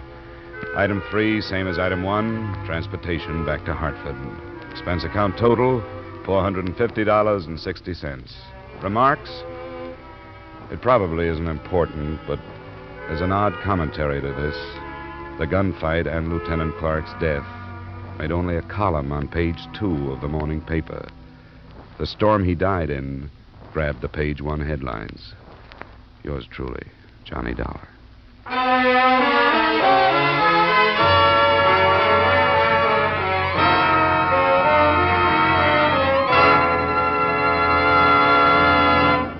Yours truly, Johnny Dollar, stars Edmond O'Brien in the title role and is written by Gil Dowd with music by Wilbur Hatch.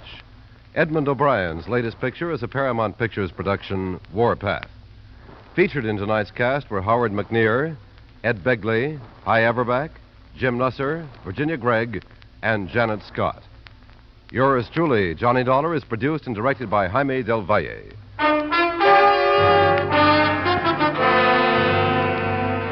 This is Dick Cutting, inviting you to join us next week at the same time when Edmond O'Brien returns as... Yours truly, Johnny Dollar.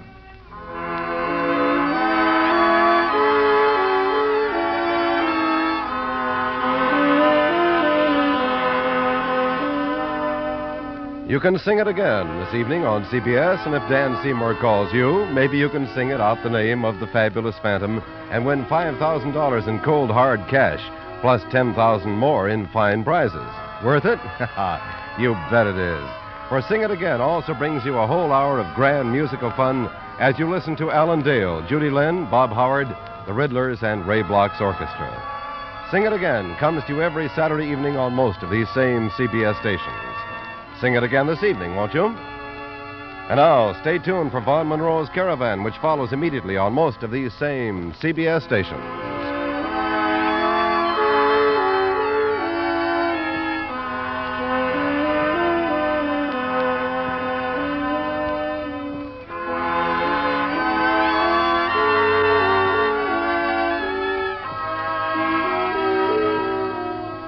This is CBS, where everyone laughs at Edgar Bergen and Charlie McCarthy every Sunday night. The Columbia Broadcasting System.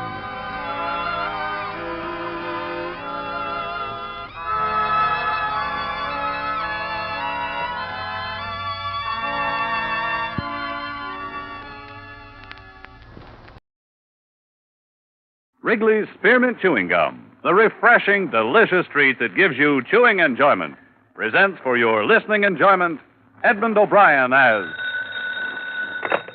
Johnny Dollar. Cal Porter at Associated, Johnny. What's up, Cal? Remember the Younger case, about 1945? Henry J. Younger. The testimony sent him up for a 1 to 10 hitch. Insurance fraud?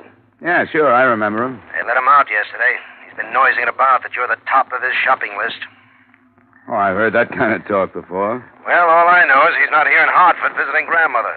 We'd like to have you on a payroll for a few weeks just for safety's sake. Keep an eye on him for us. Probably the easiest money I've ever taken, Cal. If I remember Mr. Unger, he'll have his eye on me.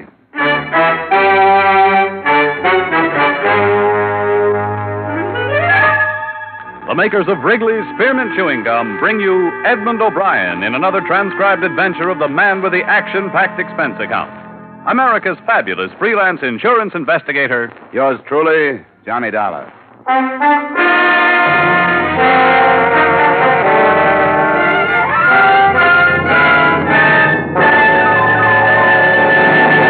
To make every day more enjoyable, treat yourself often to refreshing, delicious Wrigley's Spearmint Chewing Gum.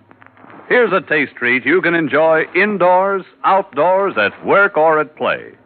The cool, long-lasting mint flavor refreshes you.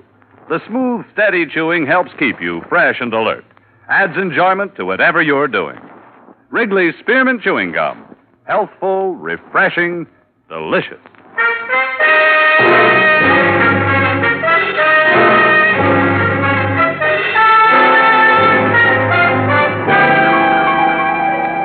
Expense account submitted by Special Investigator Johnny Dollar to the Associated Insurance Companies of New England. Attention, Calvin Porter.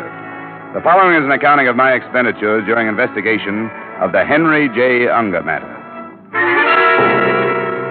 Expense account item 1, $2.20, night letter to Warden of State Penitentiary for dossier on Henry J. Unger. I just hung up and the doorbell rang. Just a second. Hello, Johnny. Eileen. Well, can I come in? Yeah, sure. Oh, nice place. Been so long I'd almost forgotten. Oh, I see you got rid of that imitation Rodin, the miniature. Wasn't your type, anyway. Oh, I must say, you're not being very hospitable. Don't I deserve a drink? Sure. Oh, what's the latest? Working as hard as ever. Oh, thanks. I'm sorry if I'm a lousy conversationalist, Eileen, but like you say, it's been a long time. I thought you said you never wanted to see me again. I did, once. But when I got your wire yesterday, I decided that My maybe... wire? I didn't send you any wire. Don't make me seem like a fool, Johnny. I got a wire from you asking me up here this evening. You said you wanted to talk things over. Look, I don't know who's playing a gag on you, Eileen, but I didn't send you a wire. I know how you felt 2 years ago when we said so long. Well, maybe I was wrong 2 years ago. I know I made some mistakes, and you made some mistakes. Let's see that wire. Well, sure. It's right here in my purse. Tonight at 7:30, let's talk things over at my place, Love Johnny. I didn't send that. You sure you don't know a few other Johnnies? That was a dirt crack. You like little things like this, don't you, Eileen? You like to write yourself notes, make up stories. You've got an A1 imagination. Well, I went all through that a long time Now, ago. you listen to me. This is no gag, and it's not my imagination. All right. Let's make things as pleasant as possible as long as you can. Fair enough. I thought a lot about you, Johnny. Oh, I'm not apologizing. Really, I'm not. Just thinking back. I'm glad it didn't turn out the way we originally planned it. I'd have spent half my life worrying over you. Oh, that's very touching, especially in light of the fact that every other evening it was somebody else. I told you, Johnny. Yes, that we were going to be pleasant. Oh, that's right. We were going to be pleasant. Oh. You expecting someone? No. Mr. Dollar? Yes? Maybe you don't recall my face. The name is Unger. Henry J. Unger. Mind if I come in? I'm busy. Oh, yes, I see. Well, we won't take much of your time, will we, Ferdy? A very minimal amount of your time. Mind introducing me to the lady? What do you want, Unger? My name is Henry J. Unger, miss. Well, maybe I better go, Johnny. No, stick around. Go on, Eileen. I'll see you later. I said stick around. I guess you better stick around. She just came over for a visit, Unger. Let her go home. Oh, no. Maybe she'd like to watch the activities. Ferdy, get out the needle. Now, look, Unger. Oh, you talk, just like someone in insurance. You make so much noise and you don't say anything. How's it coming, Ferdy? Satisfactorily. It's all ready. And they were each having a drink, too. I noticed that. Got the rope? Now, you know I have the rope. That chair will be fine. Sit down, Dollar. What's the angle, Unger? You'll find out. Sit down. Can you work with gloves on, Ferdy? Sure. I could do it with mittens. And once around. Twice around. Once around. Twice around. Hey, look. What are you going to do? Why don't you let him alone? It's love, Ferdy. Let her go home, Unger. She hasn't anything to do with this. Finished, Ferdy? Come on, Unger. Ferdy, you finished? One more little minute. There. All done. Very sturdy, too. All right, Ferdy. Roll up his sleeve. Right. Hey, look. He's got a nice big blue vein right here. You know, it's so hard to find a good, nice, blue, bulgy vein on somebody. Feel, Uncle, feel. He loves his work, this Ferdy. Used to be a lab technician at some big hospital. Didn't you, Ferdy? That's right, Mr. Unger. Hold very still, Mr. Dollar, and concentrate on this lovely girl you see standing before you. Just conceive of yourself as being a very big man, the President of the United States or something. Someone with influence. There's a great deal of influence.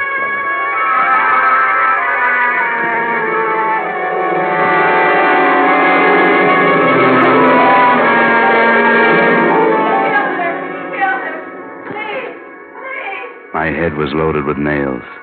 The warm air clouded my nostrils, and I couldn't breathe. I tried to open my eyes, but no luck. I longed for something bitter and bubbly and cold. It was the worst hangover I'd ever had in my life. I finally forced my eyes open. One of my hands felt heavy, and the other felt light. I turned my head painfully. There was a gun in my right fist. On the floor, dried blood. A lot of blood. And a girl named Eileen. Police! Oh. He killed her! Police! It was the maid. I remembered the keys hanging in a great silver ring from a wide waist. And she was gone. Empty liquor bottles. Two in the corner, one near the body. I focused my eyes on the gun. It was my own. I sat up and opened the breech. It had been fired.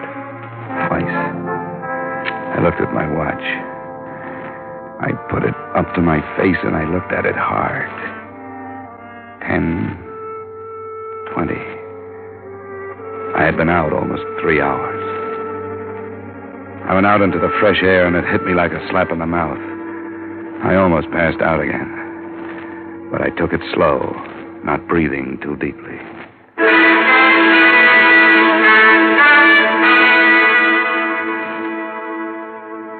Expense account item 2, $1 and I forget how many cents cab fare to the combination home and office of my good friend, old Dr. Norwich. I was still so groggy I almost fell into the house when he opened the door. Why, Johnny, here, let me take your arm. Oh, I'm a little woozy. That I can see. Here, sit down before you fall down. Here we are. Look, Doc, I gotta trust you. I just been framed. Look at my right arm. The vein. It's been punctured. What did they give me? I don't know. I can take a blood sample and lab it up for you. Thanks, Doc. I can't be certain, but my opinion is you've been given a very adult dose of alcohol. Possibly a mixture of 50% alcohol and intravenous fluid. Can I prove it? Did you have a drink? Yeah, one. Well, I'm afraid gastric analysis would show a trace of alcohol. Yeah, but not enough to make me pass out. By now, most of the alcohol would be in the blood whether you drank it or had it pumped into you. So it's a dead end, huh? If it's a frame, Johnny, I'm afraid the evidence I could supply wouldn't be much help to you.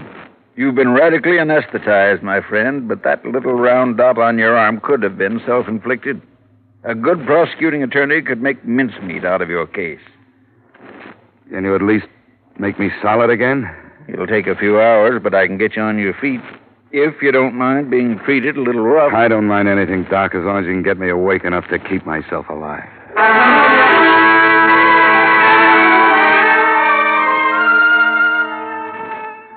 After a Swiss bath consisting of ice-cold water pressured at the body out of a stout hose, plus a potent shot of vitamin B complex and another cup of coffee, I felt almost normal.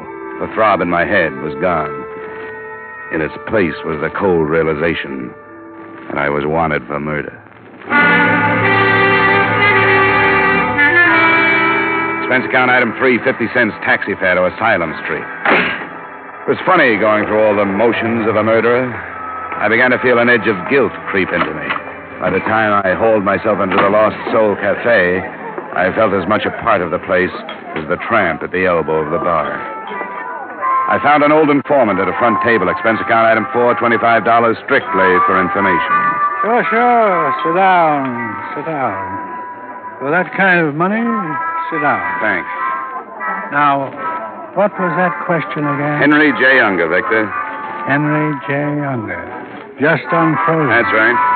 Well, 25 isn't very much. 25 is my present limit. This isn't too big a case. I could do better on quiz show. Henry J. Unger and his character man, Ferdy. $25 and a shot. Right. Won't you join me? Oh, I can't look at this stuff. I took the cure once. Fistula, we're the same. Henry J. Who? Unger. Well, he hasn't been around long enough for me to know his habits. Just a few weeks. He just got unfrozen, you know. Yeah, that's what you said. Did I? Oh, yes, so I did. Well, he's been dropping in here every afternoon about...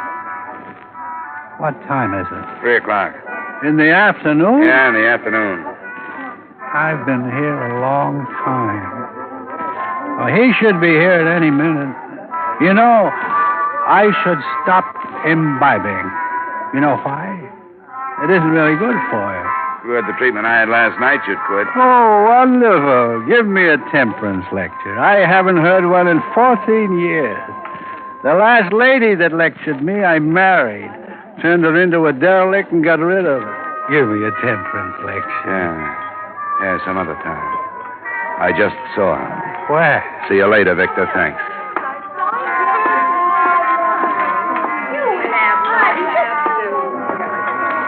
Hello, Unger. Well, Dollar, the police know you're out? Let's sit down and talk it over. I wouldn't stay in one place too long if I were you. It won't be too long. Well, speak your piece. This strictly revenge, Unger? Let's put it this way. 5 years is a long time. Good thing I learned to behave myself, or I'd still be running the prison paper. You're the noisy type, Unger. You'd be the finger man if I so much as stubbed my toe. Correction, I would have been. Now I've got the law doing my dirty work. You haven't made a mistake. I planned this for 5 years. You won't find any mistakes. Oh, I thought a lot about you, Dollar, up at the resort.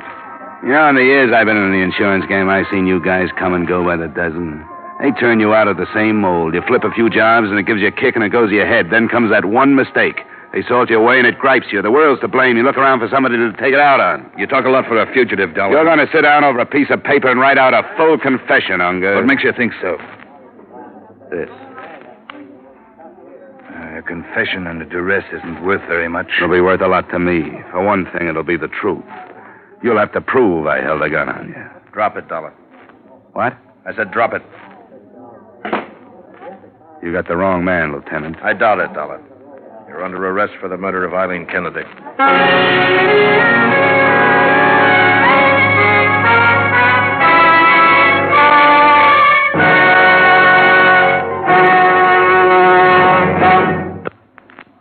To make every day more enjoyable, treat yourself often to refreshing, delicious Wrigley's Spearmint Chewing Gum. The lively, full-bodied, real mint flavor cools your mouth, moistens your throat, freshens your taste. And the chewing itself gives you a little lift, helps you keep going at your best. So for real chewing enjoyment that's refreshing and long-lasting, always keep Wrigley's Spearmint Chewing Gum handy. Healthful, delicious Wrigley's Spearmint Gum will make every day more enjoyable. And now, with our star, Edmond O'Brien, we return you to the second act of Yours Truly, Johnny Dollar.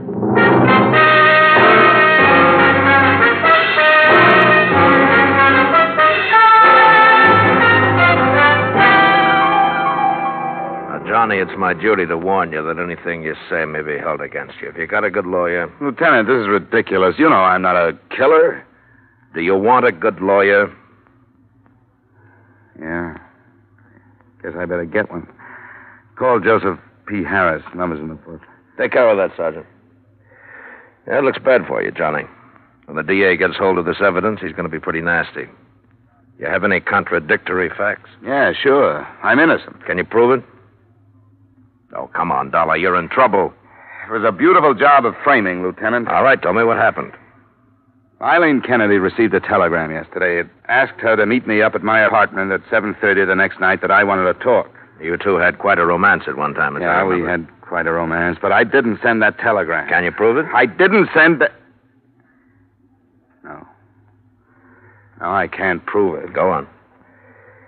Well, she got there at 7:30. We had a few words. Fight? Not a fight, differences of opinion. We weren't up there 5 minutes when the doorbell rang. It was Unger. He was with a guy he called Ferdy. Well, what happened? Unger pulled a gun on me, sat me down in the chair, and Ferdy tied me up. Then Ferdy injected alcohol into my vein, enough to make me pass out. He dumped a few bottles around the apartment, probably pouring the liquor down the drain. And when I woke up, Eileen was lying dead on the floor next to me. That makes a good story, Dollar. Well, here's the mark on my arm. You can still see it. Yeah. All right, Johnny, now it's my turn.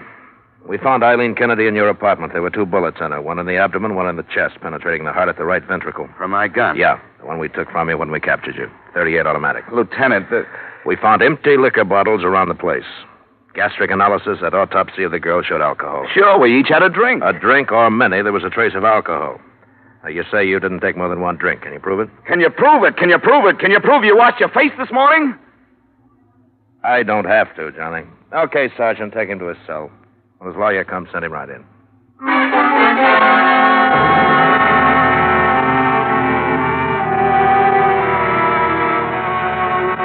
I'll try to remember something that might help me defend you, Johnny. Joe, I just can't think anymore. My head's going on like a pinwheel.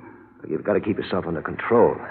Now, you're an investigator. You're used to dealing with things like this. Certainly when it comes to your own life. Yeah, that's just it. When it comes to my own life, I'm tied up in knots. I see.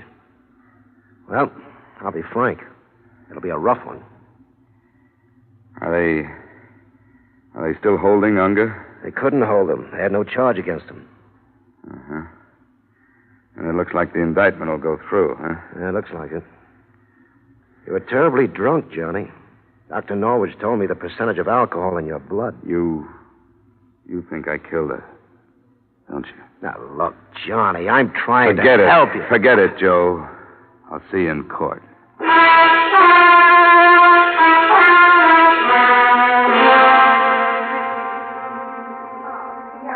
Excuse me, would you mind moving over one, please? Oh, there.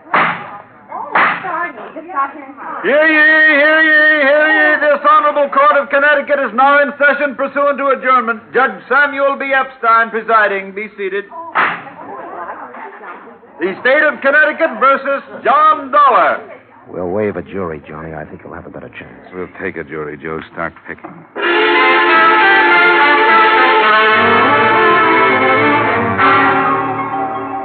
Your name, please? David W. Norwich. You're a physician, is that correct? Physician and surgeon. Now, Dr. Norwich, did the defendant, Mr. Dollar, make a visit to you on the night of July 10th last? He did. Would you mind explaining the circumstances of that visit to the jury, Doctor? He was very sick. I had to help him inside. He was so sick. A laboratory analysis of his blood showed him to be under the influence of alcohol. Did the defendant, or did he not show you a spot on his arm where a hypodermic needle had penetrated? He did. And did you or did you not suggest to him at that time that the alcohol might have been administered by means of a hypodermic needle? I did. But also... That'll be all, Doctor. Not quite all, Doctor. Now, Doctor, you know as well as I do that a little black dot on the underside of the elbow might have been done by an enterprising young investigator such as Mr. Dollar in order to put forth a fairy tale that he was drugged, do you not? I object, Your Honor. The prosecuting attorney is attempting to intimidate the witness and interject his own opinions through the medium of his questions. Sustained. Very well. Doctor, is there any possible way of showing through laboratory tests of one sort or another whether alcohol had been administered by hypodermic or by mouth? Yes, there is. Gastric analysis. And did you perform such a test upon the defendant, Mr. Dollar, at the time of his visit to you, July 10 last? I did. Will you tell the jury what you found, please? I found a trace of alcohol. That will be all, Doctor. Thank you.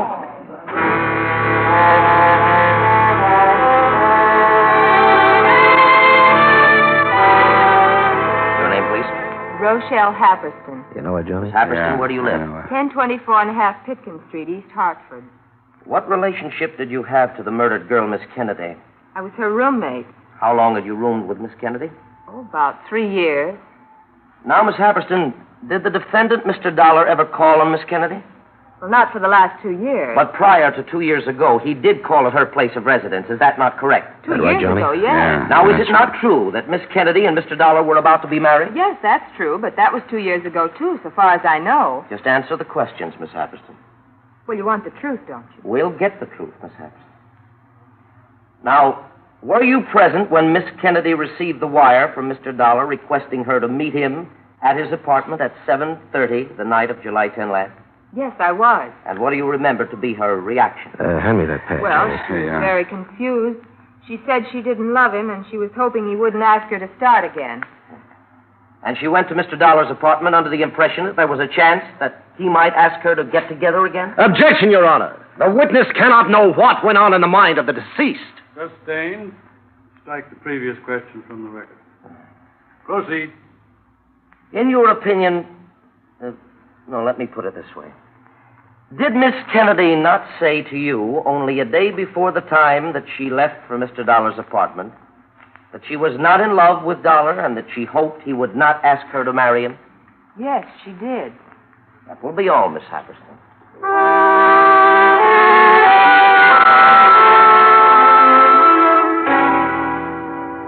Your name, please. Javier Sawyer. Would you state your occupation? I'm a lieutenant, Homicide Bureau, Hartford Police Department. Lieutenant Sawyer, you were in charge of the Kennedy case, were you not? Yes, I was. You examined Mr. Dollar's apartment following the crime? I did. Did you find empty bottles of whiskey in the apartment? I did. How many? 4. And where were the bottles placed? I only saw 3. Well, one was adjacent to the body, 2 were in one corner of the living room, and 1 was in the kitchen.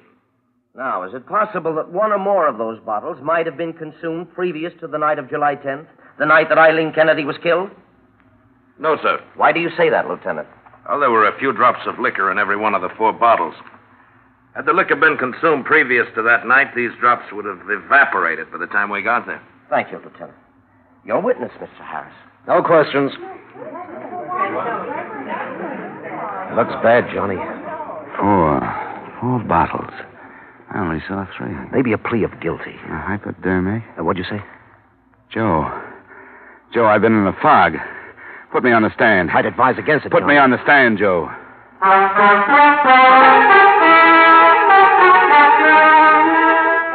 Your name? Johnny Dollar. Where do you live? 390 Pearl Street, Hartford. I'm going to point out to your attorney that you don't have to testify. You're aware of that. I am. Now, did you kill Eileen Kennedy? I did not, and I can prove it. Please. Ladies and gentlemen. Please continue, Mr. Dollar. Now, there were 4 empty liquor bottles found in my apartment the night Eileen Kennedy was killed. Get that? 4 bottles. 1 near the body, 2 in the corner, and the police say they found 1 in the kitchen. All empty. Lieutenant Sawyer testified that by examining the degree of evaporation in the bottles of the residual whiskey, those bottles had been emptied the night of July 10th and not before. Go on. The medical examiners proved that Miss Kennedy did not have a high percentage of alcohol in her blood. She could not then have consumed as much as a pint of liquor, and the police say even that much is doubtful. Now, that means, ladies and gentlemen, that the night of July 10th, I would have had to consume over 3.5 quarts of whiskey. I've got to admit that I would have been unconscious long before I reached that point. Order. Proceed, Mr. Dollar. Now, as for the hypodermic needle, assuming I were about to go under from an overdose of alcohol, is it likely that I, who have had no practice at the administration of hypodermics, would have used my left hand to administer a hypodermic to myself and be accurate enough to hit the vein so exactly? Ladies and gentlemen, there's only one man who had a motive to kill Eileen Kennedy. That motive was to get me, something he'd been threatening to do for 5 years. And that's the man, the next witness, the elevator boy in my building, saw come up to my apartment the night of Eileen Kennedy's murder. That man is here in this courtroom. His name is Henry J. Unger. Look out, he's making a break for it. Stop him, Pete. We got him. You did it, Tommy, you did it.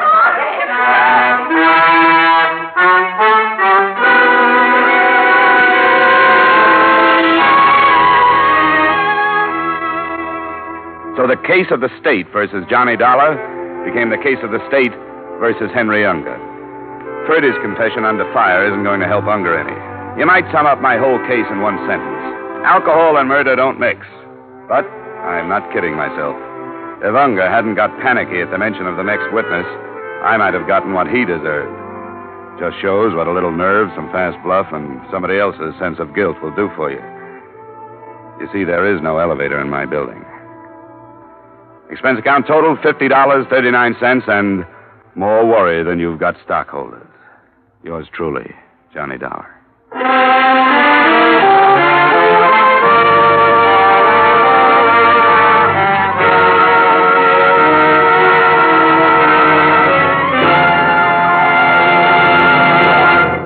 Remember, friends, to make every day more enjoyable, treat yourself often to refreshing, delicious Wrigley's Spearmint Chewing Gum. There's lots of cooling, real mint flavor in every stick. And chewing Wrigley's Spearmint helps keep you feeling fresh and alert. You feel better, work better, get more fun out of doing things. So indoors, outdoors, wherever you go, keep some healthful, refreshing Wrigley's Spearmint Chewing Gum handy. To make every day more enjoyable, treat yourself often to delicious Wrigley's Spearmint Chewing Gum.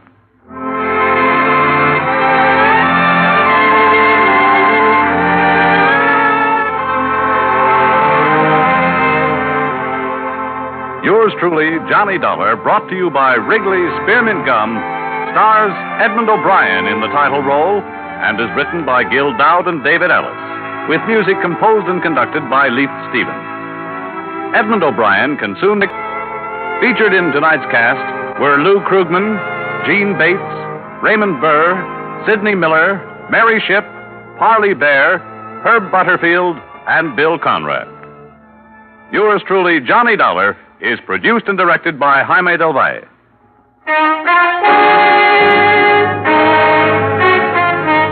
The makers of Wrigley's Spearmint Chewing Gum hope you've enjoyed tonight's story of Johnny Dollar and that you're enjoying delicious Wrigley's Spearmint Chewing Gum every day.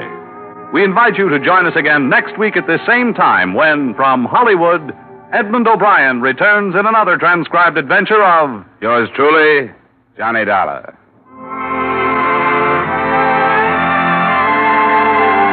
Bob Stevenson speaking. This is CBS, the Columbia Broadcasting System.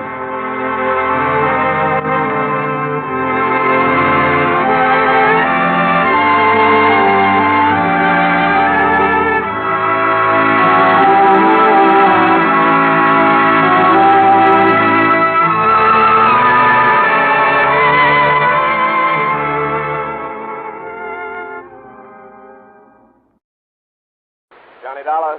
Bob Douglas, Corinthian Light, Johnny. How soon can you leave for California? Right away. My right big toe needs defrosting. What's the matter? A policyholder, young fellow named Jefferson, went west on an oil deal and he's disappeared. It might be murder. Well, I guess I'd better pack 2 shirts. Looking for one man in a big state like California can be murder.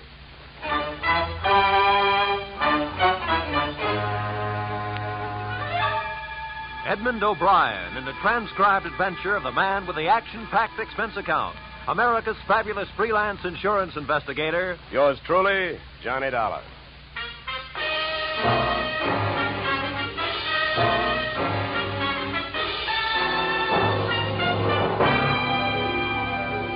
Expense account submitted by Special Investigator Johnny Dollar to Great Corinthian Life Insurance Company, Hartford, Connecticut. The following is an accounting of my expenditures during process of search for your missing policyholder, youthful millionaire Alec Jefferson, or how they were drilling for oil, for what they struck was me. Expense account item 1, $186.13. Airfare, Hartford to Los Angeles. Item 2, $15. Hire car, airport to office of Rebel Wildcatters Incorporated on potential oil land in the New Hall Saugus district. I arrived at 9:30 a.m. A handful of dirt dentists were hard at it, drilling at a rig not 30 feet from the shack-type office. Pull it over, will you? Better stand by, driver. My man may not be here.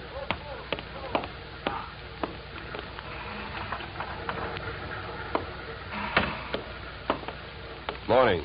Can you tell me where I'll find Mr. Flaherty? You're talking to him. I'm Mars Flaherty. What can I do for you? My name is Johnny Dollar, Mr. Flaherty. Yeah. I've been sent out here by the Corinthian Life Insurance Company to see if I can get a track on your partner, Alec Jefferson. I see. Well, It's their money you're spending, Dollar, so I don't care much if you waste it. But if you don't mind my saying so, I do think you're going to be wasting your time. Well, I get paid by the day. Then I guess you don't mind wasting time.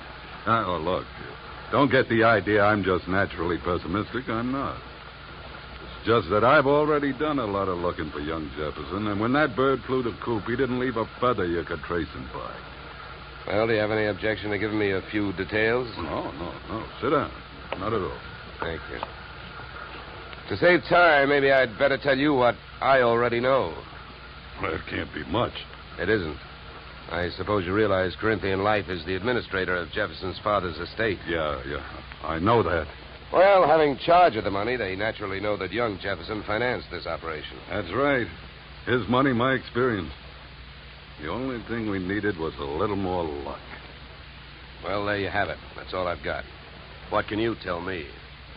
That whatever young Alexander got, he was asking for. For a guy built like a cream puff, he got mighty strong around here. Around an oil field, that isn't healthy even for a big guy. You know. How do you mean he got strong? Too much money, too much opinion. That mixed up with too many other men's women can mean trouble for anybody. Any particular women? Too many. Mind telling me who they are? No. Matter of fact, I got a list right here. Yeah, you can have it. I already tried it. Just one more thing. Yeah? How and when did he drop out of sight? A week ago last night. Yeah, he left here at 5 o'clock for his apartment on the Sunset Strip in Hollywood. He never got there. I checked that, too. Here, yeah. Give me that paper back for a minute. I'll write down the address. Thanks. Well, I'll be around. Oh, by the way, the first thing we try to figure out in my racket is who would benefit most. How would you like to have him found? Dead or alive? Either way, Dollar. I can take it. I've lost partners before. I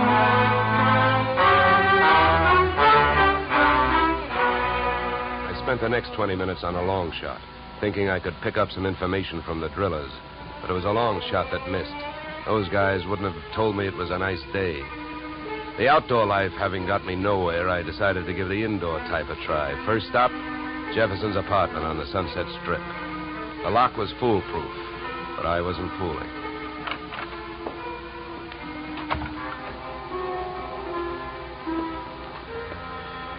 The joint was decorated in a lovely shade of hangover green. A series of alcohol rings from the bottoms of glasses carrying out the motif on all flat surfaces.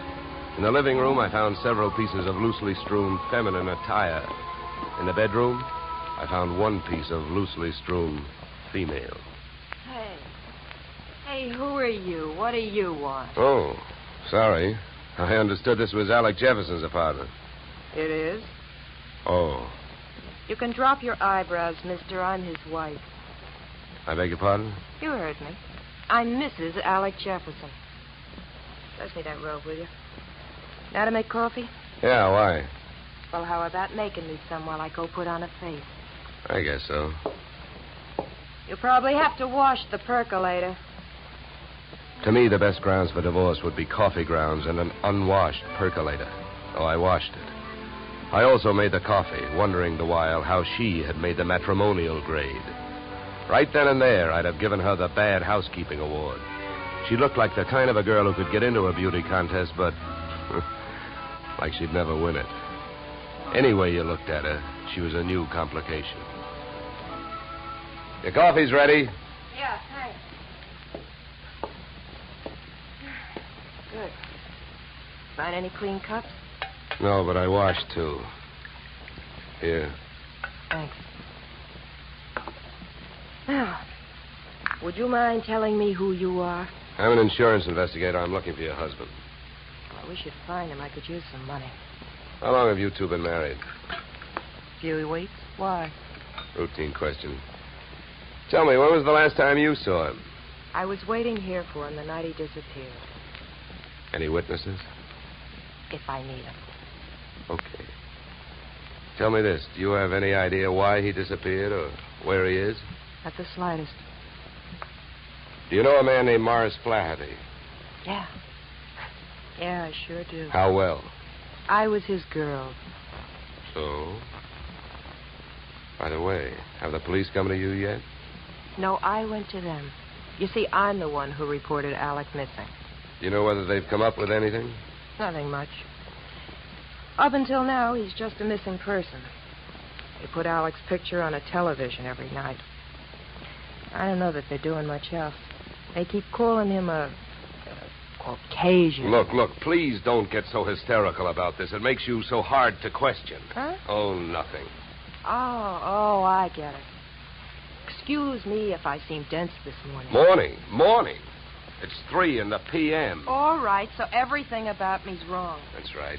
Look, you can think that I married him for his money if you want to.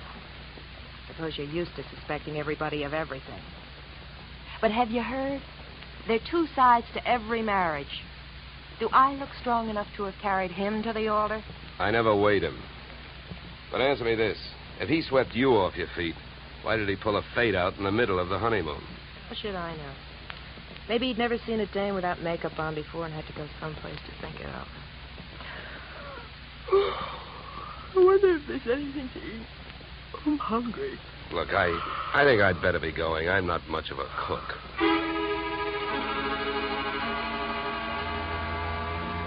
When you're working on a case, your nerve ends are easily disturbed. So when I left the house and saw a hard-top blue Plymouth parked opposite the apartment, mine clanged an alarm.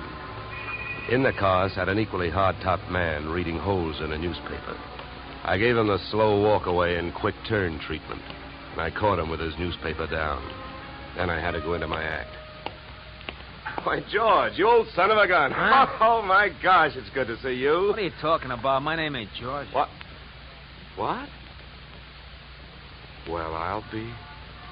What you know is I came out of the house, I got half a look at you, and as I started to walk away, the face registered. Why, mister, you're a dead ringer for an old school pal of mine, George Pfeiffer. Now, how do you like that? Look, come here. Let me take a closer look. Come here. All right, look out. Sleep tight. Okay, Sleeping Beauty, over you go. I'll drive. I turned the car up into the Hollywood Hills, found an empty house with a for sale sign out front and a garage out back, and drove in. His wallet was bulging with everything but money and information. An ID card gave his name as Philip Wilkins, his occupation as private detective. The next fact I came up with was that Mr. Wilkins was a light sleeper. He came to find me still fishing through his wallet. Hey, give me that. Okay, hold it, mister. Take it easy. Here, you can have your wallet back. Now, keep calm, and everything's going to be all right. If you don't, I'll have to give your whiskers another dusting. Oh, look, what's a big idea? What'd you slug me for? You know why, Mr. Wilkins, because you had a plant on me, and I figured if you were that curious about me, I wanted to know more about you. You're nuts. I wasn't watching you. I was watching that house you come out of. There's a dame in there that I'm getting paid to tail. I can't afford to be convinced of that. Who hired you? I'm not telling. You or anybody else, Mr. Dollar. Oh, word travels fast. First you tell me you're not watching me, then you also tell me you know who I am. So what? Is that illegal? You went to see the dame that I'm watching. I was told you'd probably be around, and you was. You'll be in my report. If you're healthy enough to make it. What were you really doing with that stakeout? Were you watching the apartment, waiting for somebody to show up? Do you really have a tail on Mrs. Jefferson? Or did you follow me in from the oil fields? Why should I follow you? Maybe you and I got the same approach to this case. You found him yet? No, but it's still early. Who else is interested in finding Jefferson? Well, I hear he's quite a playboy. Maybe one of his playmates wants him served with breach of promise papers. Oh, come on, Donald, let's face it.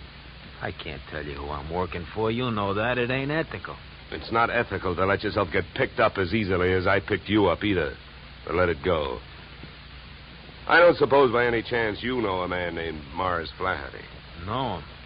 I'd like to see one of his derricks fall on him. Why so? What did he do to you? A couple of days ago, I went out there to try and sell him some information. He had 3 of his men beat me up and throw me off the oil field. Yeah? What's with that look? Don't you believe me? Who knows? You might be telling me you hate Mars Flaherty to keep me from thinking you're working for him. I think you better get out of this car and let me drive away, Dollar. You're in a lot of trouble. I don't think so. Oh, you don't think so? I can have you pulled in for kidnapping. If that's what you have in mind, then first you'd better get a few witnesses for yourself. Now, come on, suppose you calm down for a minute. If you really hate that guy, well, maybe we can make a deal. If it's against him, I'll deal with it. How much do you know about Flaherty? My bookie's marked lousy from way back. He's promoted about 50 wells, and none of them ever happened. He's wild to hit oil. It's my guess that he's got a hunch that this is the big one. That's why I think his partner disappeared. Yeah, what difference would that make? Even if his partner turned up dead, Flaherty would still have to split any profits with young Jefferson's estate. Maybe not. I know they had a queer deal. Well, who'd know about that deal besides Flaherty and Jefferson? I don't know. But I do know one way of finding out what it is. How's that? Flaherty keeps all his papers in the safe in his office. I've even got the combination. We'll give it to you. You keep it.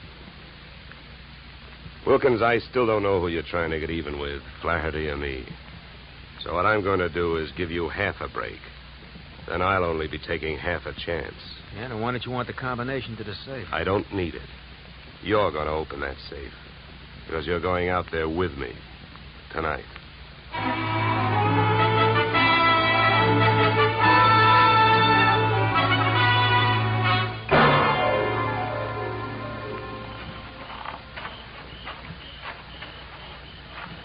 Here.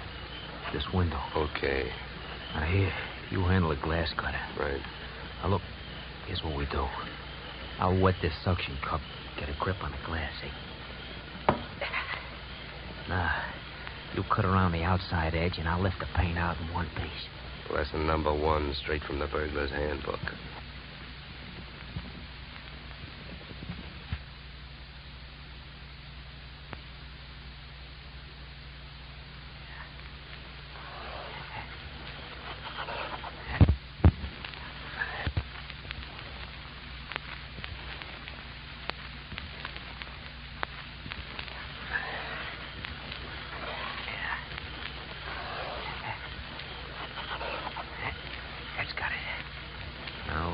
There's a little tap with the knuckle.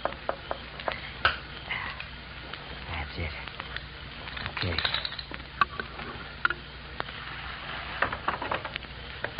All right, in we go. You first. Okay.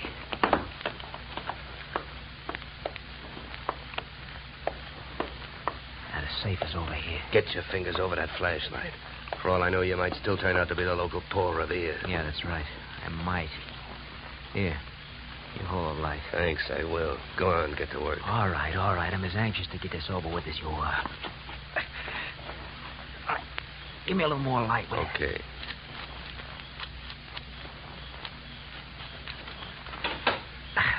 There you are. All right, go to it. You go to it. You reach in. And if your hand comes up with anything heavier than papers, I'll cream your skull. Will you stop your worrying? Here. Nothing here. Nothing. No. All right, you got him, that's all. Stay down there. I don't want to walk off with anybody's government bonds. Here. I got all I want. You put these back. All right. Now, close it up.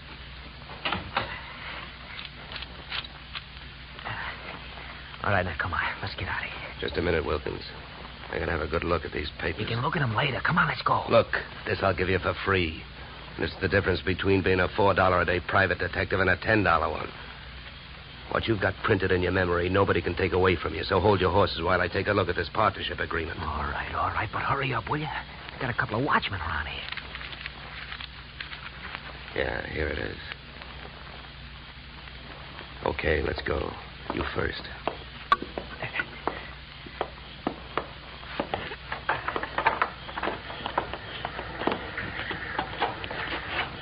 Okay, back to the car. Make it fast and easy.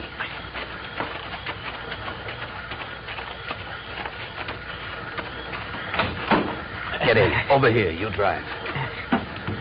Yeah. You know, Wilkins, I had a clammy feeling for a while back there that we weren't going to make it. Don't go starting any celebrations. You didn't make it.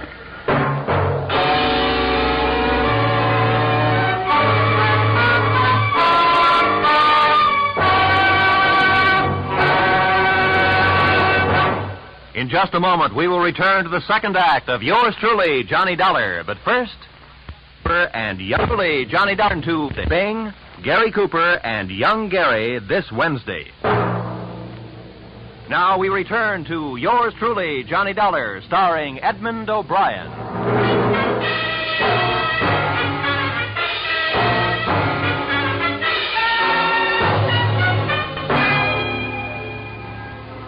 There I was, wearing a gun muzzle for a back collar button.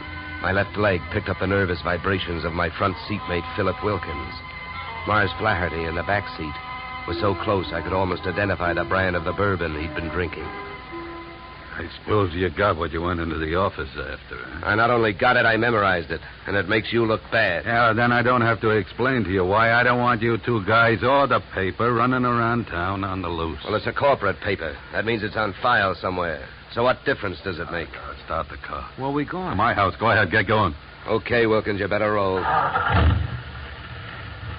What's at your house? The reason that paper makes a difference right now. The guy you came here looking for showed up. Alec Jefferson, where is he? He's where we're going. My place. Well, then I guess maybe my employers have got nothing to worry about. Nothing but paying off on his life insurance. Alec Jefferson's dead.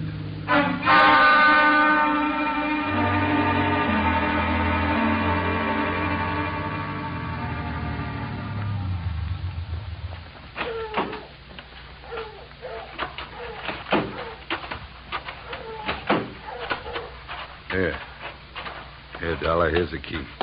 To open the door. Stand next to him, Wilkins. Close.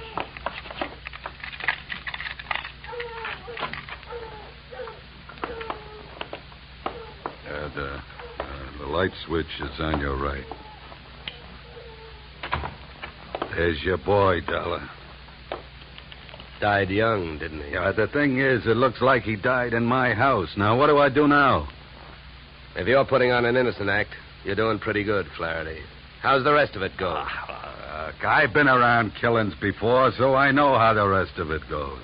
The cops take one look at this, they grab me, and before that happens, I got some work to do. So have I been around killings before, and I know how the rest of your story goes.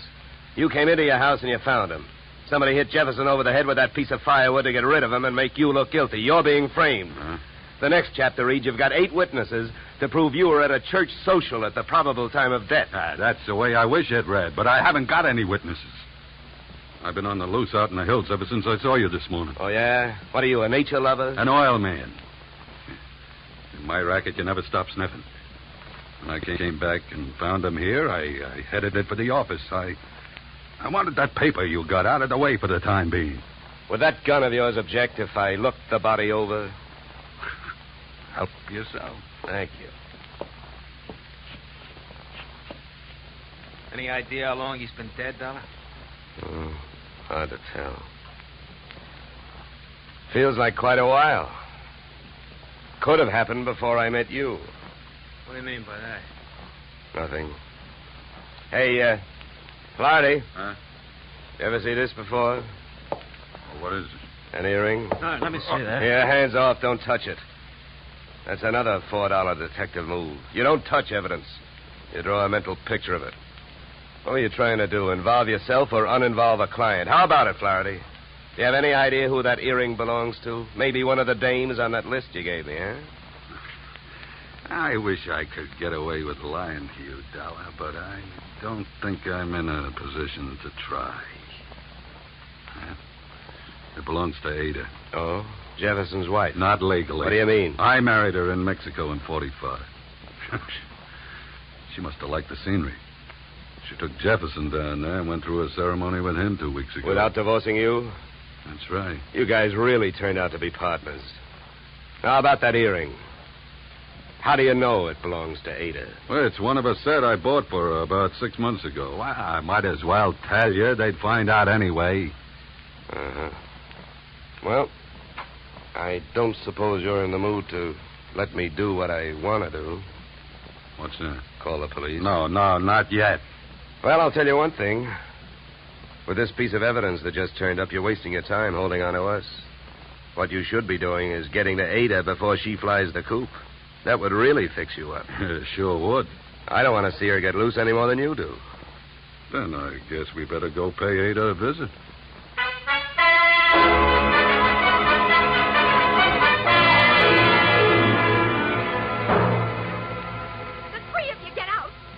All you got is one lousy earring, and if you think I'm going to stand here and listen to you try to pin a murder on me, you're nuts. Mars never bought me anything. He never gave me any earrings. How about it, Flaherty? That's too bad, Ada. If I thought there was a chance to help you, I would. But your earring was laying right there on the floor next to his body. Why, you oily monster, you. What are you trying to do to me? Why, if anybody had reason to kill Alec, you did, you miserable thief. Now, wait a minute, Ada. Don't make yourself look worse by throwing a lot of accusations around. I know about the contract between Alec and Mars. In case of death, the survivor gains full control of the oil field. But a good piece of evidence will beat out a good piece of motive in any court in the country, and you've got both working against you. Get out of here. You don't know what you're talking about. I think I do. Knowing about that agreement, you married both these guys. Those Mexican marriages are just weak enough to help you beat a bigamy rap if it came to that, and just strong enough to help you collect if either of your husbands died. Your next move would be to divorce the one that was still living and take advantage of the California community property laws. Oh, you've got it all figured out, haven't you? Well, not quite. I haven't figured out why young Jefferson went to all the trouble of dropping out of sight and then showed up to get himself murdered. I think I can tell you. It was about time you told us something. I was working for Alec Jefferson. That's why I couldn't tell you, Dollar. I was getting paid to help him stay out of sight and keep my eye on these two. The contract had him worried. But when I uncovered the bigamy and told him about it, he decided to go to Flaherty and try and straighten it out, man-to-man basis. You know that, Ada? No. I don't know anything about anything. That's a lie. I was with him this morning when he called you. He told you he was going out there. You had plenty of time to get out there and wait for him. You can't get away with it. You can't prove anything. Now get out of here! Not before Never mind the gun, Flaherty. I got her. No, let me go. Hey, none of that. Around you go. That's better. Yeah, much better. Now, come on, Angel, across the room. Well, Flaherty, don't you think I'd better call the police now? I'm afraid there's nothing else to do. Okay, then you hold her. You get your hands off me. You dirty. No. Get me police, operator. My name is Dollar. I'm calling from apartment 3C, Horizon View Apartment, Sunset Strip. I've got a murderer here for you. It's out in Newhall, but that can wait. Well, dead bodies usually do, but you never can tell about a killer. Well, that's it. You got a good tight hold on her, Flaherty? Yeah, I can handle it. Good.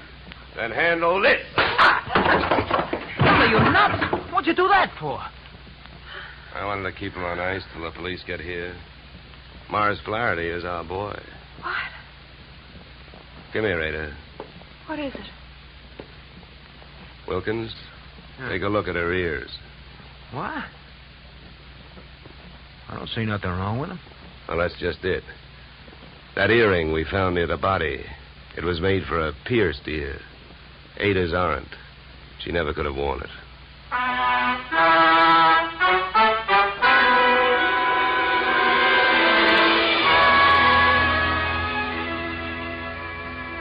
Moral? If Flaherty had been a nice enough guy to buy jewelry for his wife when he had her, he wouldn't have bought the wrong kind of earring when he wanted to set her up as a patsy. The police traced his purchase of same to a Main Street pawn shop.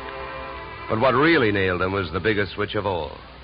Since the murder weapon was a shaft of rough bark firewood, there were no fingerprints on it. But by the same token, there were weapon prints on Flaherty's fingers. A batch of tiny splinters under the skin.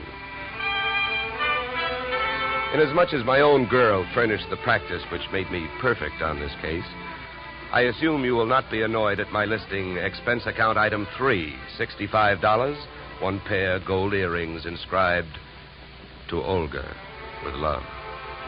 Item 4, $187.13, return transportation, Los Angeles to Hartford. Expense account total, $711, signed, yours, truly, Johnny Dollar.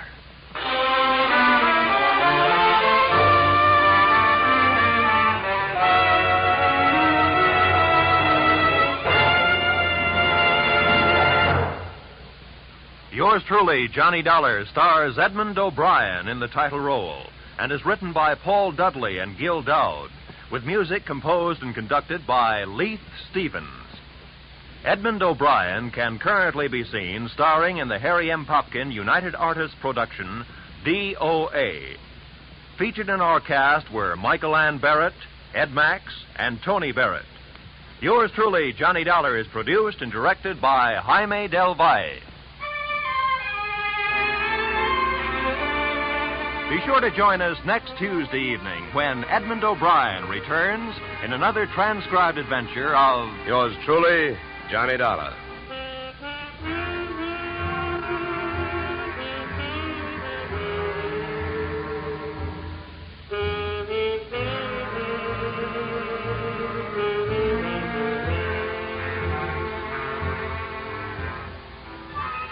Blizzards in the western states, floods in Texas, hurricanes in Florida, tornadoes in Louisiana. Wherever disaster strikes, the American Red Cross stands ready to lend assistance. The Red Cross helps victims not only at the terrifying moment when disaster strikes, but also in rehabilitation. This is just one of the many nationwide activities of the Red Cross. Give generously to its latest drive. Now stay tuned for the adventures of Philip Marlowe, which follows immediately on most of these stations.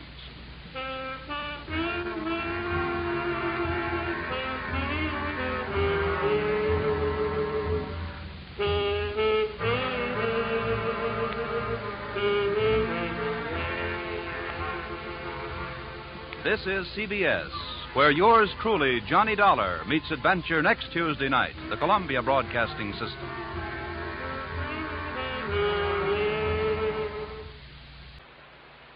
Time now for Edmond O'Brien as Johnny Dollar. Why in the world are you down here, Dollar? Your train leaves in 45 minutes. Well, I'm taking a quick refresher course in ancient history. You're sending me out to find a missing archaeologist, aren't you? Well, I want to be able to talk his language in case I find him alive.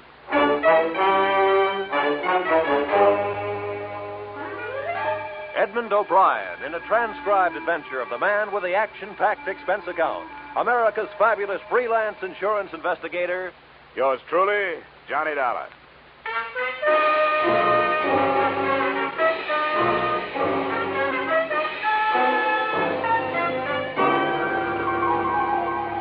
Expense account submitted by Special Investigator Johnny Dollar to Great Corinthian Life and Liability Company, Hartford, Connecticut. The following is an accounting of my expenditures during my investigation of the disappearance of Bruce Lambert, the archaeologist who never should have left his tomb. Expense account item 1, $7.50, railway and taxi fare from my Hartford apartment to room 317, Brighton Arms, New York City, a hotel whose front rooms had a depressing view of an 81st Street mortuary.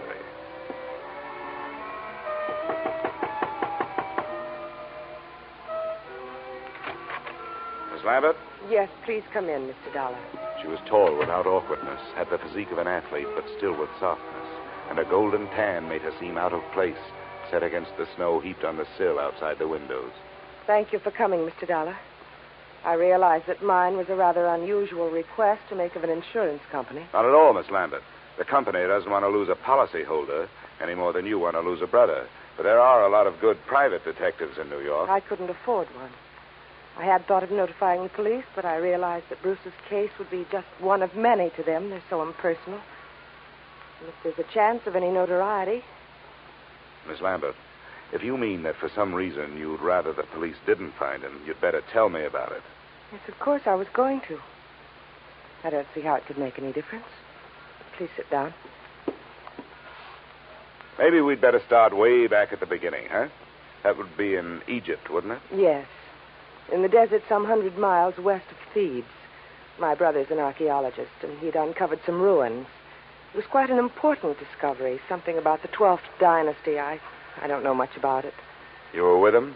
Yes, I didn't spend much time at the excavation site. I stayed in the village. But the reason the police might make it difficult is that Bruce discovered some relics that he didn't declare to the authorities there. You mean he swiped them? Well, if you're in the habit of using extreme bluntness, I suppose you could put it that way. All right, I'm sorry. Please, Mr. Dollar, this is quite unpleasant for me. If Bruce had stolen all the relics, you wouldn't expect it to make any difference in how I felt about his disappearance, would you? Well, I'm afraid I can't do anything for you. I've got to know these things if I'm going to help you. Wait. I'm sorry. I'll tell you everything I know. All right. What were those relics that your brother didn't declare? Well, I'm not sure how many there were.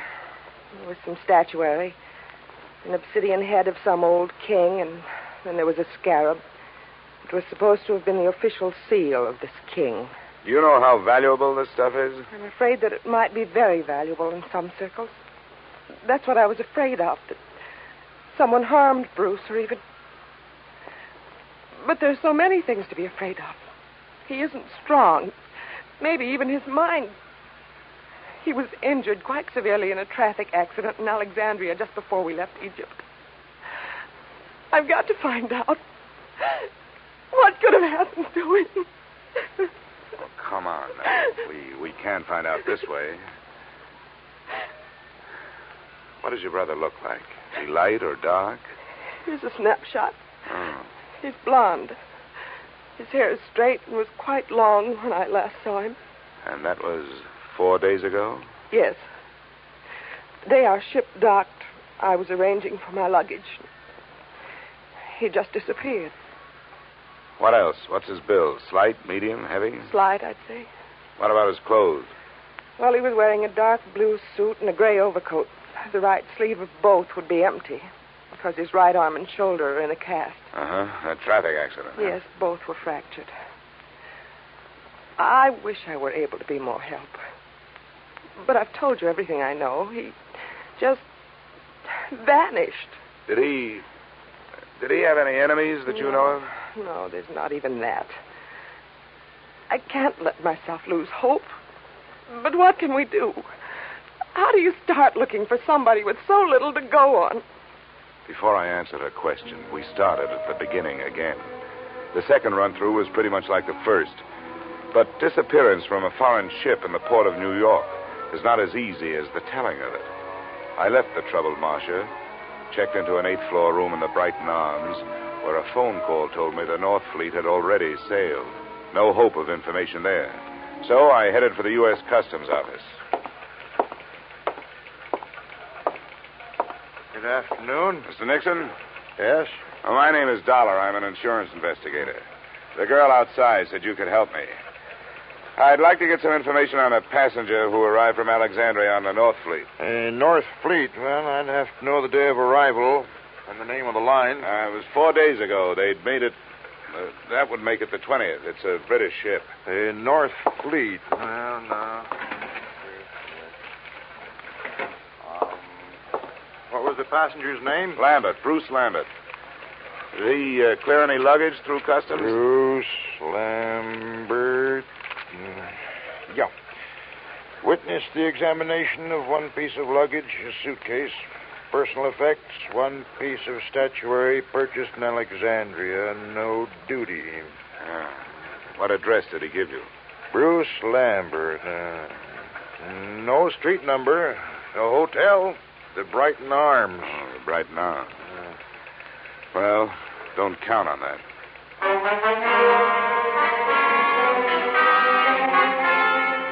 Expense account item 2, $30, which, with my ID card, helped impress the cab drivers who worked the entrance to the pier where the North Fleet had docked.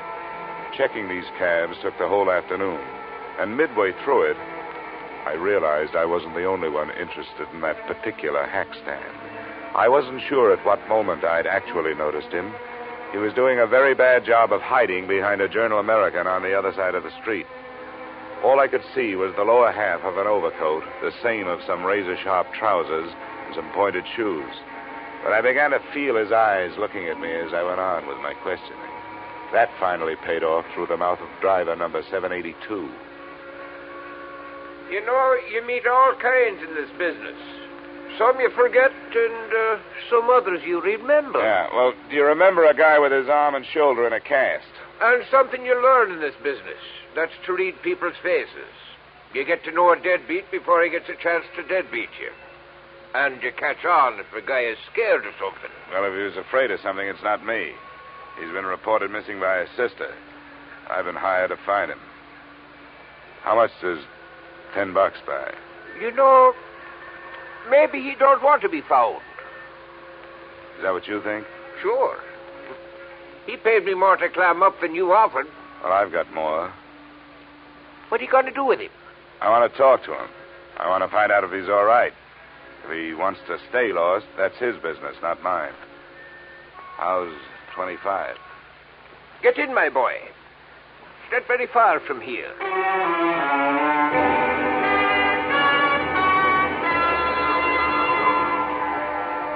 Our destination turned out to be an old red brick hotel near 39th Street between 10th and 11th Avenue. And it occurred to me that as an archaeologist, Lambert was running true to form. He'd even used some ruins to hold up in. One $5 bill brought the information from the room clerk that Lambert was out of his room, and another brought a pass key that let me in.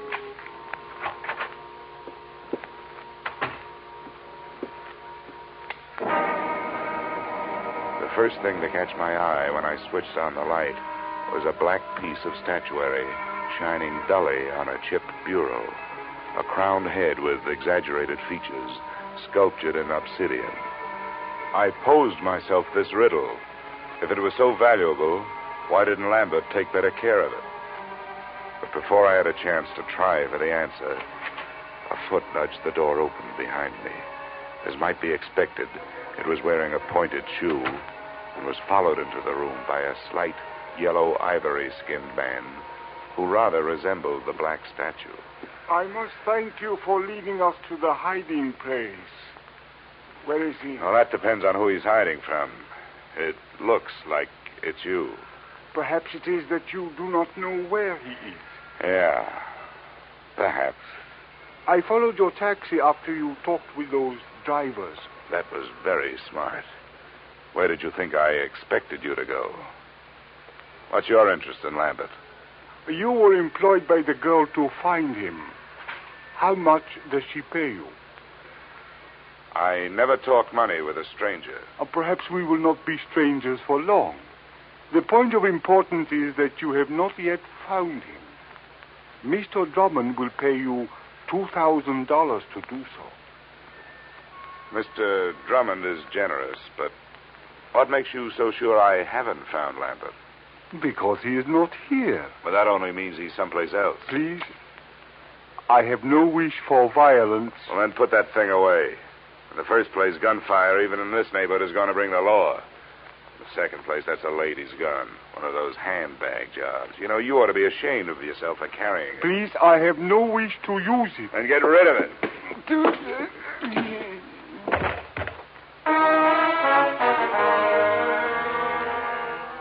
I hate little men who try to play bully.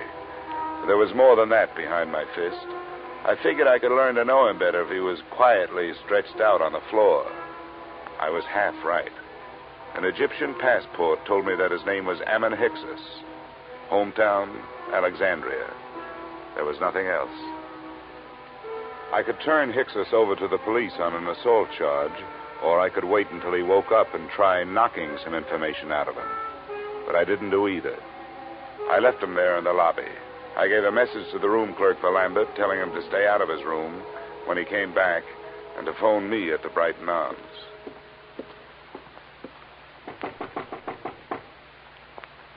Who is it? Dollar. Oh, just a second. Is there any news? Did you learn anything, Mr. Dollar? Yeah, I made some progress. I met Ammon Hyksos. You told me your brother didn't have any enemies. That little Egyptian is out looking for him with a gun. Why'd you lie to me? I have no right to ask you to believe me now. That's so true. But I wish you would. Please come here and sit down. No, thanks. You sit there, and I'll stand here. I think I'll be less inclined to believe you from here. That's not fair. I know. I wasn't fair with you either. I want to be. But there are some things I just can't tell you. Why not? Well, I can't tell you that either. No, nuts. Women like you make everything tougher than it should be. You demand all, but you give nothing. You ask to be trusted, and you won't trust. You make yourselves look soft when you're as hard as steel. You've got warmth, but you only turn it on when you get something out of it. You're wrong. I was trying to help him. Or us. I had to lie. Look, I started this thing wanting to help you. There was something personal about it. But you wanted me to do things your way and not mine. Well, we just stopped doing that. Please, leave me alone. Just go away. Go back to Hartford and forget you were ever here. I wish I could. But I'm working for an insurance company looking for a missing policyholder. Well, I'll be up in my room if you decide to help me find it.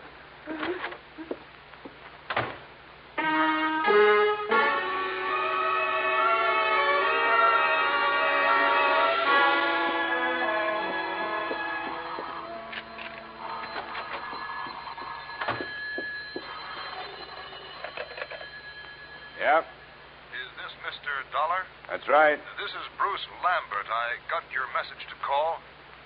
Where are you now? Not so fast. There were 2 attempts on my life while I was on my way here from Alexandria. I'm not anxious to tell anybody where I am. How did you get into this?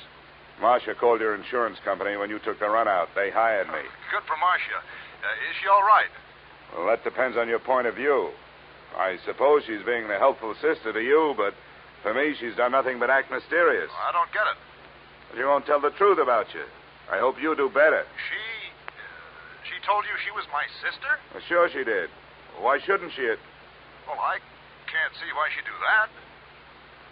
She isn't your sister? No, I don't understand it. She's my fiancée. I don't understand it at all. Where is she? I better talk to her. That's a good idea. Room 317, Brighton Arms. I'll be there with her, waiting for you.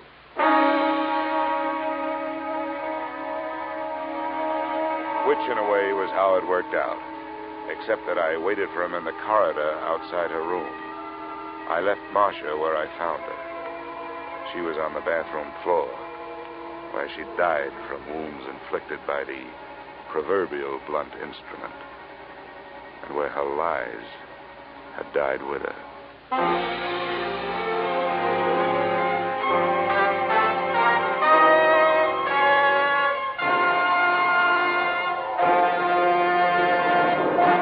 In just a moment, we will return to the second act of yours truly, Johnny Dollar. But first...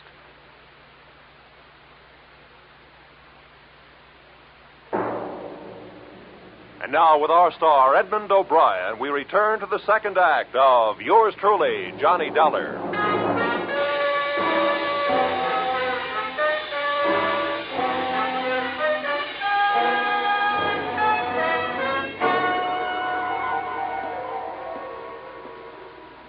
Bruce Lambert?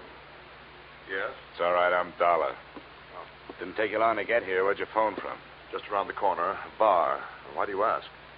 Where's Marcia? Marcia's dead. I don't believe you. I want to go in there. She isn't dead. Let me in there. Come on, use your head, will you? There's nothing. Oh, your arm. I'm sorry. Look, you don't want to go in there. Believe me, you don't. There's nothing you can do for her. She can't be dead. She can't be. Come on. Where? Why? I want you to come up to my room with me. You've got to do 2 things. First, give me every reason you can think of why this should have happened. And then, before the police get here, you'd better start rehearsing a story of your own.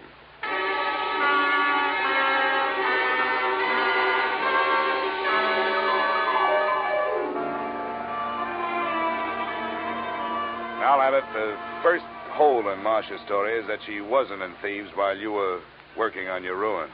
That's right. I didn't even know her then. I met her in the hospital in Alexandria after my accident. I was there for 2 months, you see. She was my nurse. But she did know about the relics. That statue and the scarab that I haven't seen. Oh, yes. Here it is. This is the scarab. Oh, yes, she knew. We talked about my little deceit. Well, how little is it really? You talk about 2 attempts on your life. Now we have actual murder. You'd better let me have that scarab. Oh, yes, of course. But surely you don't think the relics are at the bottom of this? They're rare, but not valuable enough for this. Unless someone knows more about them than I do. I doubt that. I've made a thorough study of the 12th dynasty and King Amenemhet III. It's a carving of his head. What do you know about a man named Ammon Hyksos? And another whose last name is Drummond? Hyksos? Ammon Hyksos? Do you know him? Does it ring any kind of a bell? No, I'm afraid not. Drummond means nothing. Oh, all right. Let's try the 2 attempts on your life. What about them? Well, they happened on the nights of the 17th and the 18th. Both of them could have been accidental, except that, well, the same small man stood near me both times. It would be too much for me to hope you could describe him, I suppose. Well, it was dark. Well, both times I was on the promenade deck, and something heavy was thrown or pushed from the deck above. I reported the second one, and the ship's officer apologized for the carelessness. But you thought enough of it to disappear? Oh, well, I certainly did. Instead of going to the police? Yes. Oh, I suppose it was wrong, but you must understand, I was desperate. Well, we'd better go down to the 3rd floor. I hope the police think more of your story than I do.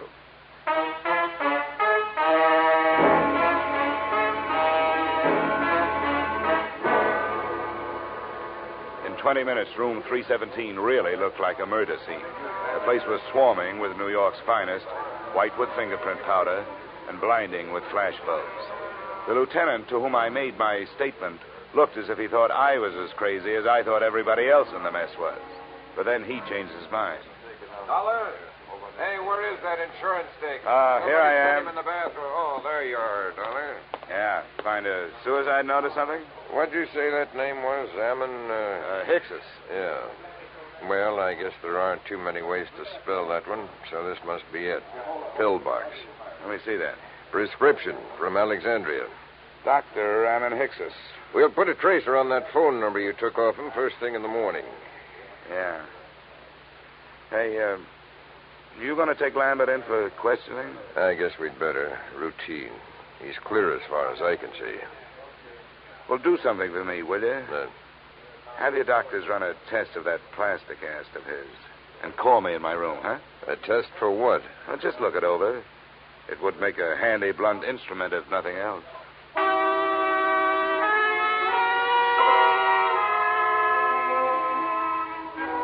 Expense account item 3, $7.50. A few late cocktails, a rare steak, and coffee in the Brighton Arms dining room.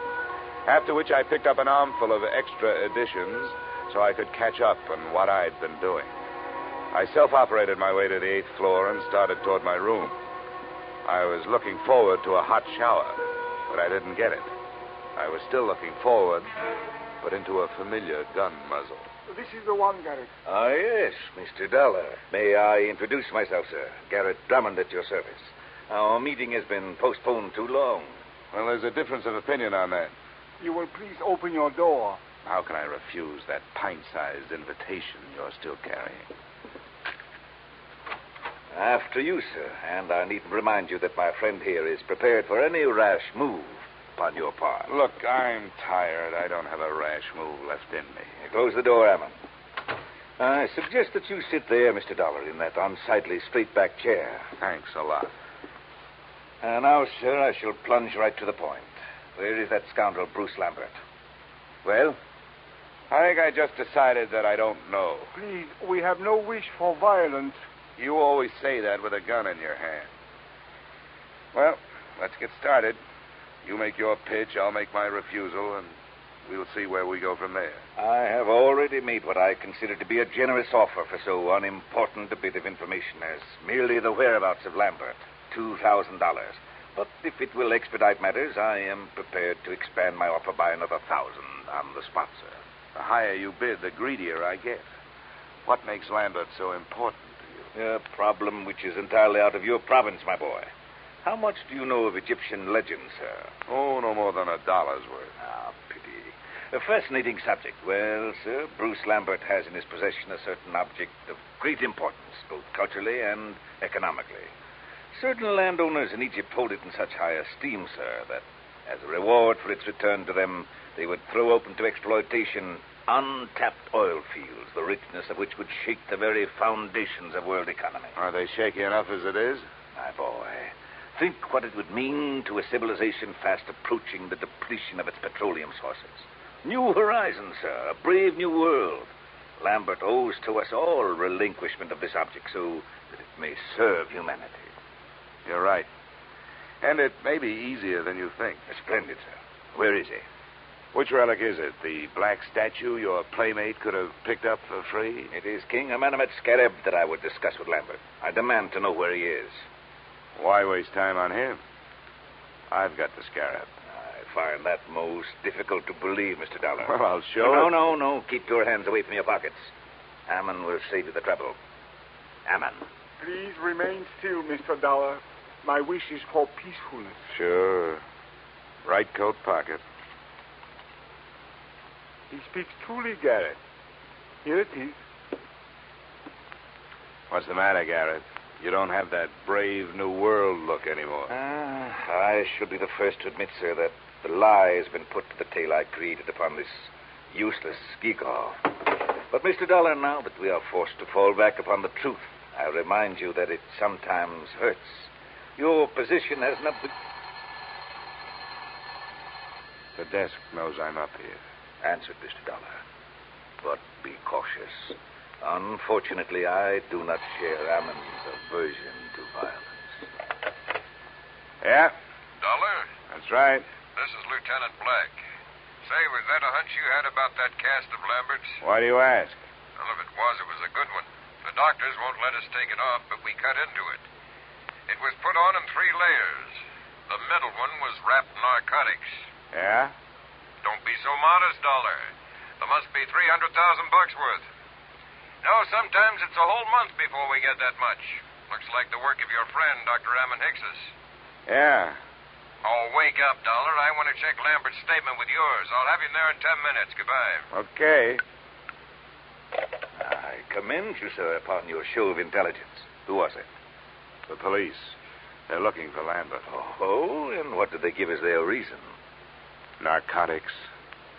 The story of a man bound for America who cracked up in a car, and while he was unconscious and being patched, said narcotics were put in his cast by a Dr. Ammon Hickses, probably assisted by a nurse named Marcia. But there's no proof. Ammon, we'll waste no time on evasion. Yes, we used the boy. A courageous scheme, but for that silly goose of a girl. She was the true conspirator and the traitor as well. She happened to fall in love with the guy. The romantic Atlantic crossing. An empty proposal of marriage suddenly becomes more important than actual coin of the realm. But enough of that. The police are looking for him, and odds teeth, so am I. Where is he? I don't know. Ammon, call his hotel in 39th Street. No, wait, my friend. The police must be watching that.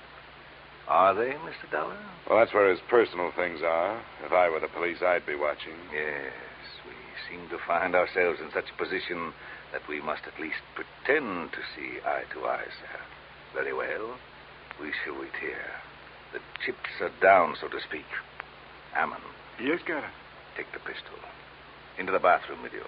With the door slightly ajar, you shall have a splendid command of the arena, as it were. Yes, Garrett. And remember, the stakes are high. Yes, Garrett, I will remember. And now, Mr. Dollar, it would seem that little remains but the waiting.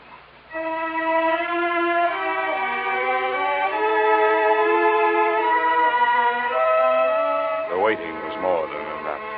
Drummond settled himself on the bed, facing the door, his pudgy hands folded over his bulging waist. I was still in the desk chair, facing him. As usual, the police were late. 20 minutes passed before we heard the knock on the door. Your guest, Mr. Dollar. Come, we shall go to the door together. Now, keep your back to me and open it. It's your party, Drummond. Come in, Lambert. Not Lambert, the police. Ammon, shoot! Ammon, my friend, help!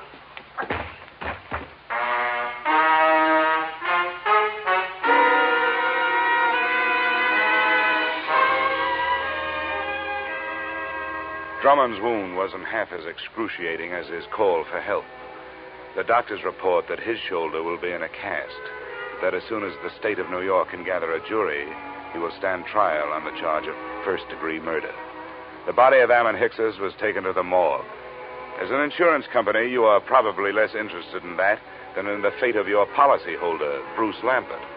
That's explained in expense account item 4, $280 hospital bill paid in advance. In view of the possibility that there may be others interested in that $300,000 cache of narcotics he has to carry around with him until his arm is okay, I thought it would be safer to keep him under wraps. Oh, by the way, while he was lying there helpless, I sold him a policy for you covering the scarab and that carved head. Expense account total, $456.90. Yours truly, Johnny Dollar.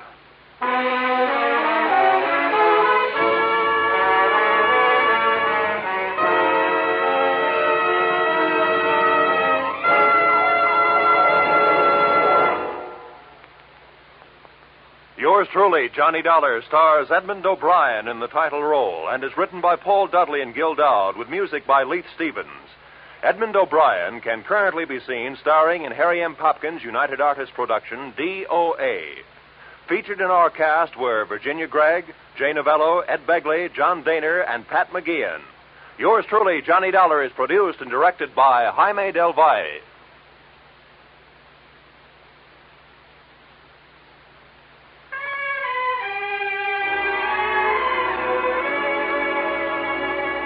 Join us again next week when Edmond O'Brien returns in another adventure of Yours truly, Johnny Dollar.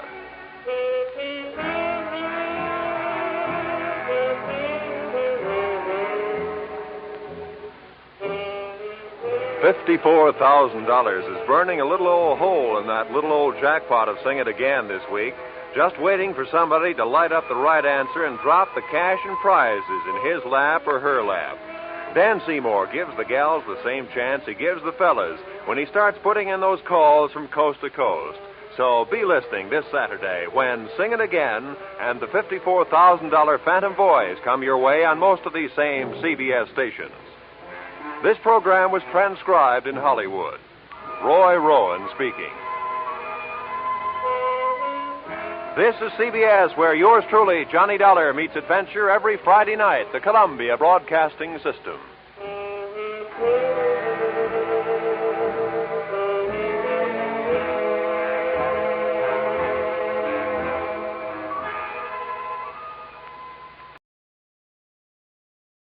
It's time now for Edmond O'Brien as Johnny Dollar. Lou Krager, Mr. Dollar. Yeah, Lou, what's up? They found the boat a few miles off the Atlantic side of St. Croix. Oh? She was empty. Neither one of them aboard? No. From what I understand, it looks like there was trouble, all right. How's that? Blood stains. I guess signs of a struggle. The engine had run until it was out of gas. They're sure it's the boat, huh? Yeah, they must be. Oh, they're sure. It's registered to Willard South. Yeah, all right. Where can I see it? Well, they won't have it in for another 30 minutes. The police dock is next to Royal Mail. You can't miss it. I'll meet you there if you want. Good, Lou. I'll see you in about 20 minutes.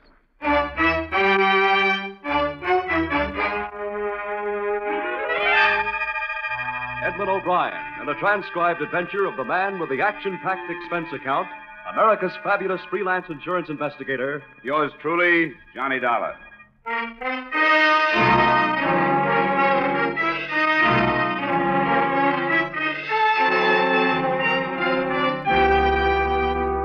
Expense account submitted by Special Investigator Johnny Dollar to Great Eastern Insurance Company, Hartford, Connecticut. The following is an accounting of expenditures during my investigation of the Willard South matter. Expense account item 1, $143.80, airfare and incidentals between Hartford and the city of Charlotte Amalie, island of St. Thomas, Virgin Island Group. I arrived there 2 days after the disappearance of your policyholders, Willard South and his wife, Georgina, and 1 day after the report had been made by his foster mother. She was too upset to be questioned, but I did find a local guide and boat owner who claimed to know the boating habits of Willard South through a number of fishing trips. I made arrangements with him to start my own search the next morning, but it was this guide, Lou Krager, who phoned that second evening to tell me that South's cruiser had been found, empty.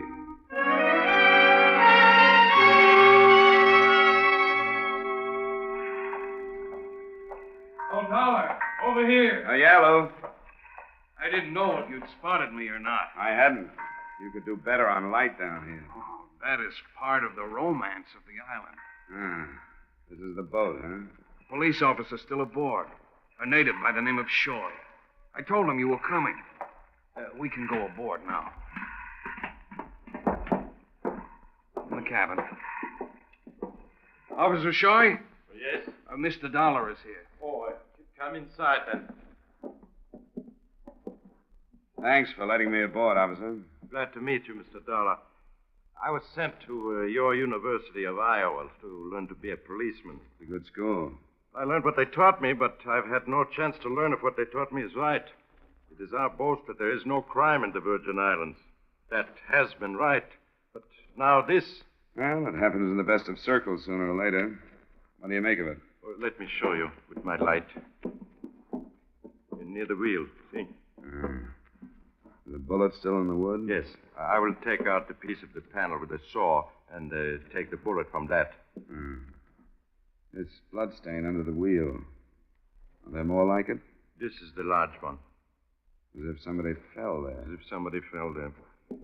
There are more here and more in the passageway, then on the deck. There on the rail, as if somebody climbed over the side or was pushed over. Yeah. There's one other thing back here. This piece of line. Look. It's been cut. Mr. Krager says a small boat was usually tied to the stern. You sure of that, Lou? Oh, yeah, I'm sure. Willard always trailed a dinghy. You know, a skiff, unless he was trolling. Then he hoisted it aboard. But where is it now? You're searching for it, aren't you? Yes. So is the Coast Guard boat. I wish you luck. A little skiff will be a lot harder to find than a cruiser like this. Well, I'll be anxious to learn of any developments, Officer Shoy. I'm staying at the Grand.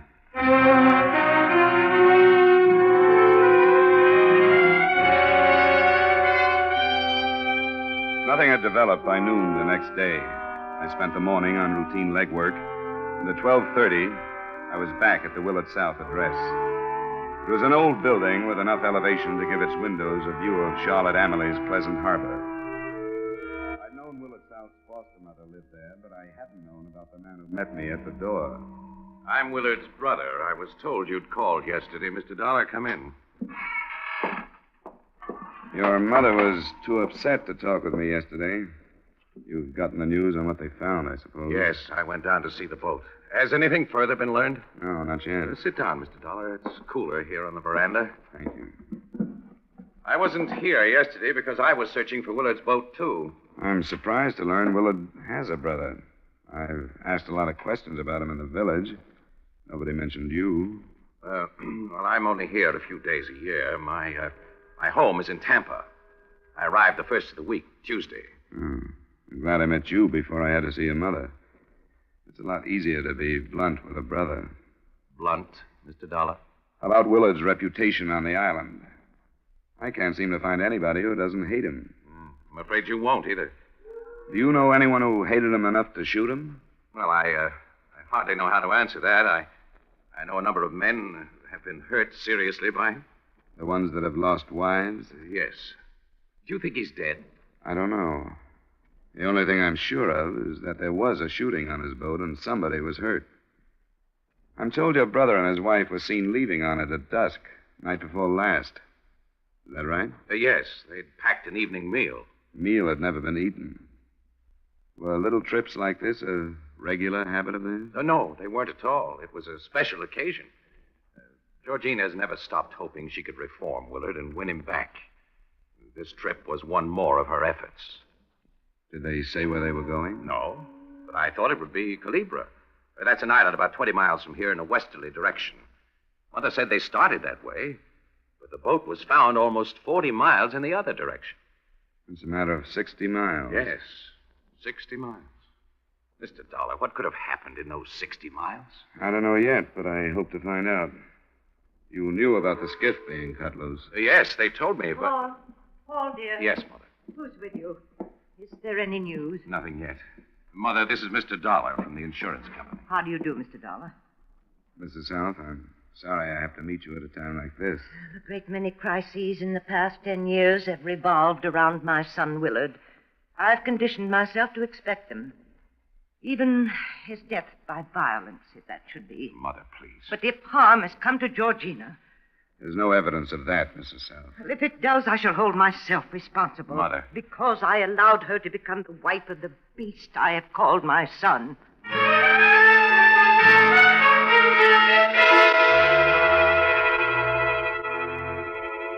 It was a rare situation.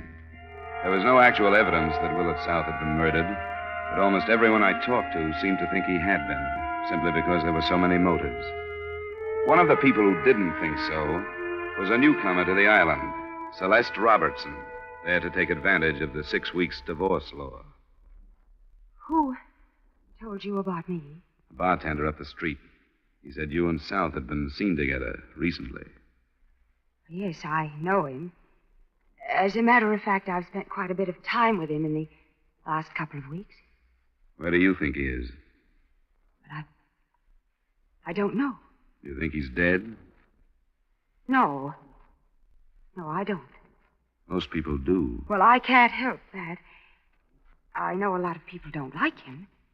Would there be anyone close to you that doesn't like him? No, there wouldn't. I'm here alone. When did you see him last? The afternoon before he and his wife disappeared in their boat. You answered that almost as if you knew you'd be asked the question. Well, I didn't. I just remembered it was only a couple of days ago. But you wouldn't remember his mentioning anybody who might be out after his scalp, huh? I understand he enjoys that sort of thing. He never mentioned anybody. What are you holding back, Mrs. Robertson? Nothing. I don't have anything to hold back. Did he ever say anything to you about getting rid of his wife? I don't know what you mean. Look, all we have to work with is a bullet hole in the boat and some bloodstains that could have come from her or from him. He never said anything. And what are you afraid of? I'm not.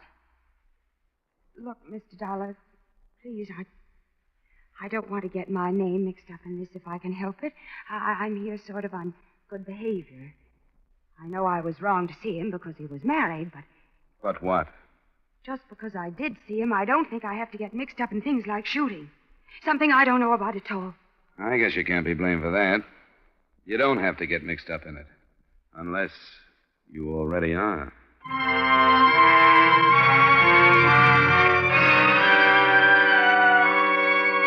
All that day, planes searched the sea for the missing skiff. Boats, too, swept back and forth between the islands. It wouldn't seem possible that anything they missed would ever be found. But it was. That evening, after the planes had given up in order to get back to their fields before dark, a radio report was received from one of the boats. The skiff had been found, and in it, still alive, was Mrs. Willard South. I was with Officer Shoy when the boat was docked under the steady hand of a leathery old skipper with the help of You're one lying crewman. forward there. Get some fenders over, Gerald. What's the matter with you? All right. Take a strain now. We can go aboard now, Mr. Dollar. All right. Hello, Captain Bracken. Hello yourself, Officer Shoy. Your luck is good. Ain't used these eyes for 72 years for nothing, Officer Shoy. How's Mrs. South? Can she talk to us? She cannot. She's been put through a hard time. She gets turned over to Dr. Garr before she talks to anybody else. What about her husband? Did she say what happened? Yes, she did. She seen him shot down before her very eyes. And his dead body heaved to the sharks. And then somebody go fetch Dr. Garr. She needs some work, else she'll die.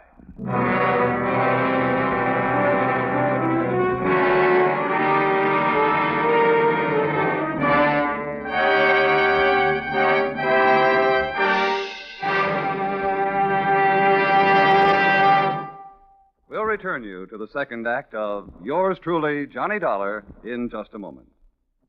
Have you heard the new Sing It Again? The new comedy of Jan Murray, your host, on that coast-to-coast phone? The new cash prizes for cracking the mystery of Sing It Again's phantom voice. The new speed and color of the tuneful little riddle songs that make Sing It Again a Saturday night must for radio listening. You'll like the new Sing It Again. Be listening for it tonight on most of these same CBS stations. Now with our star, Edmond O'Brien, we return you to the second act of Yours Truly, Johnny Dollar.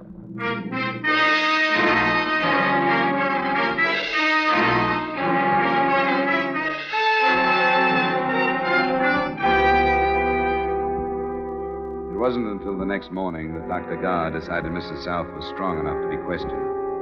He'd taken her to the single small hospital in Charlotte Amalie, and at 10, he beckoned from the door to her room.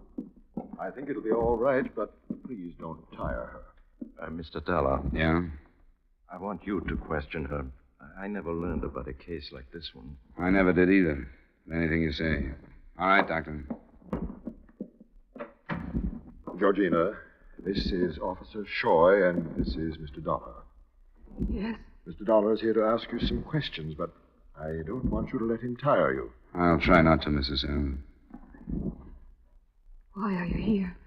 I was sent down from the States when you and your husband disappeared by your insurance company. I see. Now, I know it's pretty horrible to go back over it, but we've got to find out just what happened on that boat. The quicker we do it, the quicker we can get to the bottom of it. I'll try to help. Captain Bracken told us just the bad details. He's the boat captain who found you. Remember, I mentioned his name. Yes. He told us you saw somebody shoot your husband. Who was it? I don't know. There were two men. I've never seen them before. How did they get aboard, Mrs. South?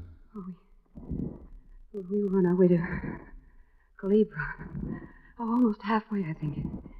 It was dark, and we saw a light blinking from another boat. Will said it was a signal that somebody was in trouble, and we went over. This man said they'd run out of fuel and asked if we had any to spare. But when Will pulled alongside, this man jumped on our boat with a gun. And It's all right, Georgina. Don't go on if you don't want to. He shot Will. That's all. He shot him, and then the other man jumped aboard, too. What did they say? They didn't say anything. You think your husband knew them? No, he didn't know them. What did they do then? Well, one of them hit me because I was screaming. I was wearing a bracelet, and he grabbed it off my wrist and made me take off two rings and give them to him. And they took Will's wallet and they dragged him out, and then they pushed him into the water. And I don't remember anymore. All I can't. It's all right, Georgina. Nobody can hurt you now. No. Gentlemen, I think we'd better let her rest now. Sure, Doctor. I'm sorry we had to bother you, Mrs. South. I'm sorry. Don't be. Considering what she's been through, I think she did very well. Actually, her physical condition, except for exhaustion, is quite good. She did have water during the time she was adrift and some shelter from the sun. What do you make of it? Well, the whole thing seems pretty brutal for simple robbery. Say, where's the nearest prison, Shoy? Puerto Rico. Now, that's something that had not occurred to me. Escaped convicts might carry out such a ruthless attack, might they not? Yeah, even more so. Well, I will send cables to both of those prisons. I think you'd better.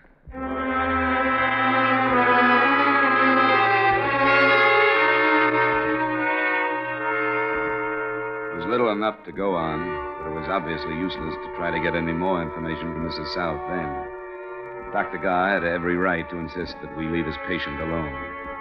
Officer Shoy went to his headquarters to cable his questions, and I went back to the waterfront.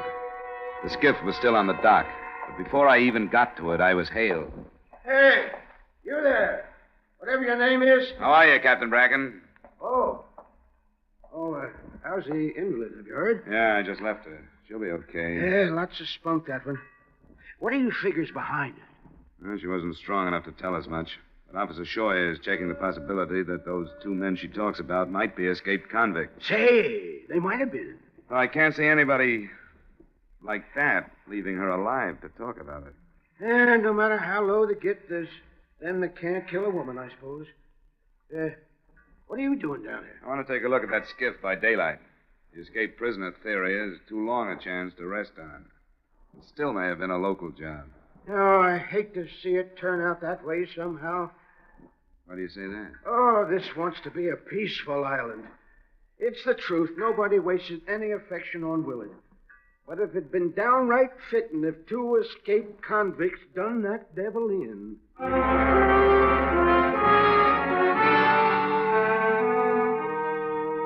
I spent 30 minutes looking over the skiff, and another hour going over Willard South's cruiser again. Nothing I dug out of either one added up. Neither did the results of a trip to the cable office. There had been no recent escapes from the prisons. Right from the beginning, for all my prying and all my questions, I hadn't gotten one positive lead. But by this time, there were so many things I couldn't put my finger on that I began to reason, why not make a weapon of just that? So I started again with Lou Krieger, the first person I'd met in the investigation. I found him aboard his boat. Dollar, what's got into you anyway? I'm sick and tired of the runaround and double talk I've been getting. I don't get it. You will. You were quick to make yourself available to me when I showed up here. Why, Krieger? I thought you needed some help. You wanted a boat. I had one. I think you mean somebody else needed help. That piece of line you pointed out to Officer Shaw and me on South's cruiser, the short piece. Who cut it? I don't know. How should I know who cut it? It's one of the things you better get straight. You said it had been used to tow the skiff. But the line of the skiff had not been cut. What does that mean? That you were lying. Now, I'm no sailor. But why cut a line when loosening a couple of half hitches would free the skiff? But it was cut, wasn't it? The line you pointed out was cut. And you made your point that Willard South always trailed the skiff. Why? Because you wanted the search for it to go on. Because you knew his wife was alive and would be found in it. I think the tropics have got you, Dollar. You don't think I can break this case down, do you? Because half of the non-tourists on the island are willing to lie to cover up for her. I don't care how noble their loyalty is. This case is going to be broken down. Because there's a reason Coast Guard planes can search for 3 days and not find her, but that night after dark, your friend Bracken can. Her story of the other boat and the two men. If the South cruiser had been stolen, the other boat would have been found. How do you know what happened? I know that a doctor will be here in less than 18 hours who will prove that Georgina South did not spend 3 days adrift. Dollar, you don't know what you're talking about. Where are you going? To cable the doctor. Now, wait a minute. You don't know what you're doing, Dollar. I was told what to do when I was sent down here. Leave things as they are, Dollar. Believe me, it's the right thing to do. Not where I come from. Well, I can't let you... Mr. Krieger, I order you to stop. Stop, or I have the right to use... You heard him, Krieger. You heard him. Take it easy. Listen to me, Dollar. Sometimes right, the way you find it in the book, isn't right. Remember that I told you.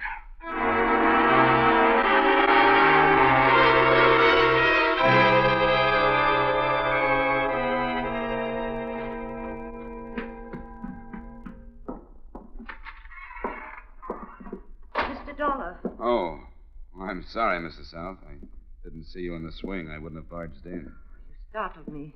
I must have been dozing. There's been so little sleep. Yes, I know. I went to the hospital first. They told me that Georgina had come home. Yes, she did. I'll have to see her, please. Why must you see her, Mr. Dollar? I think you know. You know. Willard's brother knows. Captain Bracken and his crewmen know. Luke Krieger, Dr. Garr. I'm not sure how many others. Well, I'm afraid Please, what's the use? You shouldn't have tried it, no matter how you felt. You should have realized that it wouldn't work. Even way down here in the Virgin Islands, a murderer is hard to protect. Where is she? Who told you this? There were too many mistakes. Luke Krieger made the biggest one. You too are making one, Mr. Dollar. I'm sorry, Mrs. South. Murder is murder. They speak of heredity and environment. Many say that heredity will never be overcome. Others say that environment will win out. But both are right and both are wrong. Mrs. South. My husband and I took our boys from the poorest foundling home we could find. Paul is one of the best. But Willard didn't deserve to live. Mother. He became more bestial every day. He couldn't live any longer. Mother, no more secrets, Georgina, my dear. I must tell Mr. Dollar the truth. It's I who've been hiding behind my friends. I'm the murderer. I killed Willard. I had to. I had to before he destroyed us all.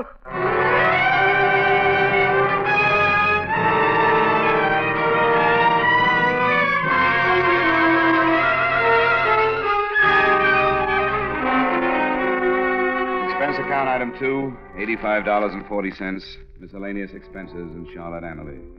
Item 3, same as item 1, transportation back to Hartford. Expense account total, $373. Remarks? I tabbed the confession as a false one when they heard it, and I'm not charging the company for the time I spent trying to prove it false. But it wasn't. It was true. And so is the awkward fact that a large number of the leading villagers are liable as accessories after the fact of murder. It should develop into quite a trial. Yours truly, Johnny Dollar.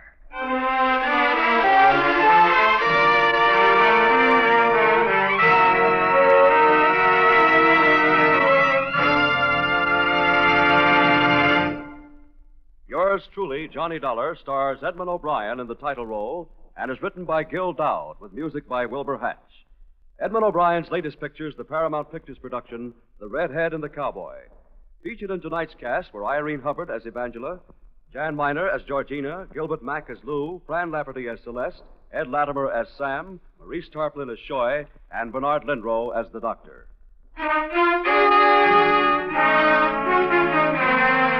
This is Olin Tice inviting you to join us next week at this time when Edmond O'Brien returns in another transcribed adventure of Yours truly, Johnny Dollar.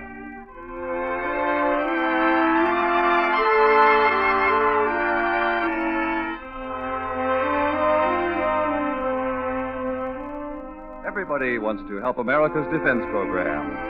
And part of everybody's duty is to be extremely careful with the handling of fire. This is especially true in wooded territory, where forest fires can cause terrible losses in valuable natural resources, lives, and manpower. 9 out of every 10 of these disastrous fires can be prevented because they're man-made. Don't leave fire prevention to the other fellow. Only you can prevent forest fires.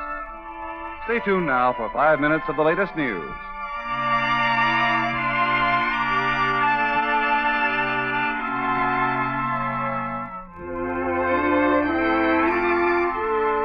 This is CBS, where you laugh at Jack Benny every Sunday night, the Columbia Broadcasting System.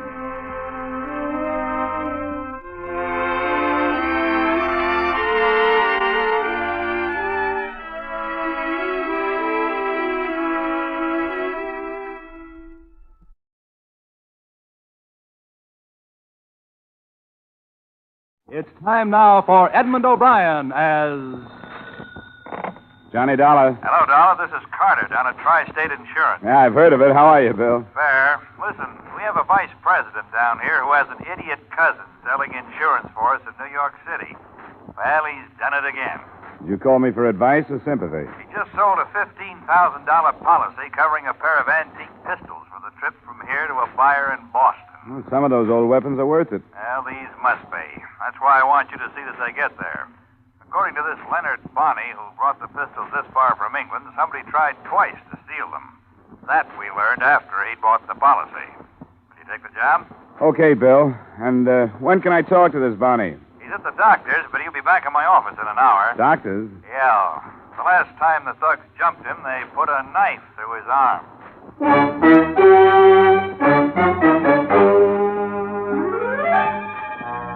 Edmond O'Brien in a transcribed adventure of the man with the action-packed expense account. America's fabulous freelance insurance investigator. Yours truly, Johnny Dollar.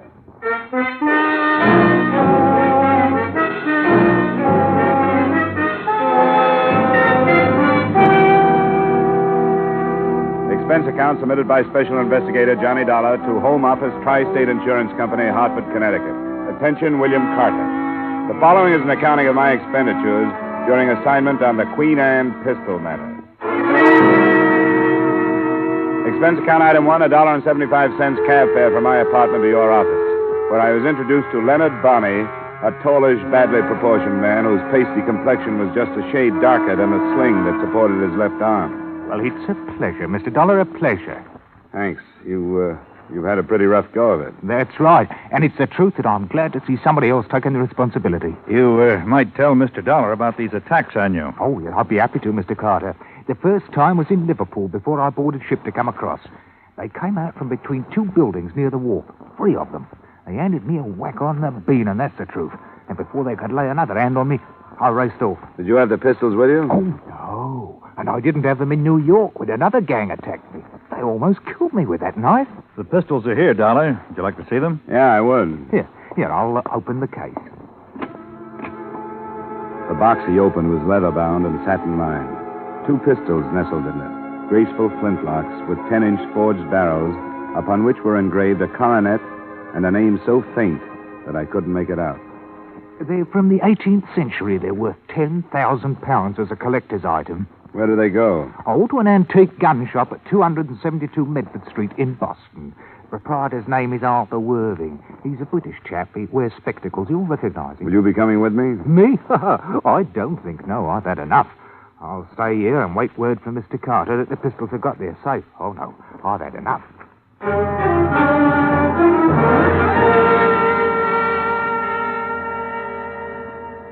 The rest of the rundown was given to me before I left the office. Leonard Bonney had been hired as a messenger by the seller in London, who had explained the value of the guns, but had not mentioned any potential danger of attempted theft. With that information and the pistol case tucked into a corner of my luggage, I made arrangements to leave. Expense account item 2, $9.75 airfare and incidental expenses between Hartford and Boston.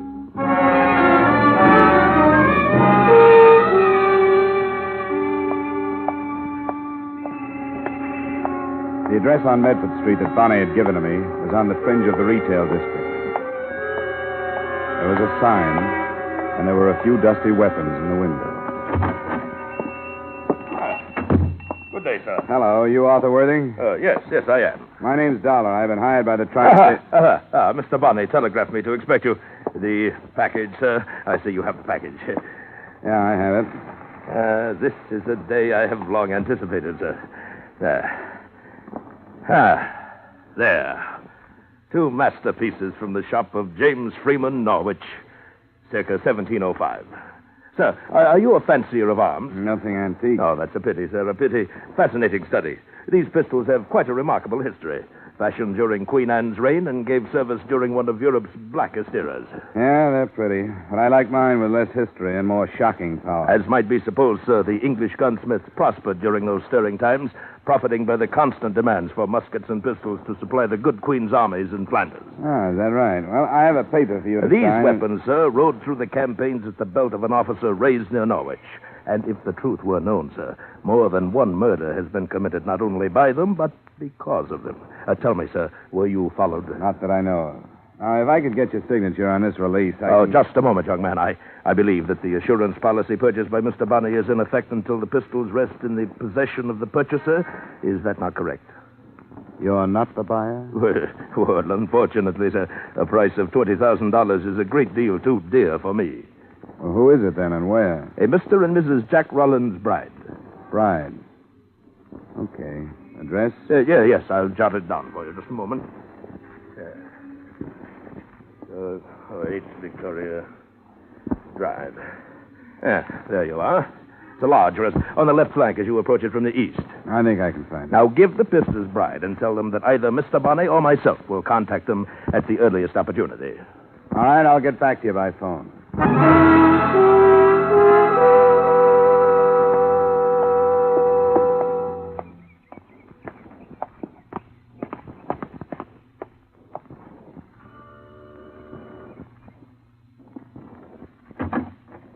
Good afternoon, sir. I have a package to deliver to either Mr. or Mrs. Bride. Are they at home? Yes, sir. I'll take it to them. Well, my instructions are to give it to them personally. Who is it, Dean? A gentleman with a parcel for you, madam. A parcel? My name is Dollar. Are you Mrs. Bride? Yes. Well, here are your pistols. For Mr. Worthing. Come in.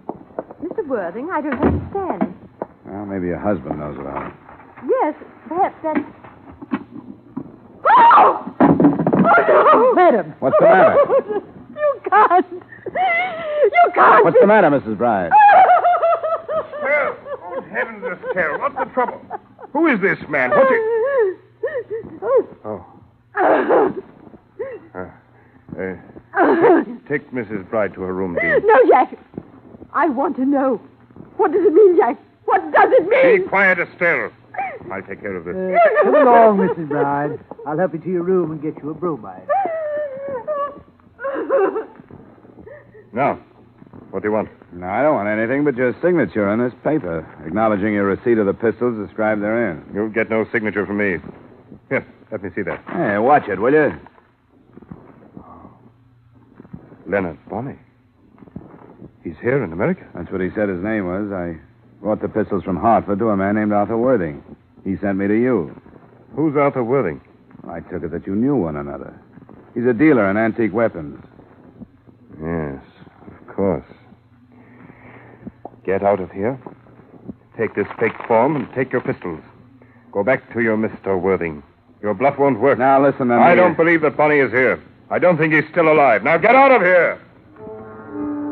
I didn't bother to argue with him because, as far as I could see then, he was either terrified, crazy, or both. With the pistols, I took the shortest route back to Arthur Worthing's gun shop on Medford Street.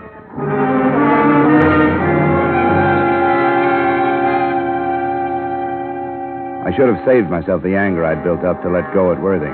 The place was not only locked, it was empty of antique weapons. And Arthur Worthing's sign had been replaced in the window by another which read, Office or Store for Rent. Inquire number 13 Groves Building. I decided not to.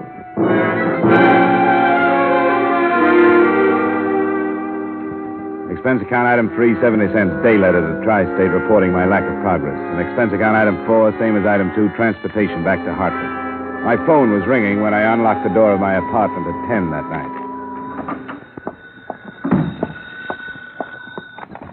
Johnny Dollar. Bill Carter, Johnny. Did I interrupt something? Yeah, I just got in. Just came through the door. That's crazy business in Boston. What do you make of it? Well, the man called it blackmail, so I guess that's what it is.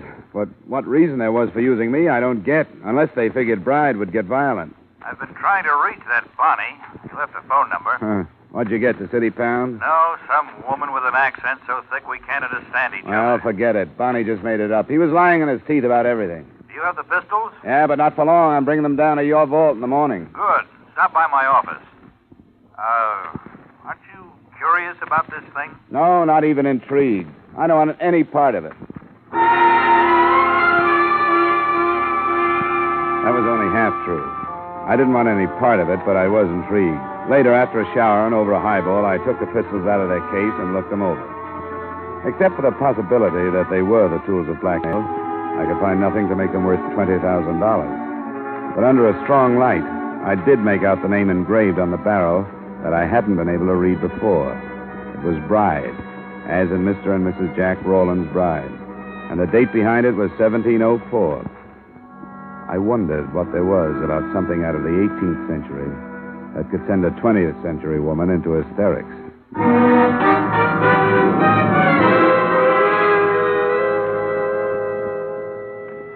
The next day, I saw the pistols put under lock and key, started to work on another case, and tried to forget the whole thing. But I was reminded of it again by the caller who was waiting for me in the corridor outside my apartment that night, the Bride's butler. I hope you'll pardon my intrusion, sir. You must know why I've come. Well, I can guess. I shan't take up much of your time. But if I could just talk to you. All right, we'll go inside. Oh, thank you, sir.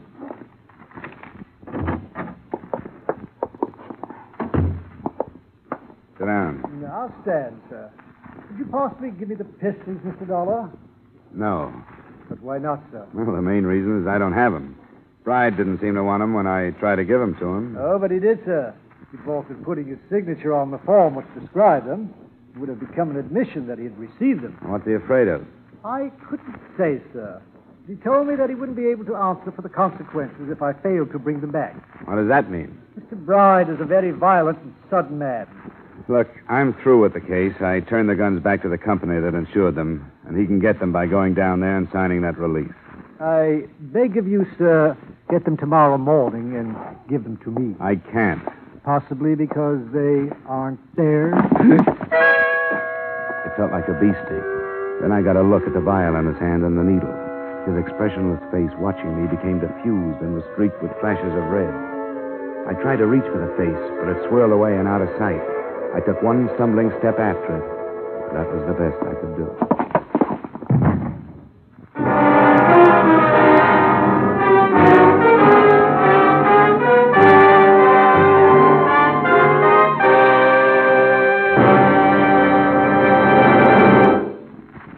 return you to the second act of yours truly, Johnny Dollar, in just a moment. But first, we Americans have a valuable heritage. A heritage of individual freedom that includes the freedom to worship as we wish at the church or synagogue of our own choice. By attending church regularly, we can gain the moral and spiritual strength to meet the many problems which confront us today. Help support your church and attend regularly with your family. Now, with our star, Edmond O'Brien, we return you to the second act of yours truly, Johnny Dollar.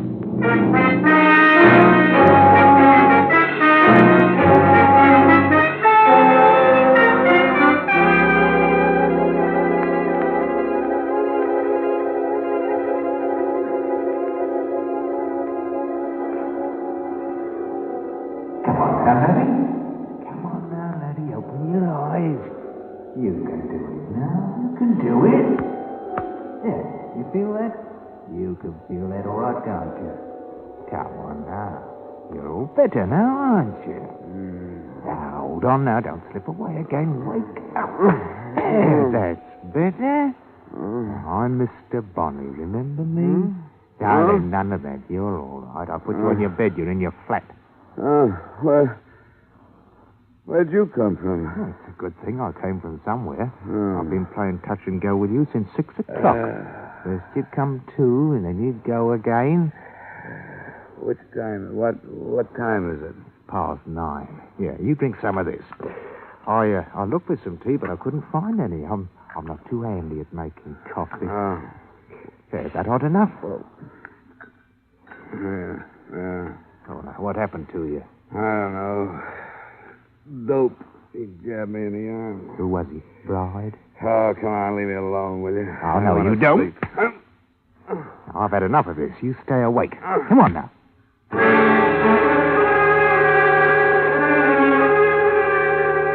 That treatment went on for another 45 minutes. That and the coffee. From the bed, I could see that my apartment had been torn to pieces. I was too sick to be angry about it. And when I could sit up and put my feet on the floor, I realized without surprise that Bonnie's arm was no longer in a sling. In fact, there was a Webley automatic in his hand. Oh, that. Well, the surgeon said I wouldn't need the sling anymore. Oh, you are a lying... Now, stand up now. Come on. Did he get those pistols? Who? Bride. Whoever it was tore up your flat looking for them. No, he didn't get them. And you aren't going to get them either. Oh, yeah, now, you got an head on your shoulders. You use it. Where are they? You'll have to do more than wave that automatic around to get them. They're in a vault downtown. What do you want? A share for yourself? Look, it was your idea to insure those things. Bride wouldn't receive them, and the company wants to protect them until he does. You must have known that. Why did you insure them? Well, it was Worthing's plan. I told him it was too tricky. You're in a fine mess now. I've got to take you to him. Why? I can't do anything. Don't you ask so many questions. You just come along.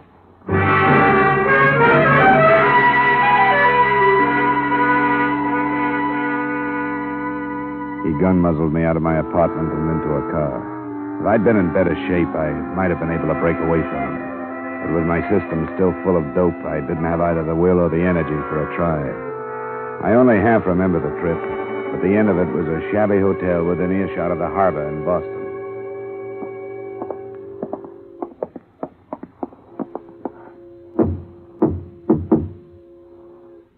It's Bonnie. I've brought Mr. Dollar. Capital, Bonnie. Capital. Come in. Hey, you're white as a ghost, Mr. Dollar. Are you ill? Yeah, and you don't help. They put a needle into him trying to get the pistol. Oh, what a pity. What a pity. Sit down, sir. Sit down, please, by all means. Did they get them? Well, he says no, and if he's telling the truth, we're in a mess. In a mess, Bonnie? He says the pistols are locked up at the insurance company in Hartford. Well, now, is that the truth? I don't see why that should be hard to believe. Now, what do you say to that? I told you it wouldn't work.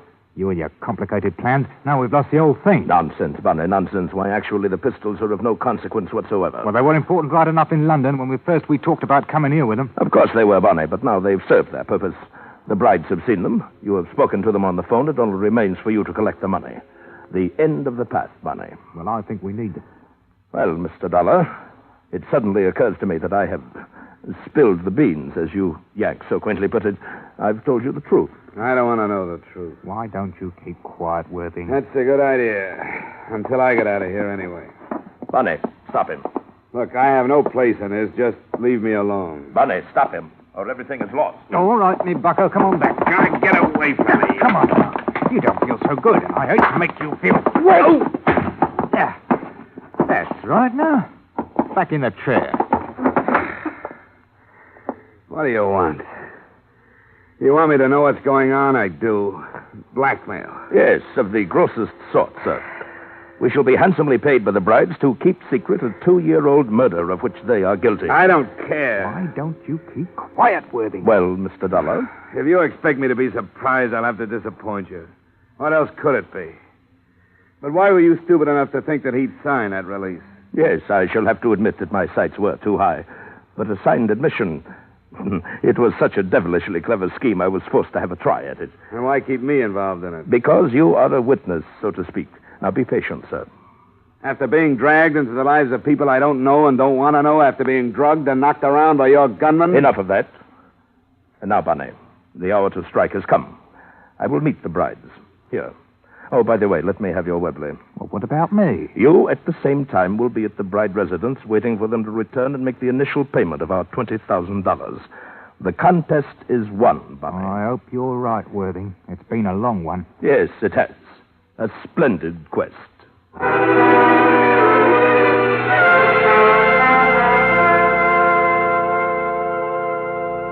He made a phone call to the brides, and Bonnie left. Worthing concentrated on the Webley automatic while we waited, and I concentrated on my head. By the time the brides arrived an hour later, I was almost able to stand without staggering. Well. Mr. and Mrs. Bright, late of Norwich. Our paths at last cross. Please come in. I am Arthur Worthing. You don't know me, but I assure you that you will. Oh, you remember Mr. Dollar? Yes. We should hardly forget him. You're not alone there. I'm afraid I have most distressing news for you, Mr. and Mrs. Bride. I shall be unable to make deliveries since Mr. Dollar has gained possession of the pistols and steadfastly refuses to part with them. He is a veritable thorn in my side. Do you expect sympathy from us, Mr. Worthing? Well, indeed, I expect nothing of the sort. No more than your uncle, the Duke of Pembroke, would have expected from you had he known your true thoughts before you had him murdered. Are you lecturing Worthing? You're planning to profit from the same death. Yes, quite a profitable death to everyone but the poor Duke. The estate fortune to the brides and to the others of us who nibble at the edges, a small share. Even you, Mr. Dollar, earned a penny or two. Cut this short, will you? It's a little too thick for me. Well, Mr. and Mrs. Bride, you both understand the terms that Leonard Bonney and I have decided upon. We, in turn, agree to maintain complete silence in regard to your part in the murder of the Duke of Pembroke between 6 and 7 p.m., 8 October 1948, at which time, according to knowledge shared by us, a killer hired by yourselves did shoot said Duke to death. How can we be sure if, as you tell us, Dollar refuses to give up the pistols? Mr. Dollar? Leave me out of this. An unfortunate situation, but one of minor importance. The theft of the pistols has become, according to your plans, the generally accepted motive for the murder, in view of their extreme value, and since they did indeed disappear. But who would correlate them to the true story? Oh, Jack, we could never be sure. Quiet, Estelle. My word will be kept. But Bonnie, I readily admit I do not know. The proof of your guilt lies with him, and he may decide that he needs more money one day. But the negotiation's at hand. The cost to you, $20,000. $5,000 to be paid tonight to Bonnie, who now awaits you at your residence. The rest within the next 7 days. Oh, I don't see how it's going to be possible. Oh, come now. Surely, rather than sacrifice the gracious life the Duke's fortune is affording you... I don't know. The time is so short. We'll manage it still. There must be a way. We have the 5,000. Bonnie will be waiting for you. Now Mr. Dollar has heard the story. What good is buying your silence when first he knows and then someone else knows and someone else... I can't... Still! In heaven's name, Bride, do you want the police to descend upon us? Then we all would be lost. All but Leonard Bonney. I'm going to the police. I want them to know. Stop it, Estelle. Take her now and go meet Bonney. Come along, Estelle. We'll go home. Convince her, Bride, that there is no reason to fear Dollar's knowledge. I have my own plans for him. Worthing's success made him careless. Calling his orders to the brides, he was a quarter turn away from me. As soon as the door closed, I moved.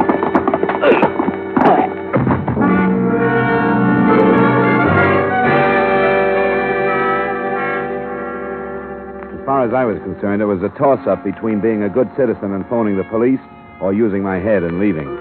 I decided on a compromise, an anonymous report. I leaned over him to double-check his name and started through his pockets. His inside coat pocket gave me a week-old receipt for the weapons with which he dressed up his phony gun shop. His wallet held some money, but no identification. I patted aside coat pockets. They were cluttered with the usual men's debris and nothing else. But I patted the empty pockets again, and down at the bottom of the right one, I felt a thin, rectangular object. It was inside the coat lining. I got my fingers into the seam and ripped. The object was a card set into a plate of transparent plastic. It said, Arthur T. Worthing, Inspector, C.I.D., Scotland Yard. Oh, the devil.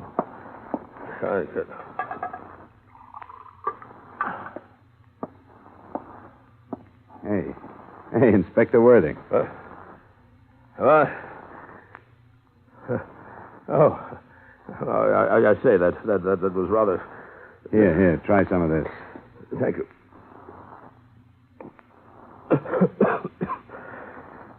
Well, I must say that you're an extraordinary ally, Mr. Dollar. It would help, you know, if your allies knew they were allies instead of pigeons.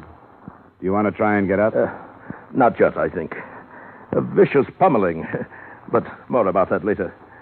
Suffice it to say that I've been posing as a blackmailer for so long that I scarcely know what I am myself. I couldn't shed my disguise in front of you until the final details were arranged. What is this approach of yours? Approach, sir? This crazy scheme. Here, come on, take my hand. Oh, thank you. Not crazy, sir. Intricate, perhaps, but I did obtain a confession, didn't I? With you as a witness. During the investigation in England, no effort was enough to swerve the brides from their story of their murder. I had to turn criminal to meet them on a common level and gain the truth. And did you have in mind stopping the brides before they commit another murder or after? That's an odd question, sir. Oh, no, not since this is making sense. Not since you baited Bride with the idea that Bonnie was the only one that could prove them guilty of murder. Impeccable truth, Mr. Dollar, since it was Bonnie they hired to commit their crime. If the brides were apprehended at the scene immediately after they had murdered that miserable little cutthroat known as Bonnie, well, then, they'd be hard-pressed to find a valid reason for not confessing to the original murder of the Duke, would they not now? I think you softened the wife up to the point where she'd spill. Yes, by Jove, I believe you've hit the nail squarely on the head. We'll phone the police to go there. I think you hit the same nail on the head when you palled up with Bonnie and talked him into coming over here with blackmail in mind. Yes, you're right. This has been a personal matter. The Duke of Pembroke was my friend. As I said, nothing could be done in England, so here I am. Unofficially, of course. I suggest now that I phone the police, don't you?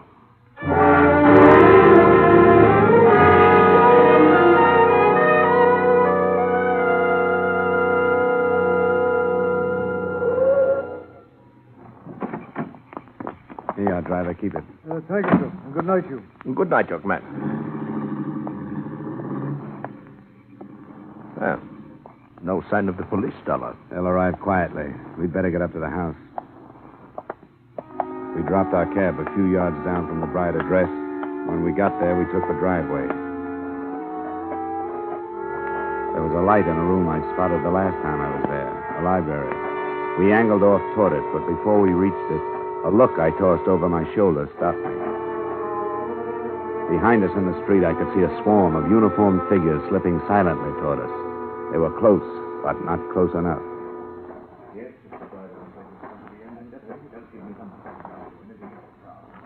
Now, boys, don't do it. Look, I'll give it up. I'll go back to England. You'll never be bothered by me. Talbot, take 3 men and cover the rear. All right, come on, you guys. Let's go this way.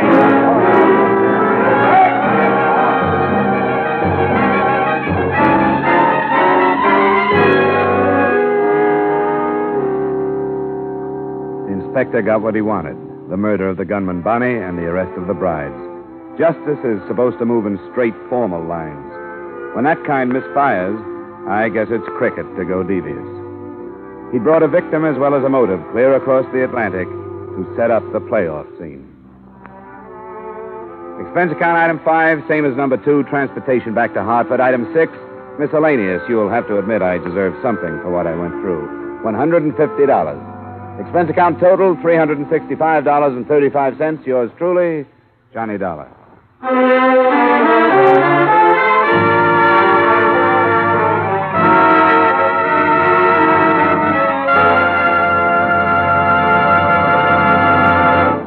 Yours truly, Johnny Dollar, stars Edmond O'Brien in the title role and is written by Gil Dowd with music by Wilbur Hatch. Edmond O'Brien can soon be seen in the Paramount Pictures production Warpath. Featured in tonight's cast were Ben Wright, Bill Conrad, Dick Ryan, Jeanette Nolan, Dan O'Herlihy, and Tyler McVeigh. Yours truly, Johnny Dollar, is transcribed in Hollywood by Jaime Del Valle. This is Bob Lamond inviting you to join us next week at this time when we will again bring you Edmond O'Brien as yours truly, Johnny Dollar.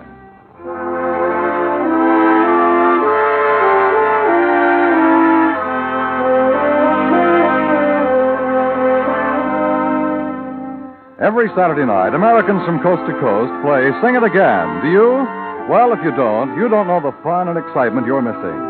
Not to mention radio's largest cash award if you can name the Phantom Voice. There's music on Sing It Again. Music with Alan Vale, Bob Howard, Judy Lynn, the Riddlers, Ray Block and his orchestra. There are contestants from all over America, phoned by Dan Seymour. And there are prizes. Prizes galore, plus that special jackpot prize we mentioned earlier. So stay at home. Play at home on Saturday nights when over many of these same CBS stations, Dan Seymour says it's Sing It Again. Stay tuned now for Von Monroe's Caravan, which follows immediately on most of these same CBS stations.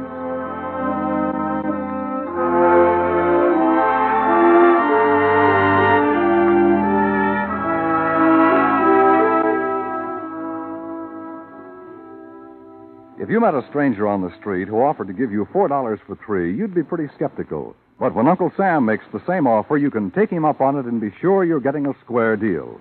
By investing your money in United States savings bonds, you'll get that extra dollar profit when the bonds mature. Buy your bonds through the payroll savings plan where you work or the bond-a-month plan where you bank. This is CBS, the Columbia Broadcasting System.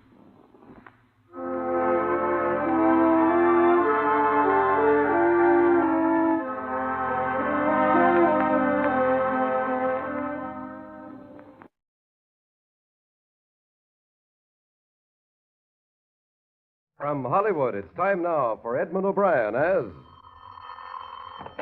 Johnny Dollar. Mr. Dollar, this is Miss Beale at the travel office calling back. I got your plane space all right. Oh, good. Wait till I get a pencil. Okay. You leave Idlewild tomorrow morning at 9 on National Flight 405, and you reach New Orleans tomorrow evening at 5:01. 5:01. Got it. You'll have to stay in New Orleans overnight, and the earliest flight I could get out of there is Pan American number 701 the next morning at 8. 8 o'clock. That'll put you in Managua at 5:50 that evening. There's a train from there to San Juan del Sur. Oh, that part of it should be fun. The fare one way, including tax, is $216.55. Why don't you buy a round trip? Well, just habit, I guess, superstition. I don't like to presume I'm going to get back from any of these trips I make. That would really be asking for trouble.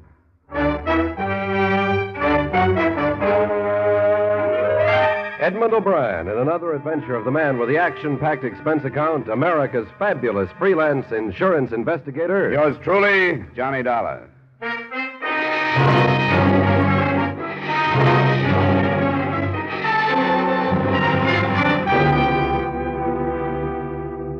Expense account submitted by Special Investigator Johnny Dollar to Britannia Life Insurance Company, Hartford, Connecticut. The following is an accounting of expenditures during my investigation of the David Rocky matter. Expense account item 1, $4.50, transportation from Hartford to New York City. Item 2, $1.20 cab fare to the hiring hall of the National Maritime Union.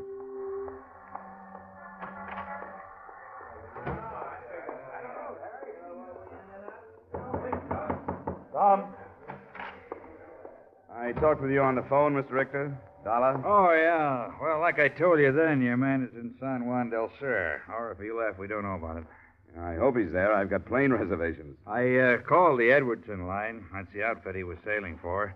I want to double check on our records, and theirs are the same. He missed his sailing in San Juan del Sur. They signed on a local man as far as Panama. The ship was the Lyle Edwardson? That's it. Can you give me anything that would help identify him? Well, here's his signature and his last job assignment card. Oh. Can I keep this? I guess so, sure. Thanks. Let's see, here's his membership book number, 146544. Uh-huh. All right. Would you happen to have any photographs in your file? No, but the Coast Guard office would, on his certificate of identification and certificate of service. They'll both be in a file on him over there. Good, that's what I need. I wouldn't know him if I did find him. I'll fix you up. Naturally, I'm curious, you flying all the way down to that port. What do you want with this David Rocky? Mind telling me? He just became a millionaire. What? Well, when Rocky was a kid, he was adopted by a Titus Morgan in Boston. Wealthy man. He just died, leaving everything to Rocky. How do you like that? $1.5 million, including $50,000 in insurance. That put me on the case. How would you like to get some news like that? I don't think I could take it. Well, thanks a lot, Mr. Richter. That was nothing. Yeah, when you find this guy, ask him if he can spare a few bucks for the seaman's home, will you?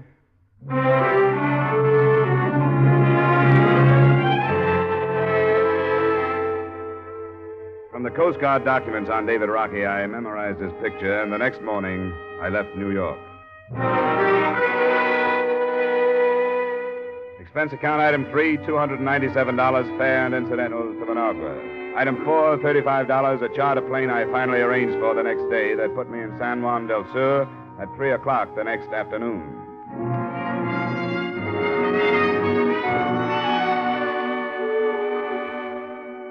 I found hotel accommodations and then looked up the local office of David Rocky's last employers, the Edwardson Steamship Lines.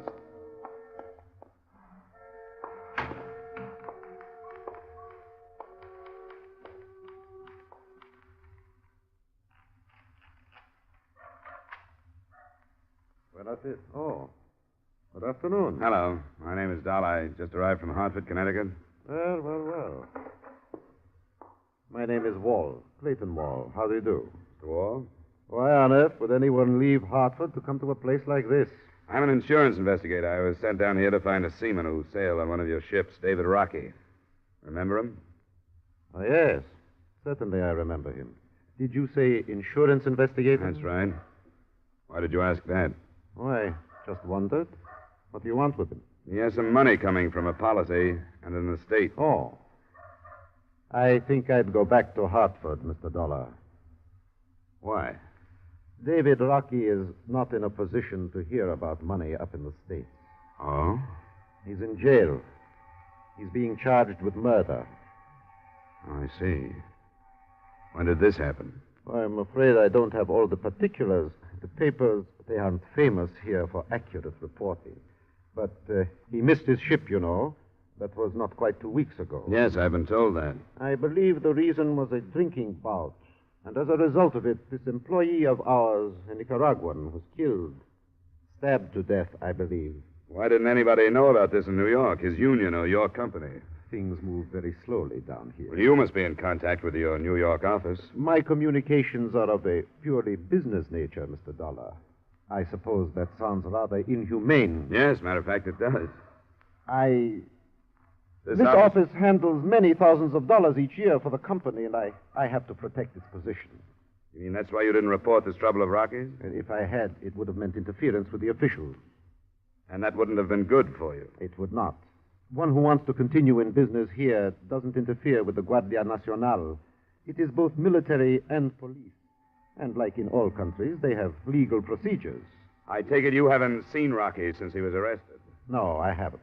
Well, I hope you don't mind if I do. I'll be blunt with you. As long as the interference doesn't stem from this office, I think it's highly in order.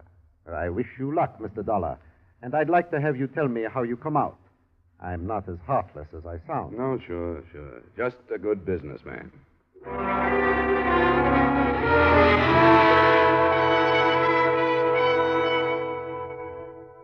Before I tackled them, I learned what I could about the police setup in Nicaragua.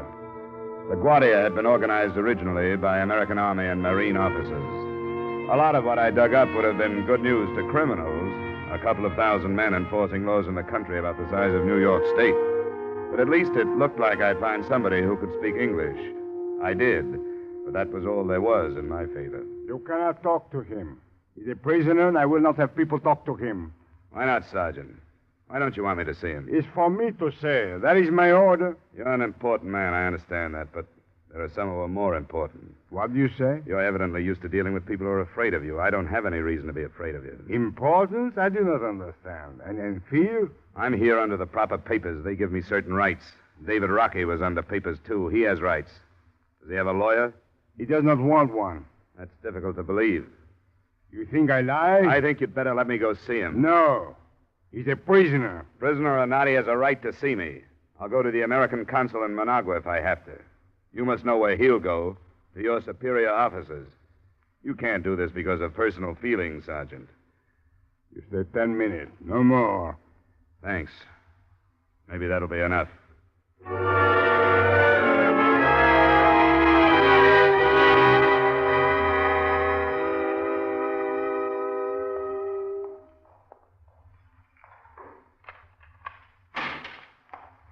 Who is it? Don't you have a light? No. Who is it? My name is Dollar, Rocky. I came down from the States to find you. That's a laugh. I know how these things go. They haven't even heard about it up there, so why should anybody come looking for me? Titus Morgan died. Oh, I'm sorry to hear that. What does that have to do with it? He, left you a little money, some insurance. Company wanted to find you so they could clear their books. This a fact? Yeah. What about this murder charge? If you've been outside, you know more about it than I do. This is where I woke up, and this is where I've been. I don't know what's going on. What do you mean, this is where you woke up? I got drunk. I don't remember getting here. You know about the murder charge? Oh, yeah, they told me about that. What happened? I don't know. I drank too much. It almost seems like I got a Mickey. Did you kill this guy? Are you on the level? Certainly I am. Here, hold my wallet while I get a match. That's my operating license. My cards are inside. Connecticut. It's close to home. I'm sorry I was so suspicious, but you could have been working for the police, coming in here to give me some false hope and make me blab. What about the killing? I don't remember. I don't know what happened. His name was Sagasa. He was foreman of the longshoreman crew that loaded us. I know that. Well, I didn't have to stand watch that night, so I went with him. I've done it before. I knew him. There were all these drinks at his place finally with his wife. I remember midnight, but not much after that, except half remembering going to bed because I was so stiff. You went to bed there? I'm not even sure of that. I think so. I don't remember going anyplace else. And believe me, I've been trying to. What then? I don't know. Almost like a nightmare. I can remember the police being there. In the morning, I was here. And that Sergeant Ortega won't tell me what's going on or let me see anybody. I don't even know how he was killed. He'd been stabbed. He was lying on the floor in the middle of the front room. I wouldn't have any reason to kill Emiliano. You remember who was with you? Yeah, there was his wife, as I said. What's her name? Misha. Tell me about her. Well, there's nothing about her. She's Sagasa's wife. After I met him, I met her. I've made this port quite a few times and got to know them both. Mm-hmm. Who else was with you? 2 other men. One was Dave Light. He was a crew member of the ship, so he's gone. The other is Chris Binstead. He's in charge of the warehouses here for the Edwards and Company. Then there was another girl, Alicia. I don't know where she came from. I'll find out. You're really going to look into it? Yeah. I don't see an American sitting here in a black cell without somebody helping him. I won't say I've been praying, but if I had been, you'd sure be the answer to them. I'll let you know what I find out. And Mr. Morgan died. That's right. He was a great man. I wish I'd stayed home. I'll try to see you tomorrow night. Hey, let me out.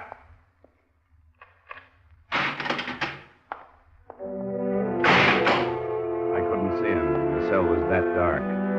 But when the door clanged shut behind me, I realized the irony of the situation. The heir to $1.5 million fortune in a jail cell in Nicaragua without rights, privileges, or even light.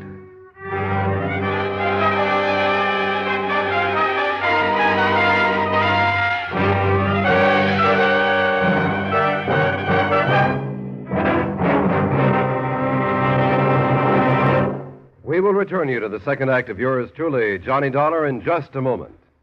Every Saturday night, Americans from coast to coast play Sing It Again. Do you? Well, if you don't know the fun and excitement you're missing. Prizes galore, plus a special jackpot prize if you can name the Phantom Voice.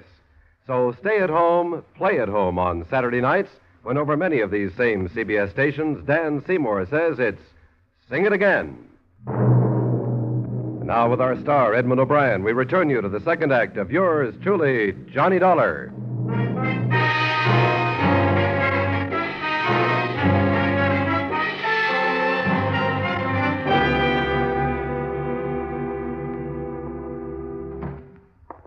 Now you saw the prisoner don't trouble me no more. He told me he wouldn't have any reason to kill the man, Sergeant. That's what he said. And that he doesn't remember killing him. That's what he said, too. And why? He says he was drunk, yes.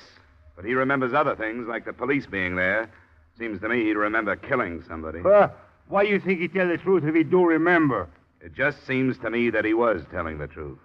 You are too innocent, senor. Maybe. But I'd like to know what you've got on him. I do not understand. Well, what are you building your case on?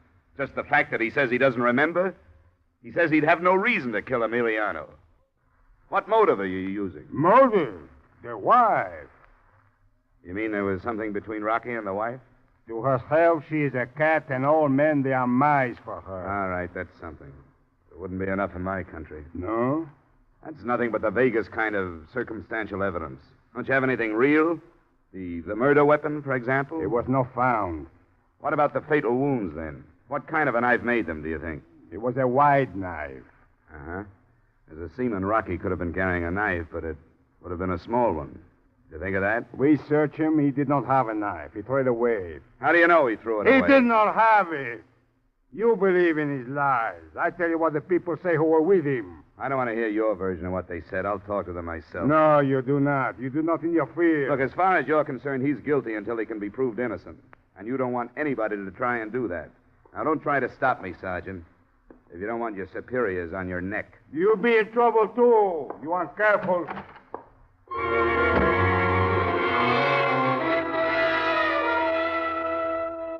My first move was to get a cable off to Hartford advising the company of the situation and suggesting that the Titus Morgan estate send a lawyer to San Juan del Sur as quickly as possible. By then, it was 5 p.m. Through Clayton Wall in the Edwardson office, I found the address of the Sagasa widow, one in a section of houses that the company had improved for their employees. Mrs. Sagasa was an attractive, unusually fair-skinned woman of maybe 23 or 4, who was outside enjoying the moist wind of evening when I arrived. She, too, spoke English. The company taught me. I work there. Oh, it seems to be a good company. Does a lot for its San Juan people. Sometimes I think it is good. But then sometimes I think it would be better never to know any Americans.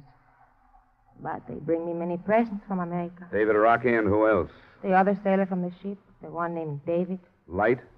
Yes, that one, too. And one called Robert. What did your husband say about all these presents? Didn't he mind?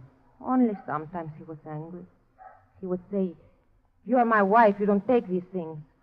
And I say, "Yes, Emiliano. I'm your wife. And these things don't change that." And he would smile and was not angry anymore. Was he angry about David Rocky? Sometimes. You know he's in jail, don't you? Yes, I know. Did you see him kill your husband? No. I understand you were here. Yes, I was here with Alicia. We came out here. It was hot inside. Oh. And the men were still inside, huh? Dave Light and Rocky and your husband? Yes. And there was one other, wasn't there? What was his name, Binstead? Yes, Chris Binstead. Did you hear anything from out here? Well, no, only talking. All of them talking? I think so. David Rocky thinks he remembers lying down while he was here. I think he stood up. He was up when you came out of your house? Yes, I think so. It was... Well, there was a lot of rum. Yes, I know. Had there been any trouble? Any arguments? No, I don't think so. Don't you remember? There was only trouble when Chris ran out. Then Emiliano stayed. What did Chris say? He said, "Dave, he cut Emiliano." Dave who? Only Dave. Could he have meant Dave Light? Well, I don't know. Was Dave Light still in the house? No, he was gone to bring the Guardia. Look, it's very important that I learn all the truth about what happened. The Guardia have made up their minds that David Rocky killed your husband. If he did, he'll be punished. But if he didn't, that's got to be proved. I came here to tell him that, well, that he had a new life to live. New life? What does this mean, this new life? David Rocky is a rich man in America now. Rich man? You know how much $1 million is? No. Well, it's more than you or your children or your grandchildren could ever spend here in San Juan. David Rocky has more than that now. He doesn't know. I came here to tell him about it. But when I found out about your husband, I didn't. Oh, no. He would surely curse God if you told him. You understand now why I have to learn the truth, don't you? Yes. All right. Then will you take me into your house and try to remember everything that happened before you and Alicia went outside?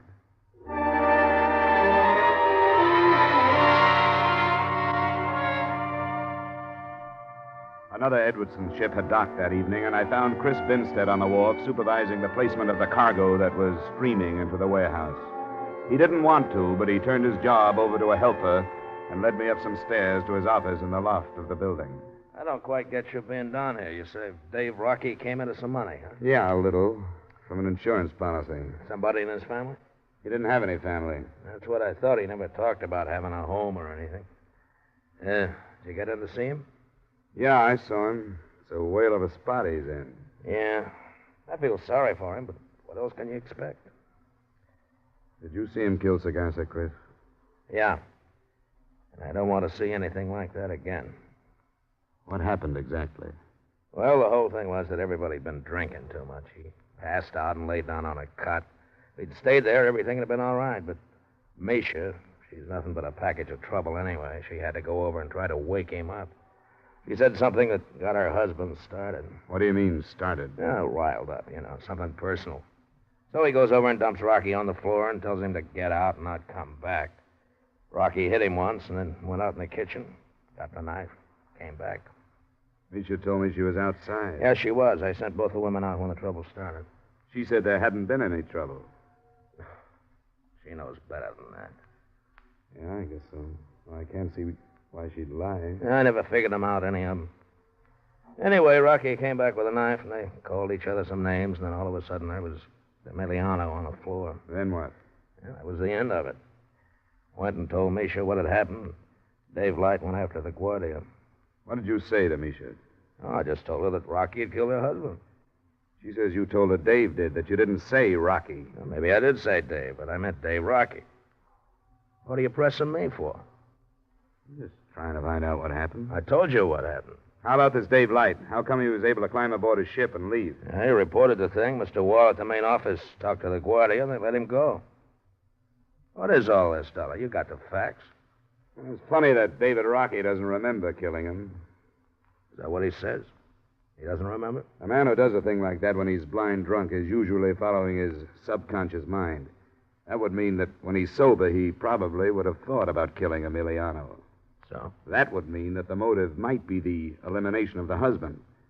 Now, I can't figure a seaman who's here in San Juan only a few days at a time even thinking of going to these lengths to get rid of Misha's husband. What are you driving at, Dollar? I'm thinking out loud, I guess. Why? That'd better be all. I guess you have to get back to work, huh? Yeah. Okay. Thanks a lot for seeing me.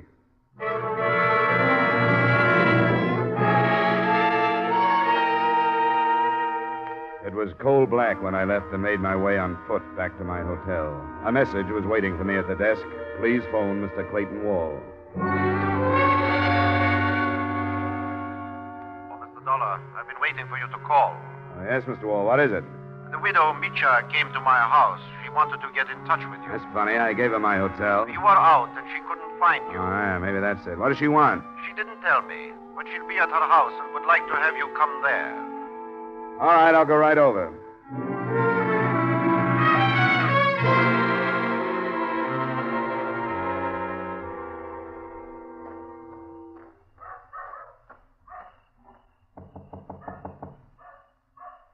Dennis? Mr. Dollar. Oh, you don't come before this?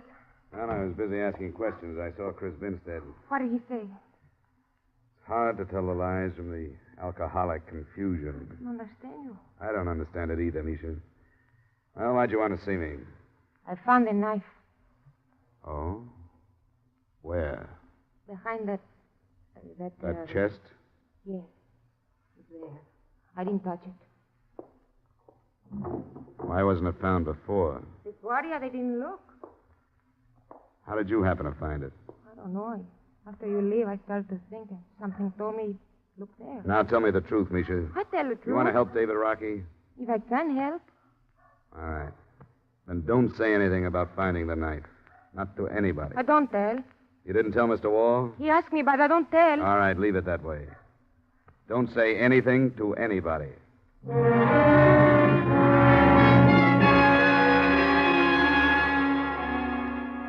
I slept after that, almost the first sleep I'd had since I left New York. And the first thing the next morning, I arranged for another charter plane to Managua.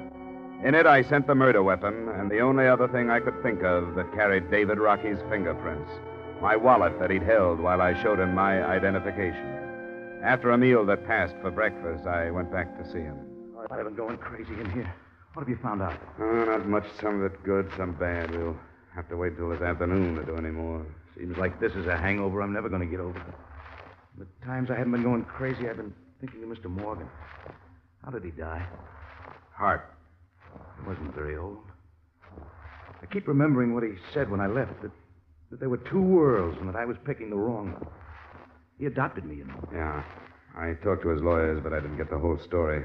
It doesn't make any difference, I guess, except that I could have made him a lot happier than I did. He had a son of his own that got killed in an auto accident when he was 14. The mother, too. I didn't know that. I was the same age, and I was supposed to take his son's place. Mr. Morgan found me in a state home and took me in. Gave me everything. Put me through school, high school. Why did you leave him? Guess I'd lived too long in the other world or something. I always felt like an outsider.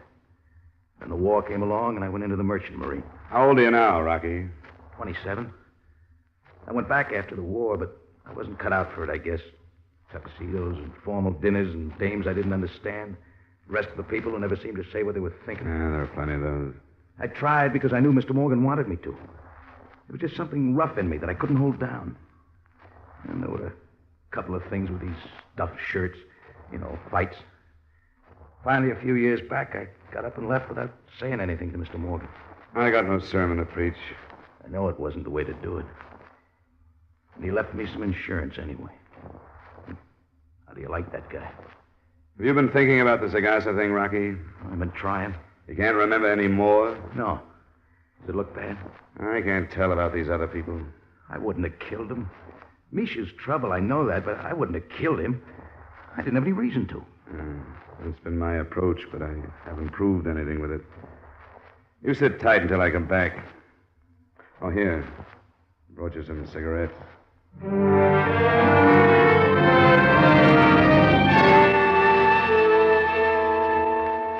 I got an answer that morning on my cable to Hartford. The Morgan estate was sending a lawyer. Then I waited until the middle of the afternoon when the charter plane came back from Managua with the results of the fingerprint tests. There was only one place to go.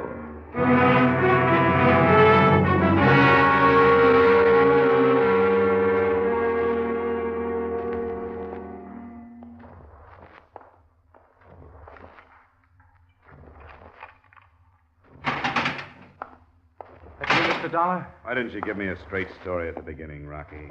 Oh, what do you mean? Why didn't you tell me you killed him? Did I kill him? You know you did. No, I swear I don't. I don't remember. You mean that, don't you? I don't remember, Mr. Dollar. I don't remember. Did I kill him? Didn't you ever think of getting Sagasa out of the way? Yeah. He was in the way. Did I kill him? I've been looking for evidence that would say you didn't. What I found says you did. What? Your fingerprints on the knife, and no other fingerprints at all. They couldn't have been faked. There was only one way to get them there. Oh, I'm sorry. So am I. I didn't mean to. I had no reason to. Why did I? Could have happened to anybody who doesn't have any more sense than I do. I got nobody to blame. Nobody.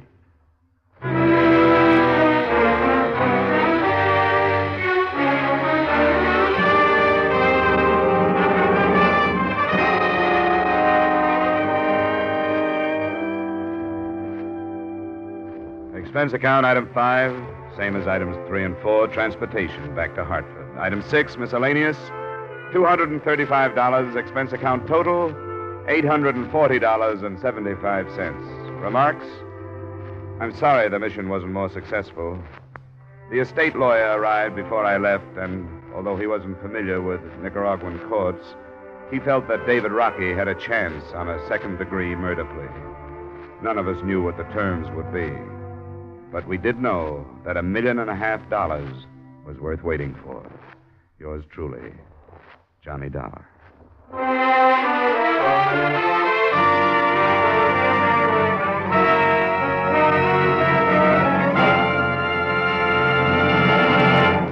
Yours truly, Johnny Dollar, stars Edmond O'Brien in the title role and is written by Gil Dowd with music by Wilbur Hatch.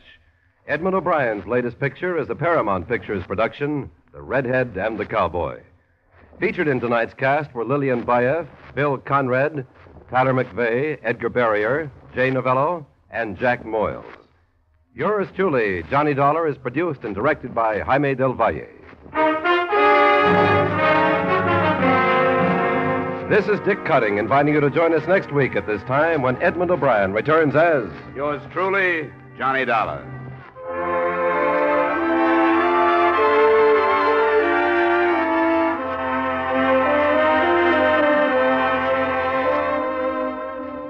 There's Saturday night fun with the young married set when Lucille Ball and her favorite husband come along later this evening on most of these same CBS stations. You'll enjoy the laughs with Lucille Ball as she tries to help, but more often hinders the man she calls my favorite husband. And now, stay tuned for Von Monroe's Caravan, which follows immediately over most of these same CBS stations. This is CBS, where Hopalong Cassidy rides every Saturday night, the Columbia Broadcasting System.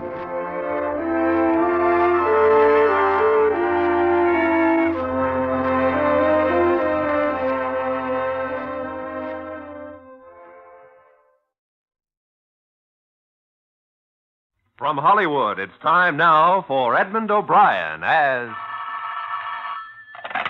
Johnny Dollar, This is Bob Case, Dollar, Piedmont Mutual. I've got to see you right away. what's the rush? The girl was pulled out of the East River. It turned out to be a policyholder. What am I, a private eye? Why don't you go to the police to find your killers? Oh, we know the killer. He's being executed right after midnight. What we want to know about is the victim.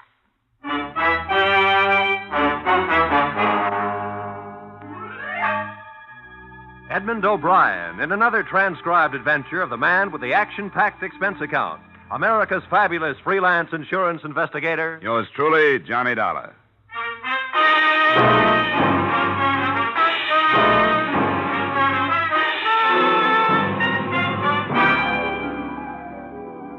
Expense account submitted by Special Investigator Johnny Dollar to Home Office Piedmont Mutual Life Insurance Company, Hartford, Connecticut.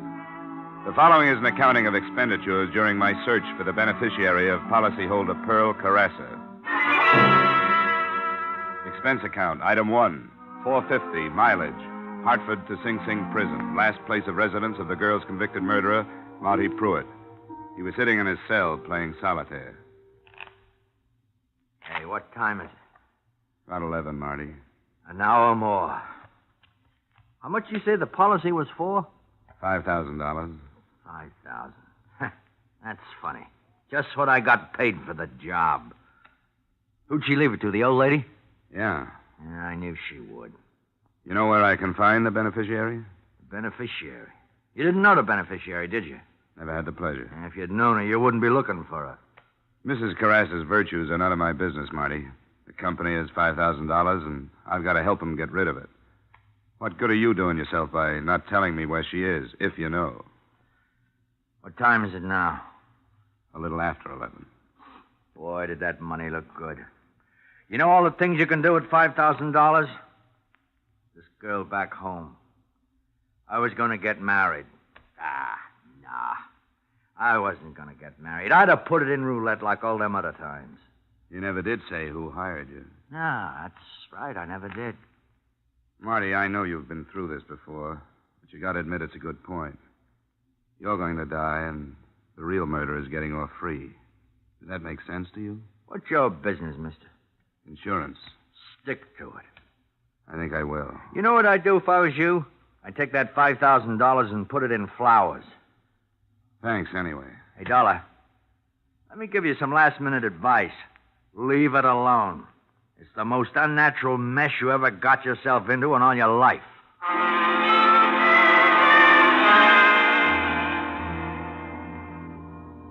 Expense account, item 2, 356 mileage, Ossining, New York to police headquarters, New York City, where the next morning Lieutenant Bernard Goldberg offered me photographs of the dead girl, a cigar, and what little information he had. A body. We got the name off the wallet in her hip pocket. What? Slacks. Oh. A patrolman down at the docks picked up Marty Pruitt right at the scene. The trial was cut and dried. But it's funny about these guys. Yeah. It's crazy loyalty to somebody who maybe wouldn't think twice about slitting his own. Yeah? 2 M's and remit. Dollar. 2 M's in remit. No.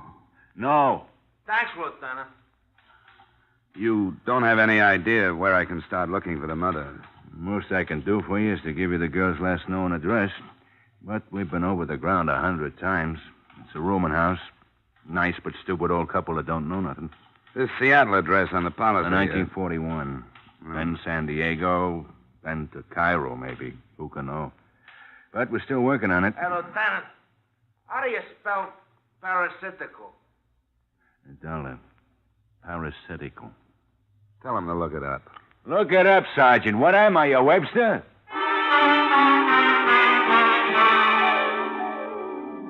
Expense account, item 3, $1.50 cab fare to a stack of dirty bricks on the Lower East Side.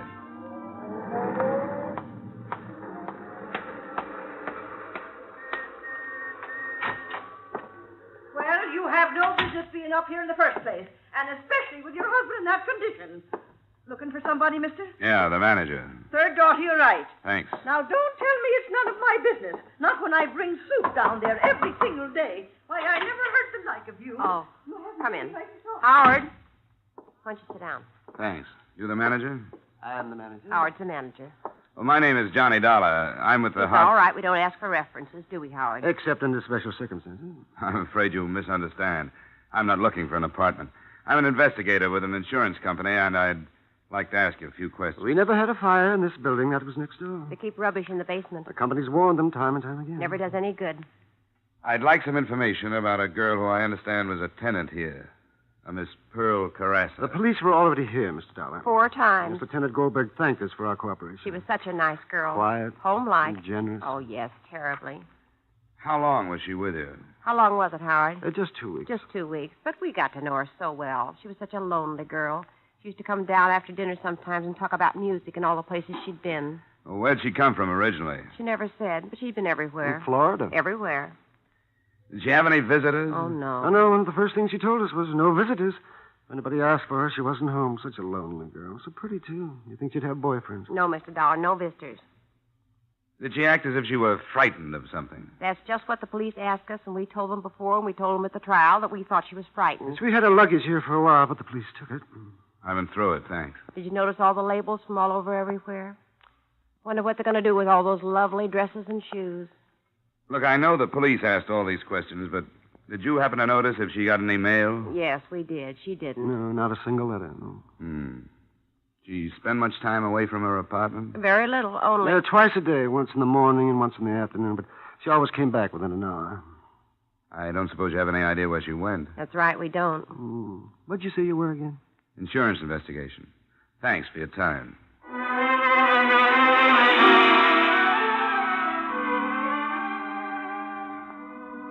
Expense account, item 4, $50 in cab fares.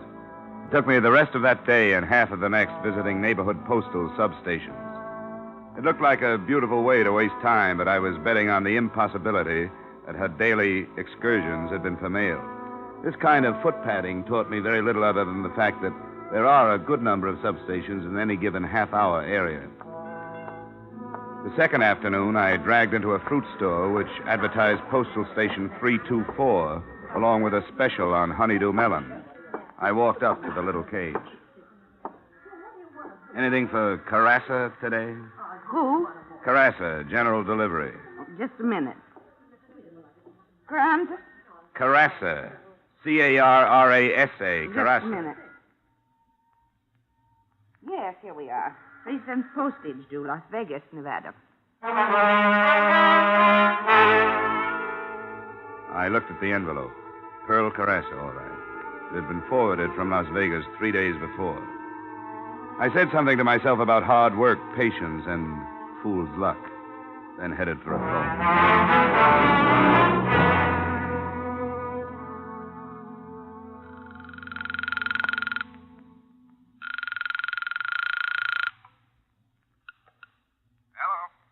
This is Dollar, Bob. On the Carassa thing, I'm still cold on the beneficiary, but we've got the girl traced as far as Las Vegas.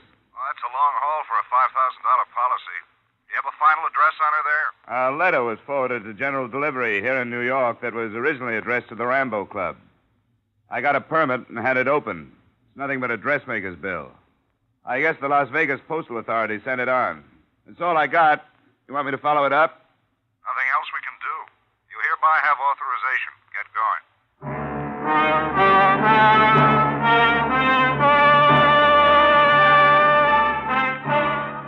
Expense account, item 6, $200 air travel and expenses to Las Vegas, Nevada. Specifically, the Rambo Club. It's always the same when I hit Las Vegas. I expect to find tuxedos and evening gowns playing the games, but I never do. A bootblack comes in off the street with the last quarter he made and plunks it down on 21. A grandmother with a California pension. A red-headed kid with Oscar's Super Service tattooed on his overalls. I always ask myself, where's all the big money? The answer is they're getting rid of it in the back rooms. Hey, jackpot on the nickel one. How do you like that? Oh, boy. Come on. I told my relief I had to go powder my nose. What I really wanted was a drink. Sly, real sly. Is this taken? No, sit down. Thank you. What do you have, mister? A good bourbon, soda. Oh, thanks for your confidence in me. I'll fix you up. You worked here long? Have I? You like Nevada? What's your hometown? Las Vegas, Arrowhead in the summer. Yeah, I guess you know a lot of people here, huh? By sight, mostly. Very few by name. Everybody's a stranger. Say, maybe you know a friend of mine. I went to school with her. What was her name again? Carassa. Pearl Carassa. Save me my drink, Eddie. I gotta get back to work. Take it easy, mister. Best bourbon in the house. Thanks. That's $1.50. This is a real clip joint. Yeah, I can see. Yeah. Thanks. Say, wait a second. Do you know where I can find Mrs. Henrietta Carassa? She's the mother of a girl that used to hang around here, Pearl. Well? Yeah. I think I can help you. Harry, take over. Here's your $1.50. Come on. Oh, I'm sure going to win it this time. I'll tell you, boys. Wait a minute.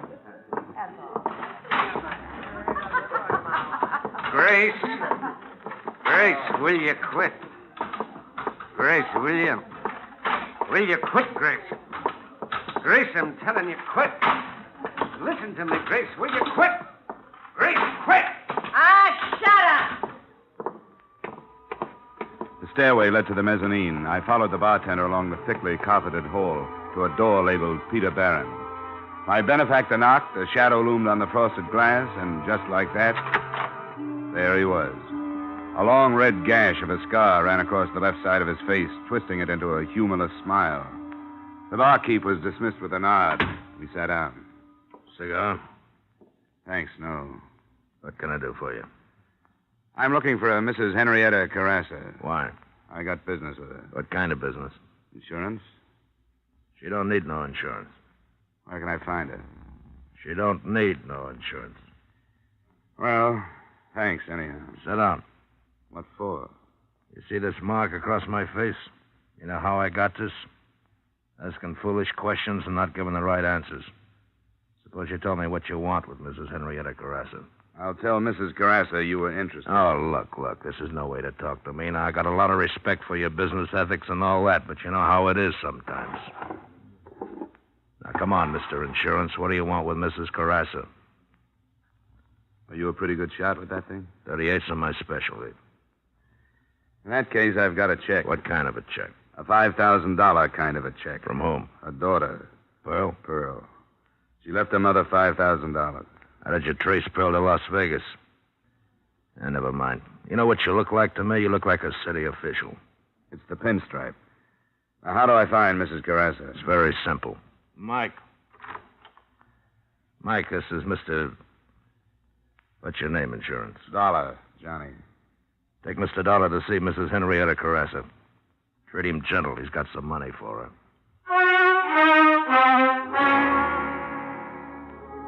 The place looked and sounded the same on the way out, but something was different. Maybe it was the 4 6-footers standing at the door. As they fell in behind me, I thought maybe I'd asked one question too many. At the alley, I found out how right I was.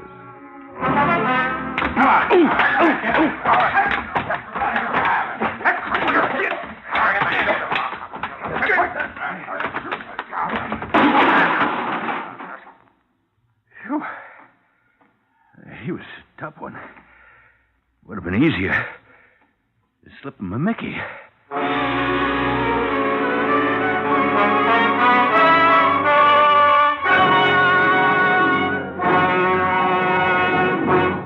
In just a moment, we will return to the second act of yours truly, Johnny Dollar. But first, you hear them all on CBS, and some of the funniest parts of that all comes from the bird brain of a woman, Miss Gracie Allen of Burns & Allen. Top troopers on the American stage for years, top radio stars after that. George and Gracie are now playing a big part in CBS's great Wednesday night lineup. Bing Crosby, Groucho Marx, George and Gracie, and Dr. Christian. Join George Burns and Gracie Allen this Wednesday night on most of these same CBS stations. And now, with our star, Edmond O'Brien, we return to the second act of yours truly, Johnny Dollar.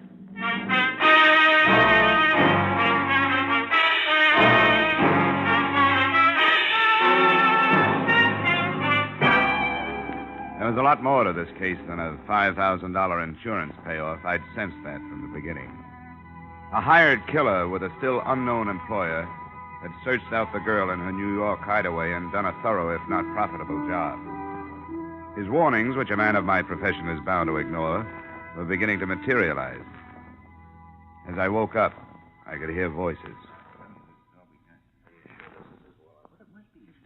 Could have brought another wallet with him and left it at the hotel. They took him in the alley and Joe and Harry. Oh, wait a minute. were there. Wait a minute. I think he's waking up. Hold his head. Okay.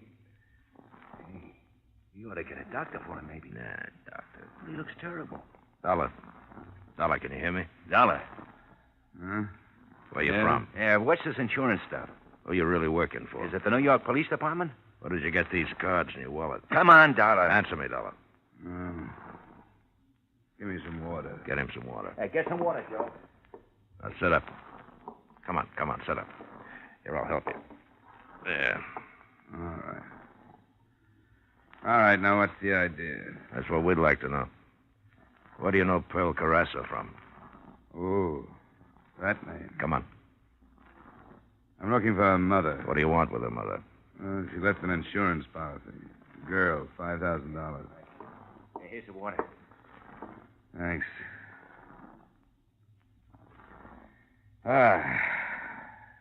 Who are you? Pete Barron. Oh, yeah.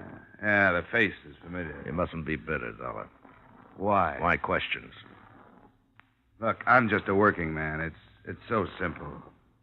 There's a company in Hartford, an insurance company. They sold a policy. The girl that bought it is dead. Policy is for $5,000. The money goes to her mother. All I want to know is, where is mother? No kidding. Are you really an insurance man? No kidding. Well, why didn't you say so? Why didn't you come right out with it? Why do you go sneaking into bars asking funny questions? Mister, Do you know a Mrs. Henrietta Carassa? Here in Las Vegas? Here in Las Vegas. I'll tell you what I'll do. I'll look it up for you. Thanks. Now, lay me back down again.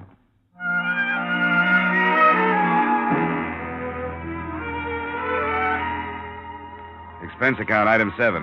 $20, doctor bills. Nothing serious, but I couldn't go out in the street looking like that. I stayed in my hotel room for 2 days until the swelling went down. On the third morning, I had a visitor. It was the girl who gave me the brush off in Rambo's bar. She had an overnight bag with her. There was a label, Bloomington, Indiana. You're in trouble, you know that? 3 days ago, that information would have done me some good. I mean, real trouble. You don't think Pete Barron let you out of there because he believed your story. No more than you think you weren't followed here. I know. She'd never come here. But Pearl, get a message to her, will you? Tell her never to show up here again. She won't. What do you mean she won't? She's dead. You got to her. Do you know why? I gotta get out of here. Wait a minute. Why did Pete Barron hire Pruitt to kill her? Let me go. I gotta get out of here. He came up here for a purpose. Yeah, but I didn't know she was dead. You're going to let him get away with it? It's narcotics. The gambling places up front. They fly it up from Mexico at night and get out by morning. Pearl found out about it, and that's why they did it. Does Barron know Pearl told you all this? I don't think so, but I'm not taking any chances. I got a bus ticket. It leaves from across the street. I only got a minute. Good luck, honey. After she left, I went to the window and watched her leave the hotel and cross the street. A nice girl, I thought. And I wondered how she got mixed up with Barron's crowd. The bus door opened, and she put one foot on the step. She crumpled to the sidewalk. The little overnight bag tumbled into the gutter. I got downstairs just ahead of the deputy sheriff, just after the bus had left. The people were still standing around. She was a nice kid. You knew her? Not for long. Did you see this happen? Yeah. Step over here for a second, will you, please?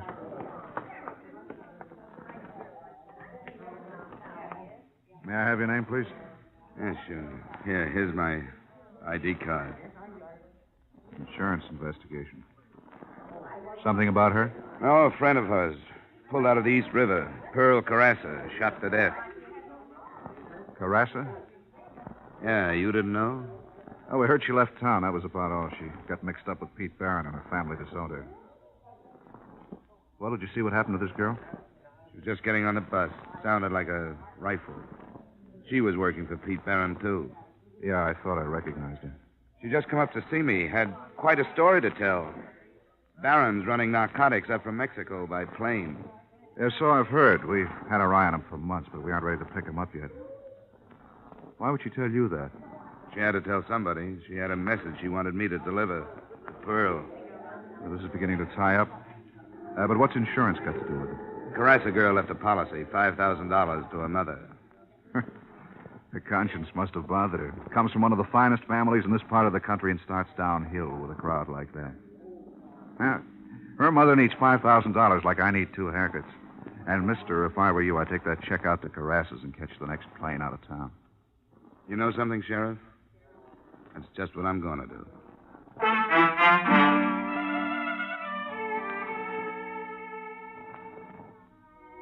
And that's just what I tried to do. Expense account item 8, 50 cents cab fare to the Carassa estate on Juniper Drive. They should have charged admission. There was an ivied stone wall running all around it, and a mile drive through a cactus rock garden to the mansion. I felt a little like a grocery boy delivering a check for a measly $5,000. I was met at the door by a butler in a business suit and was toured around an indoor swimming pool and potted palms to the library. Buried in a large leather chair, reading a 25-cent version of How to Be Your Own Gardener, was the man of the house. I was introduced and left alone with him. Insurance? Investigation. How long since you've heard from your daughter? Oh, such a long time, such a long time. Is she in more trouble? She's dead, Mr. Carassa. Dead? Pearl dead? Can't be. What happened? She was killed. An accident? No, it wasn't. Not an accident. Someone hired a killer. Oh. It's my fault. I knew, and I did nothing. Gregory. looking all over for you. Have you watered the palms today? No. You didn't water the palms. Now, Gregory, the leaves will get all yellow and fall all over the floor, and it'll take simply minutes to clean up the mess around the pool. And I told you specifically that the music club had changed from Wednesday to Monday, and Monday is tonight. This is a man from the insurance company. How do you do? Now, Gregory, please do this one thing for me. You know how much I have to do. Henrietta. It's Pearl. I told you never to speak that name in my presence. She's dead. Dead. She was murdered, Mrs. Carassa, in New York. I'm not sorry. Maybe I should be, but I'm not. Not in the least. She's never done anything but bring shame to me and to her father. She brought these awful people to the house. To this house, mind you. Humiliating me in front of my friends. She even wanted to marry one of them. Henrietta, please, not now, Henrietta. I'm not adept at putting on false grief like you are, Gregory. She was no good. When she brought this man in, I told her right there and then, you're not my daughter. Go to the people that you fit in with. Well, this is the way it had to end. I'm going upstairs. Mrs. Carassa, just one thing more. If you'll sign this paper, my job will be over. I have a check for you. A check? What kind of a check? She left you $5,000. Me? She left me $5,000? I remember. The policy she took out in high school. She never canceled it, even when you sent her away. I don't want it. I don't want it. Tell me, do you know who killed my daughter? Well, the man that did the actual killing has already been executed in New York State. The man who hired him, it's only a suspicion. I'd rather not say. Barron. What about this check? I don't think she wants the money. You can tell your company that. Look, Mr. Carassa, I've come a long way. I'll leave it here. You can sign the form and mail it. Would you mind calling me a cab? Expense account item 9, 50 cents cab fare. Just as we pulled out of the driveway, somebody else pulled in. I don't know if he saw me, but I saw him. It was Pete Barron. Are you sure, Donner? Positive. Sheriff, I woke up looking at that face. What would Barron be doing at Carrassa's place? Could be a connection you didn't know about. Yeah, this could be the tie-up. We've been looking for somebody who supplied the dough. It's a big operation. I'm sure Barron didn't have enough dough to start it. Well, what are we waiting for?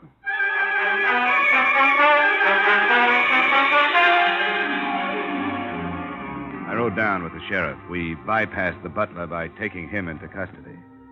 We heard voices coming from the library and stopped outside the door. Business, I had to do it. She threatened to go to the police. She may have been your daughter, but she wasn't mine. Why did you tell her? I didn't. She found out. She knew about us? Sure, she knew about you. She knew about everything.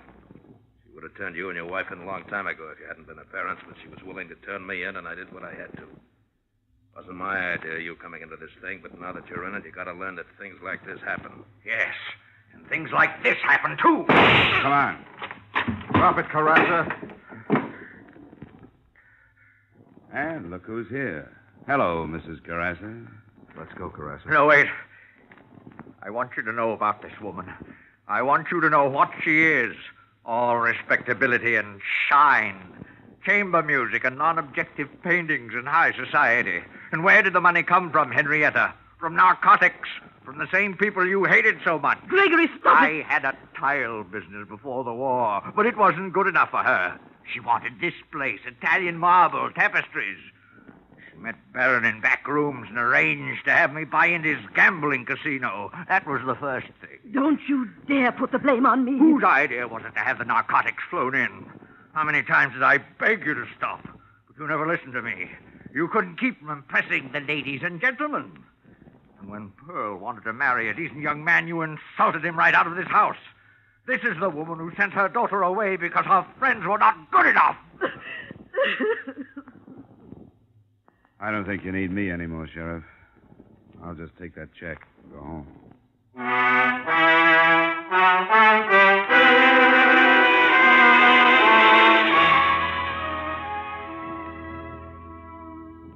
Expense account, item 10, $200, transportation back to Hartford. I don't know what you can do with the check. If it were up to me, well, I'd use it to clean up the respectable slums. But that's not my problem. Expense account total $712.55. Yours truly, Johnny Dollar.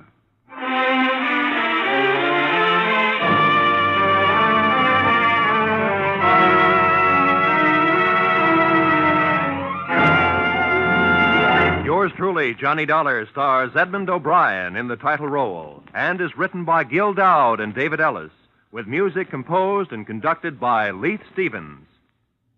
Edmond O'Brien can currently be seen starring in the Harry M. Popkin United Artists production, D.O.A. Featured in our cast were Hy Averback, Joseph Kern, Bill Johnstone, Bill Conrad, Martha Wentworth, Sarah Selby, Howard McNair, and Virginia Gregg.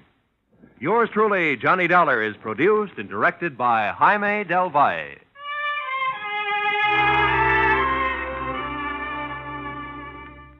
Join us again next week at this same time when, from Hollywood, Edmond O'Brien returns in another transcribed adventure of Yours truly, Johnny Dollar.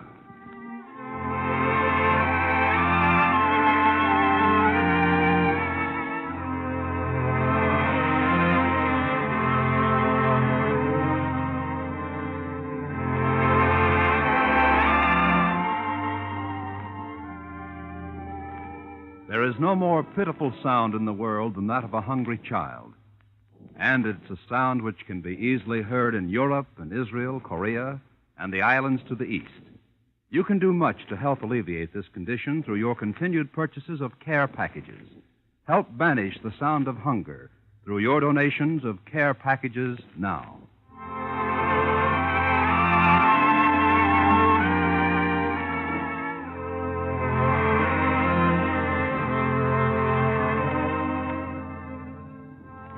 There's a man with a little black bag turns up on most of these CBS stations every Wednesday night. And out of it comes some of the most light-hearted and most moving stories on the air. The man, why, it's Dr. Christian, of course. And tomorrow night's the night for another of his famous visits. Be sure to hear Dr. Christian starring Gene Hirschholt as the beloved small-town physician every Wednesday night. Now stay tuned for the adventures of Philip Marlowe, which follow immediately over most of these same CBS stations. This is CBS, where Wednesday night is Bing Crosby night, the Columbia Broadcasting System.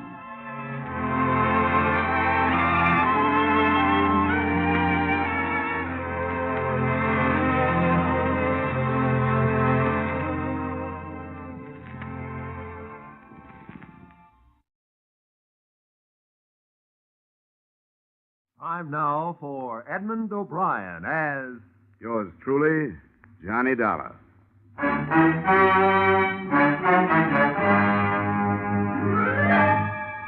Edmond O'Brien, starring in another adventure of America's fabulous freelance insurance investigator, Johnny Dollar.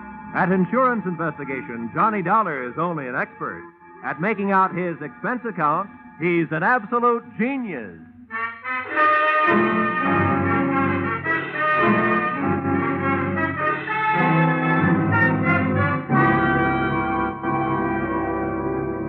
Expense account, submitted by Special Investigator Johnny Dollar to the Great Columbian Life Insurance Company.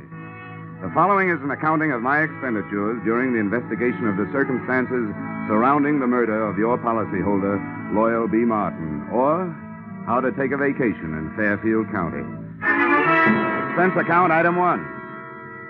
$3.20 mileage from Hartford, Connecticut to the country estate of the deceased. I drove up a long cement driveway towards a mausoleum-type manor house. There were rolling green lawns liberally sprinkled with statuary, and the thought occurred to me that if he had spent much of his life here, the late Mr. Martin was most fortunate. He'd feel right at home in a cemetery.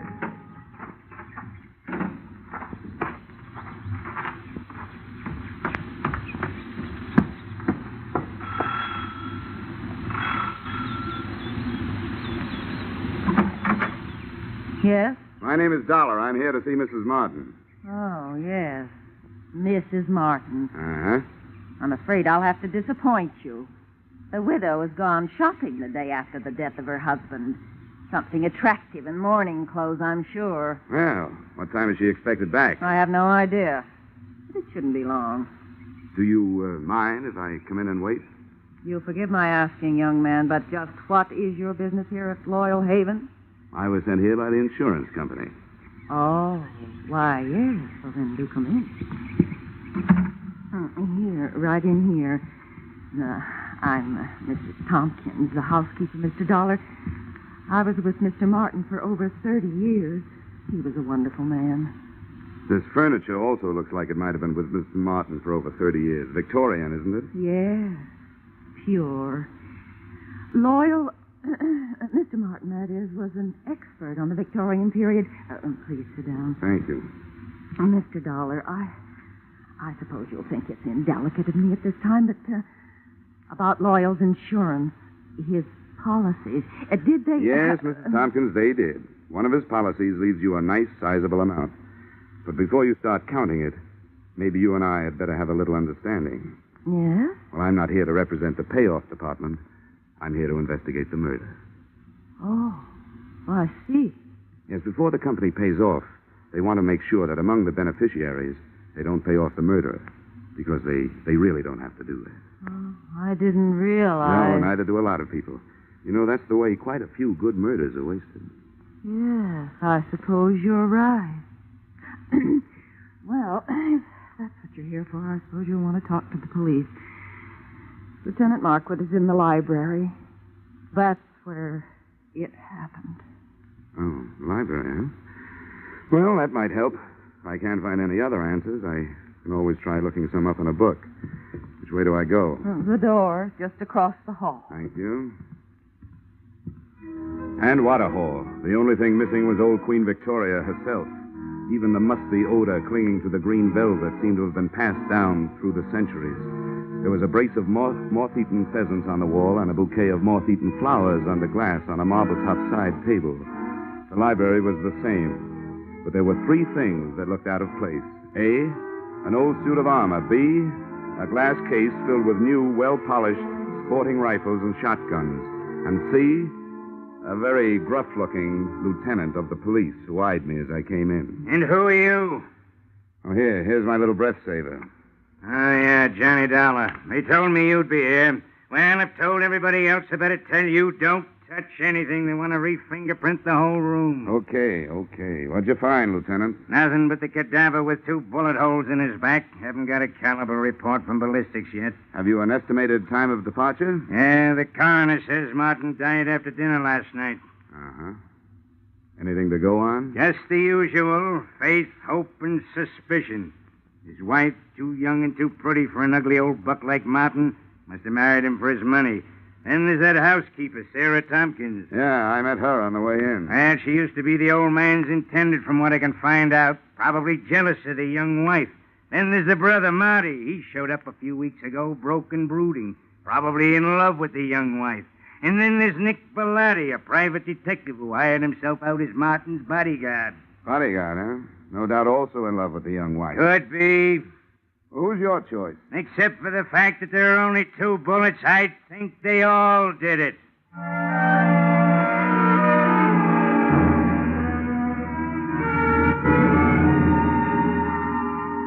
The nose through which Lieutenant Markwood talked was a long one, and in more ways than one, a horn of plenty, for out of it had poured enough motives and suspects to furnish a dozen murders. I started through this cast of characters and found that all of them had very little to say and didn't want to say it. The first I dug up was the bodyguard, my brother investigator, Nick Bellotti, as he returned from a horseback ride. Glad to have you on the case, Dollar. The police have tied my hands. They told me to stay out of it, but to stick around. Have you got any ideas? Everybody seems to think it was an inside job, that somebody in the household did it. I'm not so sure. The reason I was around was because old man Martin made too many dollars and too many enemies doing it. But that's only my opinion. Why don't you talk to the old boy's younger brother, Marty?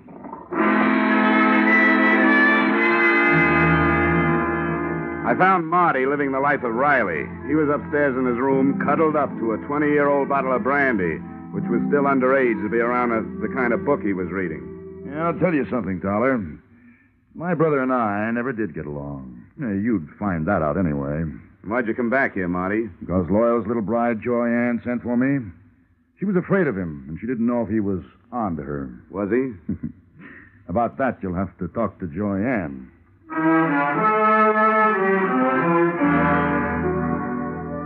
Joyanne didn't get home until 3 o'clock in the afternoon.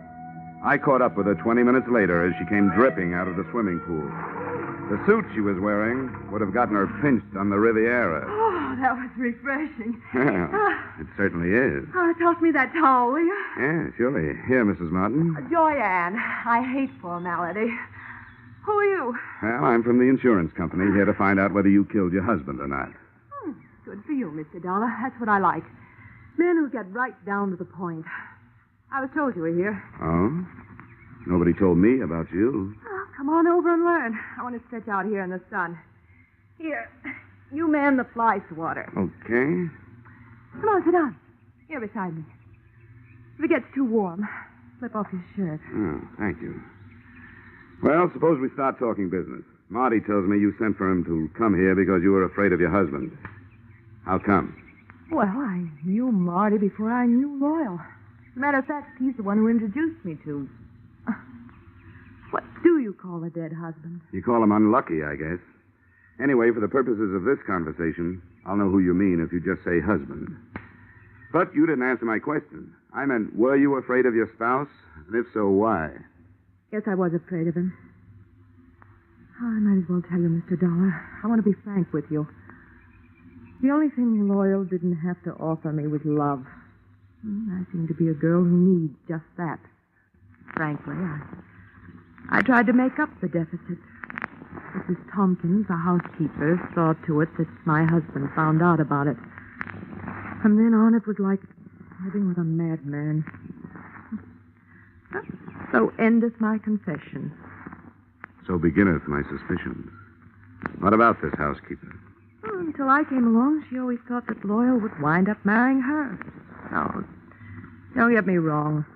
I realize that I'm still the best jury bait around. If you killed him, you might make some headway with a self-defense plea. Thanks. I'll remember that. In the meantime, just in case this thing gets messy for me, and it shows signs, I'm going to spend what's left of my free time enjoying myself. Well, that won't sound good to a jury, but it sounds good to me. If I spend too much time around here, I might wind up having to plead self-defense myself. Oh? From me?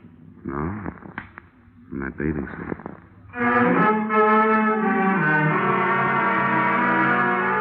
I spent the rest of the afternoon trying to keep 2 eyes on 4 people, reading from left to right. Brother Marty stayed in his room finishing his book and his brandy. Nick Bellotti, the bodyguard with no body to guard, got back on his horse and cantered off into the sunset. The joyous widow, Joyanne, locked herself in her room, and all I could get through the keyhole was the sound of a light and lovely snore. I couldn't tell whether it was the genuine article or not. Having no way of checking, I picked up the trail of Sarah Tompkins, the housekeeper. She, at least, was apparently up to no good. I found her in the library doing just what Lieutenant Markwood had told her not to do, smearing the surfaces of Mr. Martin's desk with a dust rag. And as anybody knows, you can't fingerprint a dust rag. Hey, cut it out! How dare you? Mr. Martin's private study. Those are the police private fingerprints you're messing up. I was doing nothing of the sort. I was dusting his desk. I always do it at this time of day. Get out of here. You don't belong in here. Keep your wig on, Mrs. Tompkins. I'll not be told what to do by outsiders. Everything was all right until outsiders started coming in. If it wasn't for outsiders, Loyal would still be alive. First that girl, then his brother and that detective. Now it's the police and you. Why did any of you have to come here?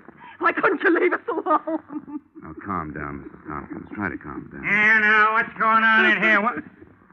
Oh, and what are you 2 lovebirds up to? It's all right, Lieutenant. I'll tell you about it later. All right, but get her out of here.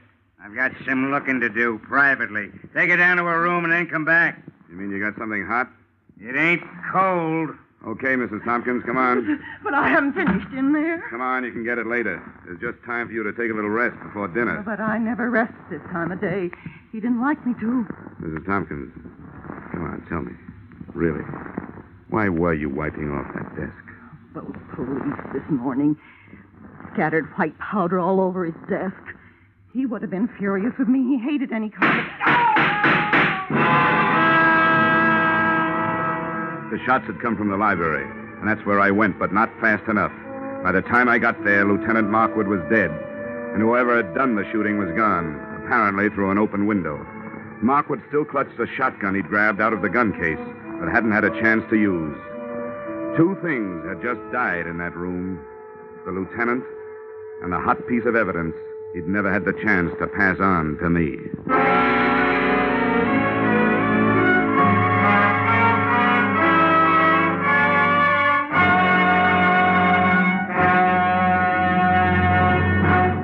In just a moment, we return to the second act of Johnny Dollar. But first, the cream of the wit and the best of the music, which Arthur Godfrey brings you in the daytime on CBS, can now be heard on Godfrey's Digest, a new Saturday evening show heard on most of these same CBS stations. Listen tomorrow night and hear the week's fastest flashes of the Godfrey humor, the top songs sung by Jeanette Davis and Bill Lawrence, the finest singing of the Mariners. Arthur Godfrey's Digest and the Goldbergs are the latest addition to CBS's great Saturday nights. Now, with our star, Edmond O'Brien, we return to the second act of Yours Truly, Johnny Dollar.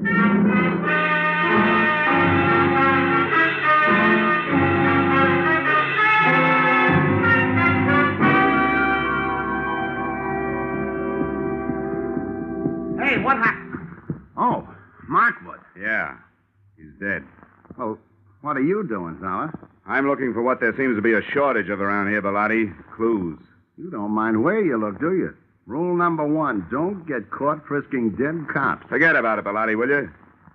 Maybe I can suffer from lapse of memory for you sometime. That's a deal. Got any idea what you're looking for? No. But whatever it was important enough to get him killed. I'd hope maybe there'd be something in his notebook, for instance. Any luck? Well, very little. It's a brand new book, only one notation in it. Here it is. Check tattooing diameter. Recheck penetration. What do you make of that? It's too scientific for me. I'm a skip case and divorce type detective myself. All I know is you'd better put that book back in his pocket and leave it there. Yeah, I guess you're right. Nice timing, Bellotti, and remember, thanks for the loss of memory. Forget it. Hey, what happened? What's going Oh, on good here? Lord. Lieutenant Markwood. Who did it? Dealer's choice. So far, the dealer's the only one who knows. First my brother, now Lieutenant Markwood. There'll be real trouble about this. Johnny, shall I call the police? Drop the innocent act, sister-in-law. I'll call them. No, maybe I better do it, Marty. If everybody will stop pleading not guilty by wanting to call the police, I'd like to get a word in. The police have already been called. Now, if you'll get out of here, I'd like to try earning my salary.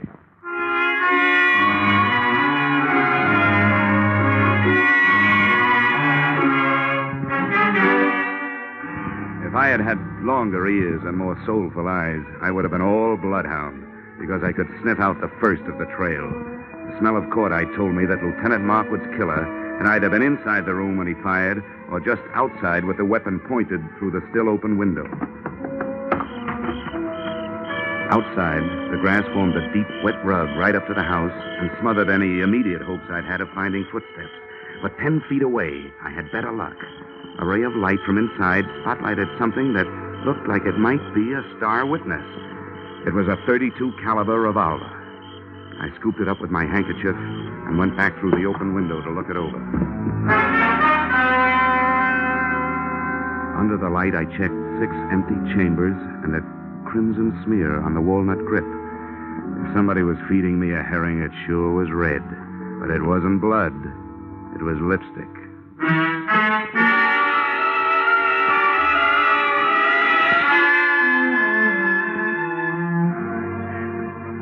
I'd like to introduce myself, Dollar. I'm Sergeant Norrin McDougal. How are you, Sergeant? Poor Markwood. Thank the Lord he didn't have any wife and kids. I'm glad to hear that. Cops usually do. Well, it's one good thing about it. When a police officer goes, there's plenty of them that lives on to fight back. All the police in the world. You can throw in the private ones, too, Sergeant. Thanks, Dollar. And now maybe I'd better take your statement. Well, it won't take long. I heard the shots from the hallway, and I came back. He was killed either from inside the room or just outside the window. I didn't get a look at the killer, but I found what might be the murder gun. Here it is. Watch that handkerchief. 32 caliber. Yeah, how does that match up with the gun that killed old man Martin, do you know? Same caliber. Uh-huh. I wonder what he was doing with this shotgun. It ain't loaded, and Markwood knew better than to wave an unloaded gun in the face of a full one. Did you get anything else out of ballistics, Sergeant? Headache. Dollar, what we got from ballistics don't add up with what we got from autopsy. Well, how's that? Those two slugs entered Martin's body an inch and a half apart. But, according to the shallow penetration, they were fired from a distance of 300 yards. Now, do you know anybody who could do that kind of shooting with a .32? Well, that's pretty fancy shooting. Could it have been done with a stationary mount? No, not a chance. The body would have started falling after the first shot. And you can't re-aim a stationary mount that fast. Yeah, you're right. You know, I didn't have a chance to spend much time with Markwood before he got it, so I don't have much to work on. You got anything to spare? Just a lot of routine confusion so far. You know yourself, Dollar. You take 4 witnesses, you're bound to get at least 2 different stories. Now, 2 of the people that heard the shooting when Martin got killed last night said they heard 2 shots. The other 2 ear-witnesses said they heard 1. The only thing the whole 4 agree on is that they didn't see anything. Well, that sounds familiar. Thanks anyway, Sergeant. Sure, anytime. Hey, Sam. Yeah? Take this gun into town. Tell ballistics to run it through for fingerprints and check it against those slugs in the Martin case. I want to report right away. I hitched a ride with that gun into the ballistics department. While waiting for the test to be made, I asked some questions, and I came up with a real brain buster. Despite the fact that the penetration report said that Martin had been shot from a distance of 300 yards, his skin and clothing had been tattooed with powder, indicating the shots had been fired at close range. The tree that little puzzler put me up would have made the giant redwood forest look like a hedge. Then they gave me the ballistic report. The lands and grooves scored into the slugs by the revolver barrel proved that both Loyal Martin and Lieutenant Markwood had been killed by the .32 caliber gun I'd picked up in the yard. No prints on it. Registered owner, the young lady who looked much better in a bathing suit than she'd ever look in the electric chair. The widow, Joyanne Martin.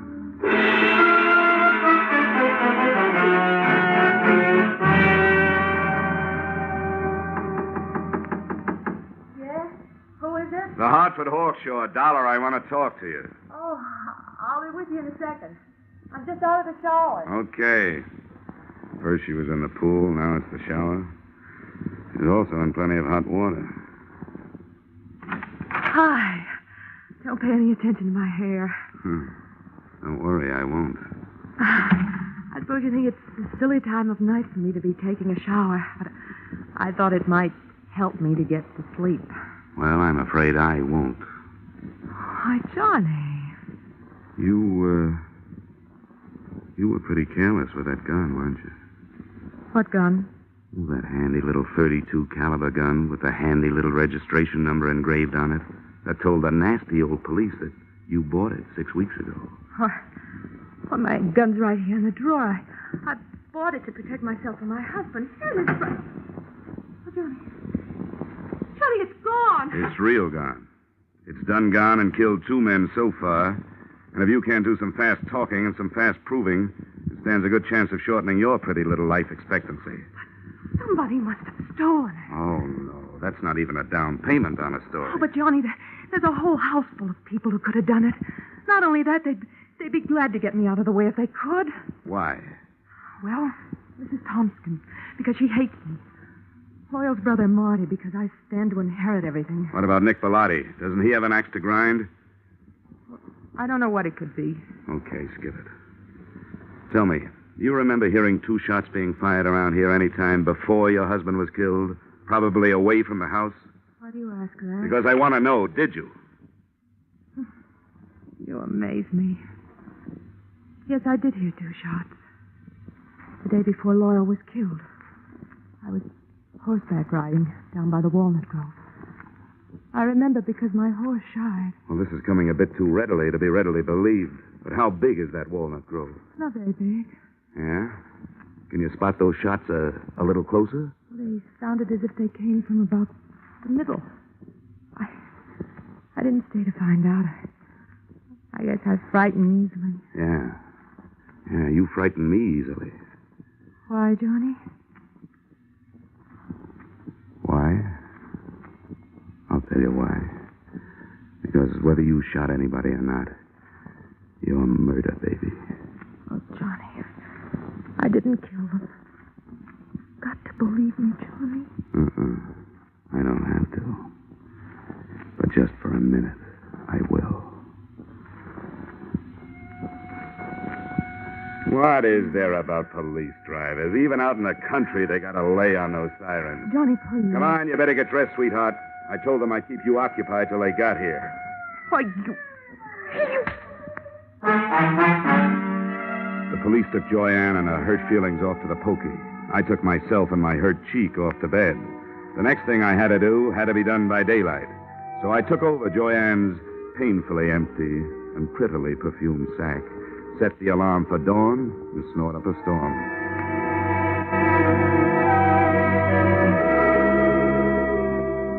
I never knew before how much went on in the country so early in the morning. On the way to the walnut grove, the damp air washed the cobwebs out of my head, and I started thinking. Now, first, Royal Martin had been found dead with 2 bullet holes in him. Yet 2 of the witnesses, Joyanne and the housekeeper, Mrs. Tompkins, had heard only 1 shot. Second, that powder burn tattooing on the body, denoting a close-range killing, was in violent argument with a bullet penetration report which screamed long-range killing. Those facts, added to what was in Lieutenant Markwood's notebook, plus that shotgun clutched in his dead hand, came close to tallying up the total that had cost him his life. Inside the grove, I found 4 walnut trees with hollows in their trunks. The first one gave me a handful of nuts and a fancy sassing by an irate squirrel. The second one came up with a handful of spunk water and a wet cuff. And the third, I found what I was looking for. I found about 2 pecks of clean cotton waste. That is, clean, except for some powder burns. Everything was falling into place, including a blunt instrument which hit me on the head from behind. But before I hit the ground, I saw Brother Marty Martin legging it back towards the house.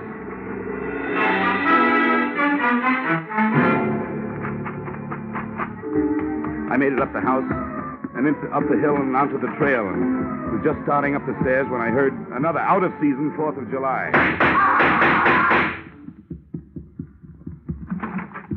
Okay, Dollar. I got him. Yeah. So I see. It was self-defense. I had to do it. I hated to butt in on your case, but all of a sudden everything stacked up, and I knew he was your man. When I threw it in his teeth, he made a try for his gun, so I dropped him. You sure did, Bellotti. Well, I owe you a lot of thanks. But if you don't mind, I'll take over from here. Sure, help yourself. Good.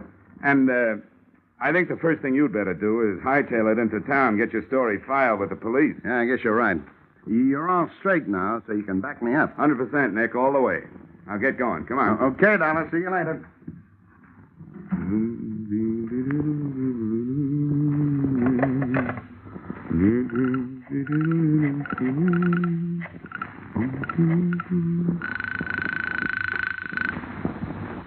Sergeant Norman McDougal.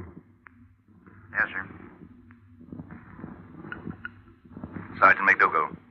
Johnny Dollar, Sergeant. Oh, yeah, Dollar. What's new? Well, just another corpse.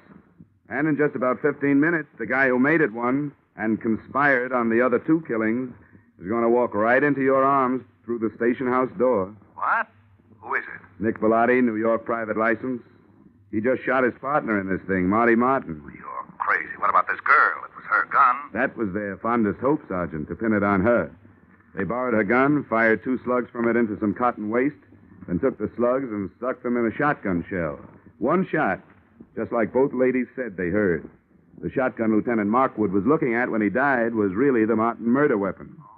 Oh, that takes care of the powder burns and the shallow penetration, yeah. Well, thanks a lot, Dollar. I'll be waiting for him. Hey, wait a minute.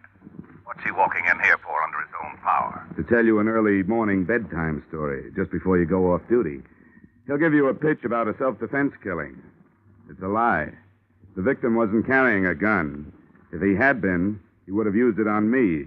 But he didn't. He used a sap. The sap.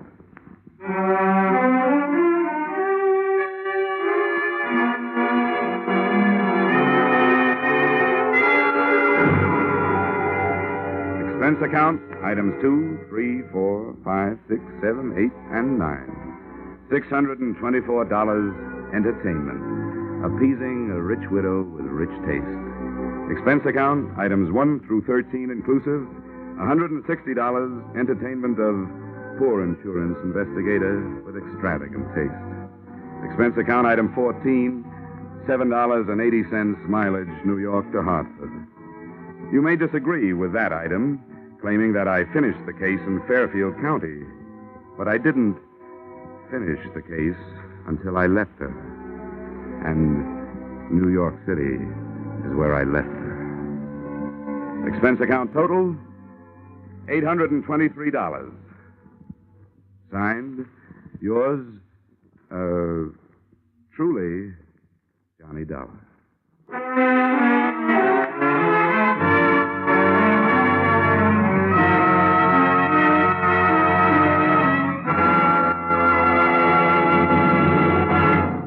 Yours truly, Johnny Dollar, stars Edmond O'Brien in the title role and is written by Paul Dudley and Gil Dowd, with music composed and conducted by Leith Stevens. Edmond O'Brien can currently be seen starring in the Harry M. Popkin United Artists production, DOA. Featured in our cast were Irene Tedrow, Walter Burke, Ted DeCorsia, John Daner, Gene Bates, and Ed Begley. Yours truly, Johnny Dollar, is produced and directed by Jaime Del Valle.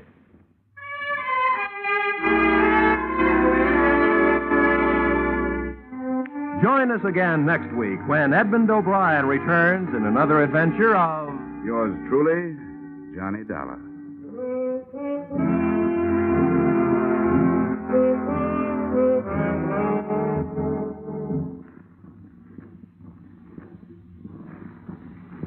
Ladies and gentlemen, CBS invites you to hear Senator Brian McMahon on the Capitol Cloakroom over most of these same Columbia stations tomorrow night.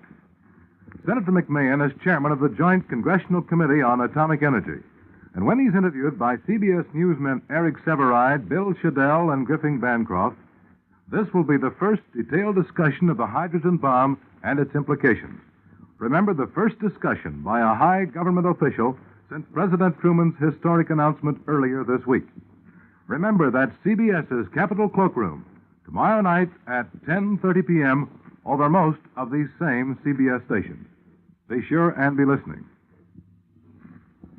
This is CBS, where, incidentally, Arthur Godfrey's Digest of Wit and Humor is also heard every Saturday night. The Columbia Broadcasting System. From Hollywood, it's time now for Edmond O'Brien as... Johnny Dollar. Jim Morris, Johnny. You working on a case? Founded Kentucky, yes, but not insurance. Good. Will you go out to the West Coast for us? Maybe. What is it? Murder, marine theft, arson, or something new? It's nothing yet. Our manager in Los Angeles phoned this morning. A woman out there wants to buy a $200,000 policy on her life. Well? Oh, it's not that we don't want the business, but the sales agent doesn't want to take the responsibility of a deal that size. He thinks she's holding something back. We've decided to investigate. How old is she? I don't know. Why? Well, I thought I'd ask. There's one kind of woman to investigate, you know, and then there's another. When do you want me to leave?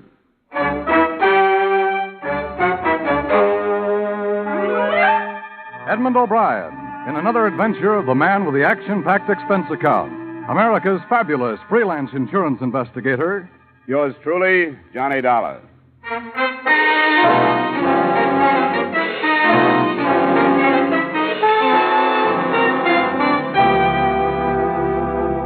Expense account submitted by Special Investigator Johnny Dollar to Home Office, Great Eastern Life Insurance Company, Hartford, Connecticut. The following is an accounting of expenditures during my investigation of the Nora Faulkner matter.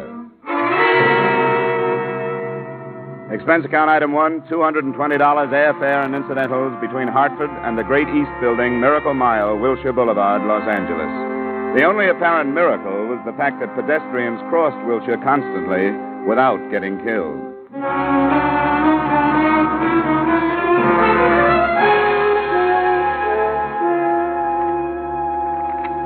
Schneider, we'll see you now, Mr. Dollar. Thanks.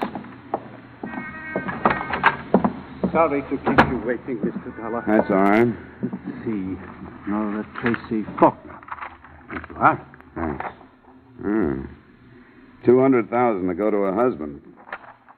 How'd it start, Mr. Snyder? She phoned one of our salesmen, a fellow by the name of Nelson. He went out to her house. The address is there. And she told him what she wanted. He says he was counting his commission at first, but after he filled out the application, he began to wonder. About what? Her. She told him she planned on paying 6 months' premiums and wanted to know how soon the policy would be in effect. Acted unnatural, as he put it. I think we ought to find out about her. I don't like this kind of thing. It's a blind search. I don't even know what I'm looking for. But I'll start on it in the morning, and I'll let you know how I come out.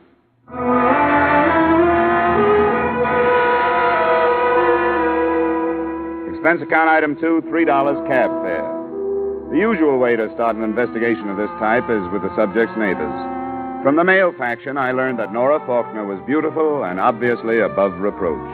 The female faction reversed that decision and reported that she lived with her husband and his mother, but hadn't been seen for the past few days. Realizing that mothers-in-law are fair sources of information, I put her next on my list.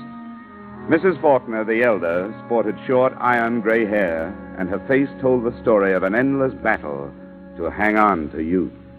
Come into the drawing room, Mr. Dollar. I think we can be comfortable there. Thank you. I'll close the doors. You could see by the way that maid was eyeing you that she's an incurable pariah. I didn't notice. She's impossible. Well, what did you find out? Who's she seen in Las Vegas? I beg your pardon? Nora, what did you learn? I'm her mother-in-law. Oh, yes, I know that, but maybe you have me confused with someone else. You want the detective? The maid announced you as an investigator. I'm an insurance investigator, Mrs. Faulkner. Well, then, you're not from that agency. Oh, well, this is embarrassing, to say the least. I hope you won't mention it to anyone. Well, it's none of my business. It's really nothing. It's a little game I play with Nora. Then I tease her about her little trips. Please sit down, Mr. Dollar. Of course. I feel so foolish, but my daughter-in-law was mentioned when you came in, wasn't she? Yes, I did want to talk to you about her. To be quite honest, the company that hired me is a little uneasy about that $200,000 life insurance policy she applied for. Nora applied? Yes. You didn't know about it? No, I didn't. Of course, she never tells me anything. Why would she do a thing like that? She's a clever woman. There must be a reason. Who's the beneficiary, Mr. Dollar? Your son, Andrew. I see. Then I would say it's one of her unexplainable maneuvers, an attempt to regain Andrew's trust and affection. That's an odd thing to say. Nora's a strange woman. I know her better than anyone else does. Yes, better by far than my son, her husband. I understand how she rushed him into marriage while he was in a highly emotional state after he'd been inducted into the army. He was just 19. That was in 1942. I know the gay life she led while he was living in foxholes overseas and while he was convalescing here after the war. Mrs. Faulkner, I realize that all these things seem very important to you, but... Mother, Oh, I'm sorry. I didn't know you had company. Come along, Andrew. You were told that I had company, and you know it. This is Mr. Dollar, Andrew, from an insurance company. How do you do, Mr. Faulkner? Andrew, why do you keep things from me? What do you mean? Mr. Dollar is from an insurance company. Surely you know what I mean. No, I don't. Nora's new insurance policy. Why don't you explain what you're talking about, Mother? Nora applied for a $200,000 life insurance policy. You are to be the beneficiary. Didn't she tell you? She hasn't said anything about it yet. Of course she hasn't. There are a number of things she hasn't told you. I warned you before. Mother?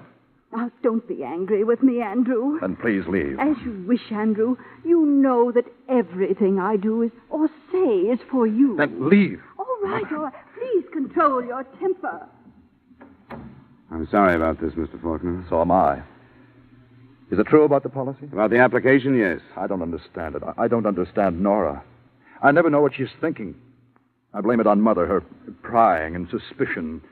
I blame it on that star woman. Who? Nora doesn't think for herself anymore. She doesn't do anything or go anyplace unless this dame tells her to. Who's this? Oh, a spook, psychic, Madame Star. That's where this insurance idea came from. For a price, she'll tell you if Nora's a good risk or not. Where can I find her? Out toward Inglewood someplace. She runs a classified ad in all the evening papers. Thanks. I'm sorry to have caused you this. I really am. Oh, well, it's not your fault. Whose fault is it? Maybe everybody's.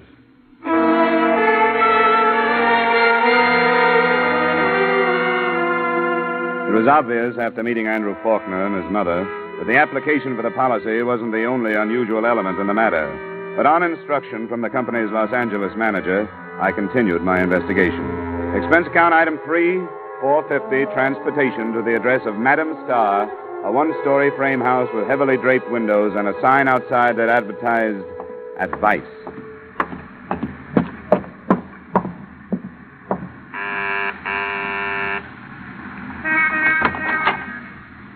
Good afternoon, sir. Madam Starr? That is right. May I come in? All are welcome here.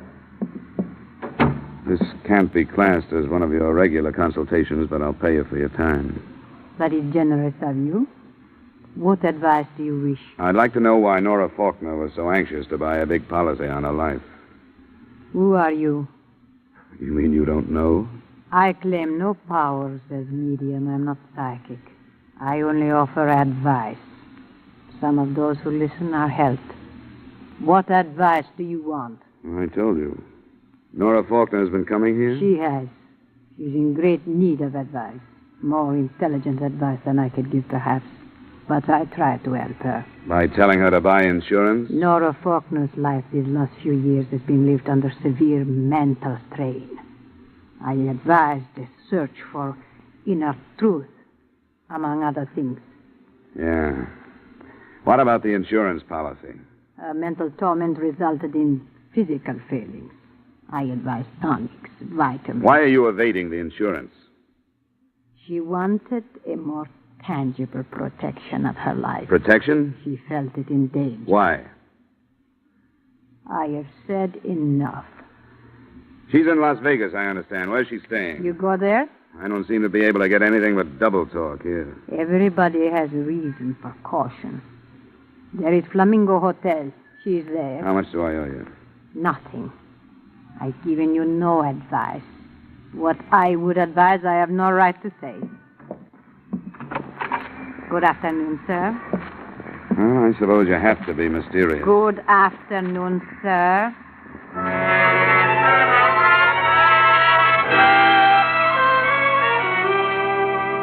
Expense account item 4, $450, return trip to my hotel. Item 5, $370, cab fare to an airport in Burbank. And item 6, $19.90, round trip to Las Vegas by way of Western Airlines excursion coach.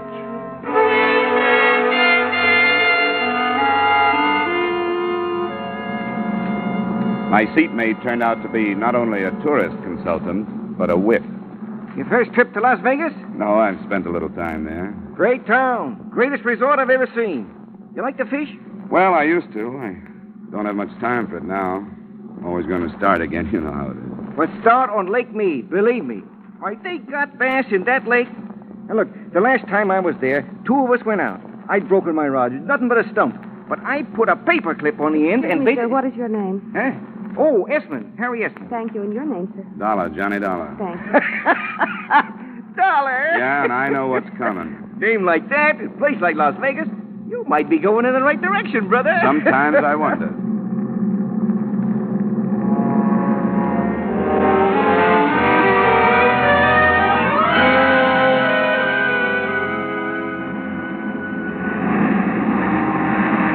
Except for Mr. Harry Esmond, it was a smooth trip.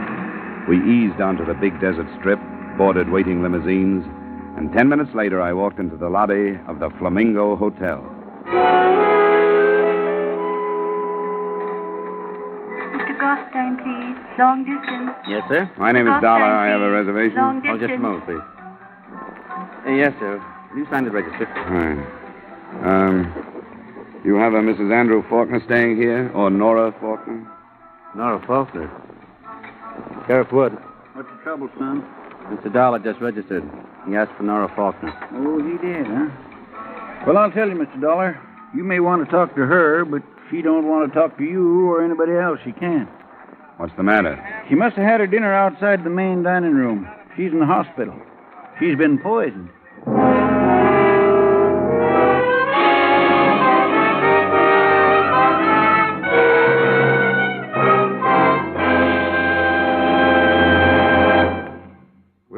to the second act of yours truly, Johnny Dollar, in just a moment. But first, the show that dares to name names, dates, places, and the crimes involved. That's Gangbusters, which you hear every Saturday night on most of these same stations.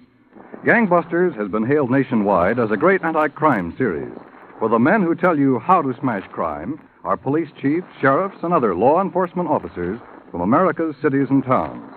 Each Saturday, Gangbusters brings you a new case taken from police files, showing you how a criminal was brought to justice. Often, the police officer who headed the chase narrates the story. Be listening for Gangbusters this evening and every Saturday evening on CBS, The Star's Address. Now, with our star, Edmond O'Brien, we return you to the second act of yours truly, Johnny Dollar.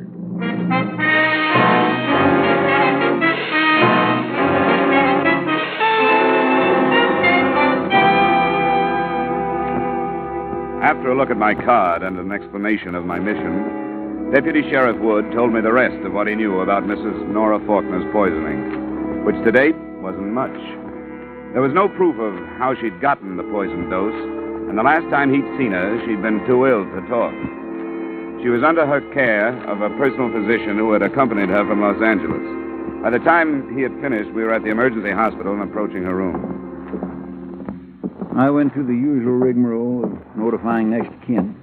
Her husband wasn't in, but somebody said she was his mother and then fainted on the phone. She would. I expect her to be flying in here on her own wings any minute now. Is it?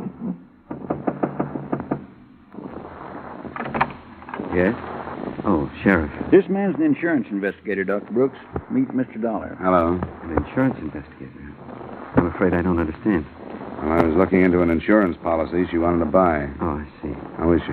Resting as comfortably as can be expected. Has she said anything about the poisoning? Yes, but I'd rather you heard it from her. Won't you come in? Thanks. After you, Sheriff?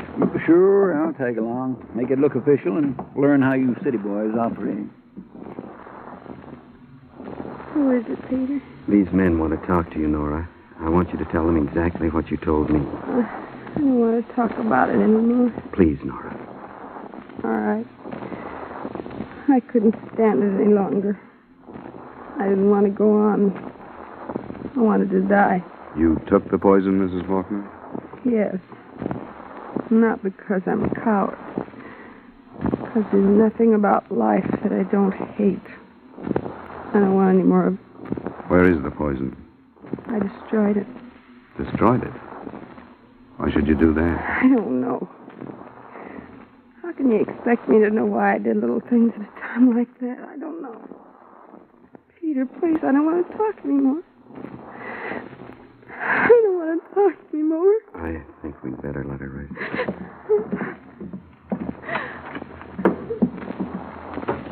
I'm not sure her story rings true. How well do you know her, Doctor? Quite well, Mr. Dollar. She's been my patient for over 2 years. Her life's been very unhappy. You find it hard to believe that the poison was self-administered? Yes, I do. Why would she lie to protect someone who attempted to kill her? I don't know, but suicides don't do things like destroy poison. Or take it when they know room service is on the way up to their room with a meal. That's a downright waste of everybody's time. The waiter did find her, didn't he? I hadn't thought of it. Good Lord. What? The vitamin tonic she was taking. The dose included one before her evening meal. Tablet form, or is it liquid? It's a liquid Hadacol. And the poison could have gotten to her that way. Where is it? Back at the hotel in her room. Do you want it? I think it should be analyzed. I can get it up to the lab in Carson City tonight by plane. All right. I'll show it to you.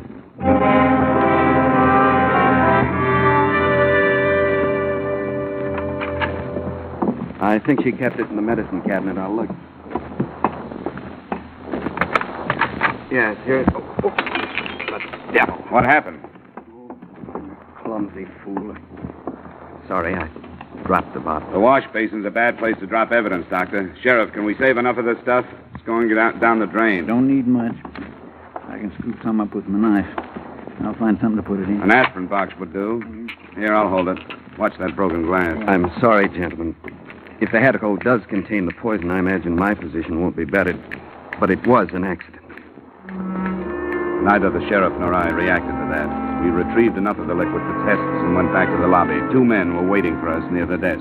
Officer stacking up, Woody. Well, got a real civilized mystery on our hands, Nev.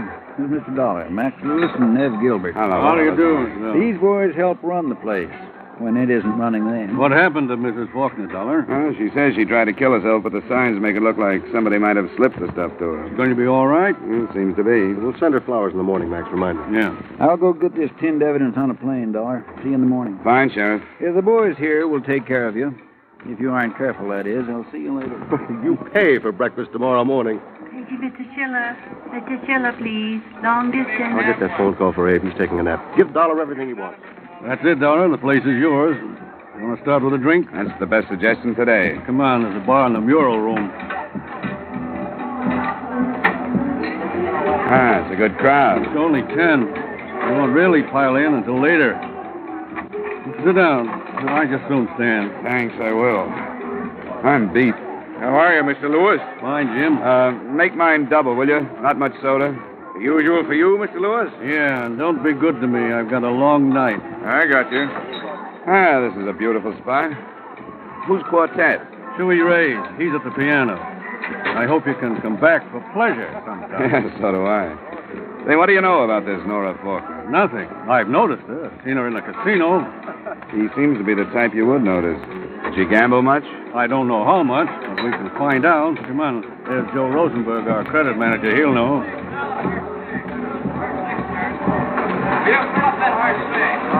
Hi, Max. This is Mr. Dollar, Joe. He's here looking into this Nora Faulkner business. He wants to know how much she gambled. Oh, sure. I looked at her card right after I heard what happened. She signed to get a $500 check cash, so that's all she got. What do you mean, signed for it, Joe? That's our deal here. You put down what you think you're going to need, and that's all you can get. We don't want our customers getting hurt. Take you, for example. You come in cold, sober, and cash a check for $200. Then, a few hours later, with a flock under your belt and the $200 gone, you come back to me and say you got to have another $200 because you're going to break the joint. But you don't get it because we want you to wake up just hungover, not bankrupt. And all she had was $500. Right. She's been here 3 days. She didn't look like she'd get into trouble over an amount like that. I guess not. But she was in trouble. That's the safest bet in the place.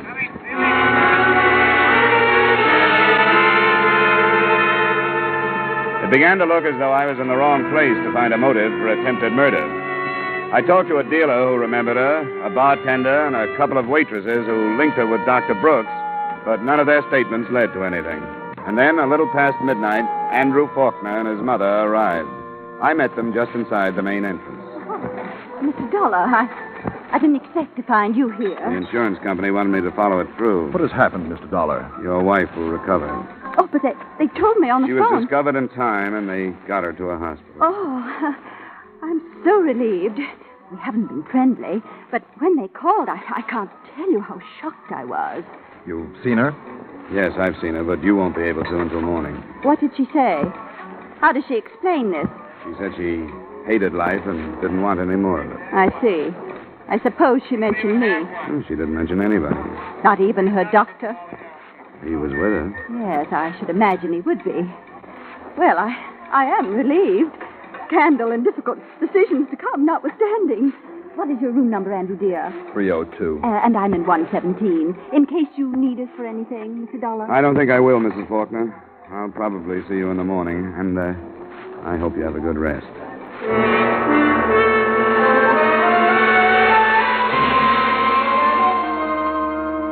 It was 2 a.m. when I went to my room. In spite of a number of Ryan sodas and an exhausting day, I took a shower and some deep inhalations of desert air before I began to unbend. I propped myself up in bed with a magazine and was almost asleep when my phone rang. Johnny Dollar. The long arm of justice, Dollar. Oh, yeah, Sheriff. I'm back at the hospital. There's been more trouble. The Faulkner girl's been shot. Shot? Is she alive? Not quite half alive, I'd say. They're trying to bring her around now. I'll see if we can get a statement. I want you to come over. Sure, I'll be right there.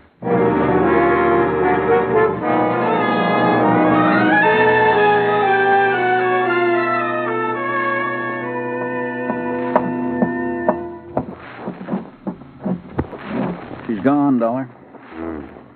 Is that all? She was conscious for a minute or so. She named her husband. How did it happen? It wouldn't have if it wasn't for that personal physician of hers. He'd been in the hospital room tonight. The light was on. He went out to get some coffee, he says, and the husband came in. Where's Dr. Brooks now? In her room. Might as well hear what he has to say. Faulkner went through the window there, getting out. Bad night, Doctor. Yes, bad night. Sheriff would tell you. I want for him to hear it from you. He wants the insurance angle. All I want's to kill him. Well, he'd threatened to kill her and said nobody'd suspect him because he loved her. And she wanted insurance to set up a motive. She hoped to frighten him, to make him think that people would suspect that he killed her for that. Why didn't you tell us these things? I didn't know. She told me the truth after I'd come back from the hotel. I told her you were sending the hedicle to the laboratory. She said she didn't want to press, that it wasn't his fault, that his mother had driven him to it, that she wanted to give him another chance. And he had that chance. How did he arrange it? I saw him in the morning in Los Angeles. He'd have to be here. She said he was for a short time, in the afternoon. Then he flew back. A detective had found out that I was here with her. And that was Mother's work, too. He evidently arranged the poison when she refused to go home with him. He was deranged, a war casualty. Nora was terrified of him, but still she defended him. She's dead because she had a blind hope that the poison attempt would do something to him, that he'd get better and understand what his mother was... I'm sorry, gentlemen.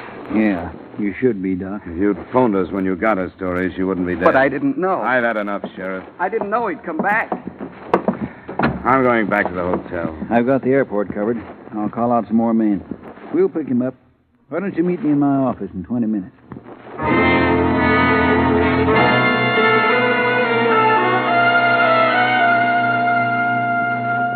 This kind of thing I'll leave to you outsiders. We haven't had much experience with this stuff. Did you talk to the mother? Yeah, I talked to her. She admitted a lot of lies. She wanted to get the girl away from her son, but couldn't understand how he could have done this. Well, how do we find him? We sit here and wait. Las Vegas is a bad place to get away from. There's one highway in and one highway out, and I've got roadblocks on both. No other roads? Oh, there's some roads. But this is the desert. He can try 'em, but he'll find out that roads are like everything else on the desert. They go so far, and then they get tired and stop because they ain't getting any place. And we wait for a radio report. It might take some time, but it'll come. A lot of things to fight out here. Outside of town, couldn't get a drink for $1,000. It's so dry. One old-timer they tell about got hit by a drop of water, and they had to pour a bucket full of sand in his face to bring him to. What time is it? 7:30 a.m. Even today, that sun's going to be hot enough to fry a steak. If he don't come back, it'll be because he can't make it. Oh, come on, stop it, will you? You know, they tell about a coyote chasing a jackrabbit. The coyote was starving to death, and the jackrabbit knew it, but it was so hot they were both walking. Sure. Why, by noon, this killer of yours will be willing to crawl into the electric chair to cool off. I didn't believe him until just afternoon. Then the report was not by way of radio. We got a phone call from a railroad section house southwest of town. A stranger fitting our description had been seen.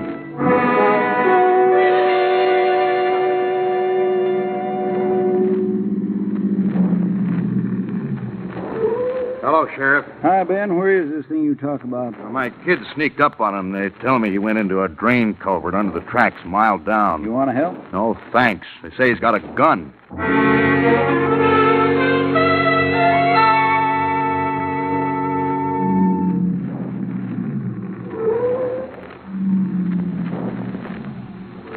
Nope, that's it. Couple of you men cover the other side of the tracks. Okay, ready. Now, that first wash feeds into the culvert. We'll stay next to the embankment.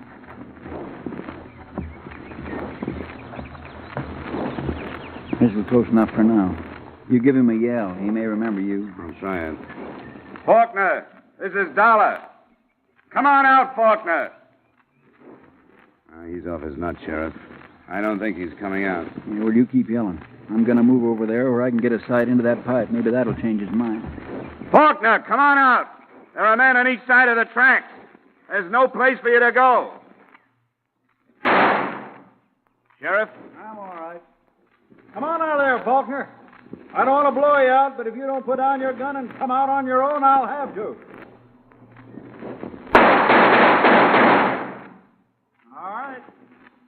Okay, boys, stand clear on the other side of the track.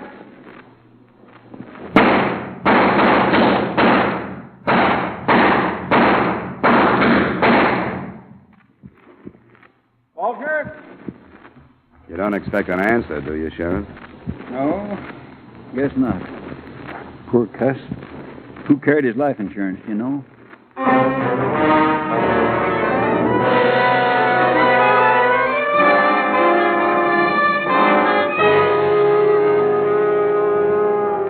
Expense account item 5, miscellaneous, $200. Item 6, same as item 1, transportation back to Hartford. Expense account total, $1,120.40. Remarks?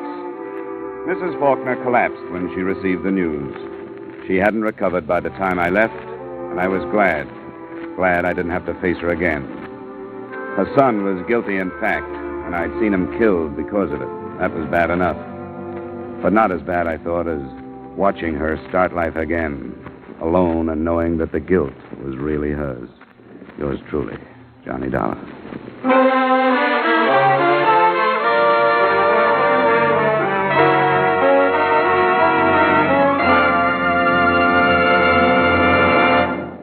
Yours truly, Johnny Dollar, stars Edmond O'Brien in the title role and is written by Gil Dowd with music by Wilbur Hatch. Edmond O'Brien's latest picture is the Paramount Pictures production Warpath. Featured in tonight's cast were Parley Bear, Jeanette Nolan, Herb Butterfield, Lee Patrick, John Daner, Tim Graham, Virginia Gregg, Wilms Herbert, Victor Perrin, and Clayton Post. Yours truly, Johnny Dollar, is produced and directed by Jaime Del Valle. This is Dan Coverly inviting you to join us next week at this time when we will again bring you Edmond O'Brien as... Yours truly, Johnny Dollar.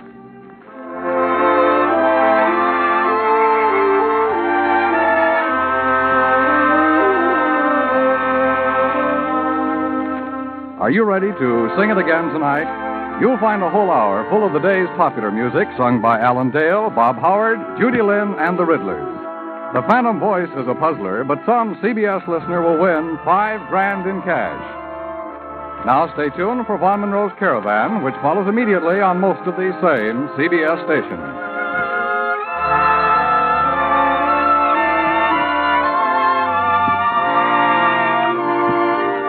This is CBS, where you laugh with Lucille Ball and my favorite husband on Saturday nights, the Columbia Broadcasting System.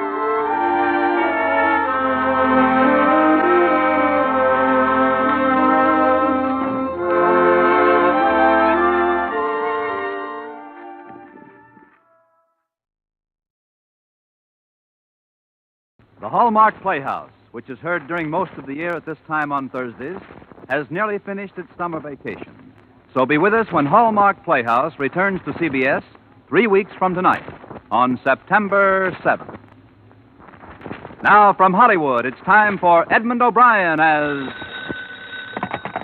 Johnny Dollar. Mickey McQueen, Johnny. How are you? Oh, Mickey, I tried to phone you a couple of times. I never reached you. I'm out a lot these days, Johnny. Hey, I heard about your protection of Sergeant, Mickey. Nice going. Well, it isn't good. They're taking my beat away from me, putting me behind a desk. I've got to talk to a friend about it. Will you be home tonight? You really sound worried, Mickey. What is it? Oh, nothing yet, Johnny, but there'll be murder before it's finished. My mind's made up. I want to talk to you about it. Well, sure, Mickey. I'll be here any time you want to come up.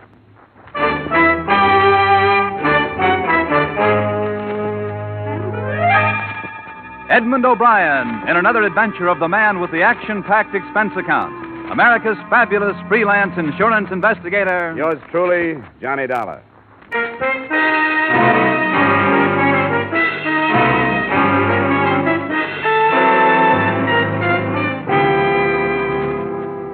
Expense account submitted by Special Investigator Johnny Dollar, to whom it may concern, Hartford Police Headquarters, Hartford, Connecticut. I don't expect you to honor this statement, but since the reports to my regular employers go in on these forms, the following is an accounting of my expenditures during my personal investigation of the Mickey McQueen matter.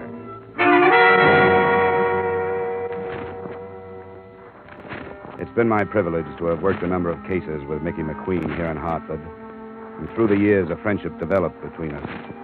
So when he phoned Tuesday night to say he wanted to talk to me, I was glad to ask him over. But when it got to be 1:30 in the morning and he still hadn't arrived, I wasn't so glad. He arrived at 2. I'm sorry I'm late, Johnny. Yeah. Ah, what held you up? I was about to drop off. I had to think, Johnny. Ah, you're in uniform, Mickey. What about your beat? My beat? My beat won't miss me. After 20 years of walking it from dark to dawn, checking its doors and passing the time of night with its people, drunk and sober. Yeah. Oh, is it too late for a drink, Mick? I got your brand, some Irish. Yes, that was good of you. I've been a good policeman, Johnny. I can say that without sounding like I'm stuck on myself, can't I now? Well, I've never heard anybody say anything else, Mickey. And I've got more friends to my credit than I have arrests. But I've got a quiet beat. Well, I think there are quieter beats in town. Maybe you're lucky. Here's to it. All right. But be careful what it is. There's murder being done and planned right this minute, Johnny. Them that could stop it don't have the heart right or wrong. What are you talking about, Mickey? I know what I'm talking about. Are you feeling all right? Feeling all right? I'm as healthy as I was yesterday, ain't I now? I didn't see you yesterday. If they're taking my job, putting me behind a desk, a degrading end for a man that's been active for 20 years. After 20 years on your feet, you should take a rest.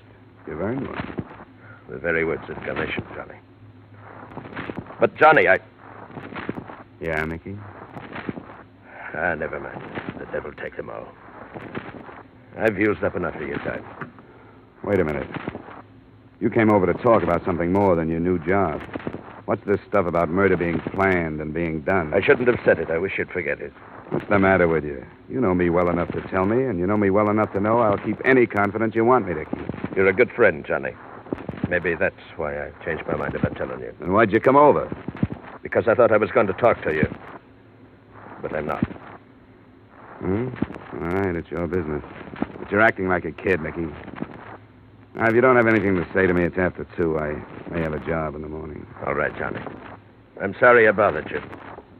I'll say goodnight.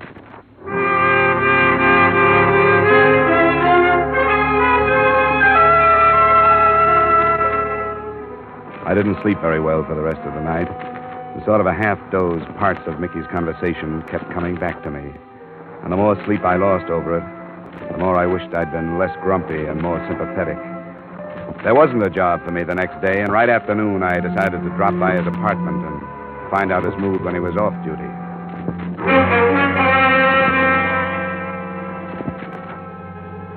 Mickey's apartment occupied the ground floor of a house not far from mine. I could hear a woman crying somewhere inside. I smelled domestic trouble, but I pushed the buzzer anyway. Hey, you Yeah, I'm Johnny Dollar, friend of Mr. McQueen. Oh, yes. Johnny Dollar. He said to phone you if I ever needed. Is he home? In there. She pointed in the direction of a door smaller than the outside door, the door to either a bathroom or a closet. It was a closet. The clothes were bunched at one end of the rod, and from the other, still in uniform, his own polished leather belt drawn tightly around his neck, hung Mickey McQueen.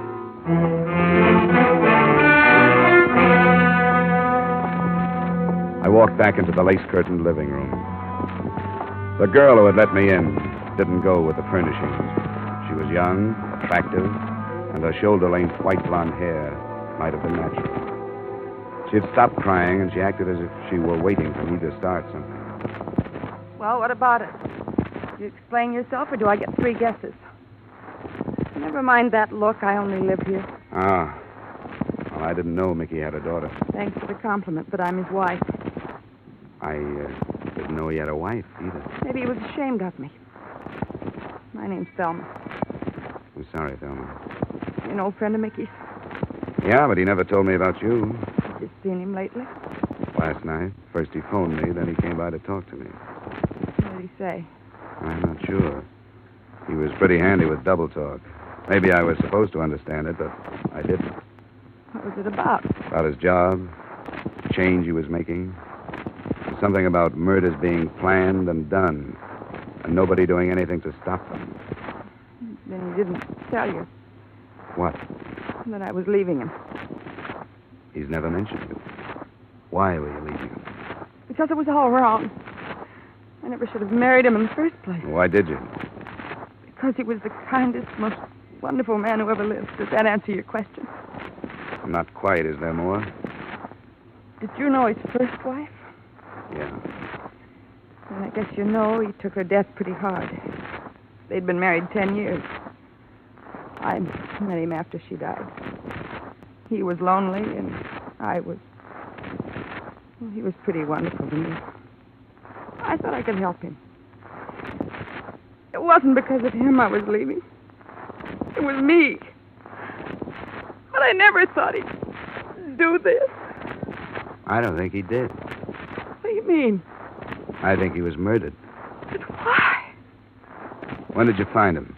I came home about a half an hour before you got here. You phoned the police? No, not yet. I didn't know what to do. Well, where had you been? I told you I was leaving him. I've been living in a hotel. Does it matter? Why'd you come back? To get some things I'd left. Why are you asking me these things? When it's murder, there's bound to be a lot of questions. I don't think it was. Everybody loved him. He didn't have an enemy in the world. Why would anybody want to kill a man like Mickey McQueen?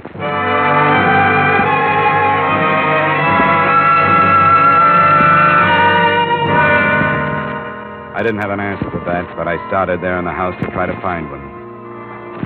If it was murder by hanging, I knew it couldn't have been committed without a fight. But a half-hour search didn't uncover any traces of a struggle. I phoned in a report and left Thelma and the apartment.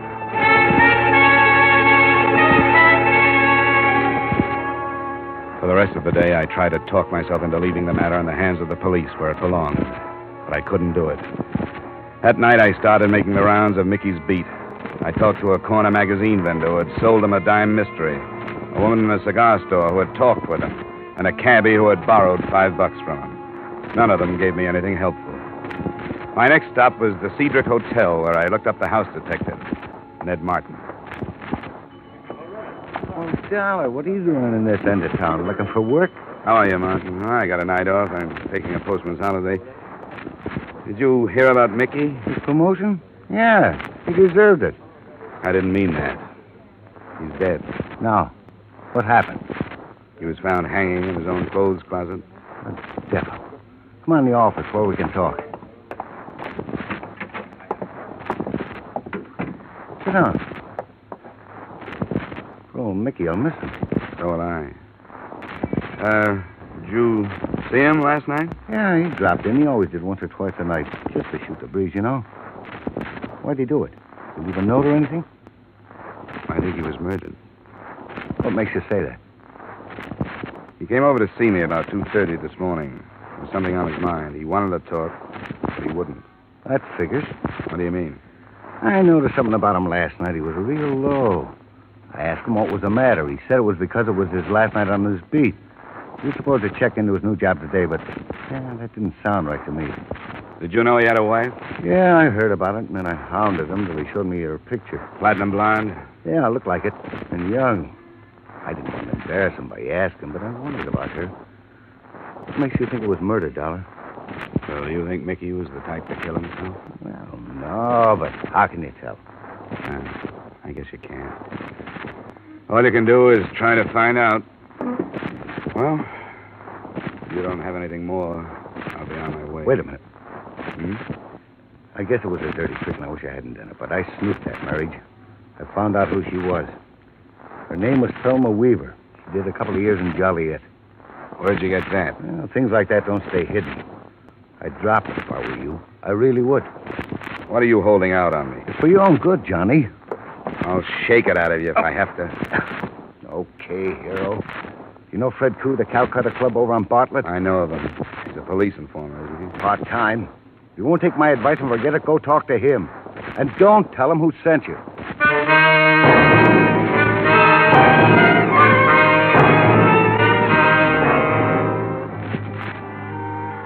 Fred Koo, as the department knows, is half Oriental. The day coroner's joint to Calcutta is Indian because he can get the effect with no more expensive decoration than reed matting and coconut husks. The place was small and was jammed when I got there by a crowd that was largely male.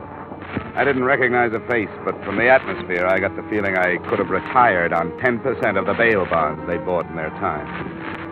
I found Fred Koo leaning against a potted palm. What do you want? I want to talk to you about Mickey McQueen. Do you have an office? You a cop, too? Only a private one. I was a friend of Mickey's. Oh, sure. Roy. Yes? I'm in my office for a little while. If there's any trouble, you buzz me. What is it? Come on, this way.